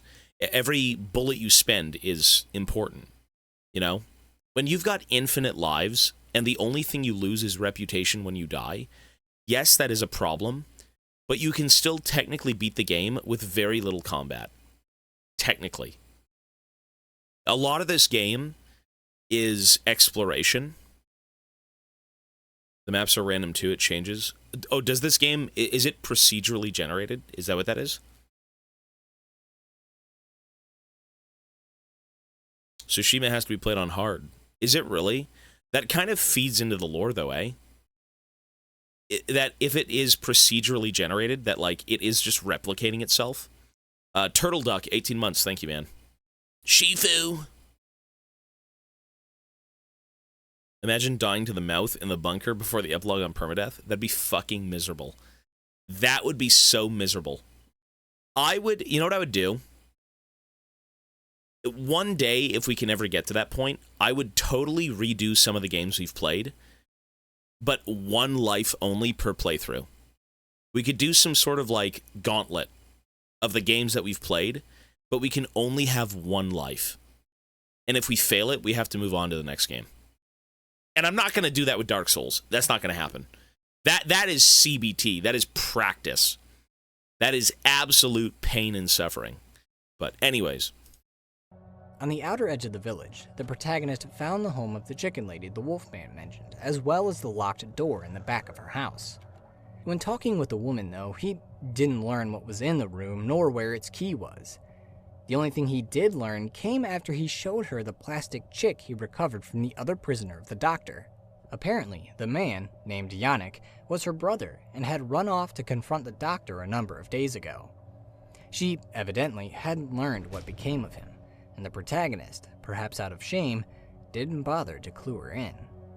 At that moment, a horrible screeching sound came from outside. When the protagonist went to investigate, he found it came from a shoddy violin played by a boy horribly mutated by the plague. From talking with this musician, the protagonist learned what the chicken lady kept locked in her room. It was her sister, the pretty lady, who, like the boy, had been horribly mutated by the plague, and now had to be tied down and locked away to prevent her from eating people. However, the musician was unaware. Was that really what it was? Her eating people? Is that why she never attacked me? She was tied down? The two of them used to play by the village well, so the musician suggested the protagonist check around it to see if he could find any clues. Any game with one life. The protagonist found the well was dried up and in disrepair, so used a chain to fix it, and descended into its depths to find a tunnel system that ran under the village. As he walked through the tunnel, he was soon attacked by a chomper. Oh, is that the baby? He noticed this chomper was the size of a child. Yeah. And after killing it, found it held a small doll. I remember this ugly fucking doll. That's disgusting. I remember it. So that was the baby from the chick who had her house burned down, right? The kid came out deformed, and the town threw it down the well. Ew. a burned copy of which could be found in the charred remains of Hanuska's home. The burned copy. So it is replicated. The implication was clear. After the villagers took away her deformed baby, they threw it down the well, where it eventually became this chomper. Continuing on, the protagonist eventually found that the tunnels ran straight to Yannick's home, and in the remains of the building, he found a key covered in chicken feces, the key sought by the Wolfman. Upon delivering it to him, the ecstatic Wolfman gave the protagonist the location of a train wreck in the old woods, another region of the forest that was close by, saying that the doctor locked himself within it after being attacked by the villagers, and he wasn't opening the doors for anyone.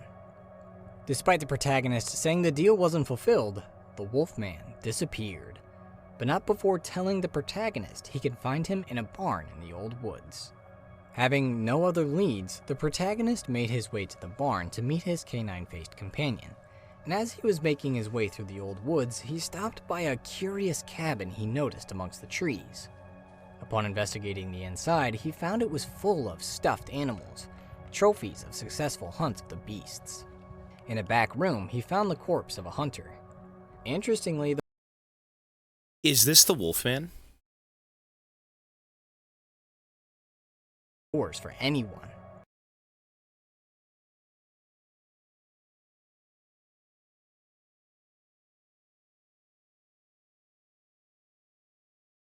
Covered in chicken feces, the key sought by the Wolfman. Upon delivering it to him, the ecstatic Wolfman gave the protagonist the location of a train wreck in the old woods, another region of the forest that was close by, saying that the doctor locked himself within it after being attacked by the villagers, and he wasn't opening the doors for anyone. Despite the protagonist saying the deal wasn't fulfilled, the Wolfman disappeared, but not before telling the protagonist he could find him in a barn in the old woods. Now get out of my sight, meet. I have important business to attend to. If you're interested in continuing our wonderful conversation, look for me in the northern west edge of the old woods. Having no other leads, the protagonist made his way to the barn to meet his canine-faced companion, and as he was making his way through the old woods, he stopped by a curious cabin he noticed amongst the trees. Upon investigating the inside, he found it was full of stuffed animals, trophies of successful hunts of the beasts. In a back room, he found the corpse of a hunter. Interestingly, the body was now covered in tree roots, which meant the white substance would have come in contact with it, and may have created a replica of this hunter. As the protagonist was mulling this over, he realized that this corpse and cabin may have been where the Wolfman had come from, having been created when the roots touched the hunter's body along An taxidermied dog. Yeah. It's literally just Annihilation. That's kind of what it just reminds me of. It's like an alien replicating things and kind of figuring out what the hell's going on. You know, again, I don't think the creature in this game is... I don't think it's a bad entity. It's just something that doesn't understand. You know? I think one of the trophies is missing its head, the wolf trophy. Probably, yeah. Stuffed animals, which is why the... No, you're right, though. He becomes more of a wolf and then stuffs humans. That makes complete sense, yeah. The game is 4 years older than the movie, but it was a book first. The movie's based on a book, that's why. So, the book came first, right? It's the same, it's kind of the same concept, where something comes out of the sky, it lands in a lighthouse, and in the area, in the vicinity of it, it starts replicating and twisting and creating its own image. You know, not through malevolence, I suppose, but just trying to, like, understand. You know, did this thing purposefully come here, or did it crash here? Right? And then The Color Out of Space, which precedes Annihilation. Yeah, that's an old one. That was also turned into a movie with Nicolas Cage. But that is something as well where it does kind of twist and change the environment. Yeah. The movie's called Annihilation. If you want to see two very weird cosmic horror movies that are both based on, like, classic books, Annihilation, I don't think Annihilation's such a classic, if I'm not mistaken, but I know The Color Out of Space is a Lovecraft thing.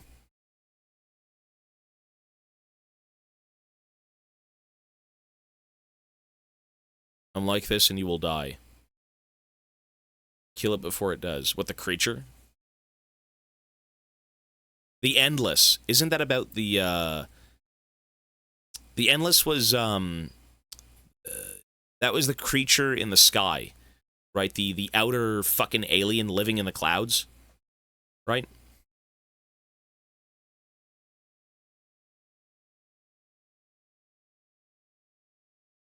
The Brothers in the Death Cult. Yeah, the Time Loop Cult.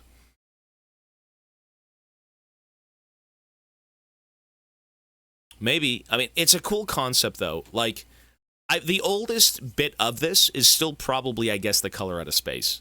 I guess technically that would be the oldest if it is Lovecraft. Something, a color comes out of space, you can't comprehend it, it lands in a well, and it starts to kind of mutate and change its surroundings to be more of like its own world. You know? I guess this is a cool concept, but it is done differently, I guess. It's more of it's a different vibe, but still kind of the same thing. And again, people like weird shit. Like, this is intriguing. This is cool. Aliens are cool. Yeah, Annihilation was a cool movie.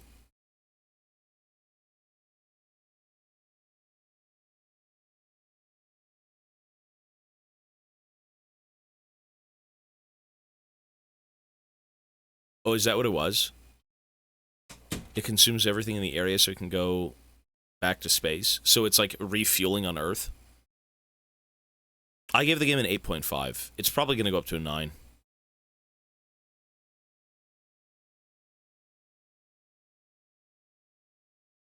Well, Lovecraftian stuff is basically fear of the unknown.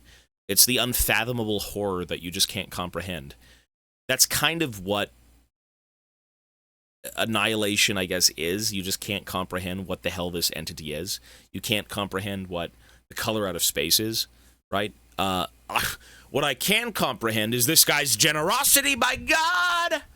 By God, son! 5 motherfucking gifted subs, yes, sir! Hey! Mr. Mayo. He does like the yapping. And he does like the spins, I do believe. He says, spin it, baby. Hey, Mayo, thank you so much, man. You got it, sir. Let us do that right now. Thank you. That I understand, son. 5 gifted, thank you, sir. Let's see what it is. Mochi! Mochi's blessing you right now. Is it the holy potato? Amen. Or the man flesh? Amen. Mochi's watching. Mochi, look, what is it? Oh, it was almost potato. 50%. Mochi blessed the wheel. There you go. So 50% would be 900 seconds. 900 seconds. There you are, sir. Excellent. Thank you, Mayo. What if Mochi is replicated with Tobias? Maybe. Maybe. 5 gifted for another great game completed. No, this game was great. This game's awesome. Let us continue, though. One of his trophies and merged them together into a new living entity. Further implying this connection was the fact that on the body of the deceased hunter was one of his trophies, and having been created when the roots touched the hunter's body along with one of his trophies and merged them together into a new living entity. Further implying this connection was the fact that on the body of the deceased hunter was a wedding ring, a replica of which could be found on the body of the Wolfman. If you kill him. What the fuck? So that was him. A simple wedding ring, it looks like a bad imitation. It's colorless and matte, and its surface is uneven and rough. Wow. And should he be killed? Another wedding ring could also be found in the chicken lady's house, in bedding in the room with the pretty lady that was implied to be where the chicken lady slept, perhaps explaining why the Wolfman was so keen on getting into the room. In any case, the protagonist continued on and made it to the barn of the Wolfman, where he found the wolf with blood smeared all over his face, the result of eating the pretty lady, whose half-eaten corpse lay in a room just behind him. I mean, that is horrible, but living like this is also horrible. That doesn't excuse what he did. I would have said probably put her out of her misery. I don't even know how you go about that, but, like, this isn't life. She's gonna turn into a giant fucking mutated creature and eat people. What do you even do in this case? All of this is so awful. You help this guy and he eats the woman. If you don't, she turns into a giant monster and eats people anyways. I mean, she's clearly infected.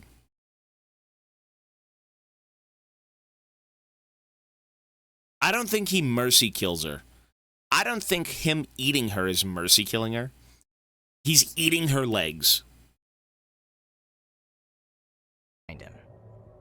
Unlike all their previous conversations, the protagonist found the Wolfman was in an incredibly good mood thanks to his meal, and as thanks for the gift, offered to take the protagonist to the doctor's old home, believing it could give him a clue on how to get to the doctor. The protagonist agreed, and as he explored the macabre buildings of the medicine man's old home, he found a locked safe under the rug in the central room. After deducing its code, he found a notepad inside that revealed the code to the locked door of the train wreck. Finally having what he needed to face the doctor, the protagonist took off towards the train wreck and opened its locked door, coming face to face with the man that stole his key. The doctor spiraled into crazed pleading as the protagonist approached, explaining how he had been brought to the edge by the unfairness of watching the outsiders freely come and go while he was trapped here caring for villagers sick with a never-before-seen illness while he heard his daughter call to him, asking him to come to her. I've seen the guy in the mirror. He's a freak.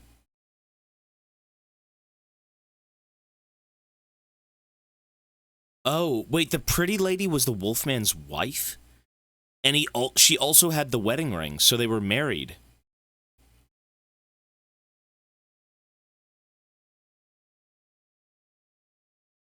Oh my, are you sure? She was mutated and he was a replica. And since he was fused with the wolf DNA and the human DNA, he was more animalistic than man. Yeah, they both had wedding rings. Damn. You know, I looked at that detail initially when in the video. It's like, oh, she also had the wedding ring, but it didn't click with me.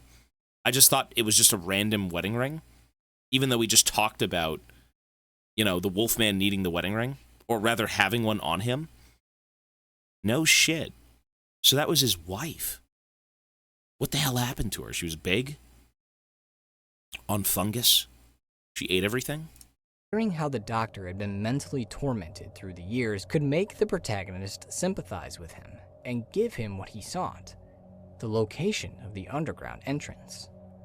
As thanks for the protagonist... I found their rings. No, I found both of them. The ring was on the guy on the floor inside the lodge.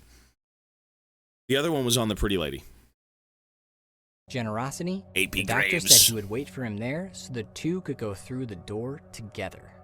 That's a great build. However, the protagonist could just as easily take no pity on the doctor and kill him, taking his key back. Really?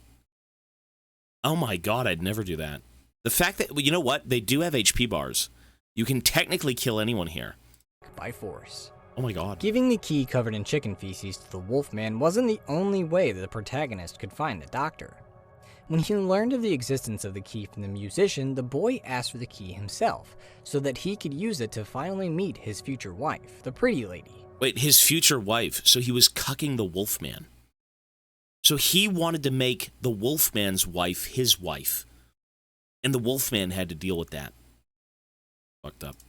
If the protagonist gave him the key instead, the boy would be extremely gracious, but asked for another favor from him. Lacking the courage to approach the pretty lady with such a shoddy violin, he asked the protagonist to go to his parents' house in the old woods to get his mom's nice violin. He explained that he couldn't go himself because his parents no longer acknowledged him because they were upset with him for some reason. He handed the protagonist a drawing, saying to give it to his mother as an apology, hoping that once she saw the drawing... No, I know she's the wife of the hunter. She's the wife of the hunter, and that's why he wanted her back, but he was animalistic because he was fused with the wolf. Yeah. She would forgive the musician and would let him borrow the credits would be nice different at the violin. end if you killed people. It tells In you what happens exchange, to the them. musician said he would get the protagonist an appointment with the doctor.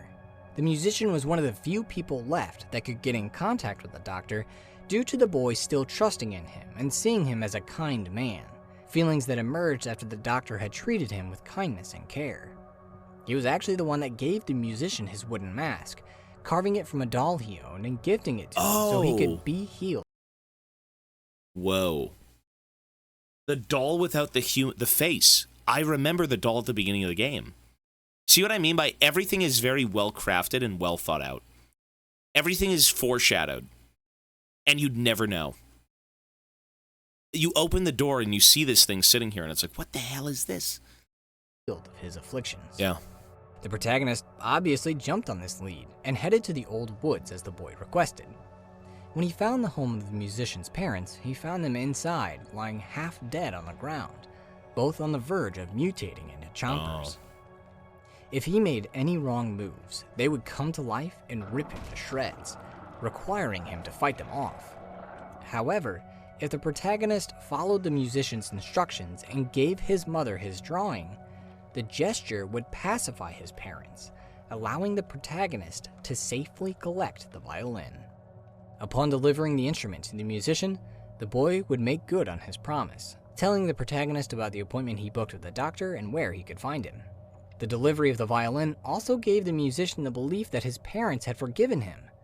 Excited about the possibility of reuniting with them, he returned to his home, and what happened next depended on how the protagonist dealt with his parents. Really? If he killed them, then the musician would be found standing over the fresh graves of his parents, lamenting the protagonist's actions through choked-back tears.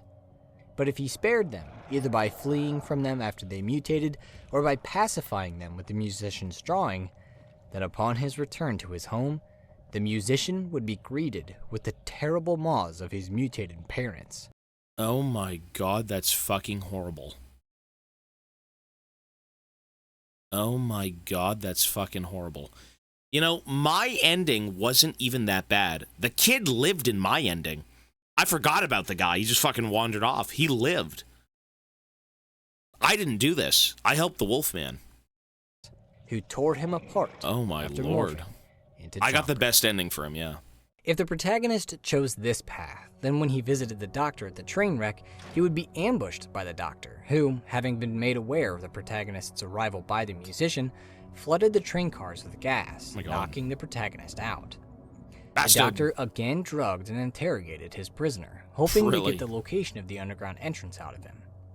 This time, the drugs put the protagonist to sleep, where he started dreaming, and in his dreams, he saw the memories of the doctor, of the times he visited the pretty lady, being... Really? How? Oh my god, imagine missing this. That's crazy that you can miss this. ...of the underground entrance out of him. This time, the drugs put the protagonist to sleep, where he started dreaming, and in his dreams, he saw the memories of the doctor, of the times he visited the pretty lady, being I got both unable endings. to help her as she mutated. Oh, look at that. Oh! Of the turning sentiments of the villagers as he failed to cure their infections. Then he had an out-of-body experience, seeing himself being interrogated by the doctor, but unable to intervene with the situation. As he explored his environment, he was once again attacked by black chompers. If he managed to escape the monsters, then he would resist the influence of the drugs and overpower the doctor, where he would once again be presented with the choice of showing him the location of the underground entrance or killing him and taking back his Why would you kill him? force. However, if the protagonist was killed by the black chompers during his nightmare, then he didn't get that choice, as the doctor was finally able to pry the location of the underground entrance from him during the interrogation. The protagonist then lost consciousness, waking up alone a few hours later. Despite fearing the worst... This is YouTube, The Lore and Story of Darkwood. It's an hour and 20 minutes long. His way to the underground entrance, he found that the doctor left the door open and had also left signs telling the villagers to go through the door to reach freedom themselves. Despite their animosity towards him and his own resentment towards them, he couldn't help but to try and help them. While helping the Wolfman or the musician were the most obvious paths for the protagonist to take I helped to the meet Wolfman. Doctor, they weren't the only ones. He could also avoid doing all those favors for the two by killing the chicken lady. Oh my god. If he did so, he would find some instructions on her body that would lead him straight to the Doctor's house, where he would then walk down the path that would lead to his confrontation with the... What the fuck?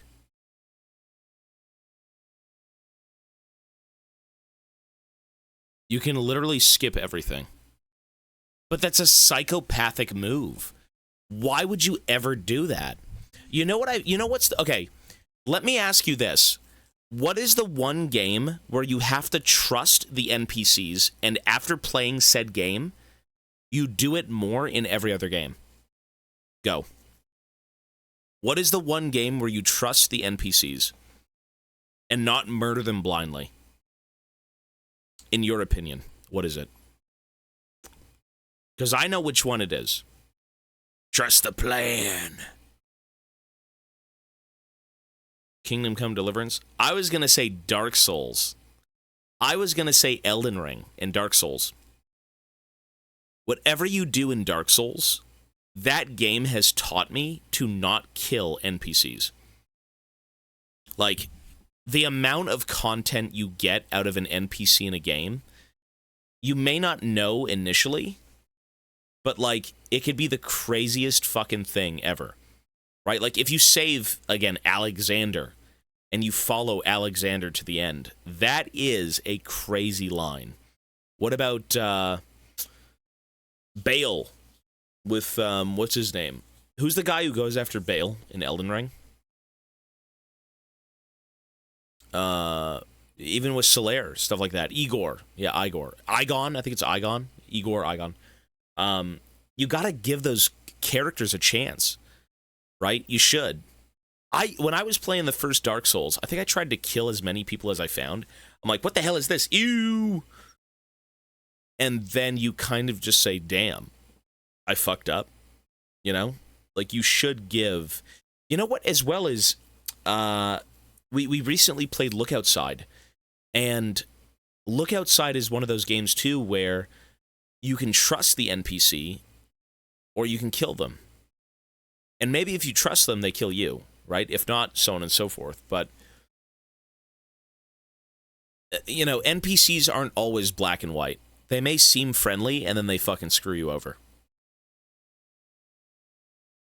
Talk some gibberish and die in the end. Well, it's a matter of, you know, still trusting the process.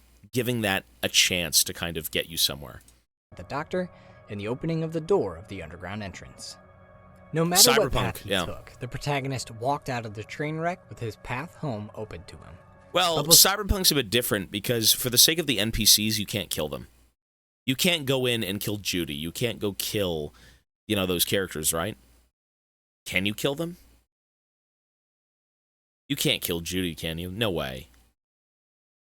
In terms of games that give you the option, that's what I'm talking about. Dark Souls, Look Outside, Darkwood. Before he made his way through the door, he met his friend the traitor one last time, who again tried to persuade him to give up trying to take the road home, asking him to stay here with him. During this encounter, the traitor pulled the protagonist close to him, and during this interaction, the protagonist got a glimpse down the traitor's shirt, where he noticed that his initial thought about his helmet turned out to be true. It was fused with his body. Ew. This, combined with his pale skin and the scent of mushrooms on his person, finally confirmed a suspicion. One sec.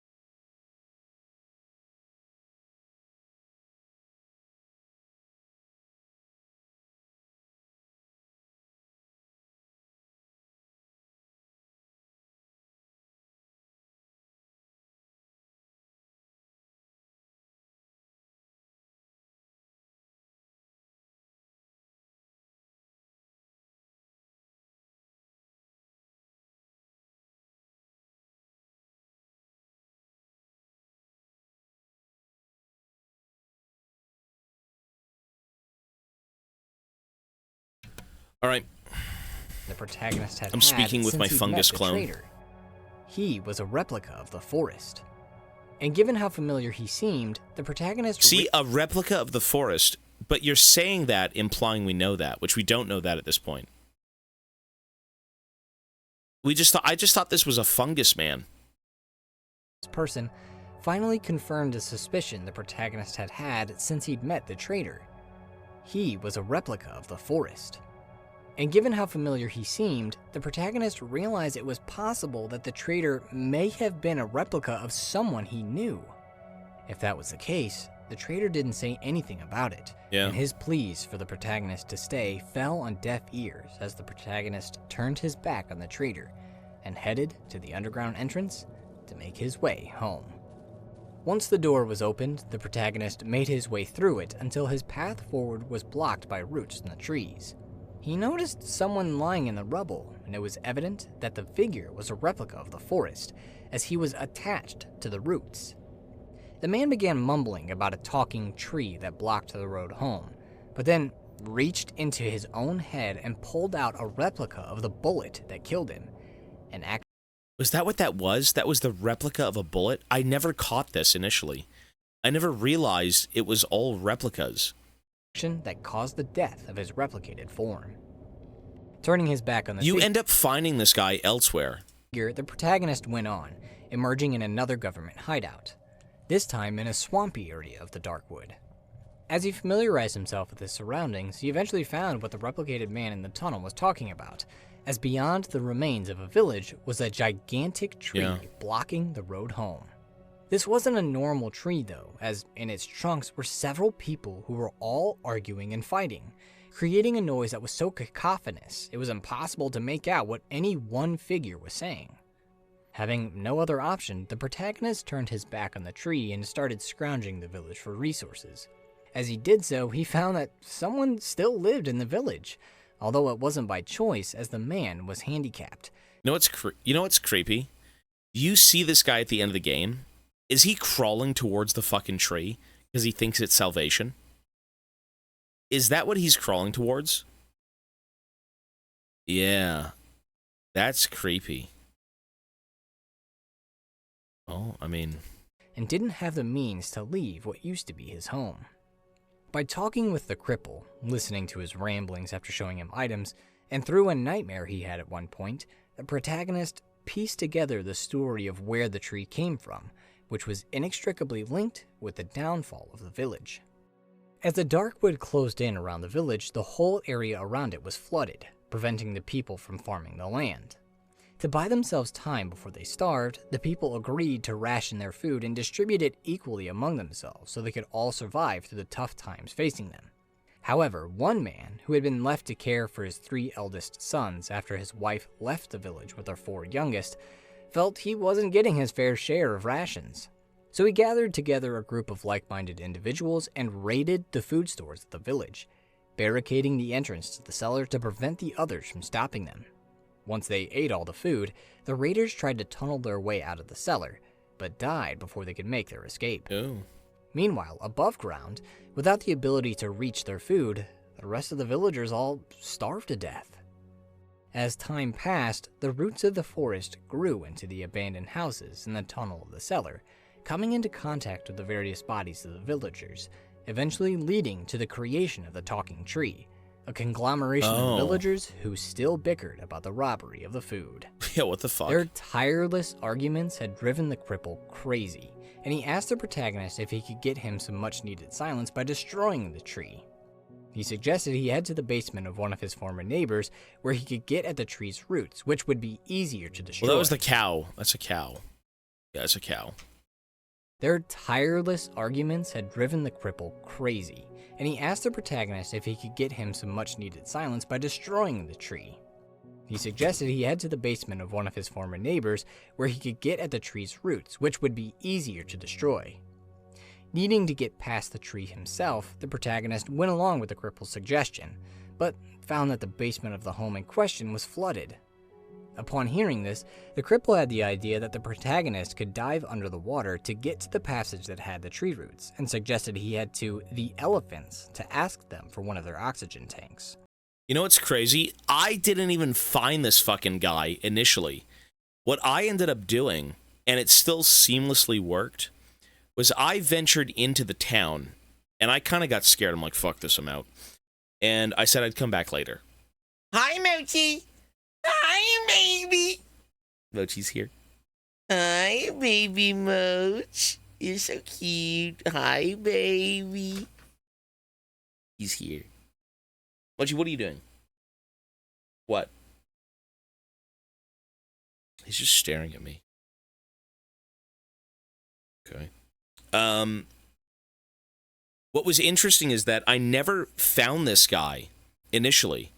I went off and I found the family first, and she's like, find my child.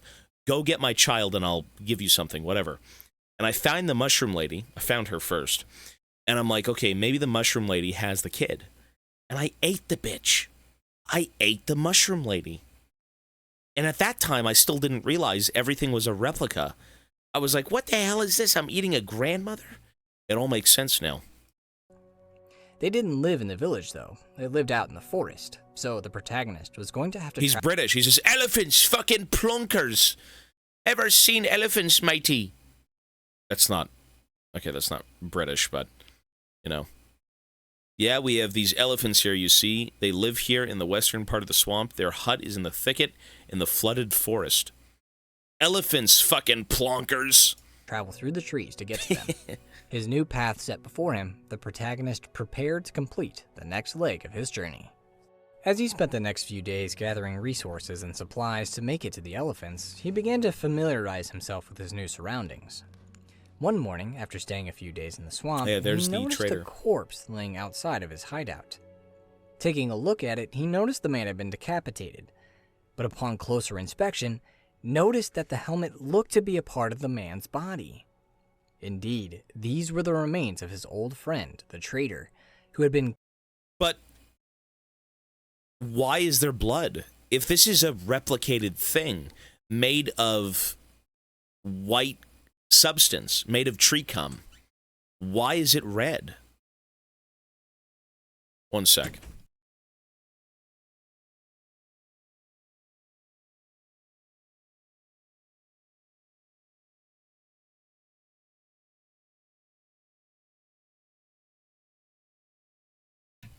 I thought it was supposed to be, it might have been an oversight, sap. Well, it's supposed to be made of white liquid. Indeed, replicates these were the blood. Remains of his old friend, the traitor. I don't think it replicates blood. Everything that is a replicated thing is a white goo. It's like a white substance. It's like Elmer's glue. Who had been killed by an unknown assailant. Someone evidently upset with him, as the word liar had been scratched upon his viewfinder. You know who killed this guy? The doctor. Is the doctor the one who killed this guy? The trees are black, not white, but the insides are white. It wasn't the doctor? The insides are white, though. Interestingly, on the traitor's body was a replica of the key to Tunnel 21, indicating that the traitor was not only a replica of an outsider, but may have been one of the researchers of the expedition that the protagonist had been a part of, or maybe even a replica of the protagonist himself. That is who you play as. You are one ugly bastard. I guess you got what you deserved. I know that all too well. That is what you look like. Oh. So by the end of it, you're not even, like, human. Having been created when one of their bodies came in contact with the trees and they were tied up by the savages. Whatever the case, the protagonist didn't seem to mourn the traitor's death, making no note about his fate. Yeah, when you eat the granny, not bloods. Maybe that was an oversight. Maybe that might have been a slight oversight. Because the granny is the same thing as this guy. It's a replica. And when you chew the granny, she doesn't ooze red blood. No, that's what you look like for the whole game, yeah. Outside of the cursory observations of his body. In fact, his friend had already been replaced, as, just like in the previous area, the morning after the protagonist's first night in the swamp, he received visitors. I got a question. Why is it sideways? Wolfman's a replica, yeah. Does he have red blood when you beat his ass?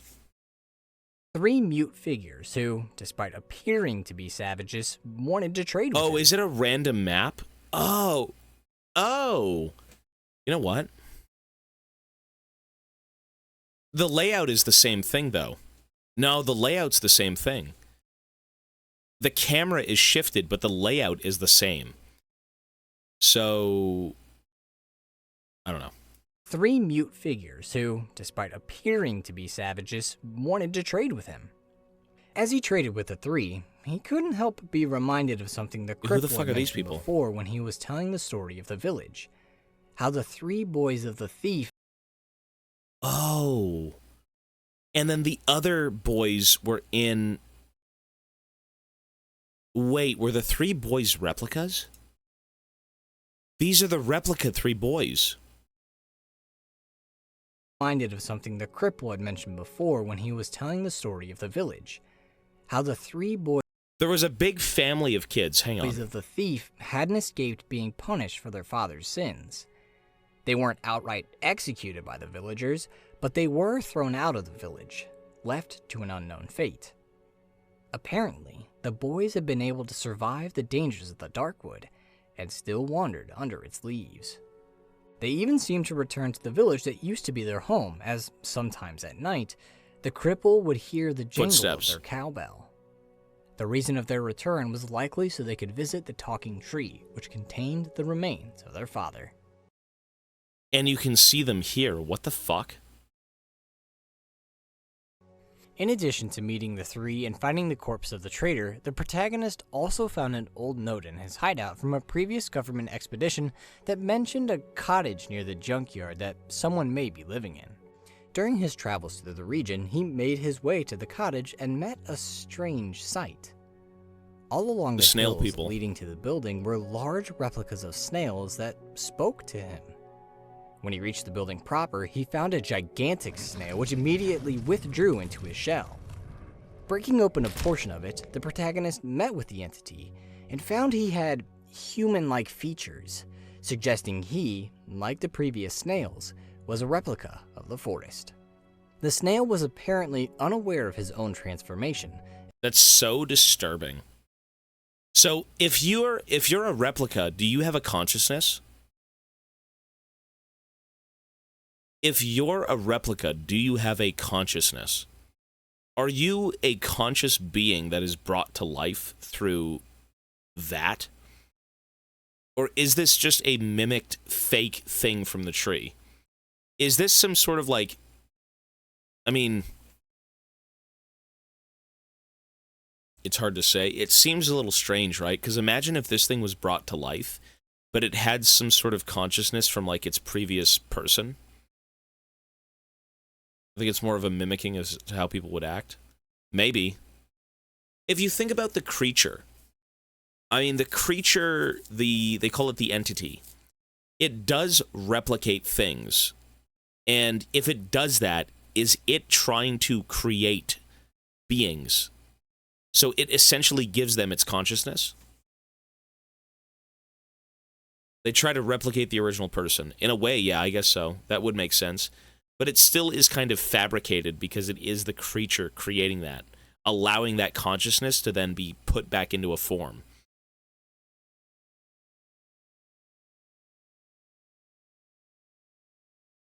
The granny remembered kids. Yeah. As he insulted his visitor on his appearance, not understanding that he actually... You're so ugly, I feel like puking. You barely resemble a human being. I've heard that before. looked worse than him. The snail was also under the effect of the plague, as he mentioned hearing a voice call to him, and asked the protagonist to set him free so that he could make his way to it, which the protagonist could do by finding and destroying some growths in a clearing not far from the cottage. Just as the snail promised, the next day, he was gone, and with his massive form removed, the rest of the cottage could be investigated. In this section of the building was the corpse of a man covered in roots lying on a bed. When reading a note by the man's body, the protagonist learned that the man had apparently eaten snails before he died, hinting that the roots of the trees Okay, so he ate the snails, and then when he was copied, it took the DNA of the snails and the human being, and it meshed it together. Anakin, thank you, man, for the 8 months. Hard to say if anything is even real.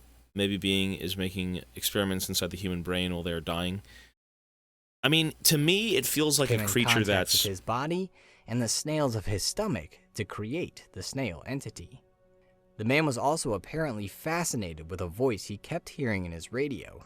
A voice that the protagonist himself also heard at one point, hinting at where the snail... To me, this feels like, again, the entity is just curious. It's kind of prodding. It's trying to understand things. It's remaking it in its own image. Chrissy, hello, ma'am. It's like, in a way, it's playing God. You know, it lands on Earth and then toys with things because it doesn't understand it. Not malevolently, but like, it tries to... Maybe malevolently, I'm not sure. It is an infant. It's a baby. It's growing. It's trying to learn and become something. Snail went after he was freed from his cottage. In addition to these encounters, the protagonist also began to see the ramifications of some of the choices he'd made before traveling through the tunnel. If he did not choose to help the Wolfman, either by giving the key to the musician or by killing the pretty lady, then one day, when he returned to his hideout, he would find a number of his items missing and a note from the wolf telling him to come to the old sawmill to recover. Really? What a wanker. You've tricked me, meat. You've ignored my request, and this action has its price. If you want to recover your things, come to the old sawmill. It can be found in the northern edge of the swamp. Don't think you can do whatever you like. For what was stolen. It's my fucking forest. Once there, the wolf told him that he would forgive his transgressions if he could provide him with some entertainment, which involved the protagonist giving up all of his items and then fighting off a pair of dogs and the Wolfman himself. Oh my god. If the protagonist came out ahead, killing the dogs and then the Wolfman, then he would be able to reclaim his lost things. However, if he was defeated by either of his enemies, then upon his return to the sawmill, he would find another note from the wolf, stating that... Since you're reading this, you probably came back for your things, meat. Unfortunately, I cannot return them to you. Don't be sad, though. I've prepared a consolation prize for you not very successful... For your very not successful... Wait. I've prepared a consolation prize for your not very successful performance. See you in the next life. That his items I could not read that. Good, but that he left the consolation prize for the protagonist, which was nothing more than a pile of poop. Oh my If the god. protagonist chose to kill the sow, then he would learn that the villagers managed to make it through the wall of trees that bordered the silent forest and come to the swamp, taking up residence in a quarry in the area. Really? Oh. Although they had survived. Oh, the villagers made it to the quarry. See, I found this place, and I hit this, and it's like, don't destroy this or you can't get out. The ordeal, they hadn't come out unscathed, as a number of them were now doubled over in pain due to their infection. Additionally, they still faced the problem of starvation, and with the flooded plains of the area, it seemed unlikely they would find much, if anything, in the swamp. But they still held out hope that they would find something that would sate their hunger. If he chose to give the key to the Wolfman and chose to kill the sow, then one night, a metal door in his hideout would spontaneously open.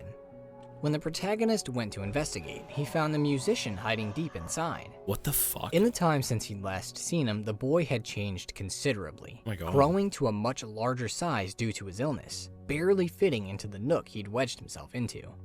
He explained that the villagers had chased him away after cutting through the trees, so he had taken to living here. Due to his size, he couldn't leave, but had sustained himself by snatching rats that got too close to him. He even gifted one of these critters to the protagonist to show his thanks for letting him stay, even after the musician's mutation caused him to leak a toxic goo that damaged the protagonist as he stood on it. However, sometimes he couldn't get a hold of a rat and asked the protagonist if he could give him something to eat, a request the protagonist could be happy to comply with. But if he gave the musician any hallucinogens, like the red mushrooms He'd turn into a chomper. meat, then the boy's mutation would accelerate, causing his size to balloon even further. Oh my god. That was the room. I couldn't get in that room. Ew. Ew. What the Boy's fuck? mutation would accelerate, causing his size to balloon even further. He would then disappear from the hideout, somehow finding the strength and bravery to pick himself up Where'd he go? and wander into the Darkwood. If the protagonist didn't follow through with Wolfman's sabotage and helped Piotrek build his rocket, then he would hear rumors about a loud explosion that rocked a junkyard in the forest.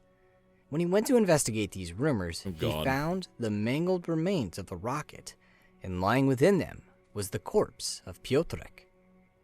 The young man had apparently managed to achieve his dream of launching his rocket, but before reaching the stars, he came crashing down to Earth, dying in the resulting crash. Lastly, there were a number of interactions the protagonist could have with the doctor if he lived to make it to the swamp.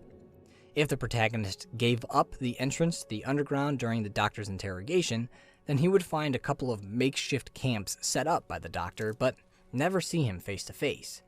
That is, until he finally met the doctor at a hidden campsite where he found the man had devolved into a savage. See, I didn't find him at the end of his journey. I found him about 2 to 3 times, and he was slowly devolving into a savage, right?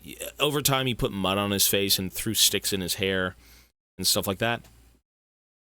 It was a fate he was unable to avoid, as the doctor would fall to this state even if the protagonist spared him and came with him to the swamp. However, in this latter case, the protagonist would see the doctor's degradation with his own eyes, meeting him at several places in the swamp exactly what where that he was. would note the loss of the doctor's mental faculties as he was falling victim to the influence of the plague. After finding the necessary equipment, the protagonist could also find a helicopter wreck. Is that if you failed the dream sequence? At least he wasn't mutated? Piotrek dies regardless. I believe he's dead no matter what you do. Maybe the toy spaceship had something to do with that. That was the doctor's toy. That was the doctor's child's toy, I believe. Because the space, the little toy rocket was inside the safe at the doctor's house, right? That held the remains it was more of a government memento soldiers, as well as someone that had the other half of the doctor's picture, which implied a couple of possibilities. It was possible that the helicopter was sent to rescue the doctor, and one of the soldiers was given the picture so they could identify him, but it was equally as possible that this helicopter crashed while in the process of rescuing his family, meaning the doctor's wife and child never made it out of the forest. Oh. A fate that the doctor was totally unaware of. Whether he faced these situations or not, the protagonist stayed focused on his goal and eventually made his way through the swamp to find the home of the elephants. The elephants. Which turned out not to be the exotic animals, but a mother and her 2 kids that wore gas masks to filter the air they breathed. The tubing of the masks was what gave them their nickname.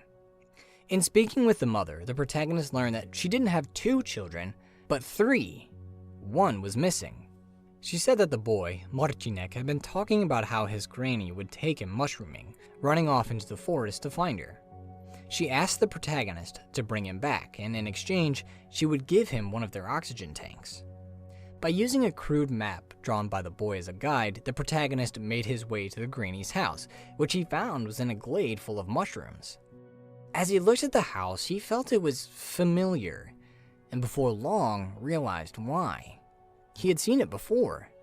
The granny's house was an exact replica of one of the houses in the swamp village, having been replicated by the white substance. What? Really? The granny was with the paintings. The granny painted the things, the tree right? roots came in contact with it. There were even replicas of the villagers who were chatting about the thievery of their food stores. That's so fucked. Inside the house, the protagonist found the old woman, but was surprised to see that she was made entirely of mushrooms. I didn't even realize that. Well, I mean, she was made of, like, mushrooms, I suppose, but at this point in the game, would you ever think that everything was replicated? I didn't think that for a second. I didn't think that for a goddamn second, that it was a replicated person. Being a replica herself. The aroma of the mushrooms wafting off of her was incredibly enticing, and the protagonist could give in to his impulse and eat the old woman. Wait, her head, ew. Entirely, finding that she was tasty and satisfying. But if he resisted the urge, then before long, the old woman woke and asked him what he was here for. Really? When he showed her the drawing, she admitted the boy had turned up at her home a few days ago, thinking she was his grandma. What happened next depended on if the protagonist resisted the urge, then before long, the old woman woke and asked him what he was here for. When he showed her the drawing, she admitted the boy had turned up at her home a few days ago. Oh, I mean, if this is the case, she opens her eyes and glances at the locked chamber room. Mochi! Mochi! Hey! One sec. We're here. All right. Days ago, thinking she was his grandma. What happened next depended on if a few days ago, thinking a few days ago, a child appeared here. A boy. He thinks I'm his granny. The old lady stops for a second, trying to remember something. Grandma. What happened next and then grandma? Yeah, what the fuck? At that point, it's a replica. Like, depended what? on if the protagonist killed the sow or not. If he spared the pig, then the granny would freely let him take the child. But if he killed it, then she would tell him how she saw some of the starving villagers around her home and knew that, in their hunger, they were going to eat her. She asked the protagonist to do something about them, and in return, she would let him take the child. The protagonist then had three choices ahead of him. You keep them, He you could head break to the quarry wall. and murder all of the villagers. You just break the wall. He could destroy some supports holding up a boulder, which, after it fell, would block all of the villagers within the quarry. Or he could simply lie to the granny, leading her to believe she was and safe then she from gets the villagers' eaten. hunger. No matter his decision, the woman gave the protagonist a key to a room in her home, where he found Marcinek and brought him home. Once the boy was returned to his mother, she kept her promise and gave the protagonist one of her oxygen tanks, giving him what he needed to perform the dive in the village.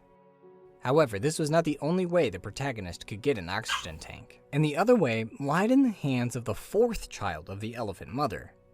Unfortunately, this child died some time ago. Ew. And where the fuck was this kid? Ew. But the mother, perhaps because she couldn't bear to let him go, didn't bury the child or dispose of his body. She stored it in a locked shed close to her home. Additionally, she believed he was the one that provided the family with clean air to breathe, telling the children that it was his love that protected them from the toxic air of the Darkwood. She also left an... I thought she was talking about some sort of entity. Like, oh... This being is watching over us. They give us air. Oh, we're so great. I didn't realize she was talking about the fucking sun. Oxygen tank with his body, which the protagonist could find after deducing the lock combination from a nursery rhyme sung by the children and unlocking the shed. Are you kidding thereby me? Skipping all the running around. Are you fucking kidding me? That 1, 2, 4, 5. 1, 2, 4, 5? Oh my god. Is that really the combo? You gotta be kidding me. That's crazy. You would never get that. How would you get that? Sung by the children and unlocking the shed, thereby skipping all the running around that the elephant mother and mushroom granny would send him on. Yeah, you'd never do that. Once the protagonist realized the elephant mother had 4 children, he was again reminded of the story of the swamp village told to him by the cripple. 4 children, 3 brothers. Of the mother that left the village with her 4 youngest kids, and 3 of them realized became the family of bandits, elephants was likely the very same family mentioned in the story.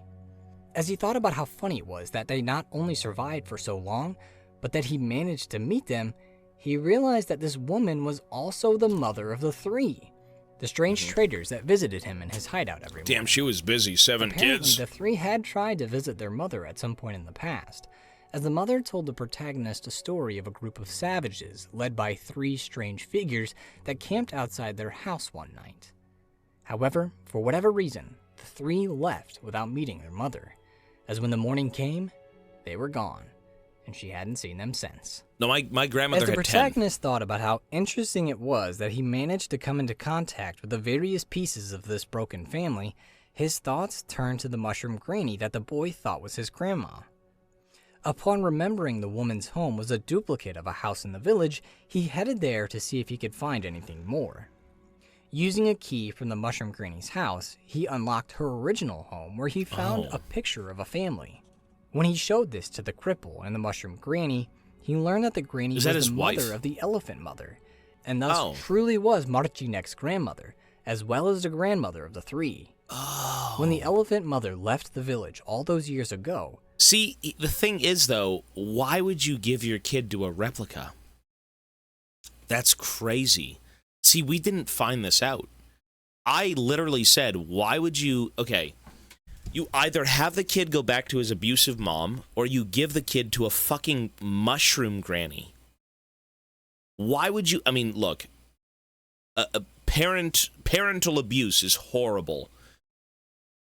But, like, why would you give the kid to this thing? It's not even human. Like, how does this care for you? How do you survive? Does it feed you mushrooms? Does it let you eat its fingers? Like, what is that? Her mother had chased after her, but given how frail the old lady was, she likely didn't make it very far before she died. He's safer with the grandmother. I don't believe that for 1 second. I don't believe that for 1 second. Evidently, after her death, the forest had replicated her body as well as her home, thereby keeping each member of the Swamp Village family alive in some way, somewhere in the dark. Mother, grandmother, father is dead in the tree, and the brothers are out here. Ew. She does not harm the boy. I know that, but can she provide for the boy? It's a fucking fungus. Living in a fungus home. The kid is infected at this point. He's living in a mushroom grove. Infected. Like, he has no gas mask. He has nothing. Darkwood. No matter how he got the oxygen tank, once it was obtained, the protagonist found it was empty. Luckily, there was a compressor in his hideout that he could use to refill it, but unluckily, the machine was broken. Fixing it wasn't too much trouble, as by using a note he found in the hideout as a guide, the protagonist was able to find some old compressor parts in a junkyard which he used to fix the machine. Once he was gassed up, he made his way through the flooded basement in the village, opened a large tank of gasoline which poured down to the roots of the talking tree, and set them ablaze. As the fire climbed to a towering inferno, the protagonist realized that it was going to take all night for the tree to burn away, so returned to his hideout for the night. As he did so, he stopped by the cripple to let him... And that's why the brothers are gone in the morning, because their father is burned. They probably went to go see him instead of see you. Know he was finally going to be rid of the tree, but found the man was unresponsive, completely captivated by the flames. Back at the hideout, the protagonist prepared himself for an ordinary night in the Darkwood, but tonight was going to be anything but.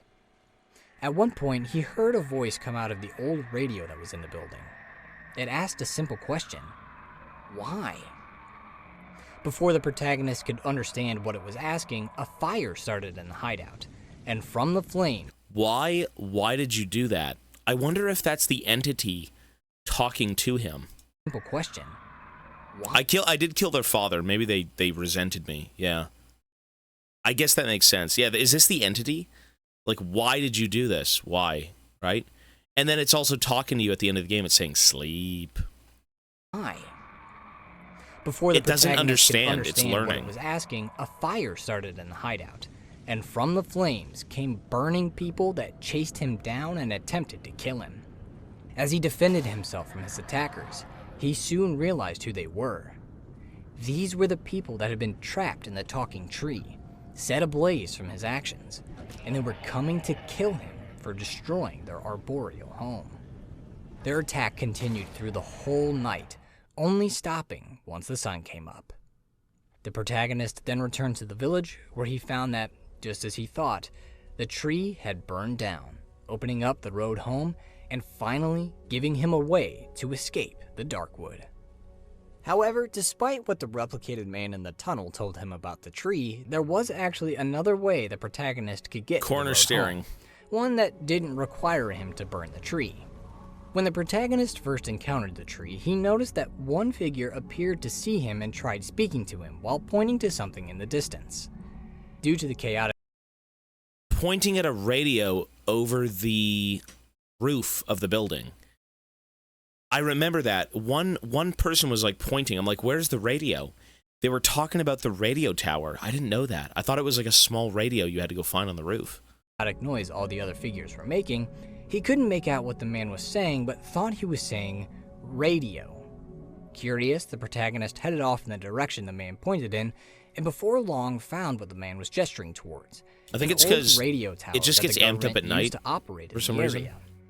It had since been claimed by the Darkwood and was now the roosting place of the banshees of the forest.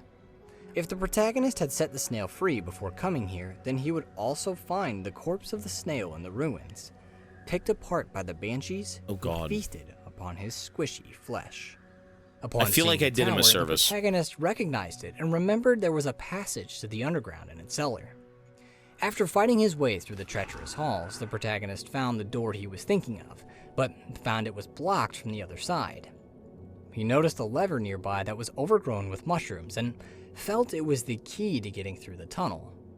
When he destroyed the mushrooms, they released spores that knocked the protagonist out and sent him to a dreamscape. As he wandered in the darkness, following a voice in a trail of shiny stones, he passed by several familiar sights: the tree he was tied up on, the doctor's house, and the tunnels of the underground.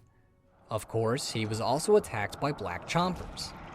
If he was killed by the monsters at any point, he would wake up from the dream, unable to continue on through the tunnel. But if he was able to dodge them, as well as avoid being bitten by a monstrous mob that was part of the tree residing in the tunnel, then he would eventually find rubble blocking a metal door. Upon removing the rubble, the protagonist woke up and found the previously blocked metal door was now open, suggesting that some of his actions in his dreams affected the real world. And then from that, you were able to get to the military base, and if you didn't get that door, you'd have to go straight to the dream, straight up the road. So you wouldn't really learn about the backstory. Heading through the door in the tunnel behind it, he found that he was in his old camp, which, if he had initially come from here, suggested he hadn't made his way out of the forest. He was going into it. Deeper within it. However, he had also been confused and disoriented after the savage attack, so didn't put too much thought into what finding his old camp meant, and just focused on finding the way out. He made his way through the ruins and found what he was searching for: the road home. Yeah. Just as he thought, the underground path had circumvented the talking tree, allowing him to escape the forest. No matter how he got to it, once the protagonist reached the road, he eagerly rushed down its pavement to get home. As he stepped over thick, colorless goo seeping up through the pavement, he soon came upon the replicas of various people frozen in place on the road. Those are the replicas. If he burned the tree down, he would also find the cripple on the road, dragging himself along it, trying to escape the Darkwood. The protagonist didn't offer to help the cripple, merely stepping over him and going on his way. After following the road for a few kilometers and taking a terrifying detour through the trees, the protagonist finally reached home. He took a short walk through his hometown, returned to his apartment, and exhausted from his ordeal, collapsed on his bed. As a deep, peaceful sleep took over him, his story, as well as the story of Darkwood, came to an end. Well, not quite. During his trek through his familiar surroundings, the protagonist could experience a few things that were weird, to say the least. In the basement of his building, in a small pantry, was a radio that, after playing for it a bit, would urge him to go to sleep. Yeah. In the same dark halls, he could find some of the mushrooms of the forest, and locked in one of the cells close by was a black chomper. Really? What? I didn't see that. Leads you from the upper 8 of the road. If you burn the tree, you get there from the bottom. Oh, okay. There's a lot of weird things like that. I mean, there's a lot of just things you'd never catch.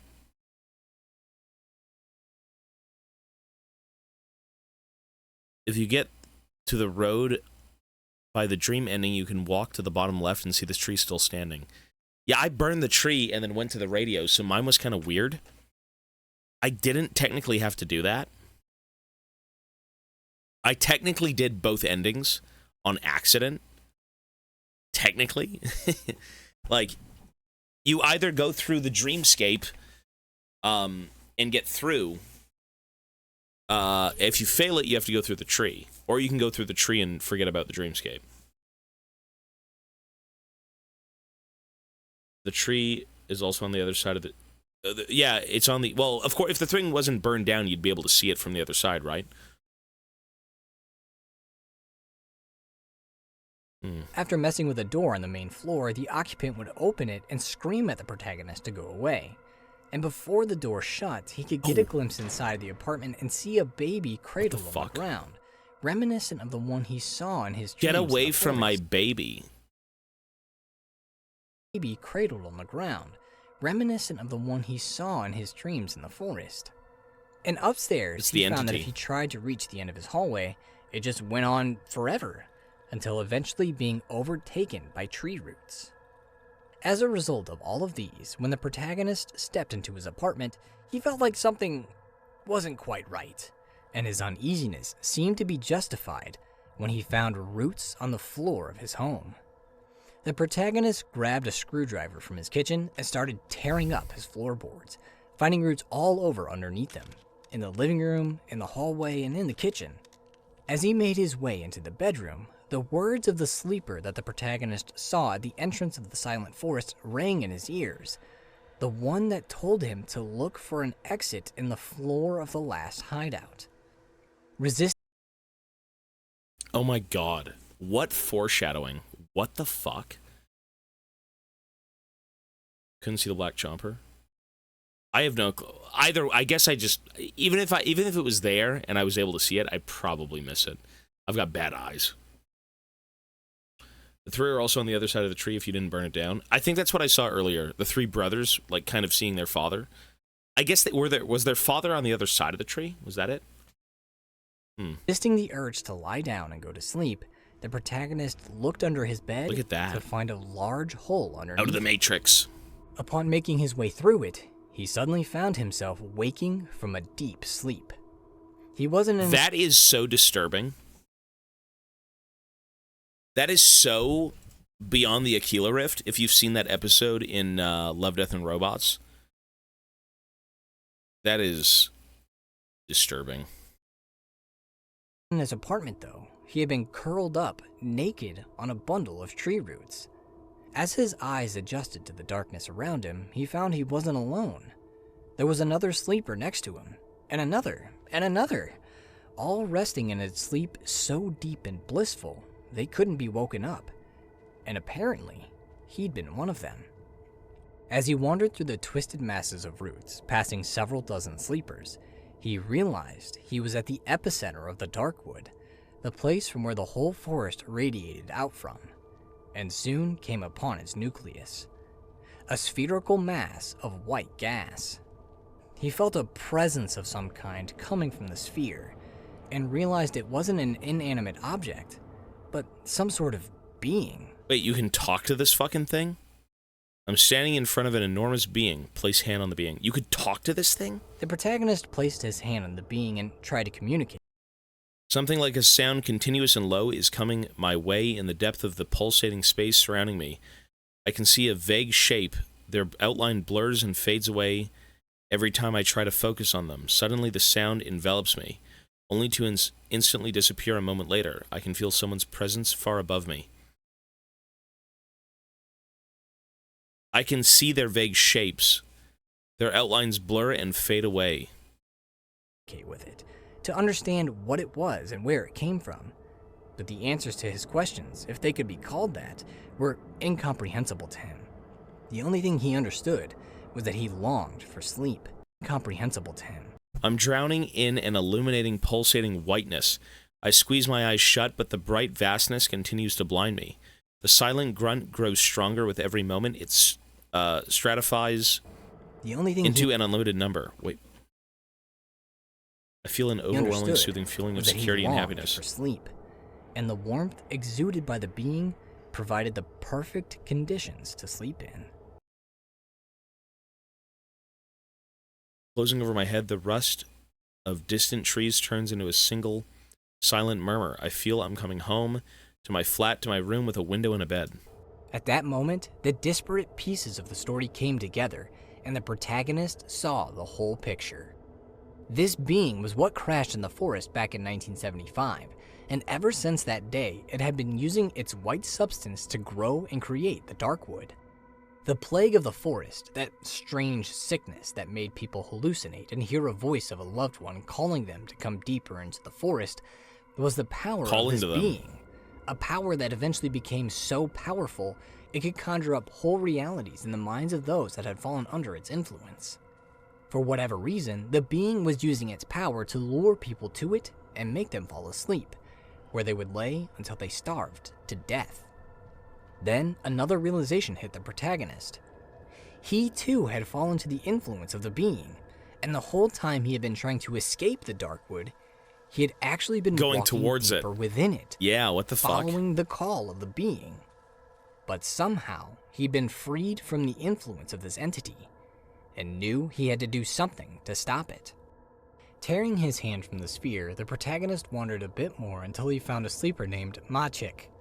After recognizing he was an outsider, the protagonist realized he'd read about Maciek in a note in the hideout. He walked off with his stuff and his flamethrower. It said he'd fallen to the influence of the woods and left his camp with a number of supplies.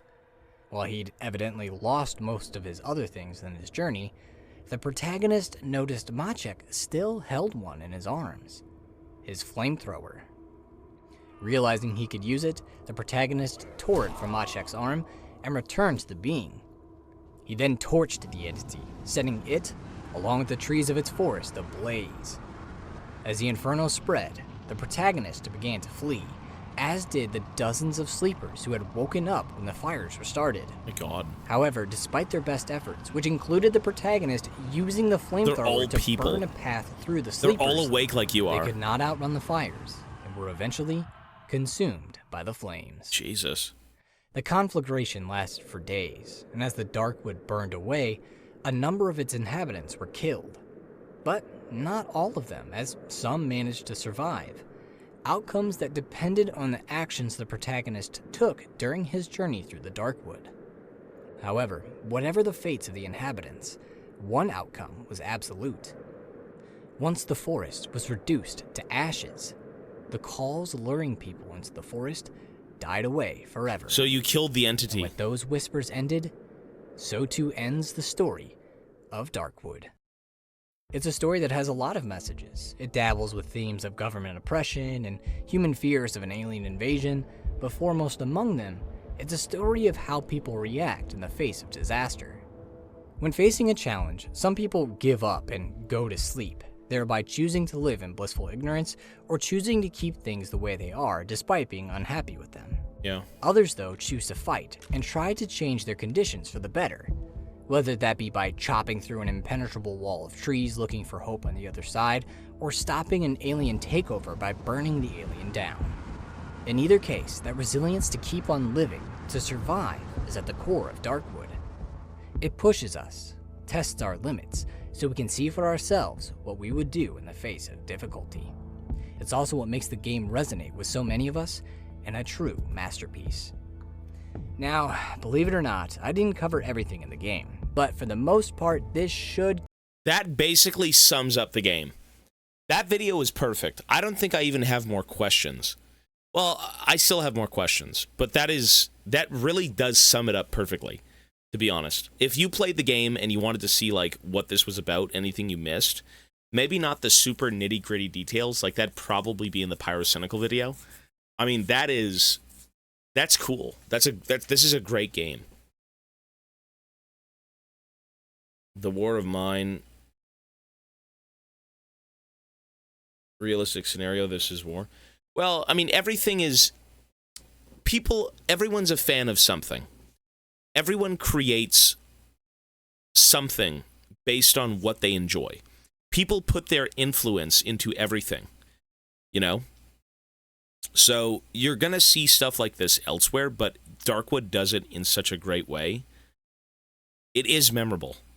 You know, even if it's reminiscent of something else, I mean, it is memorable. I think as an overall game to play, everything face value, I mean, I gave it like an 8.5. 8.5 to 9. It's like an 8.59.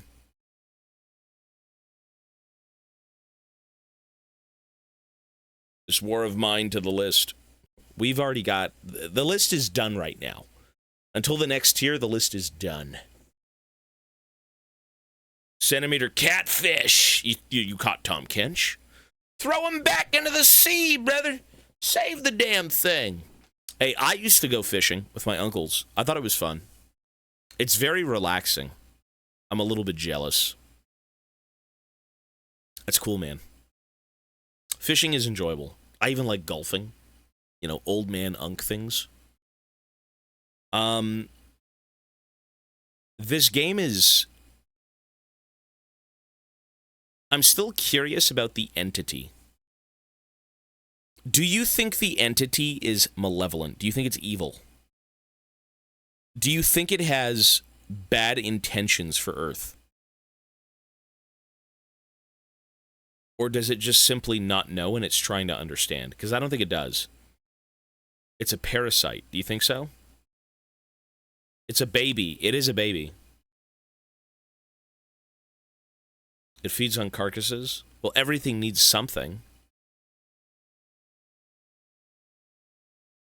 Are you malevolent because you eat cows? I mean, it's more so... I guess we are just meat to it.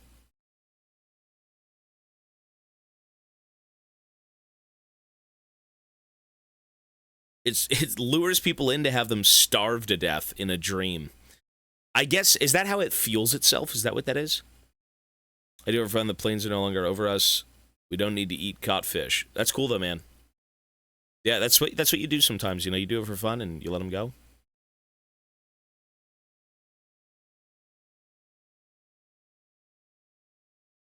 It's just trying to learn and survive.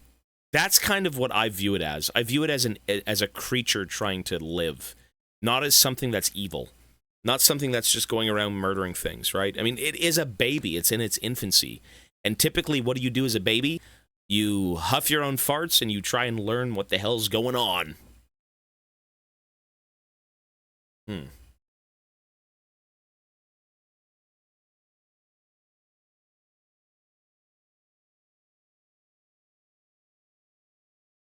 It's very curious, though. It's a very... See, stuff like that, everyone can have... The greatest thing you could do in this game is not give you definitive answers. You have to leave it to people to kind of fill in the blanks. We can piece together everything that's presented to us through information in the game. You know, oh, that these are replicating through, you know, having the lizard stuffed into the body when it's dead, and then the goo hits it, and then it's like remaking it in its own image. But the one thing you can't understand is why. And unless the creature would tell us that, we will never know. Unless the devs tell us that, right? The alien, the entity is so foreign. We can see what it's doing, but we don't know its motive. And I think that's the strongest thing about stuff like this, and with cosmic horror, is you can get a gist of what it's doing, but why is it doing it? Why is it here? We'll never know. If the creature talked and said something, it'd be very different. There's a pretty clear image of the entity without the white hue. Is there really? I want to see that. I mean, that's the intrigue of cosmic horror. I can't go to wikis because my PC breaks down with ads.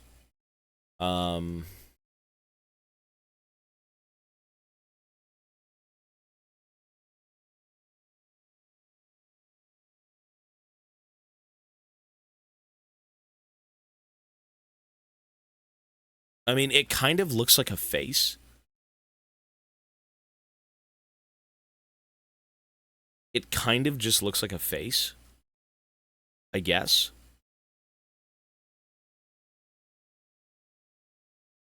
Yeah, one sec. If I'm not mistaken, I mean, it just looks like the giant face in the basement. That was like the guy was praying to it. You know, in the radio tower basement? That's what it looks like. Could be nothing more than food, yeah. That's just the way it functions. There's no links. You'd have to just tell me where it is and I can find it.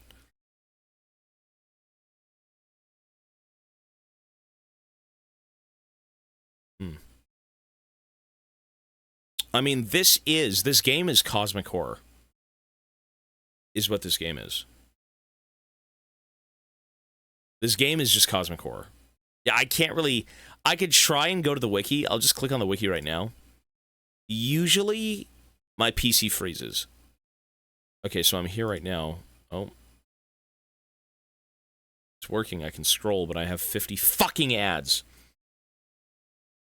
I hate these ads so much. Nothing is loading.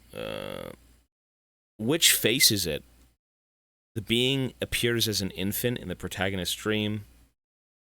The being, upon being burnt by the protagonist, its face having completely dissipated, revealing a writhing, flesh-like mass of wood.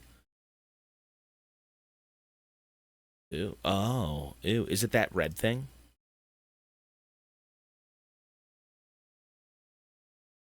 I mean, it does look like a face.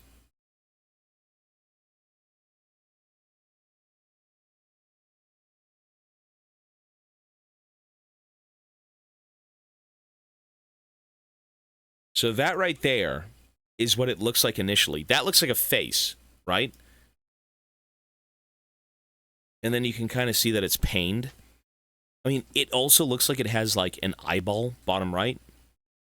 Or, like, east, right? Like the middle. Ew. And then this thing is when you burn it and it's dead.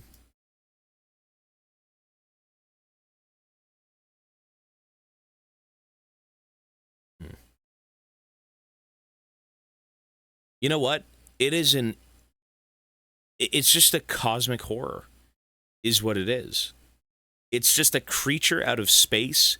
We can't comprehend it. We can't understand it. It's Lovecraftian, period. An alien bird thing. I mean, it came down in a comet. It came down in a comet, so clearly it wasn't very big initially, and over the years it grew into what it is now. It is cosmic horror. And again, less is more. You want to know more, but the beauty of that is that you can't know more. Right? That is why it's so intriguing. As much as we want to know what it looks like, where it's from, what it is, that defeats the purpose of its existence. It could have replicated the wood. That's why it looks like wood. Yeah. So did it come down? No, it didn't come down in a tree. I guess it did, but then it grew the tree into what it is, and it's like a giant replicated fucking cum tree. All-time classic game in my book. I'd agree. This game is cool. Such an underrated genre. I mean, Look Outside is one of them. Look Outside is excellent. Look Outside is fucking creepy. The end of that game is weird, man. It's weird and it's disturbing. I think Look Outside had 8 different endings. And it's 100,000 billion% cosmic horror. It is done correctly. It is done very well. Darkwood is done very well. What are some other, like, weird cosmic horror games we've played in this event? That might just be it. Darkwood. Look Outside.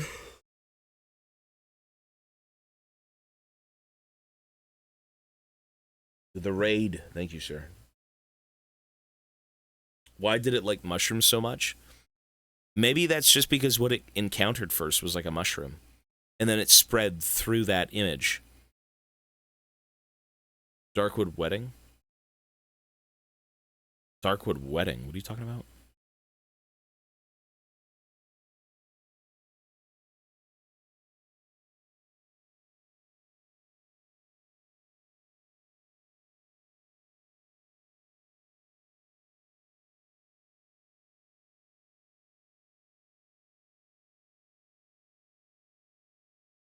The fuck?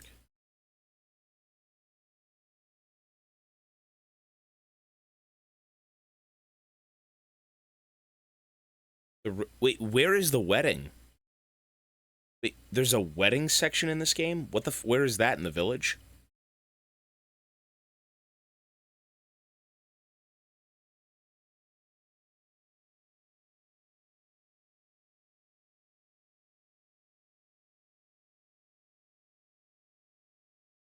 Why do I feel like I've seen it, but I didn't think much of it?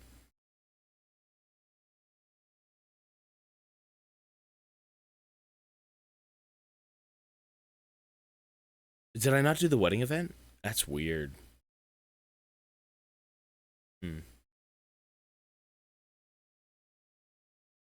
It's a major location. I feel like I did, though, because I've seen... I didn't see it? Really? What the fuck?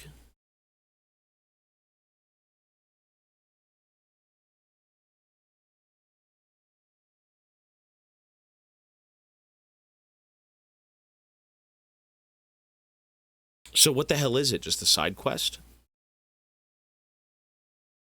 Hello, everybody. Welcome breaking. back to the next episode of Darkwood. Goodbye, traitor. I love you so much. Thank you for being you. And let me double check my journal so I make sure I know exactly where I'm going.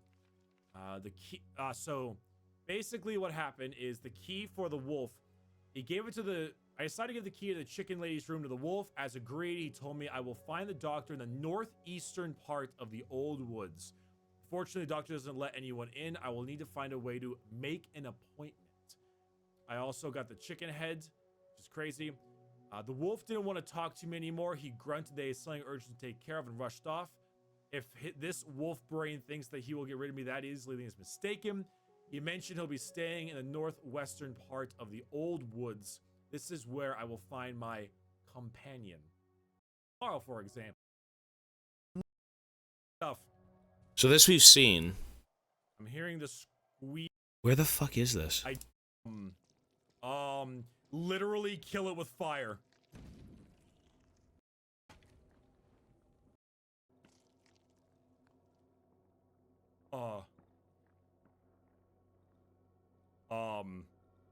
Who was knocking? I'm outside, fuck! Well, that was the worst night I've experienced so far. Feeling the southeastern edge of the dry meadow. Oh, it's the wedding! What? Did that motherfucker just give me a goddamn wedding invitation in the middle of the night? Also, that shiny thing over here is gone. Wait, so it's an event that you have to be triggered into? Is that what that is? Ew. Okay. Psychopathic lady.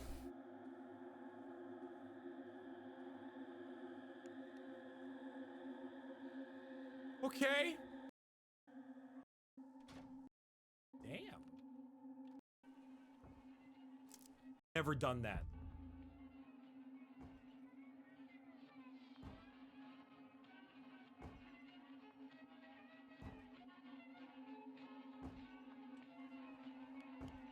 We've been waiting.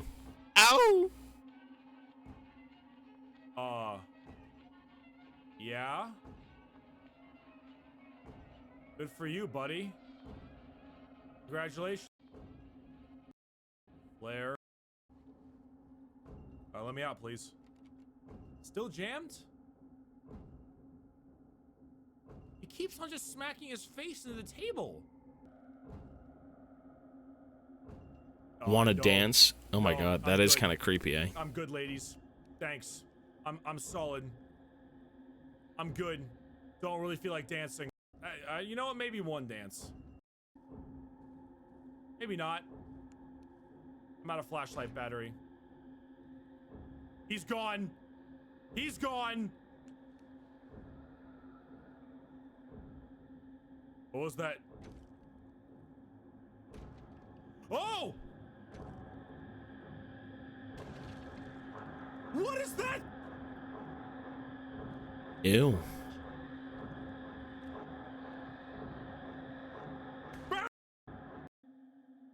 This guy used the pistol. God bless his soul. That piece of shit weapon, the pistol, is dog shit. I mean, so is the wedding an RNG'd event? Is it basically you just getting lucky? Is that what that is? Because it was only given to you through, like, was it really? I think you had to go outside for it. You had to answer the knock on the door. Oh, so that is very hard to get. It's a unique event? Okay, so there's no way we got that.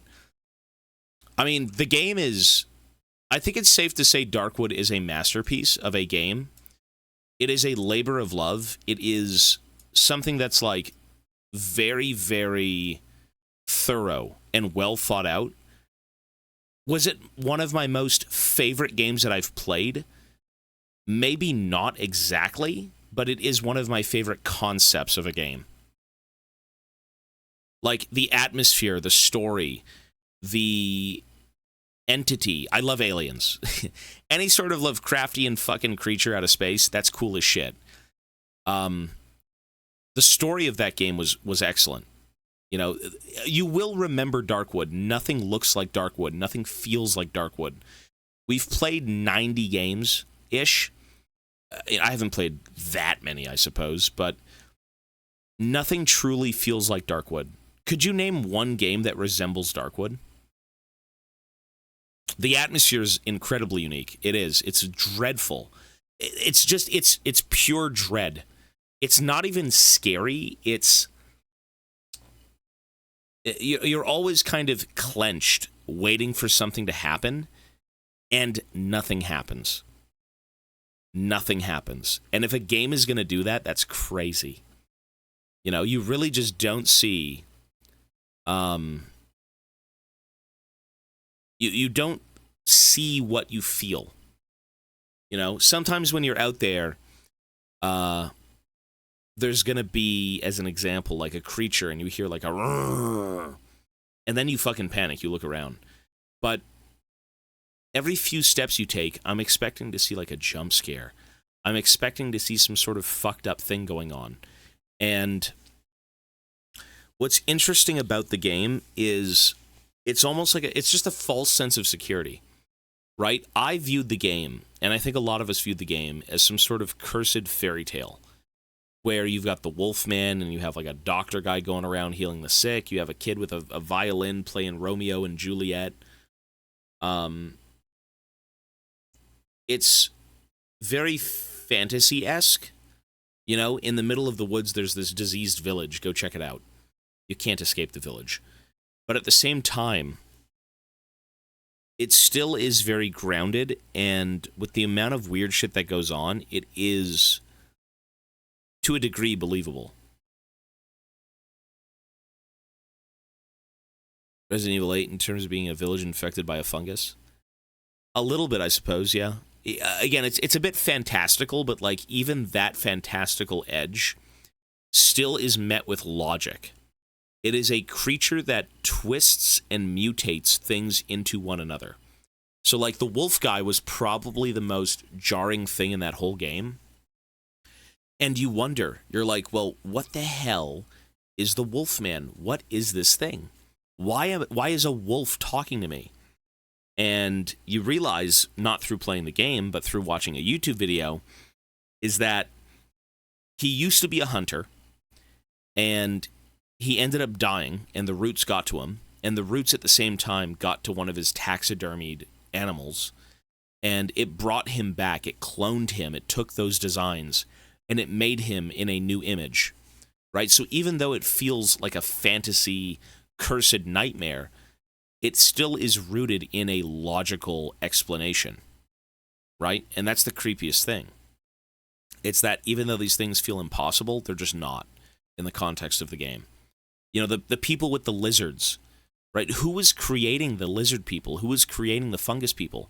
You come across corpses in the wilderness, and it says the corpse's eyes have been dug out, and white mushrooms have been carefully placed in their sockets. And through that, you see the mushroom people, right? The ones who pop out of the ground. And that is the forest. That's the entity replicating that thing as it sees it, right? The entity, its roots are spreading out. It's feeling things. It's trying to understand things for the first time. It's a baby. And it has the power to replicate it, right? So it's never seen a human with a shroom. And so when it comes across it, it's feeling it for the first time. And it's like, wow, humans with mushrooms, and then it makes that creature. You know, for the sake of... So you know what that kind of reminds me of? Is what if the savage wild men were offering it as, like, ways for the creature to learn? People were worshiping the creature. People were clearly viewing it as a fucking entity, like a god being, right? And some people were probably very much inclined to offer up things, right? Maybe they were aware of what it was doing, and they tried to make it do more. You know, they found a body of, like, a dead guy, and they stuffed lizards into its mouth, and then they're, like, offering it up to the entity, and then the entity can create it in its own way. That, in a way, sounds like it's playing God. Does it not? Where it finds something and then creates it in its own image, or whatever it views as. And then people see that, and they're like, oh my God, this is something we'll worship. This is like the creation. You know, what if this is a new thing that all of mankind's going to bear witness to one day? So, very cosmic horror, very, very creepy.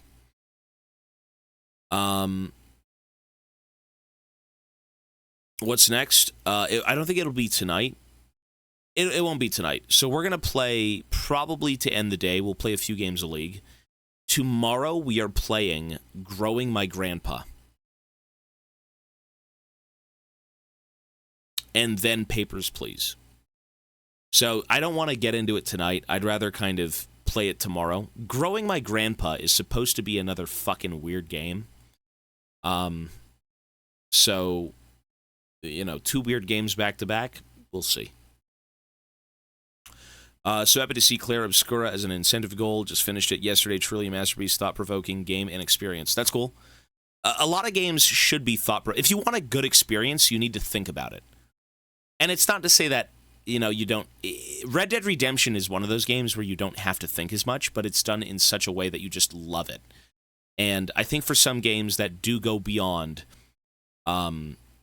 human things...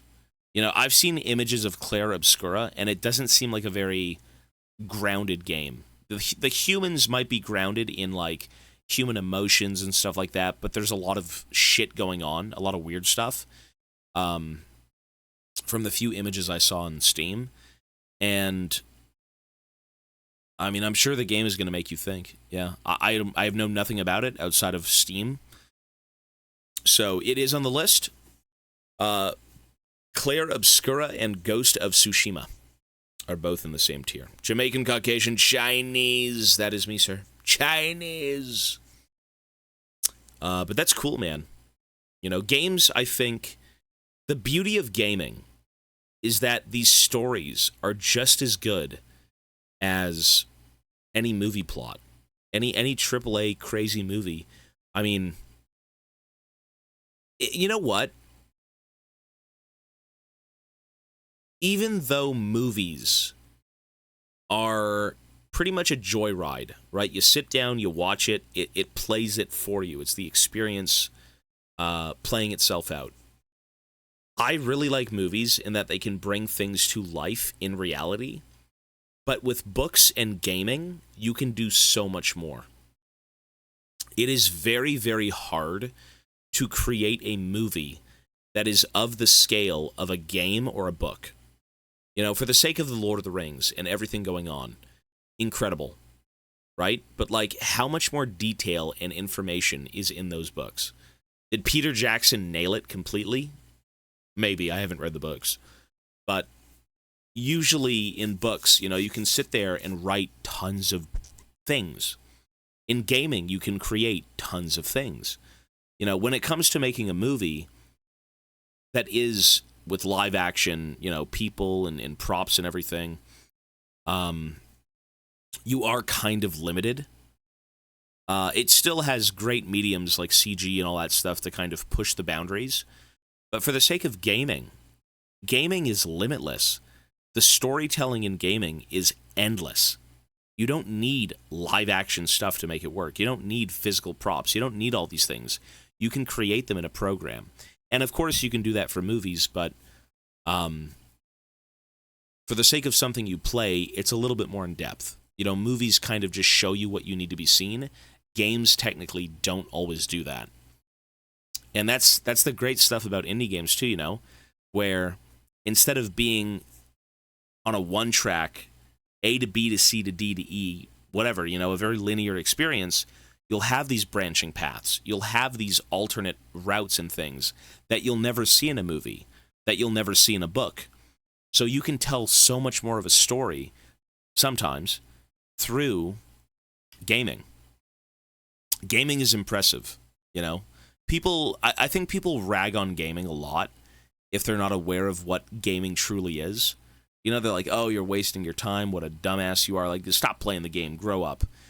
And then they're going to go watch a movie. And then they're going to go read a book. Or then they're going to go fucking, you know, sit and watch the football game. But if you sit down and try to appreciate the stories and the games that these people have created, they are as amazing as movies. They are as amazing as books. And if anything, they're more expansive at times. In my opinion, Peter Jackson did a really good job to adapt Tolkien's work. Something had to be changed for the flow. Oh, of course, you had to. If you ever take a book and you turn it into a movie, it needs to be changed. It has to be. You know, you can't have 50,000 minutes of dialogue about the hobbits and their big-ass feet. You know, you might show that in a scene, but, you know, to keep things flowing, you know, I think, you know who does a good job at kind of letting scenes breathe and letting the world kind of play itself out is Tarantino. Quentin Tarantino does a good job at, like, showing scenes that are just kind of believable, played out and you know, still kind of crazy and amped up, but they just let the world speak for itself. I mean, I guess with Peter Jackson and Lord of the Rings too, there's a lot of that stuff, but it still is for the Lord of the Rings is 3 fucking movies long. 3 very long movies. And I feel like it could have been even better if he had more time to work with. You know, you have to set the pacing, and it's like, well, is this too much? Do we want this out of there? And, I mean, Peter Jackson just goes in and he's like, okay, this movie's 4 hours long. And it's like you still want to see more. Video games are the ultimate evolution of art in general. It combines storytelling, graphics, art, music, and pretty much all forms of art, but you can interact with it. I would agree. Yeah, I would agree. I think sometimes the problem with gaming is it isn't... The sum of its parts don't really sometimes come together well. You know, you'll have aspects of a game that its strong suit is its gameplay, and that overshadows the story. Or its music sucks ass, but the game is great and it doesn't complement it well enough. The true masterpieces are ones that meld every aspect of that art into one to create a cohesive, memorable, fucking sick experience. And that's why Red Dead Redemption is so good. The worst part about Red Dead is probably aspects of the gameplay and the UI, but even then, with how you play the game, it complements it well enough to where you just don't thoroughly complain, you know? Music, characters, the story, everything is melded so perfectly together that you can kind of overlook the gameplay a little bit. You can overlook the UI a little bit. I don't think any game is ever perfect. The sum of its parts, you know, like, each aspect of a game is usually managed by a different division, right? Like, the people who make the music aren't going to be making the mechanics of the game or anything like that. So if the collective can come together and be on the same page and everything works, incredible. And I think for me that was Red Dead, mostly. Like the 9.75 out of 10. Darkwood is done, yeah. Peter wanted to stay as true to the source material as possible. As you should. If you adopt anything into a film or a show, whatever it may be, you should try to stick to the source material. The only people who have the right to make shows like that are the ones that are fans.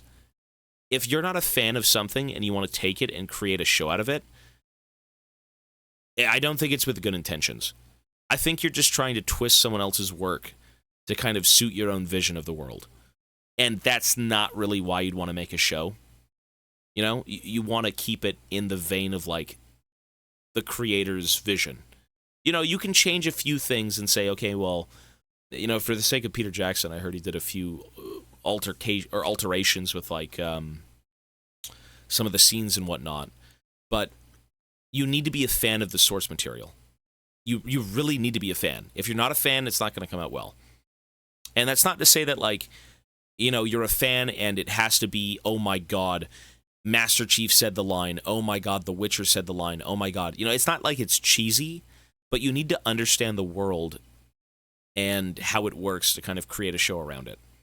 You know, if you want to introduce new things, it has to make sense in the context of the world.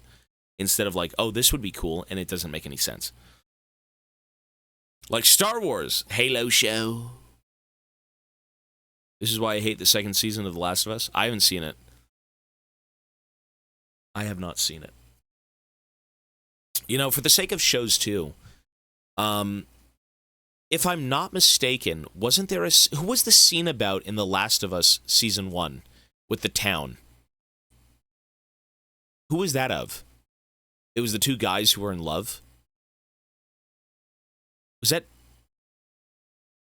that Bill's Town? Bill's Town. Didn't they try and make a big scene out of that? And I think it was, having played the game now and thinking back to the show, I can't remember much of the show, but I remember the town scene where they had the two husbands together. That is what I'm talking about in terms of wanting to do more in the vein of, like, keeping it consistent. That was good. From what I can remember, that was great. I don't think it was unnecessary. I think it was great. It showed more of, like, who Bill was. You cared about Bill. I think the game, in the context of the game, it makes sense to kind of have someone show up. You kind of know them, and you move on, and there isn't much care in the world. For the sake of a show, you can still have that. But it is harder to care about someone if you don't know their story. You know what I mean? Like, I guess for the sake of the game, he does say he had someone and you find him and he ends up killing himself. But it still is all very abrupt. And I think that scene kind of lends itself, if anything, to the game. Because it does kind of fill in the blanks, but it keeps it consistent. It keeps it true to what it was. But that's just my opinion. I thought it was good, if I can remember it correctly, but, you know, the game takes it in a much different direction, which makes sense. You know, again, you don't get to sit with these people. You're just meeting them for the first time on your journey. You know, you've known of them, you've talked to them, great, but, like, as the player, you know nothing.